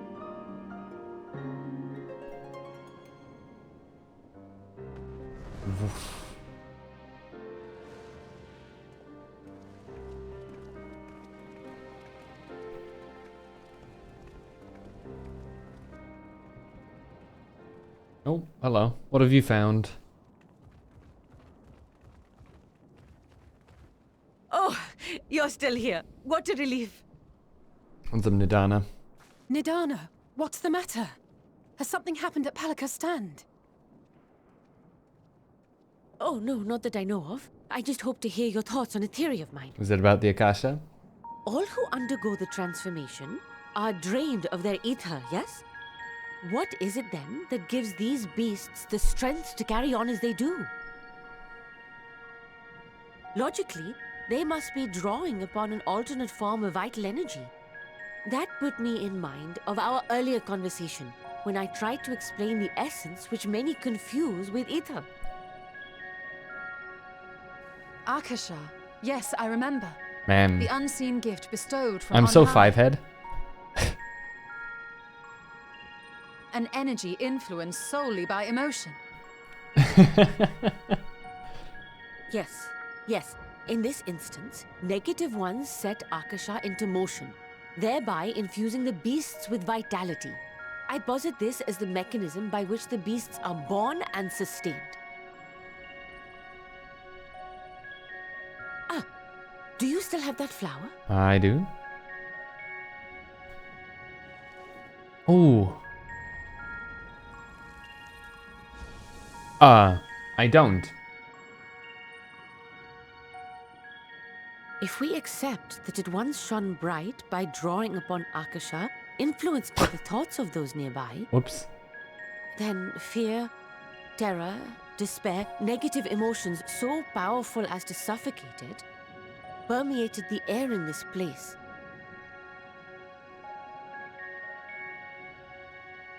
You must be very careful.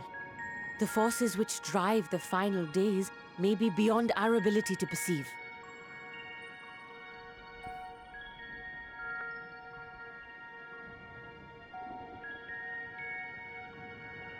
Sorry, I didn't mean to scare you like that. At any rate, I will continue my research into Akasha. Do temper your expectations, however. There are sadly few detailed studies upon which I may draw. Formulating a new theory as you have is itself no small feat. I wish you well in your endeavors, and pray you take care.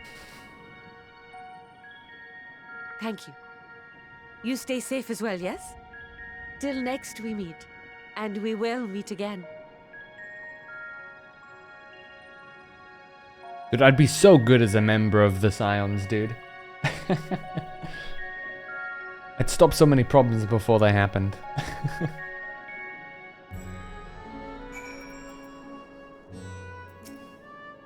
As far as we have come, to all the horrors we have seen, there is still so much we do not know about the final days. Could it be, as Nidana said, that the cause of this phenomenon is beyond our comprehension? And if so, are we powerless to forestall it? I don't appreciate that kind of talk, Alpha, no? Oh, hello. The Radiant Host Soldier has a message for the Scions of the Seventh Dawn. Greetings, honored Scions of the Seventh Dawn. I have a message from His Excellency the Satrap. Brave Scions, you have my gratitude for aiding my people in this most trying of times. Alas, matters here at Megaduta prevent me from meeting with you all in person. As a token of mine appreciation, I have arranged for a feast to be held in your honor. May it nourish you in preparation for the trials ahead. Such are the words of Master Vitra.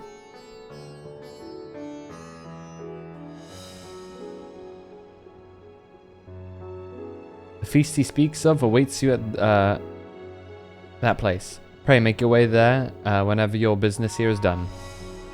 We thank you for your kindness indeed. I was hoping we might find a place to discuss our next course of action, and that seems like an ideal venue. Ah, and to you, Phantom, there is something we had hoped to introduce. Someone we'd hoped... Okay. While I'm loath to detain you further, might you spare a moment of your time? Okay. A personal invitation. Knowing full well your services are in the highest demand right now. This must be important. Worry not, we'll save some food for you, so take all the time you need. You better. I'm hungry. Thank you, friend. Whenever you're ready, join me in the Aetheryte Plaza. I shall go on ahead. La la la la la la la la. At World's End. Ooh.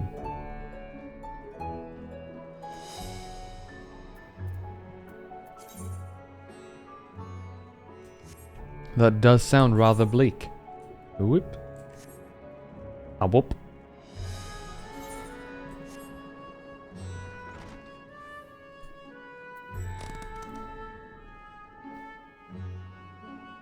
Wings of hope.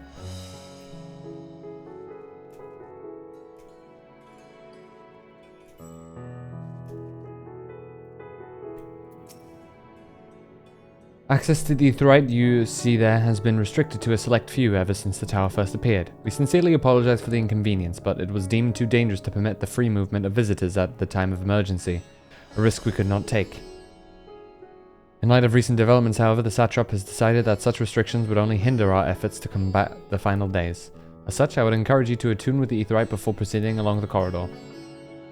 Okay.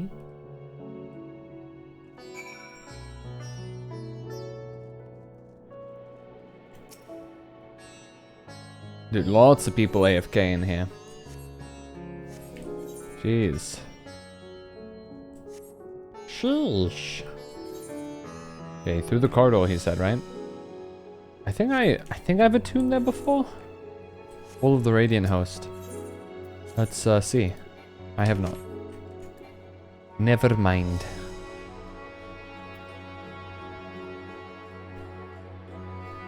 Some funky hair you got there, lady.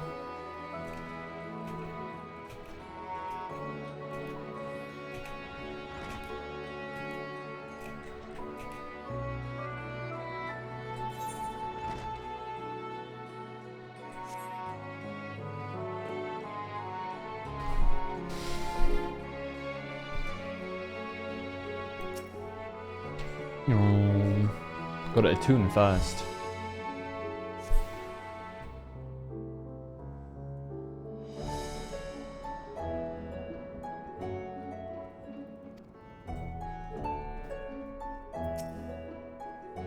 Ah, you must be wondering what this place is.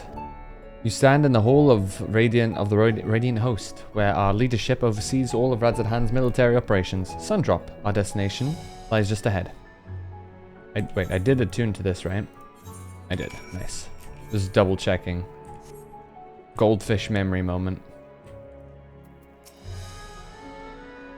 That's a... Wait, did that say Doman delegate? Welcome to Sundrop. Without further ado, allow me to introduce you to... It's Etienne. Oh no.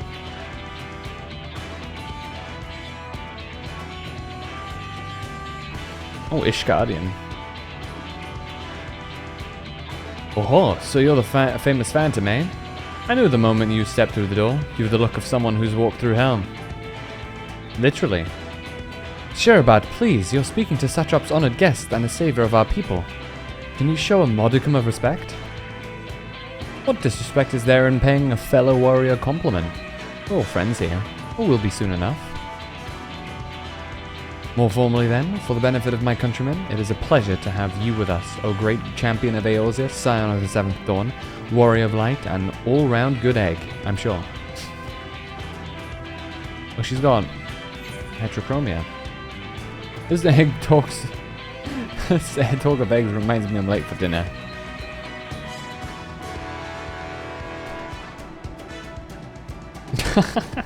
A man after my own heart. I like that.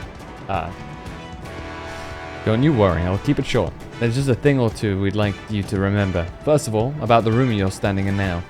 Radzadhan welcomes delegates from other lands to oversee trade and diplomatic dealings. Then, there are military matters to discuss, which is why all these officers are stationed here in Sundrop. I imagine you're more familiar with each of the nations they represent, yes? We've got representatives from Doma, Uldar, Alamigo,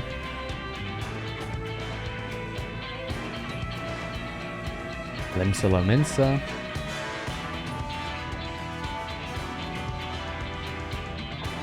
Udania,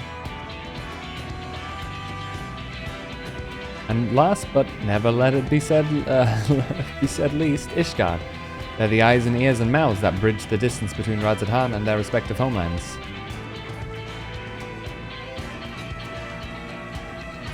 We've used this brief respite to share the details of our plight with our overseas counterparts, and when you know it, all of their leaders requested a few words from you specifically. You're a man in high demand, eh? And so, would you mind regaling us with your own account? Indulge us before you indulge yourself.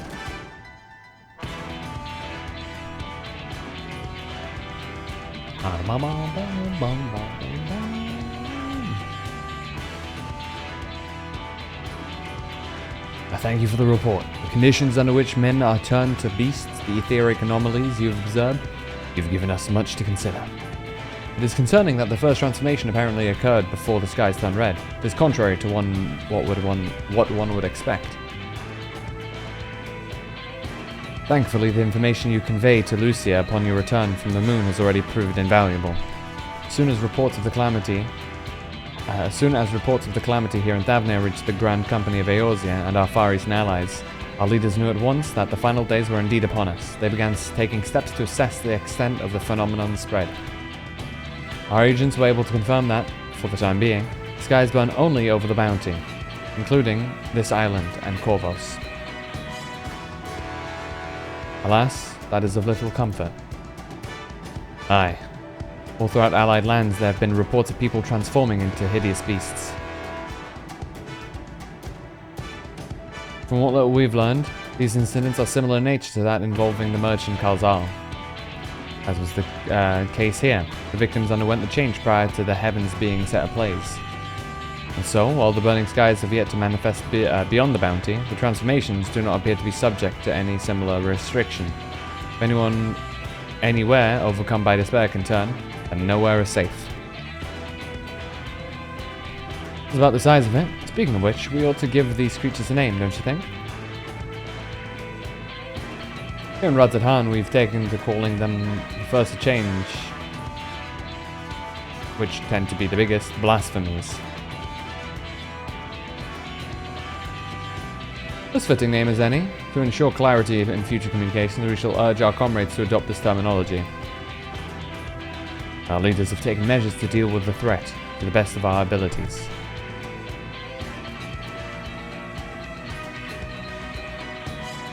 Aye.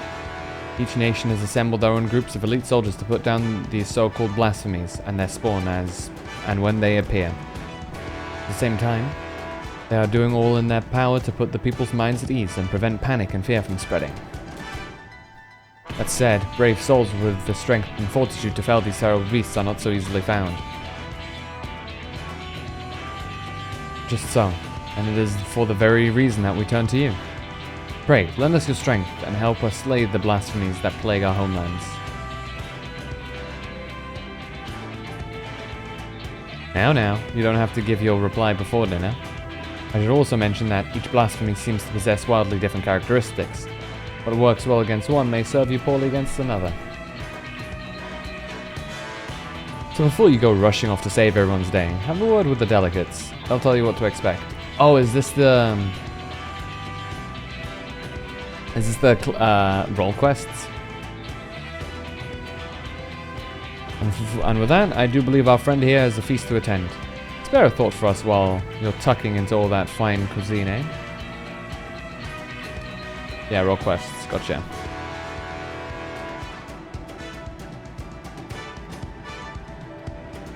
man. Times of 8 hours. I suppose we can... We have to do one, right? Before the end of, well, Endwalker, right? That's how it works. You have to do at least one role quest. Am I correct in my thinking?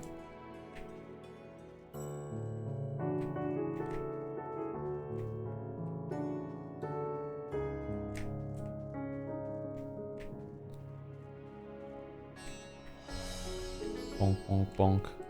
Bonk, bonk, bonk, bonk. Hold on. Let me just adjust some things.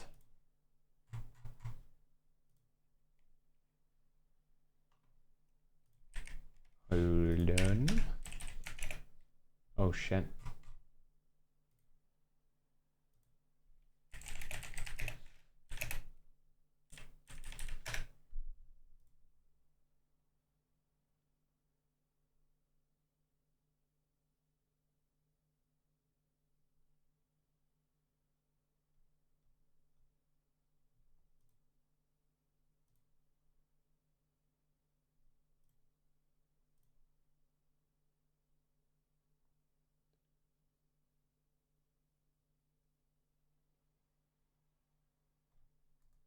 Ah, I see.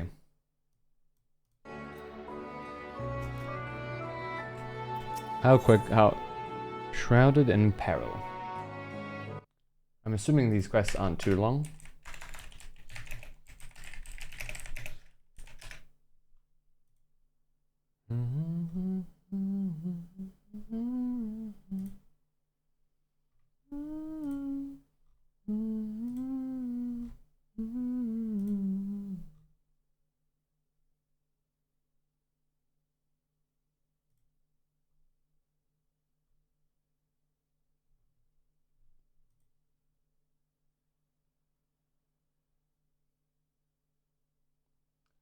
One brings shadow, one brings the... Okay.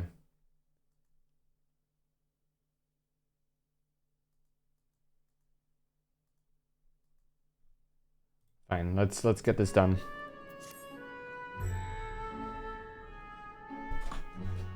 I've come on behalf of the Twin Adders to enlist the aid of the accomplished fighters. The small folk cower in their homes for fear of an unprecedented threat to the Twelveswood, a blasphemy. Strikes quickly and with deadly precision before returning to the shadows, whence it came. Try as we might, we have yet to devise means to track it, much less slay it. Several brave souls search for it even now, but the chances would improve greatly if they had a stout protector by their side. Judging by your reputation, I dare say you're precisely what... okay. I'm certain, dude, I do.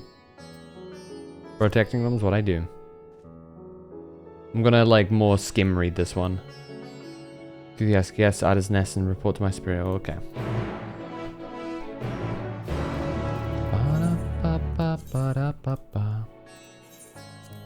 Let's get this done quickly, shall we?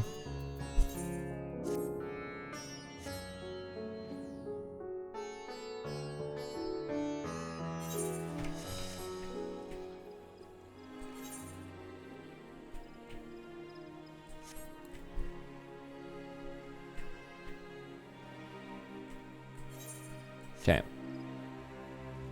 No final day skies here yet. Fortunately. How glowy do you want to be, good lord? Our liaison at Rod's at hand sent word of your arrival. I can scarcely believe our luck. Are you truly here to help? Yes, I am. And there's hope for us yet. Aldicitia. Hey, Kani Sana. What's up, Kani? Do you want me to just call you Can? Just E? Maybe Sana?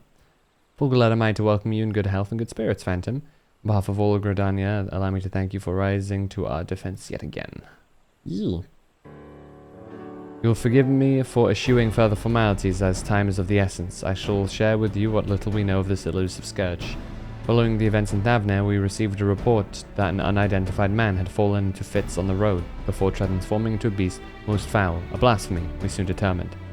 Eyewitnesses to subsequent attacks spoke of patterns on its skin reminiscent of heavy chains. Thus we have named it Gleipnir for the creature of legend. It emerges from the brush without warning, bringing destruction and tragedy to those unfortunate enough to be near. Here we can respond to its retreats into hiding. Okay. Emons cry out for us to rid the forest of its wicked presence. Yet even if we tracked it to its lair, I fear besting the beast would be no simple matter. I got you. The wounds of Gleipnir's weakness are tainted by corruption. We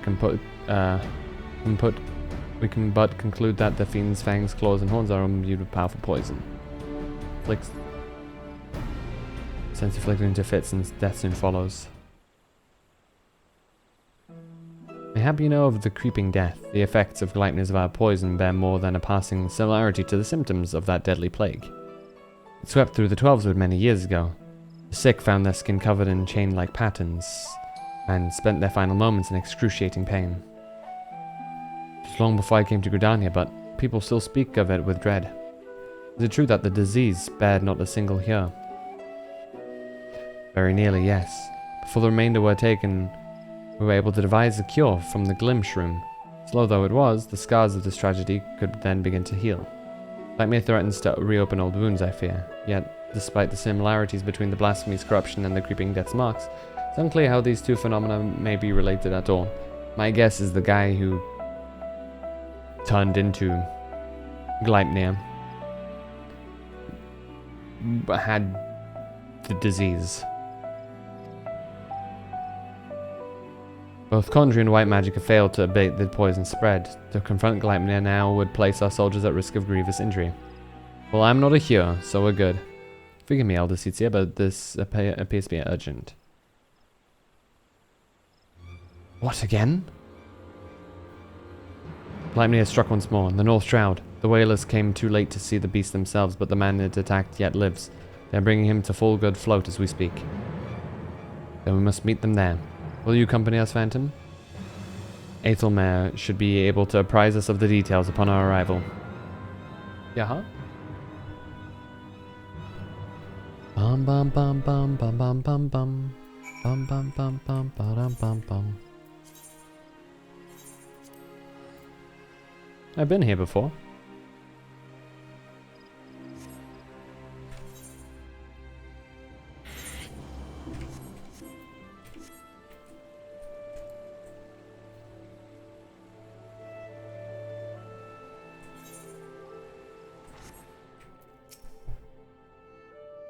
LCC, you honor us with your presence. I cannot thank you enough for coming all this way. Given the dire circumstances, I would not leave this to another. Where's the wounded man? Outside the bobbing cork, being attended to by one of our healers. He's a capable healer, but I worry this is beyond his abilities. Okay. Anton may need of assistance as well. I ask that you stay close. Okay. I got you.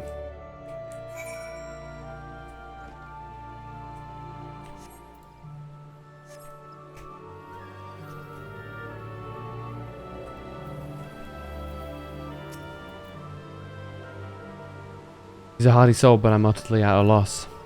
While I managed to heal his wounds, the poison lingers. I fear the worst is yet to come. When I removed his clothes for treatment, I recognized the chains. This is indeed the creeping death. Do not lose heart. I shall spare no effort. Rest for now. We may have need of your talents again ere long. She goes, man, she goes. A bloody swarm of them. I came from the east gate. One carries the creeping death. The villagers are on edge if they think the Valkan harbingers of Moo. Bracy the Chigos. I shall remain here. Okay. Bum bum bum bum bum bum bum bum. Bum bum bum bum bum bum bum. Thank you, man. The Elder Spring, a whole swarm of them. Okay. Are you bitten? Not a single hole that doesn't belong. You can be sure.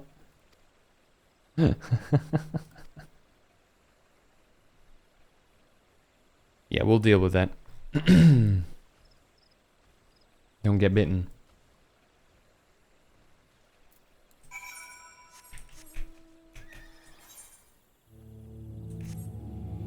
I mean, I'm not a hero, right? So I should be fine.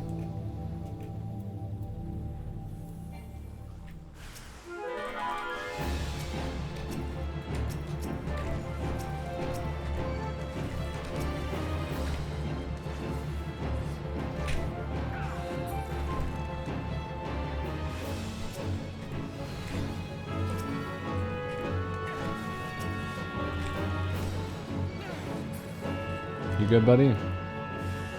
Oh, good God, more of them.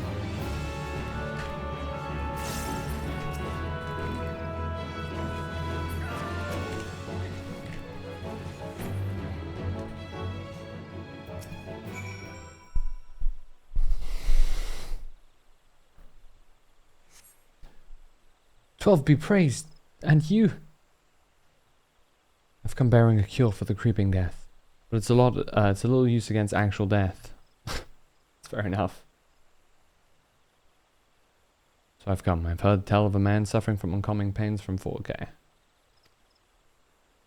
If to parafeed the mind, could you bring K? Okay, I'll do it."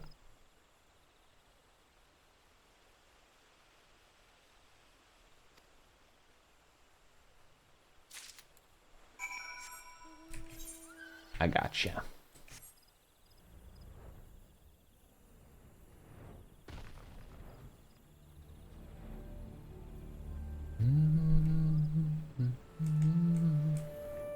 Oh, they're outside, I remember.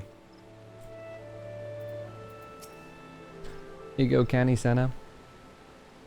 Culling the Chigos, yeah. He's used to treat the creeping death. Given his symptoms, it may well prove useful here. Nice.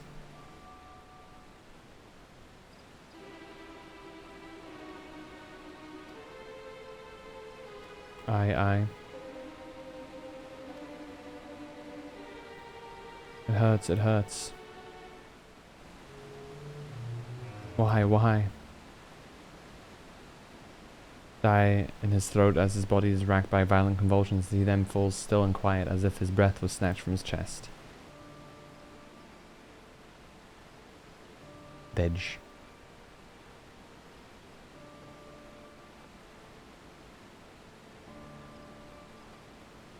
Dove of mercy, at the very least, his suffering is over. We've been quick to would he have lived? Probably not.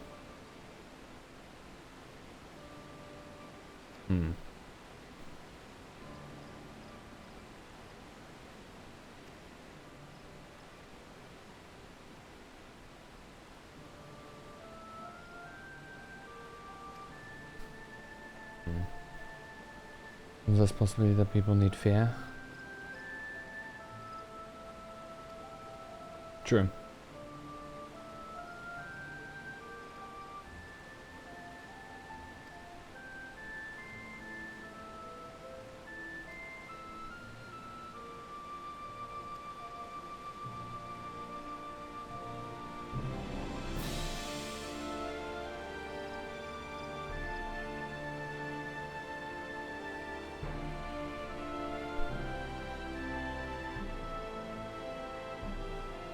Ascertaining Gluttony's whereabouts is still a primary concern. Let us return to the Adder's nest for information. Okay.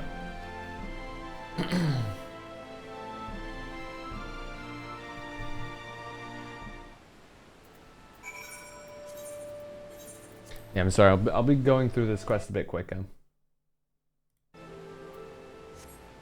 But I hope that's alright with you dudes. I'm still reading it all. I'm still like taking it all in. I just won't be like, you know, reading it out to you guys full VA style.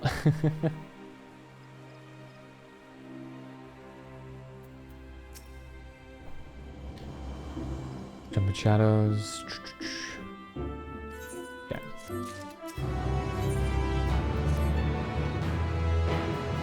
Beg a belief, those promising to okay. Let's go to the Roots Lake.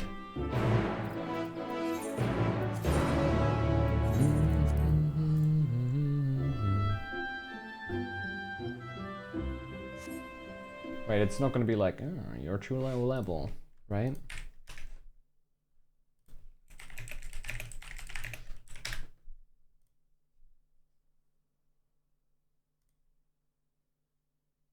Oh, it will actually block me next quest as well, I just realized.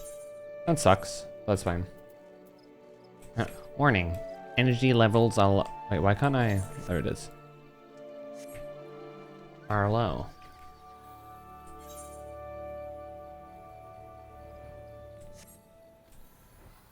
We'll just wrap up this quest and then continue with MSQ a bit. Okay.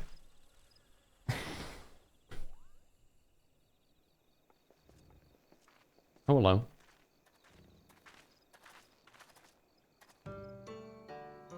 Raya O. Canny.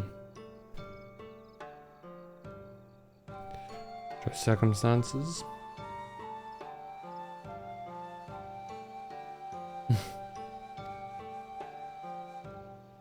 So we're protecting the actual leaders this time.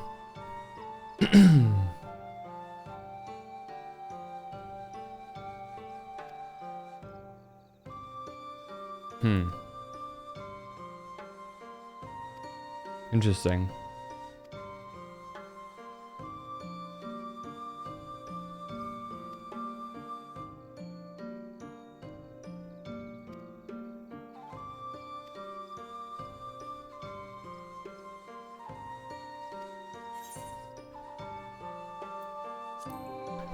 Not every button is yours to bear.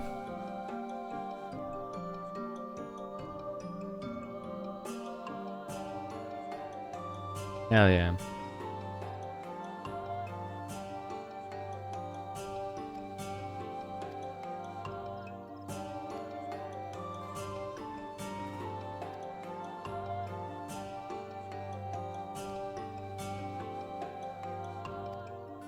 Okay. On to the next part then. Yeah, we'll accompany you, no worries.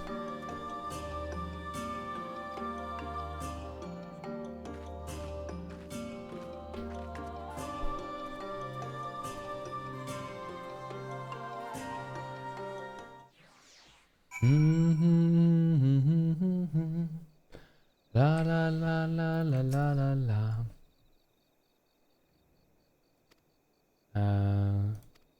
Okay.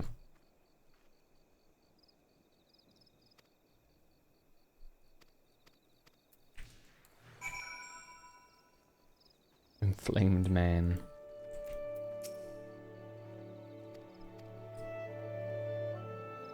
What's up?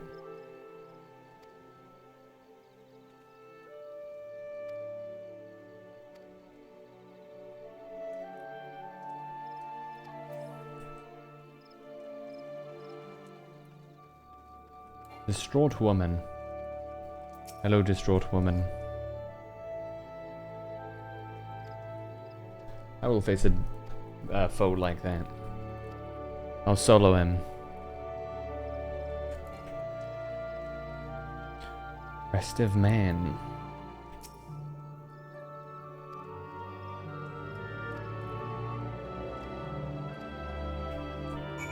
Okay.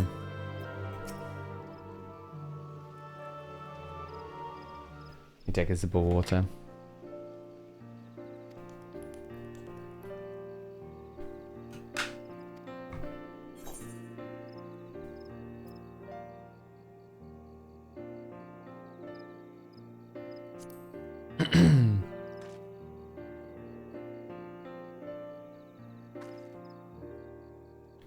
It's an important step in our journey.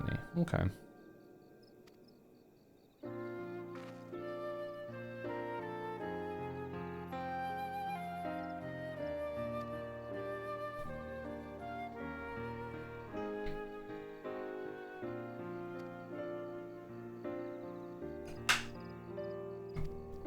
Aw.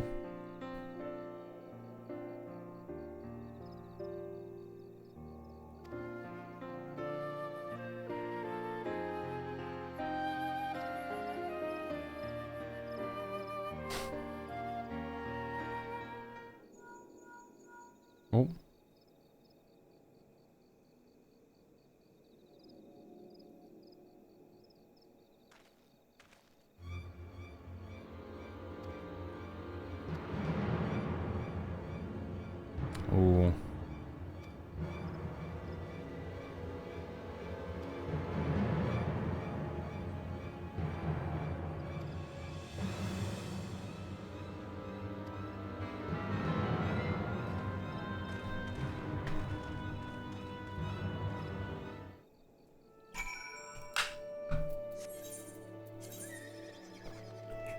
That is not good. Let's go and protect some people, eh? Or kill them, I guess. Depending if they've succumbed to despair or not. Wood Whaler.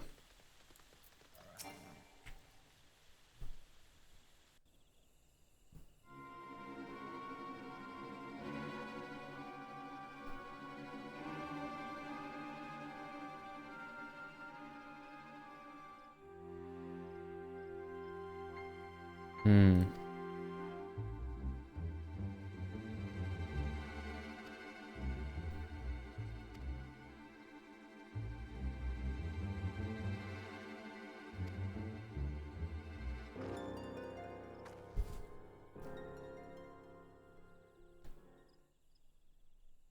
Been wounded by Clapney are in danger, and so I beseech you take shelter. Yeah.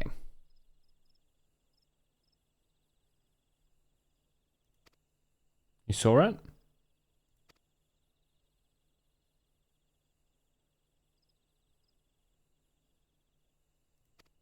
Wonder what it looks like.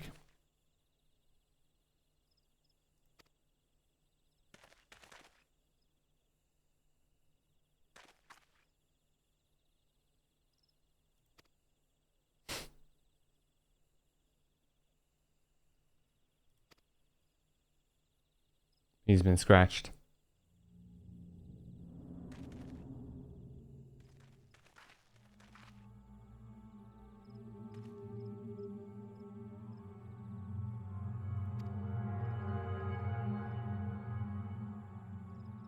Why my body feels like it's on fire? Oh, good God.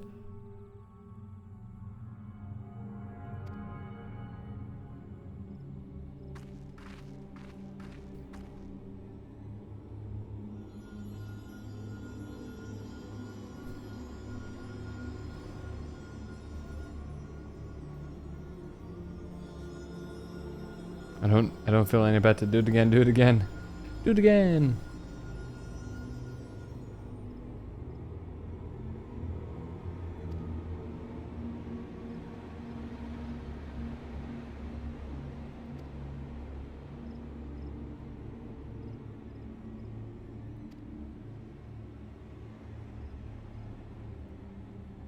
Oh God.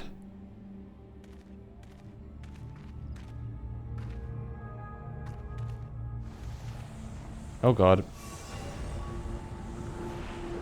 That's not great.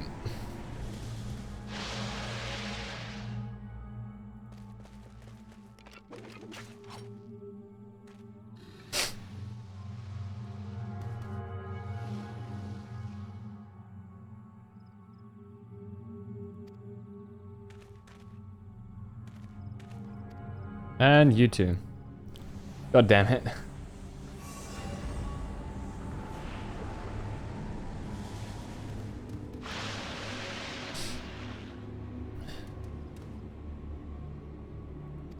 Mm-mm.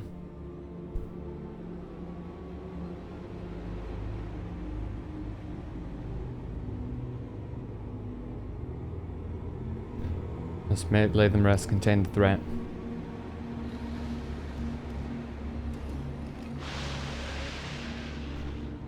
It's contagious. Well, it is negativity in a way. Which is actually very contagious. Very unfitting music, dare I say, though.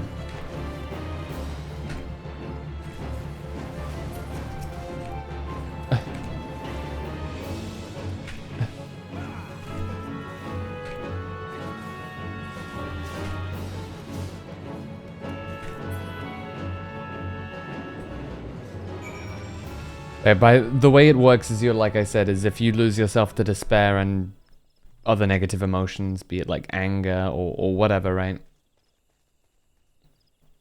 There's a chance that you transform. They are at peace.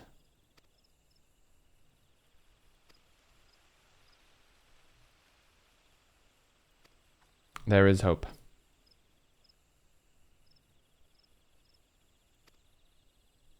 To defeat the blasphemy that haunts your homeland. Yeah. Hey, you know what everybody needs?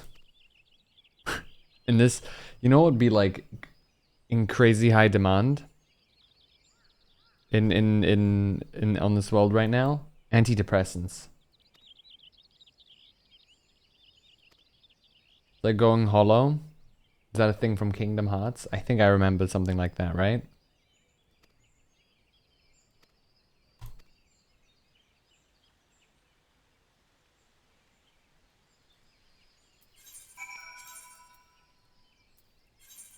Gridania. From Dark Souls. Oh, okay. That kind of hollow. Yeah. In a way. Though less guaranteed. It's like, even if it's just like a moment of like absolute panic, that's enough to set you off.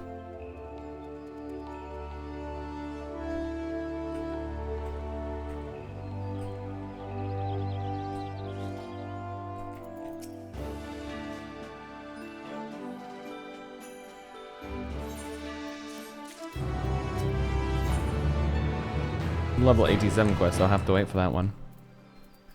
Anyway. I'll accept it and then we'll continue at some other point. Gotta find Gleipnir.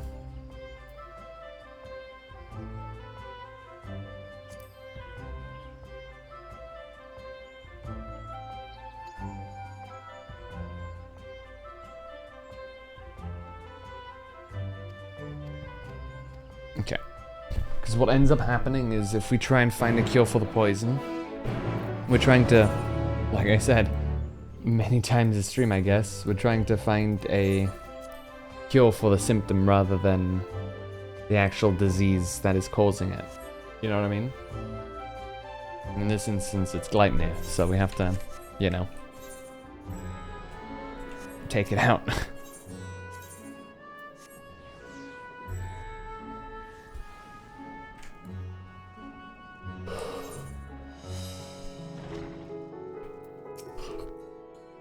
Pray forgive Shirabat's her rudeness. She can be a bit boisterous at times, but it is simply her nature. Anyway, my apologies for keeping you from your hard-earned rest. You'll be rejoining your companions, yes? Do you know the way to them? Yes, I do.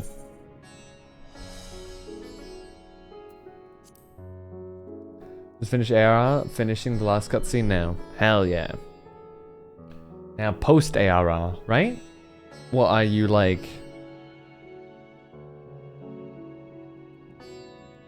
Do you mean post ARR or normal ARR?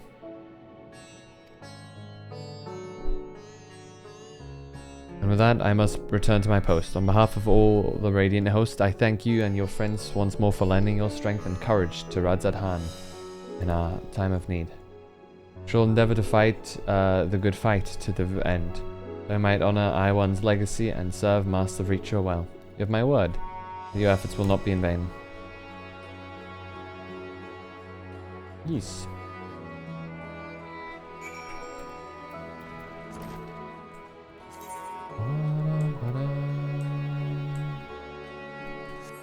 The Waking Sands. I see. Okay. After you escape on the Magitech. Okay, yeah.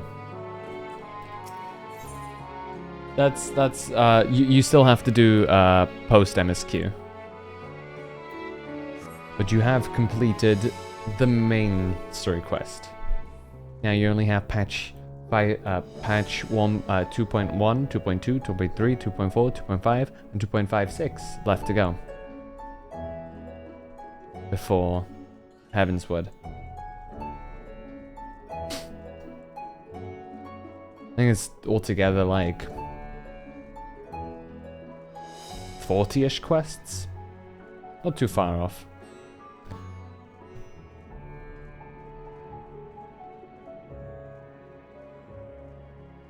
Towards the end of it is where you start, you know. Where stuff starts getting spicy. Spicy. Wanna do the thing? The thing?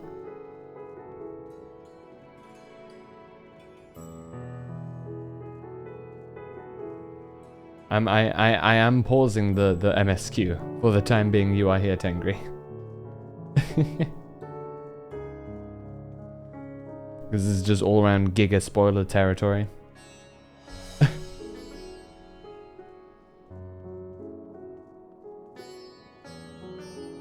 God, my neck.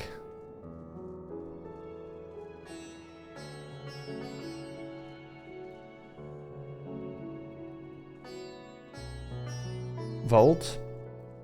The vault? The dungeon? Yeah, it's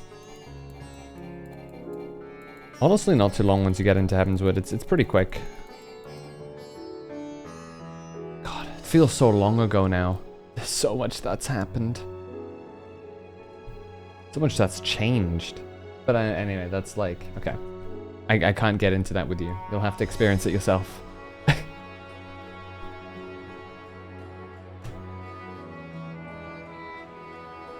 I'll see you later, Tengri. Alright, we're continuing the MSQ. So, spoiler alert.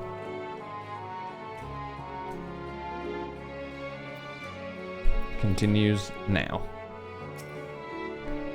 Welcome. When the satrap asked us to entertain a party of honored guests, I was wondering who it might be. This is a lovely surprise, to say the least. By the way, I heard all about Kalzal from your friend Grahatia. I understand that there was nothing that could be done, but I was heartened to hear he meant us no harm. Cannot thank you enough for dispatching the beasts. As the smallest token of our thanks, your food and drink tonight are, Mareed's treat. Speaking of which, what shall I start you off with? Piping hot mug of chai, please.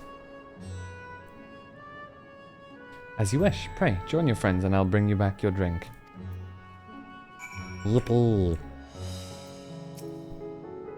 Welcome back. Whatever did the Radiant want with you, pray tell? Our allies have sent military delegates. That's news to me. Mind showing the details?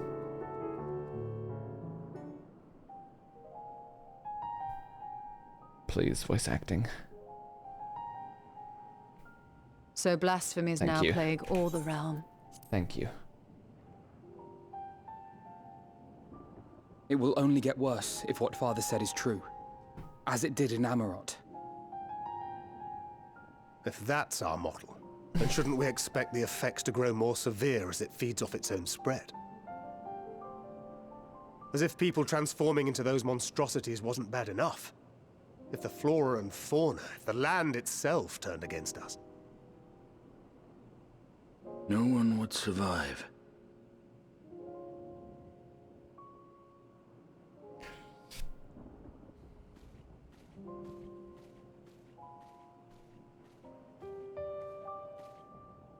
Here's your order, friend. Thank you.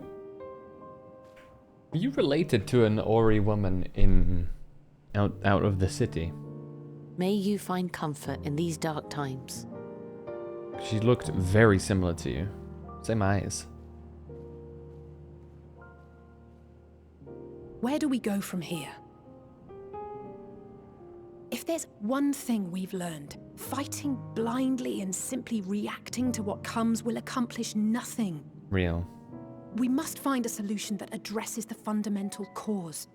Before our strength is exhausted, before this crisis spirals out of control. Is there something, anything we've overlooked? If there is an answer, Hydaelyn herself will have it. 'Twas she who bound Zodiac and forestalled the final days.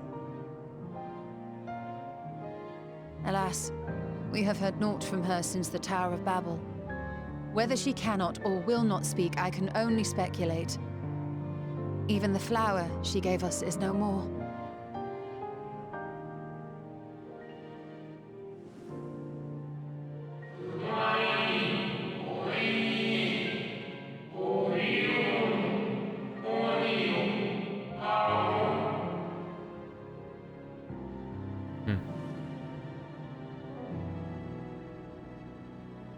Oh yeah, I remembered an important detail. So advised the Watcher. But what could be the significance of that name? It is entirely unfamiliar to me. To me as well. It meant something to the ancients, though. In our time. Most surely. Yet I do not recall a single mention of it in the records of Anida.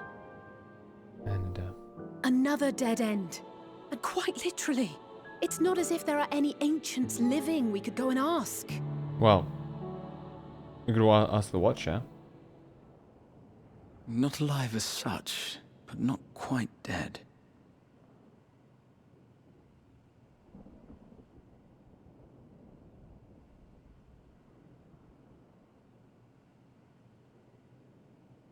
Elidibus. I sealed him in the White Horusite of the Crystal Tower back on the first. Contained within that reservoir of ether that maintains it, ether that is returned little by little to the sea. Naught may remain of his soul. However, if part of it lingers, we might be able to speak with him there. Dude, the music shift to the... We can no longer make that journey, but you, my friend, still can.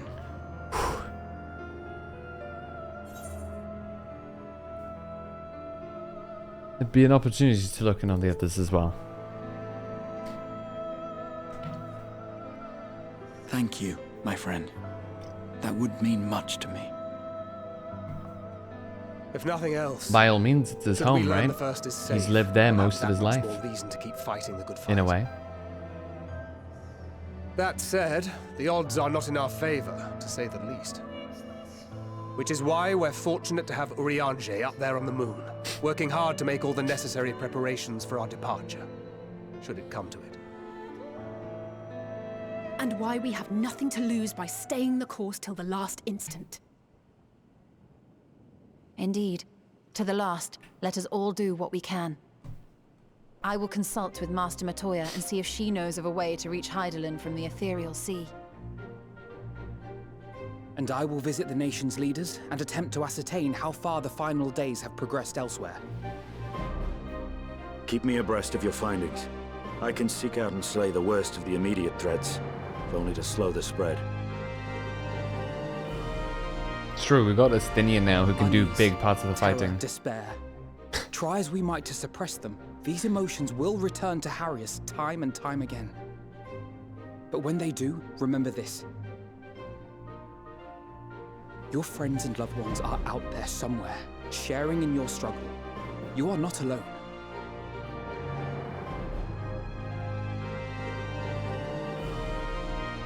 So ends the brief respite before the next revelation. Okay, Emmett.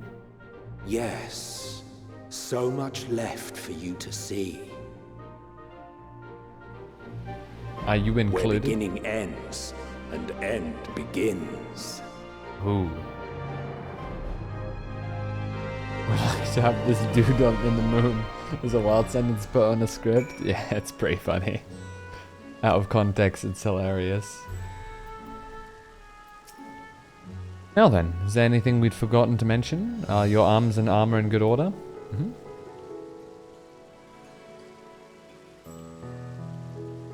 that case, it's time we each attended to our tasks. When you arrive on the first, give my regards to Serene. Tell her I miss her.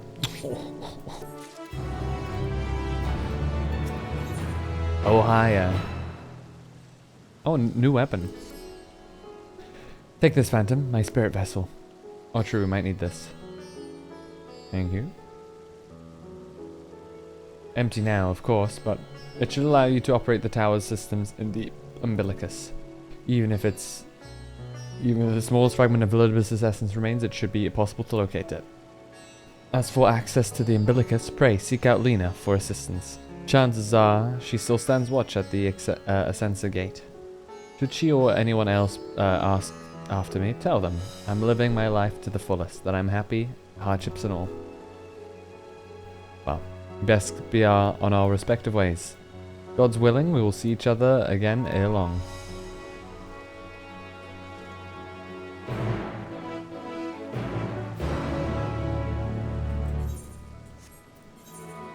no.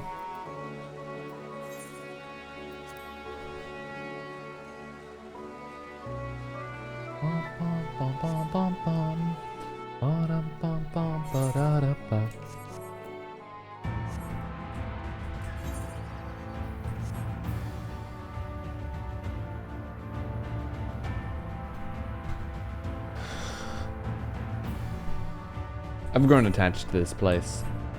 I'm not gonna lie.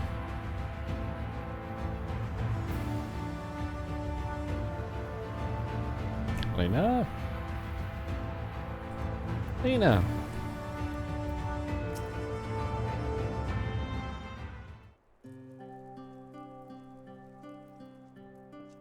Phantom, you are returned.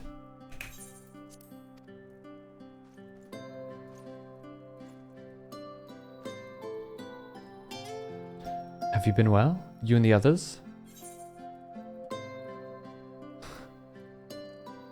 We have no shortage of troubles, but we're all well enough. And things are much the same for you as they were here. My lord is doubtless enjoying himself.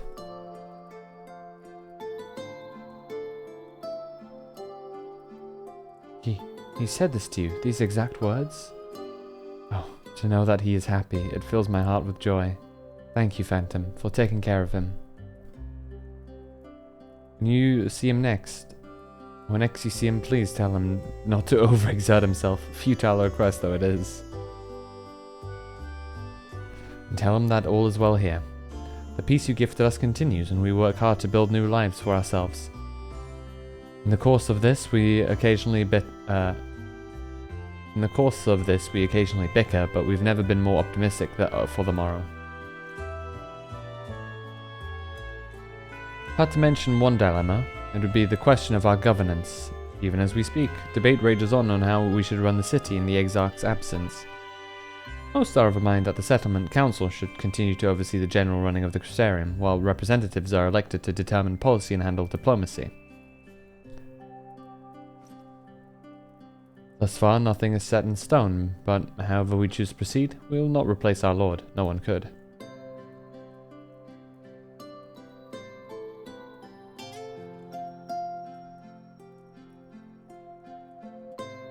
Have we recently observed any unusual phenomena?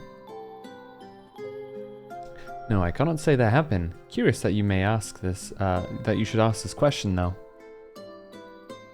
Some days ago, Reen came and asked the very same. She was rather unsettled, in stark contrast to how cheerful she has been of late. Where is she? She and other Crystarium youths just hosted a festival, you see. Proved so popular that there are plans for another celebration, one much bigger than the first. Between her preparation for the festival and the restoration of the empty, she struck me as happy and full of life. When I saw her in a state of such worry, I couldn't help but feel worried in turn, especially since she wouldn't tell me what troubled her. She'd be more willing to confide in you. May I ask you to broach the subject with her? Yes.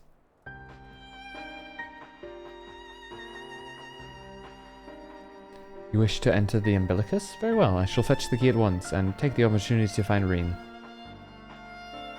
Please wait for me in the city, in front of the Cabinet of Curiosity. Shall we say? I'll be along as soon as I can.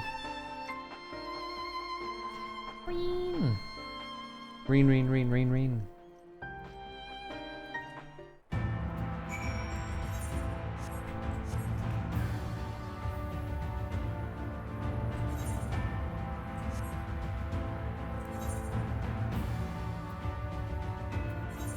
I'll just TP in.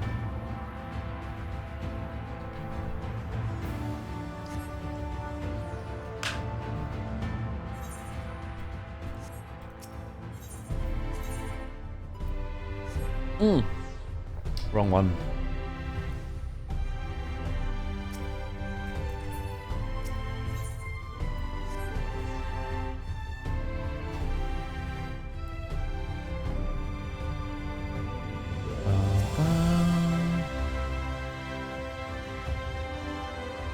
Oh, okay.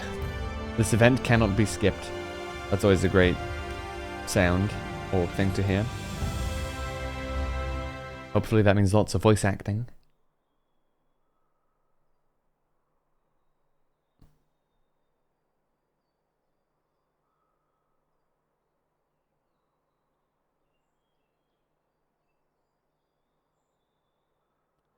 My old eyes deceive me. Is that truly Phantom? Old? Ah! Backlog. Ah, it is. Full glad am I to see you hale and whole, my friend. What a wonderful surprise it is to have you back with us. And at this most opportune time. In case you haven't heard, we're planning to produce a tome chronicling events from the Flood to the Knight's return. This project we intend to draw upon records kept by the world's peoples. Historical and contemporary first-hand accounts will be the centerpiece of the tome, but yours would be the one to crown them all. I've been asked to contribute a chapter on the soul, a subject that is key to understanding much of your endeavors. In the course of developing the spirit vessel, I gained valuable insight to travel beyond the rift, knowledge that will allow me to attest to your existence and deeds. There's no end to the questions I would ask you, but if you could indulge me for just one now. In your quest to restore the knight, you faced many a formidable foe. Among them, who offered you the greatest struggle?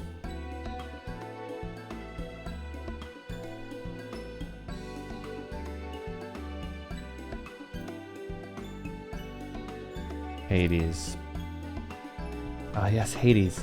You who sought to resurrect his ancient brethren. He was the final obstacle in your quest to restore the knight.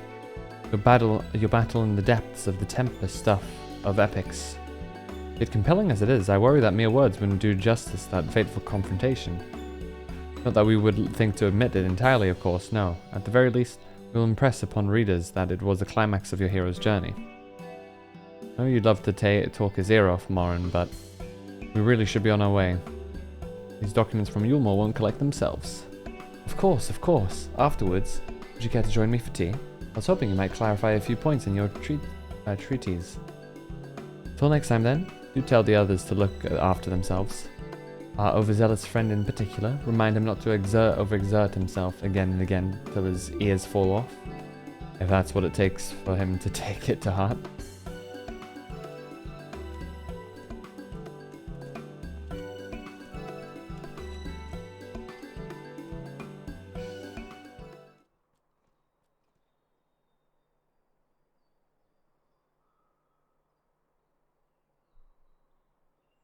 Is that the Warrior of Darkness? Is it the kids? It's the kids. It's him. It's really him. What are you doing here? If you're going to battle, can I give you some medicine? I made it myself. Best not, Riki. You'd only give him a stomachache. We've come to see Morin, to get his advice. One of the guard finally agreed to teach us how to fight, but first we need to choose a fighting style. Well, I know that I want to be a mage. Arkell isn't sure. Magic isn't really my thing, so I was thinking of taking up the axe, or the sword, or maybe the bow. They all seem right, but it's hard to decide, so I thought I'd ask Morin. He knows a lot about these things. He isn't there. He isn't here. Aww. Ooh, why don't you have the Warrior of Darkness choose for you? What do you think suits Arkell best, axe, sword, or bow?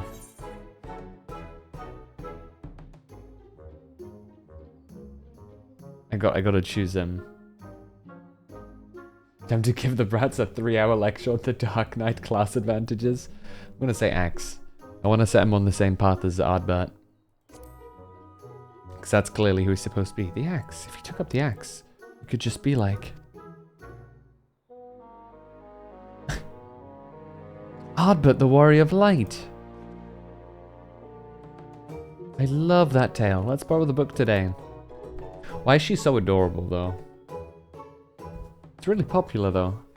Hope it's still there. Thanks for helping me decide Warrior of Darkness. I'll start with that style, and maybe try something else later on. Obviously alluding to the fact that the Warrior of Light can swap between everything. When I get really strong, I hope to have a bout with you.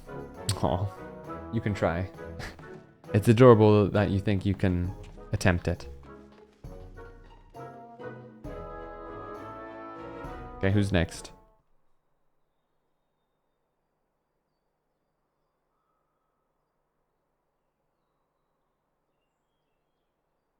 Such fun he's been having, basking in the adoration of musty old bookworms and wide-eyed younglings. But does he have a spare thought of me? Of course not. Fair I'm sorry. I waited and waited and waited, but he won't so much as acknowledge the presence of his beautiful branch, even though they're right here. Such a heartless thing our sapling is. Cold and cruel and heartless.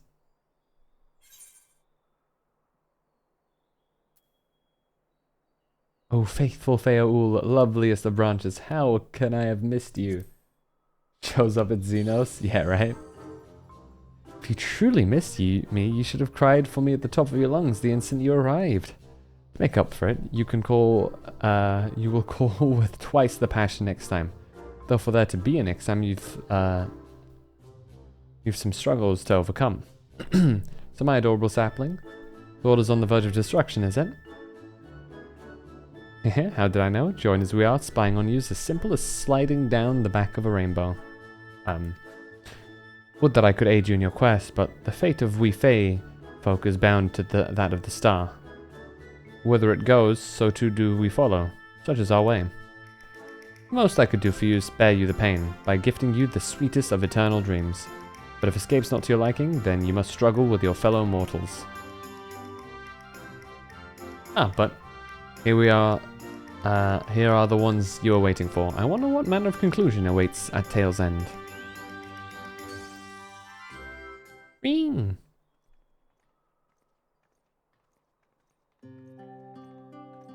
Hello, Reem. My apologies for the delay. Phantom, it's wonderful to see you again. You doubtless have much catching up to do. I shall leave you to it. I've taken the liberty of unlocking the umbilicus, and you may enter at your leisure.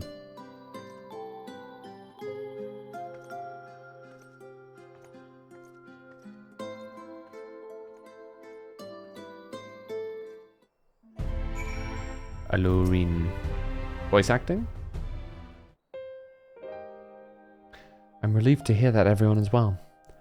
I've had this feeling, like a pit in my stomach, and I was afraid that something might have happened. And kinda did.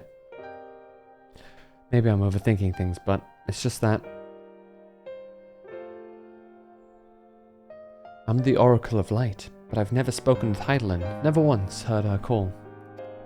Even so, I've always had this feeling deep inside me, a connection to something immense. These past few days, though, that connection has wavered, as if that immense something was distant, then close, then distant again. And then the other night, I was jolted awake by the feeling it had been completely severed. Wanting some fresh air, I went to open the window, and to my horror, the sky was ablaze like during the star shower. But then I blinked and everything was normal. The next day, no one said a thing. No one else had seen what I had seen. As far as I could tell, nothing was out of the ordinary. I began to wonder if it was a figment of a half-remembered dream. It's what's happening over by us. Phantom, what are you not telling me? I have to know, please. It doesn't matter how terrible it is. Everything might end.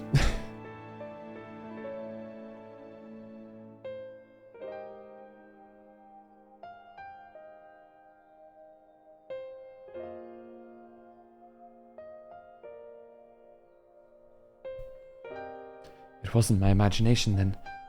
The doom we witnessed in Amarot has come again. I can't believe it.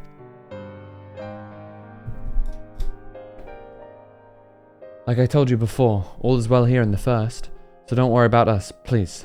Look only to the threat before you. We're fine right now, and even if we weren't, we've learned how to survive. Should the final days reach us here as well, you may be assured we won't go quietly. No, we'll hold on until you can find a way to save all our worlds. No pressure. So long as you continue your fight. So too will we, united in purpose beneath the blazing sky.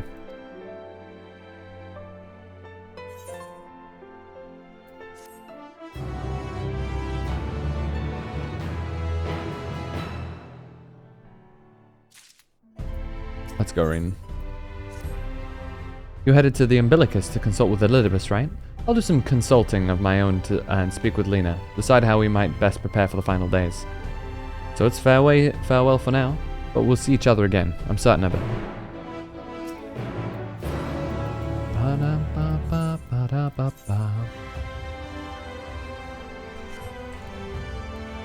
Alright.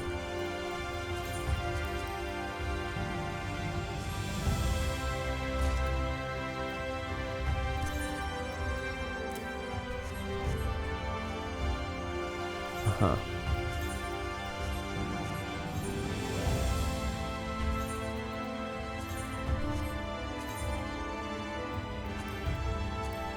There we go.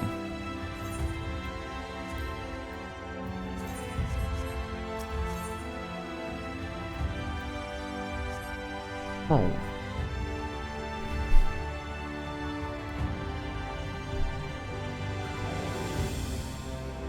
Nine hours. Yippee.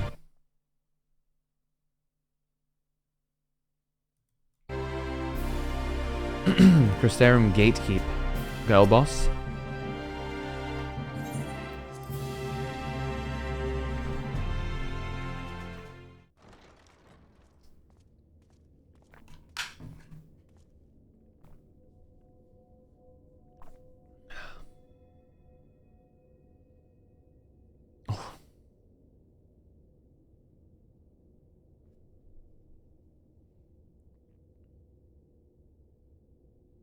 God, memories.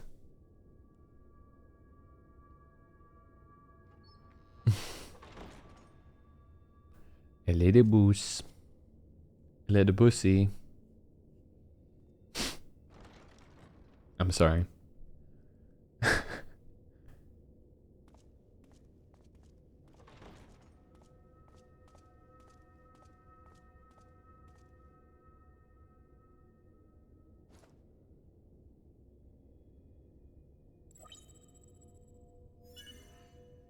Biometric authentication complete. Oh, it's voiced. Please state your business.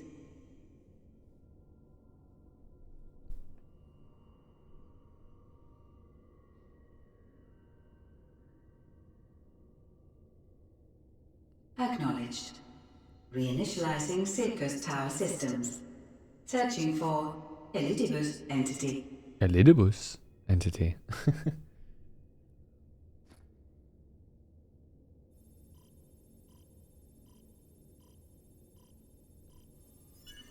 Target located in subterranean Oh, shit. core power accumulator. Projecting image. I actually found him. My home. My friends. No more than a dream. Oh, the music.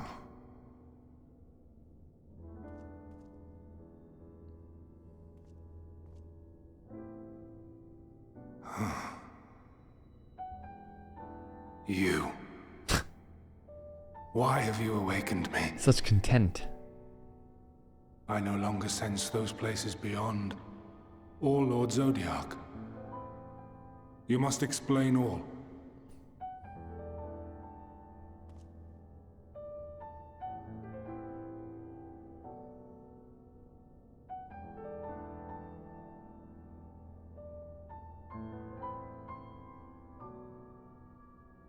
So, he is fallen, and my brethren's souls returned to the star. Yep. The doom we sacrificed so much to prevent is come again. Old burdens now yours to bear. Yeah. But if this is Fandaniel's design, then I, as Elidibus, have a duty to fulfill. Being? Your unsolicited act has restored to me some few moments of Unsolicited contemplation. act. Man, why'd you have to word it like that? Such knowledge as I have, I will share. Oh. I'm sorry.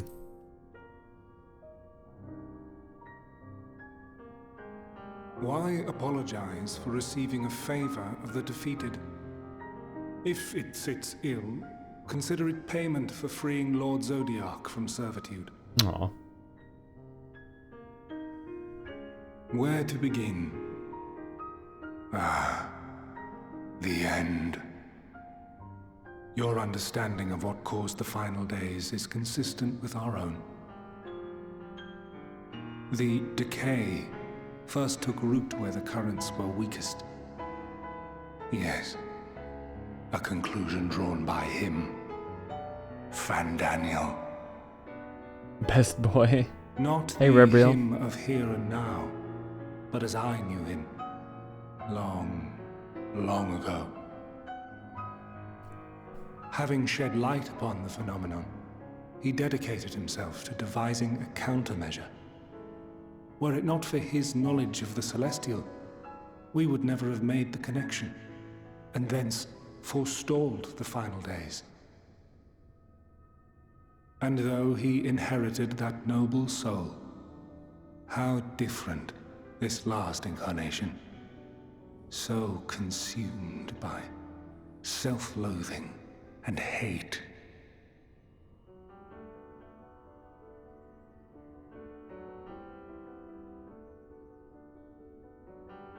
Elpis.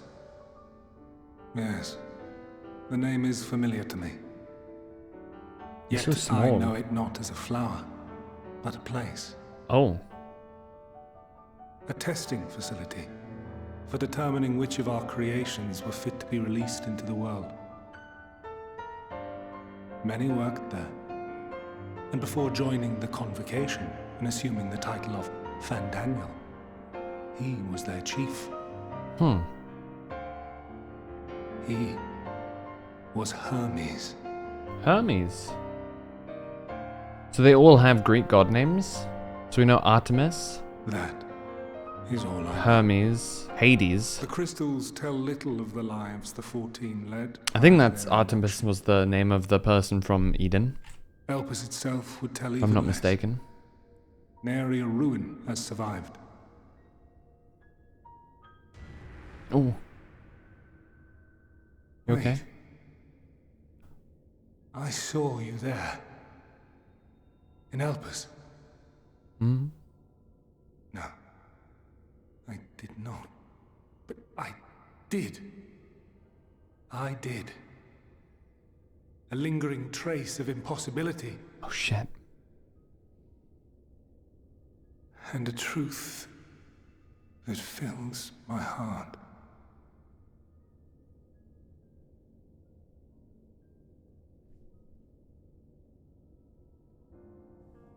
My memories remain clouded, I fear. However, they have revealed to me one possible course. That being? You must travel to Elpis, to the time when Hermes served as its chief. To the time?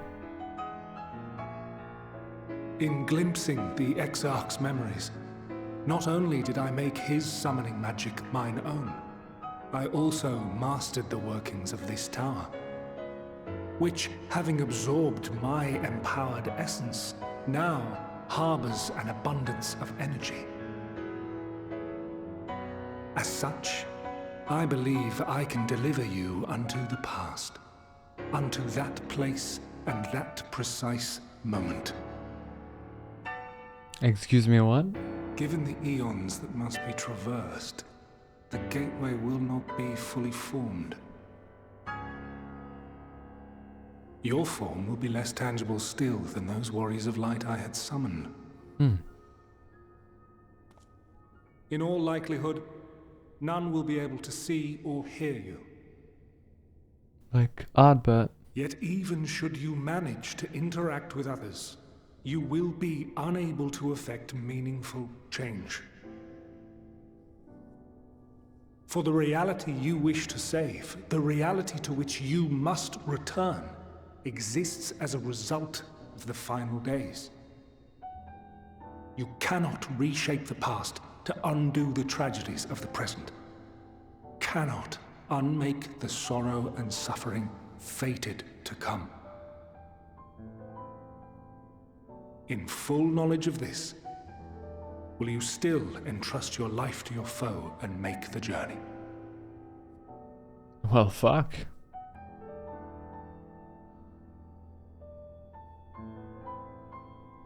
Very well. I shall cast you unto the river of time. This music is really great. Let this be my final act. Final act. You must input the commands. I no longer have the authority. First, you must reconfigure the systems. Good that God. The tower's ether may be channeled for the magic.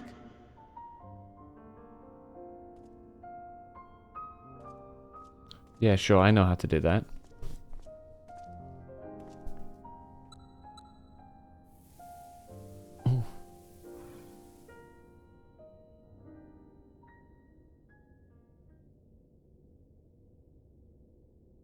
The preparations are complete.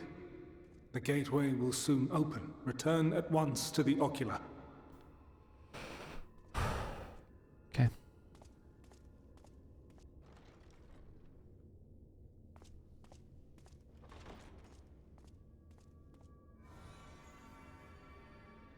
All appears to be in order. The ether flows unimpeded.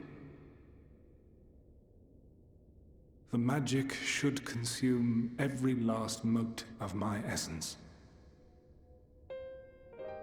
Why are you surprised? Did I not say that this will be my final act? Lord Zodiac is no more. There is nothing for me here. The ones I love and long to see again are waiting in that promised land, beyond memory and dream.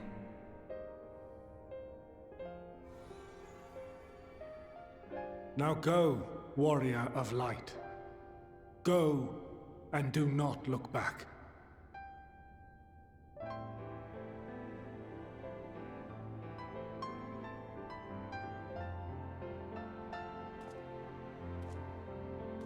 Fuck, man.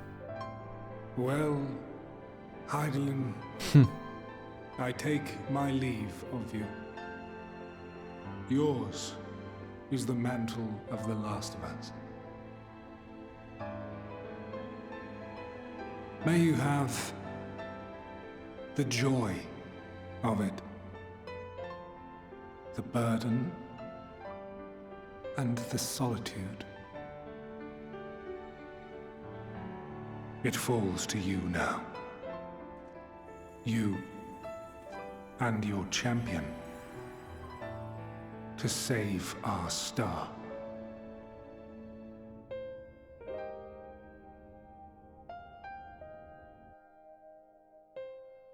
Hey, Milfile.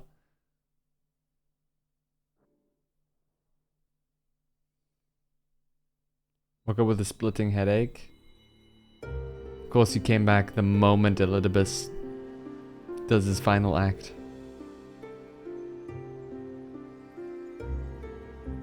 This reminds me.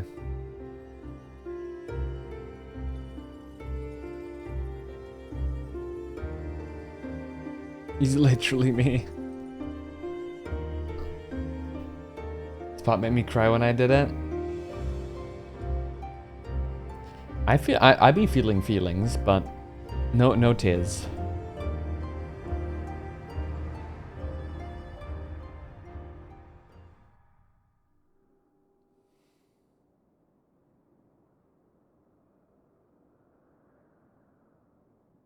Are we in Amarot?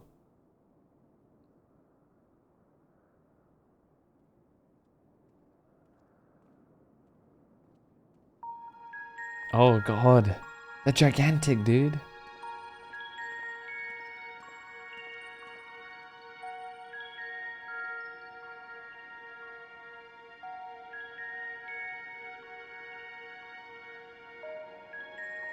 Look at them ancients.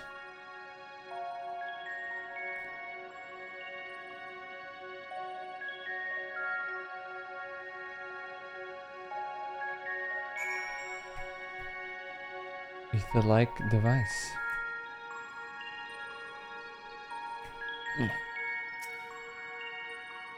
Perhaps it's possible to attune with it.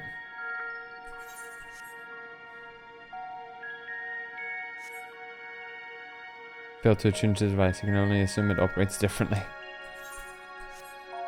Guide like man. To fully buy the Aetheryte-like device, a guide for this facility in all likelihood. You attempt to get the man's attention, but if he sees or hears you, he gives absolutely no indication. As the leader was warned, it appears your form is intangible. Conversing woman. Wait, are you? No. You look a bit different, I think. This is the right place, yes? Propylaeon? Facility's called Propylaeon. You attempt to gently prod the woman to attract her attention, but feel nothing. And it seems neither does she.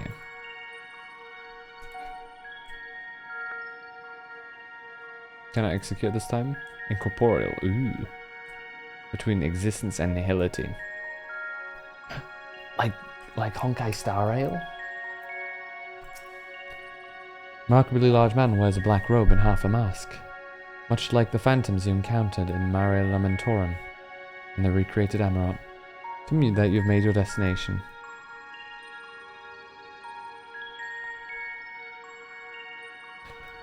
You gesticulate wildly and shout all manner of greetings and obscenities, but the man does not so much as glance in your general direction.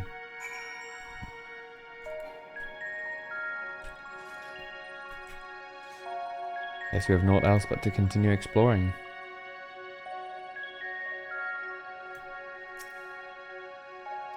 Just walk through it.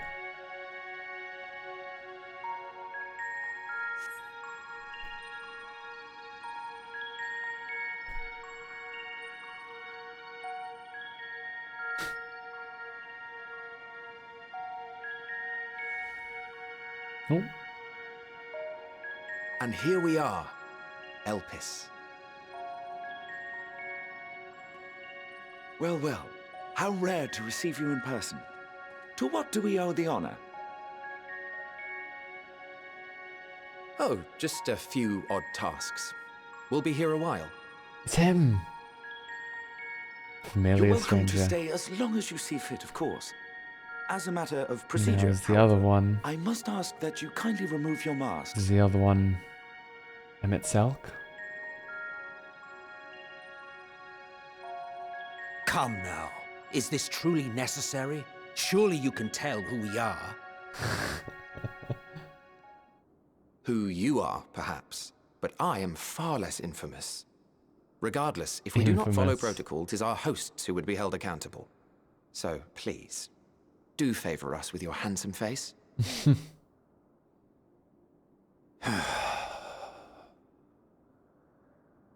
He's got white hair.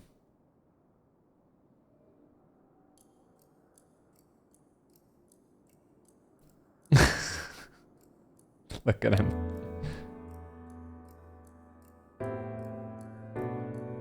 Oh, their eyes, man. Their eyes are like crazy pretty. What the fuck?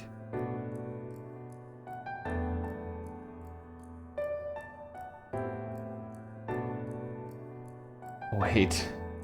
Satisfied? I know this other guy. I thank you for your cooperation. You are free to go about your business.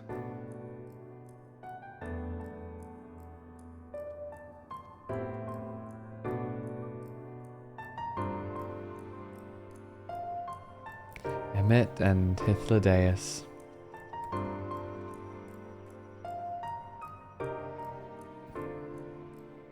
By the by, you see it too, yes? You see me? I haven't the foggiest what you're talking about.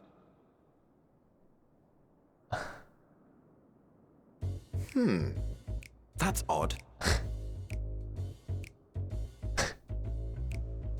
Holy shit. It's right here. A bit thin in the ether, but there's no mistaking it. The color of its soul is almost identical to Azem's. Azem. Do you suppose he created it? Rather unusual for a familiar to have a soul, though. Can we talk to them? Don't ask me. All I know is that it's trouble. Doubly so if it's his spitting image. So let's leave it be. Come. Refuses to acknowledge you.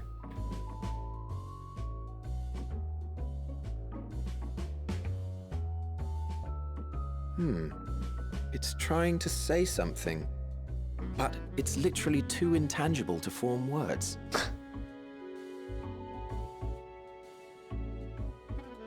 Why don't you give it some ether? Spare a snifter of your bounteous reserves.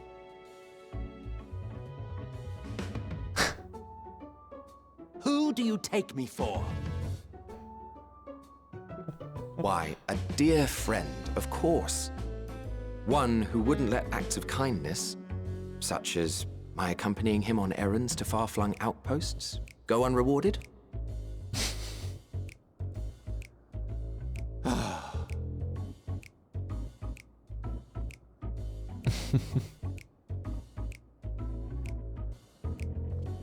Interesting that we can fully understand I suggest them too. you close your eyes, or this may be unpleasant.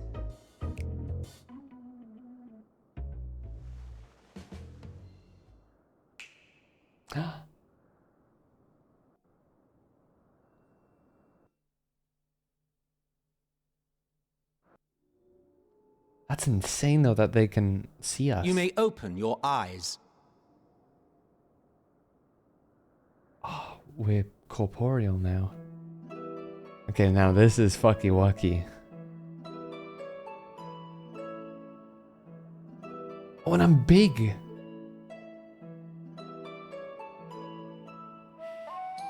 Kind of. Oh, you even adjusted its size. The better to indulge your whim. This way, it will be easier to communicate. How very thoughtful of you. And may I applaud your artful reinforcement. Without further ado then. Greetings! I am Hythlodaeus, Chief of the Bureau of the Architect.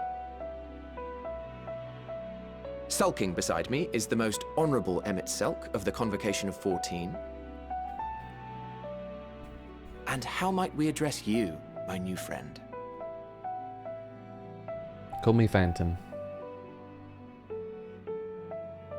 A fine name. And I'm pleased to see you understand our words. So, tell us, whence have you come? The thinness of your essence suggests you weren't created here. From the future. You do not know? Or cannot say? Allow me to ask a different question then. He already knows. Hythlodaeus is like Giga 5 What head. brings you here? The fate of the world. I seek a man named Hermes.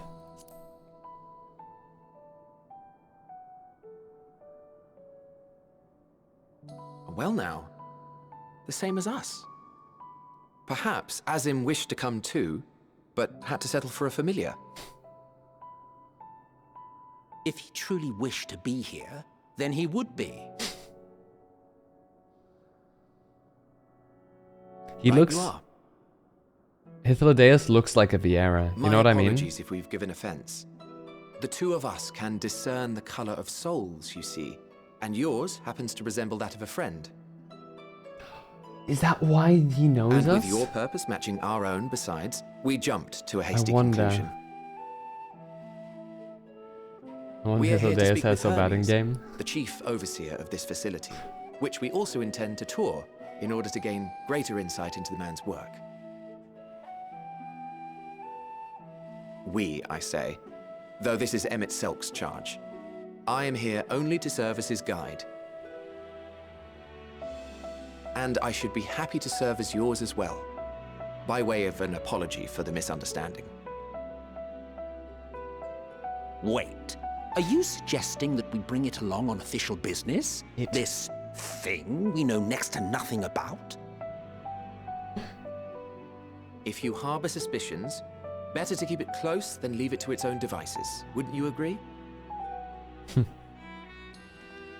Dude, Say what you want about the hair. I want those eyes. Those eyes are sick. Besides, having a mysterious life form in tow is the norm rather than the exception here.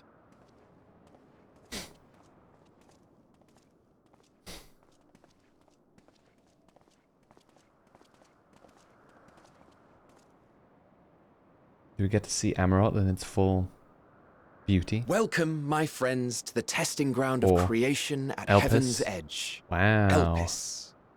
Not an Amarot, I suppose. Holy shit. The world unsundered. Wow. Ooh. Does that mean that that's... This presence. That has to be Vanar then, right? Axolotls? Hermes! Visitors! We have visitors! I have that mount. The dog. Okay, Hassian, you can do the rejoining now. Hermes.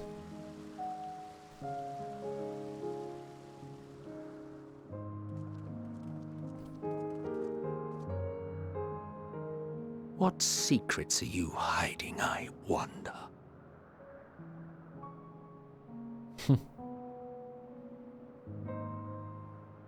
Oh shit.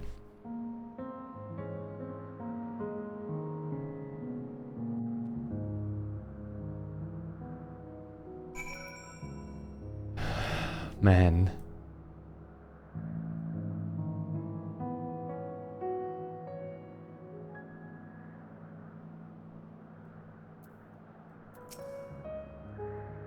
In case you didn't know, it's rude to stare. Stop. This is hardly my first time here, but the scenery never fails to take my breath away. Why, it feels as if you could reach out and touch the heavens. Now then, to begin our guided tour, perhaps you already know these things, but for the sake of thoroughness, I shall start with the basics. Using concepts to give shape to ether, creation magics allow us to bring forth anything we desire, be it inanimate objects or living beings. Anyone may conceive of concepts, but they all must undergo evaluation at the Bureau of the Architect. As part of that process, living beings and certain arcane entities may be sent here to Elpis for an in-depth observation and study. Fascinating facility, isn't it? I dare say you will enjoy touring it with us.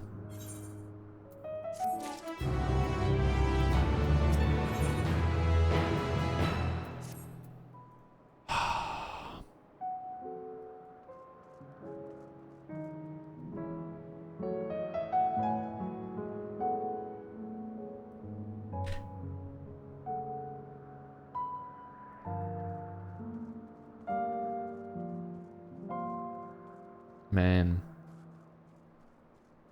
This place is pretty. Look at the sky, dude. What's up, Astral?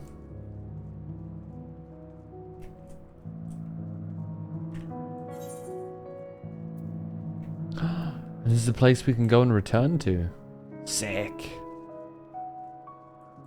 We can just chill here forever then. Game-wise.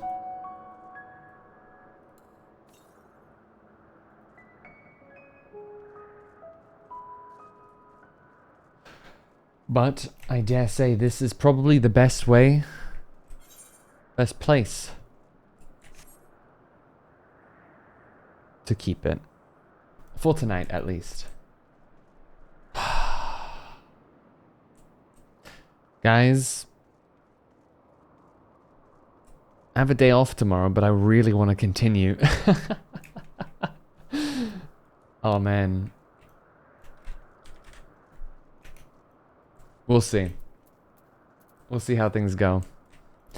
Hell, I haven't even done my dailies yet.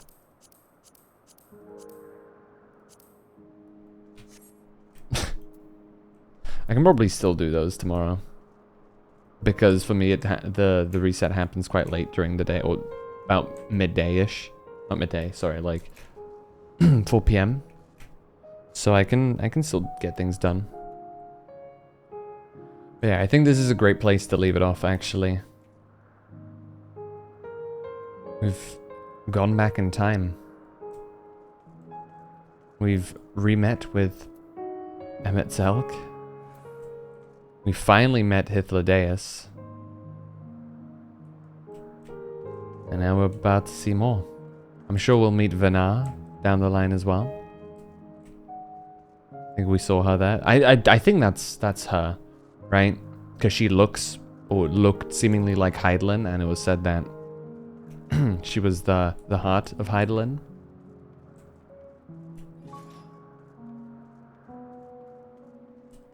So it could only be her, feasibly. And it had the dog.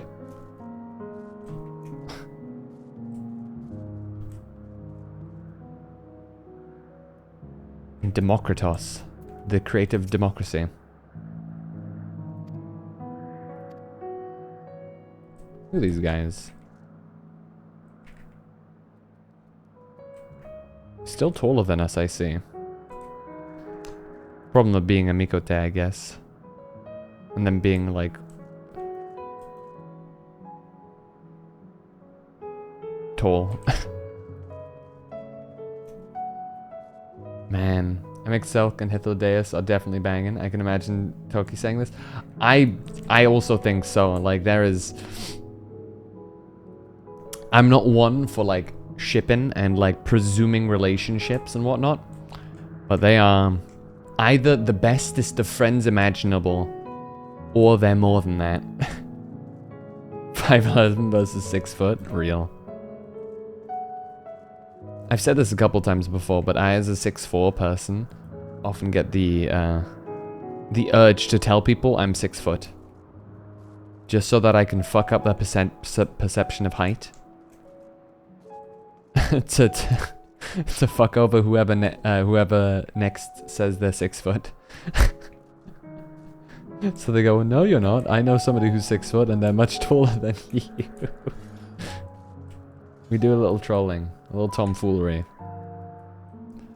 Yeah, I do believe this is like quite literally the perfect place to leave it. I dare say, by virtue of the level of the... By my approximations, by next stream we'll be potentially wrapping it up.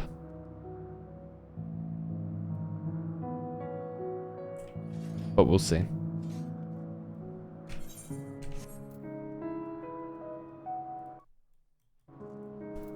What is this music? I kind of want to find it. Hold on. Can I find it? Am I good enough for that?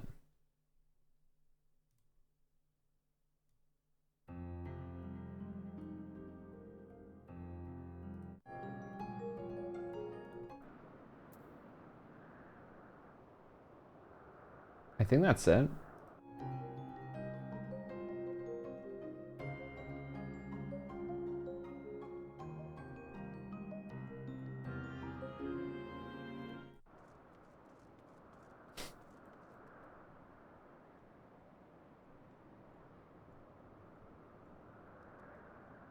Nah, fuck it. We ended with footfalls.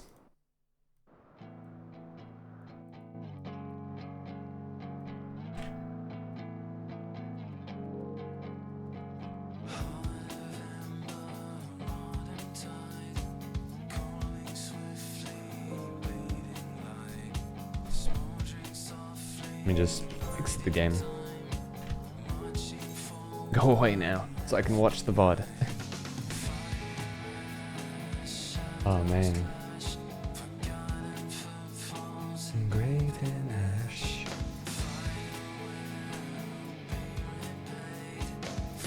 Our freckles begin to fade away.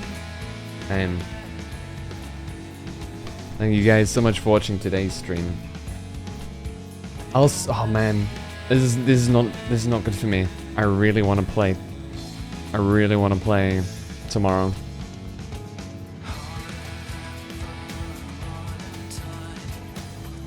I really want to play tomorrow. And with aquatic ambience. What are these from, Azure? Bro's itching to play, dude. I want to know this story. This story is so good. This story is so good. Badges from Dark Souls 2. Ah, see, I haven't done that one yet. Alright. That's all well and good. I'll ponder a potential stream, or a potential Thursday stream in my sleep.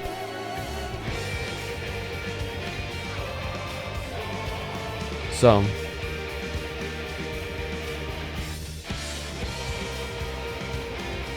let me ponder. We are raiding indeed. We'll be raiding Pix. Rare is the opportunity that I get to actually raid her.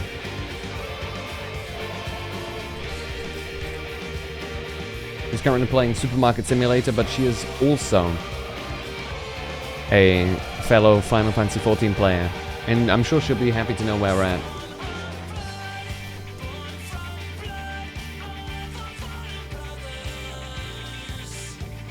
But yeah. Man, I'm so excited for the next parts.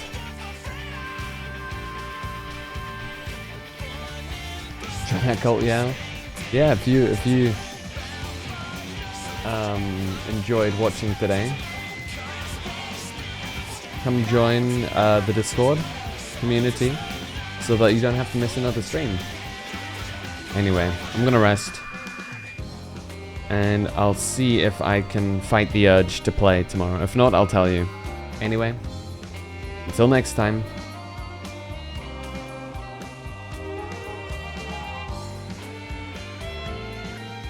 You guys stay safe and love you dudes. Until then, have a good one. Peace.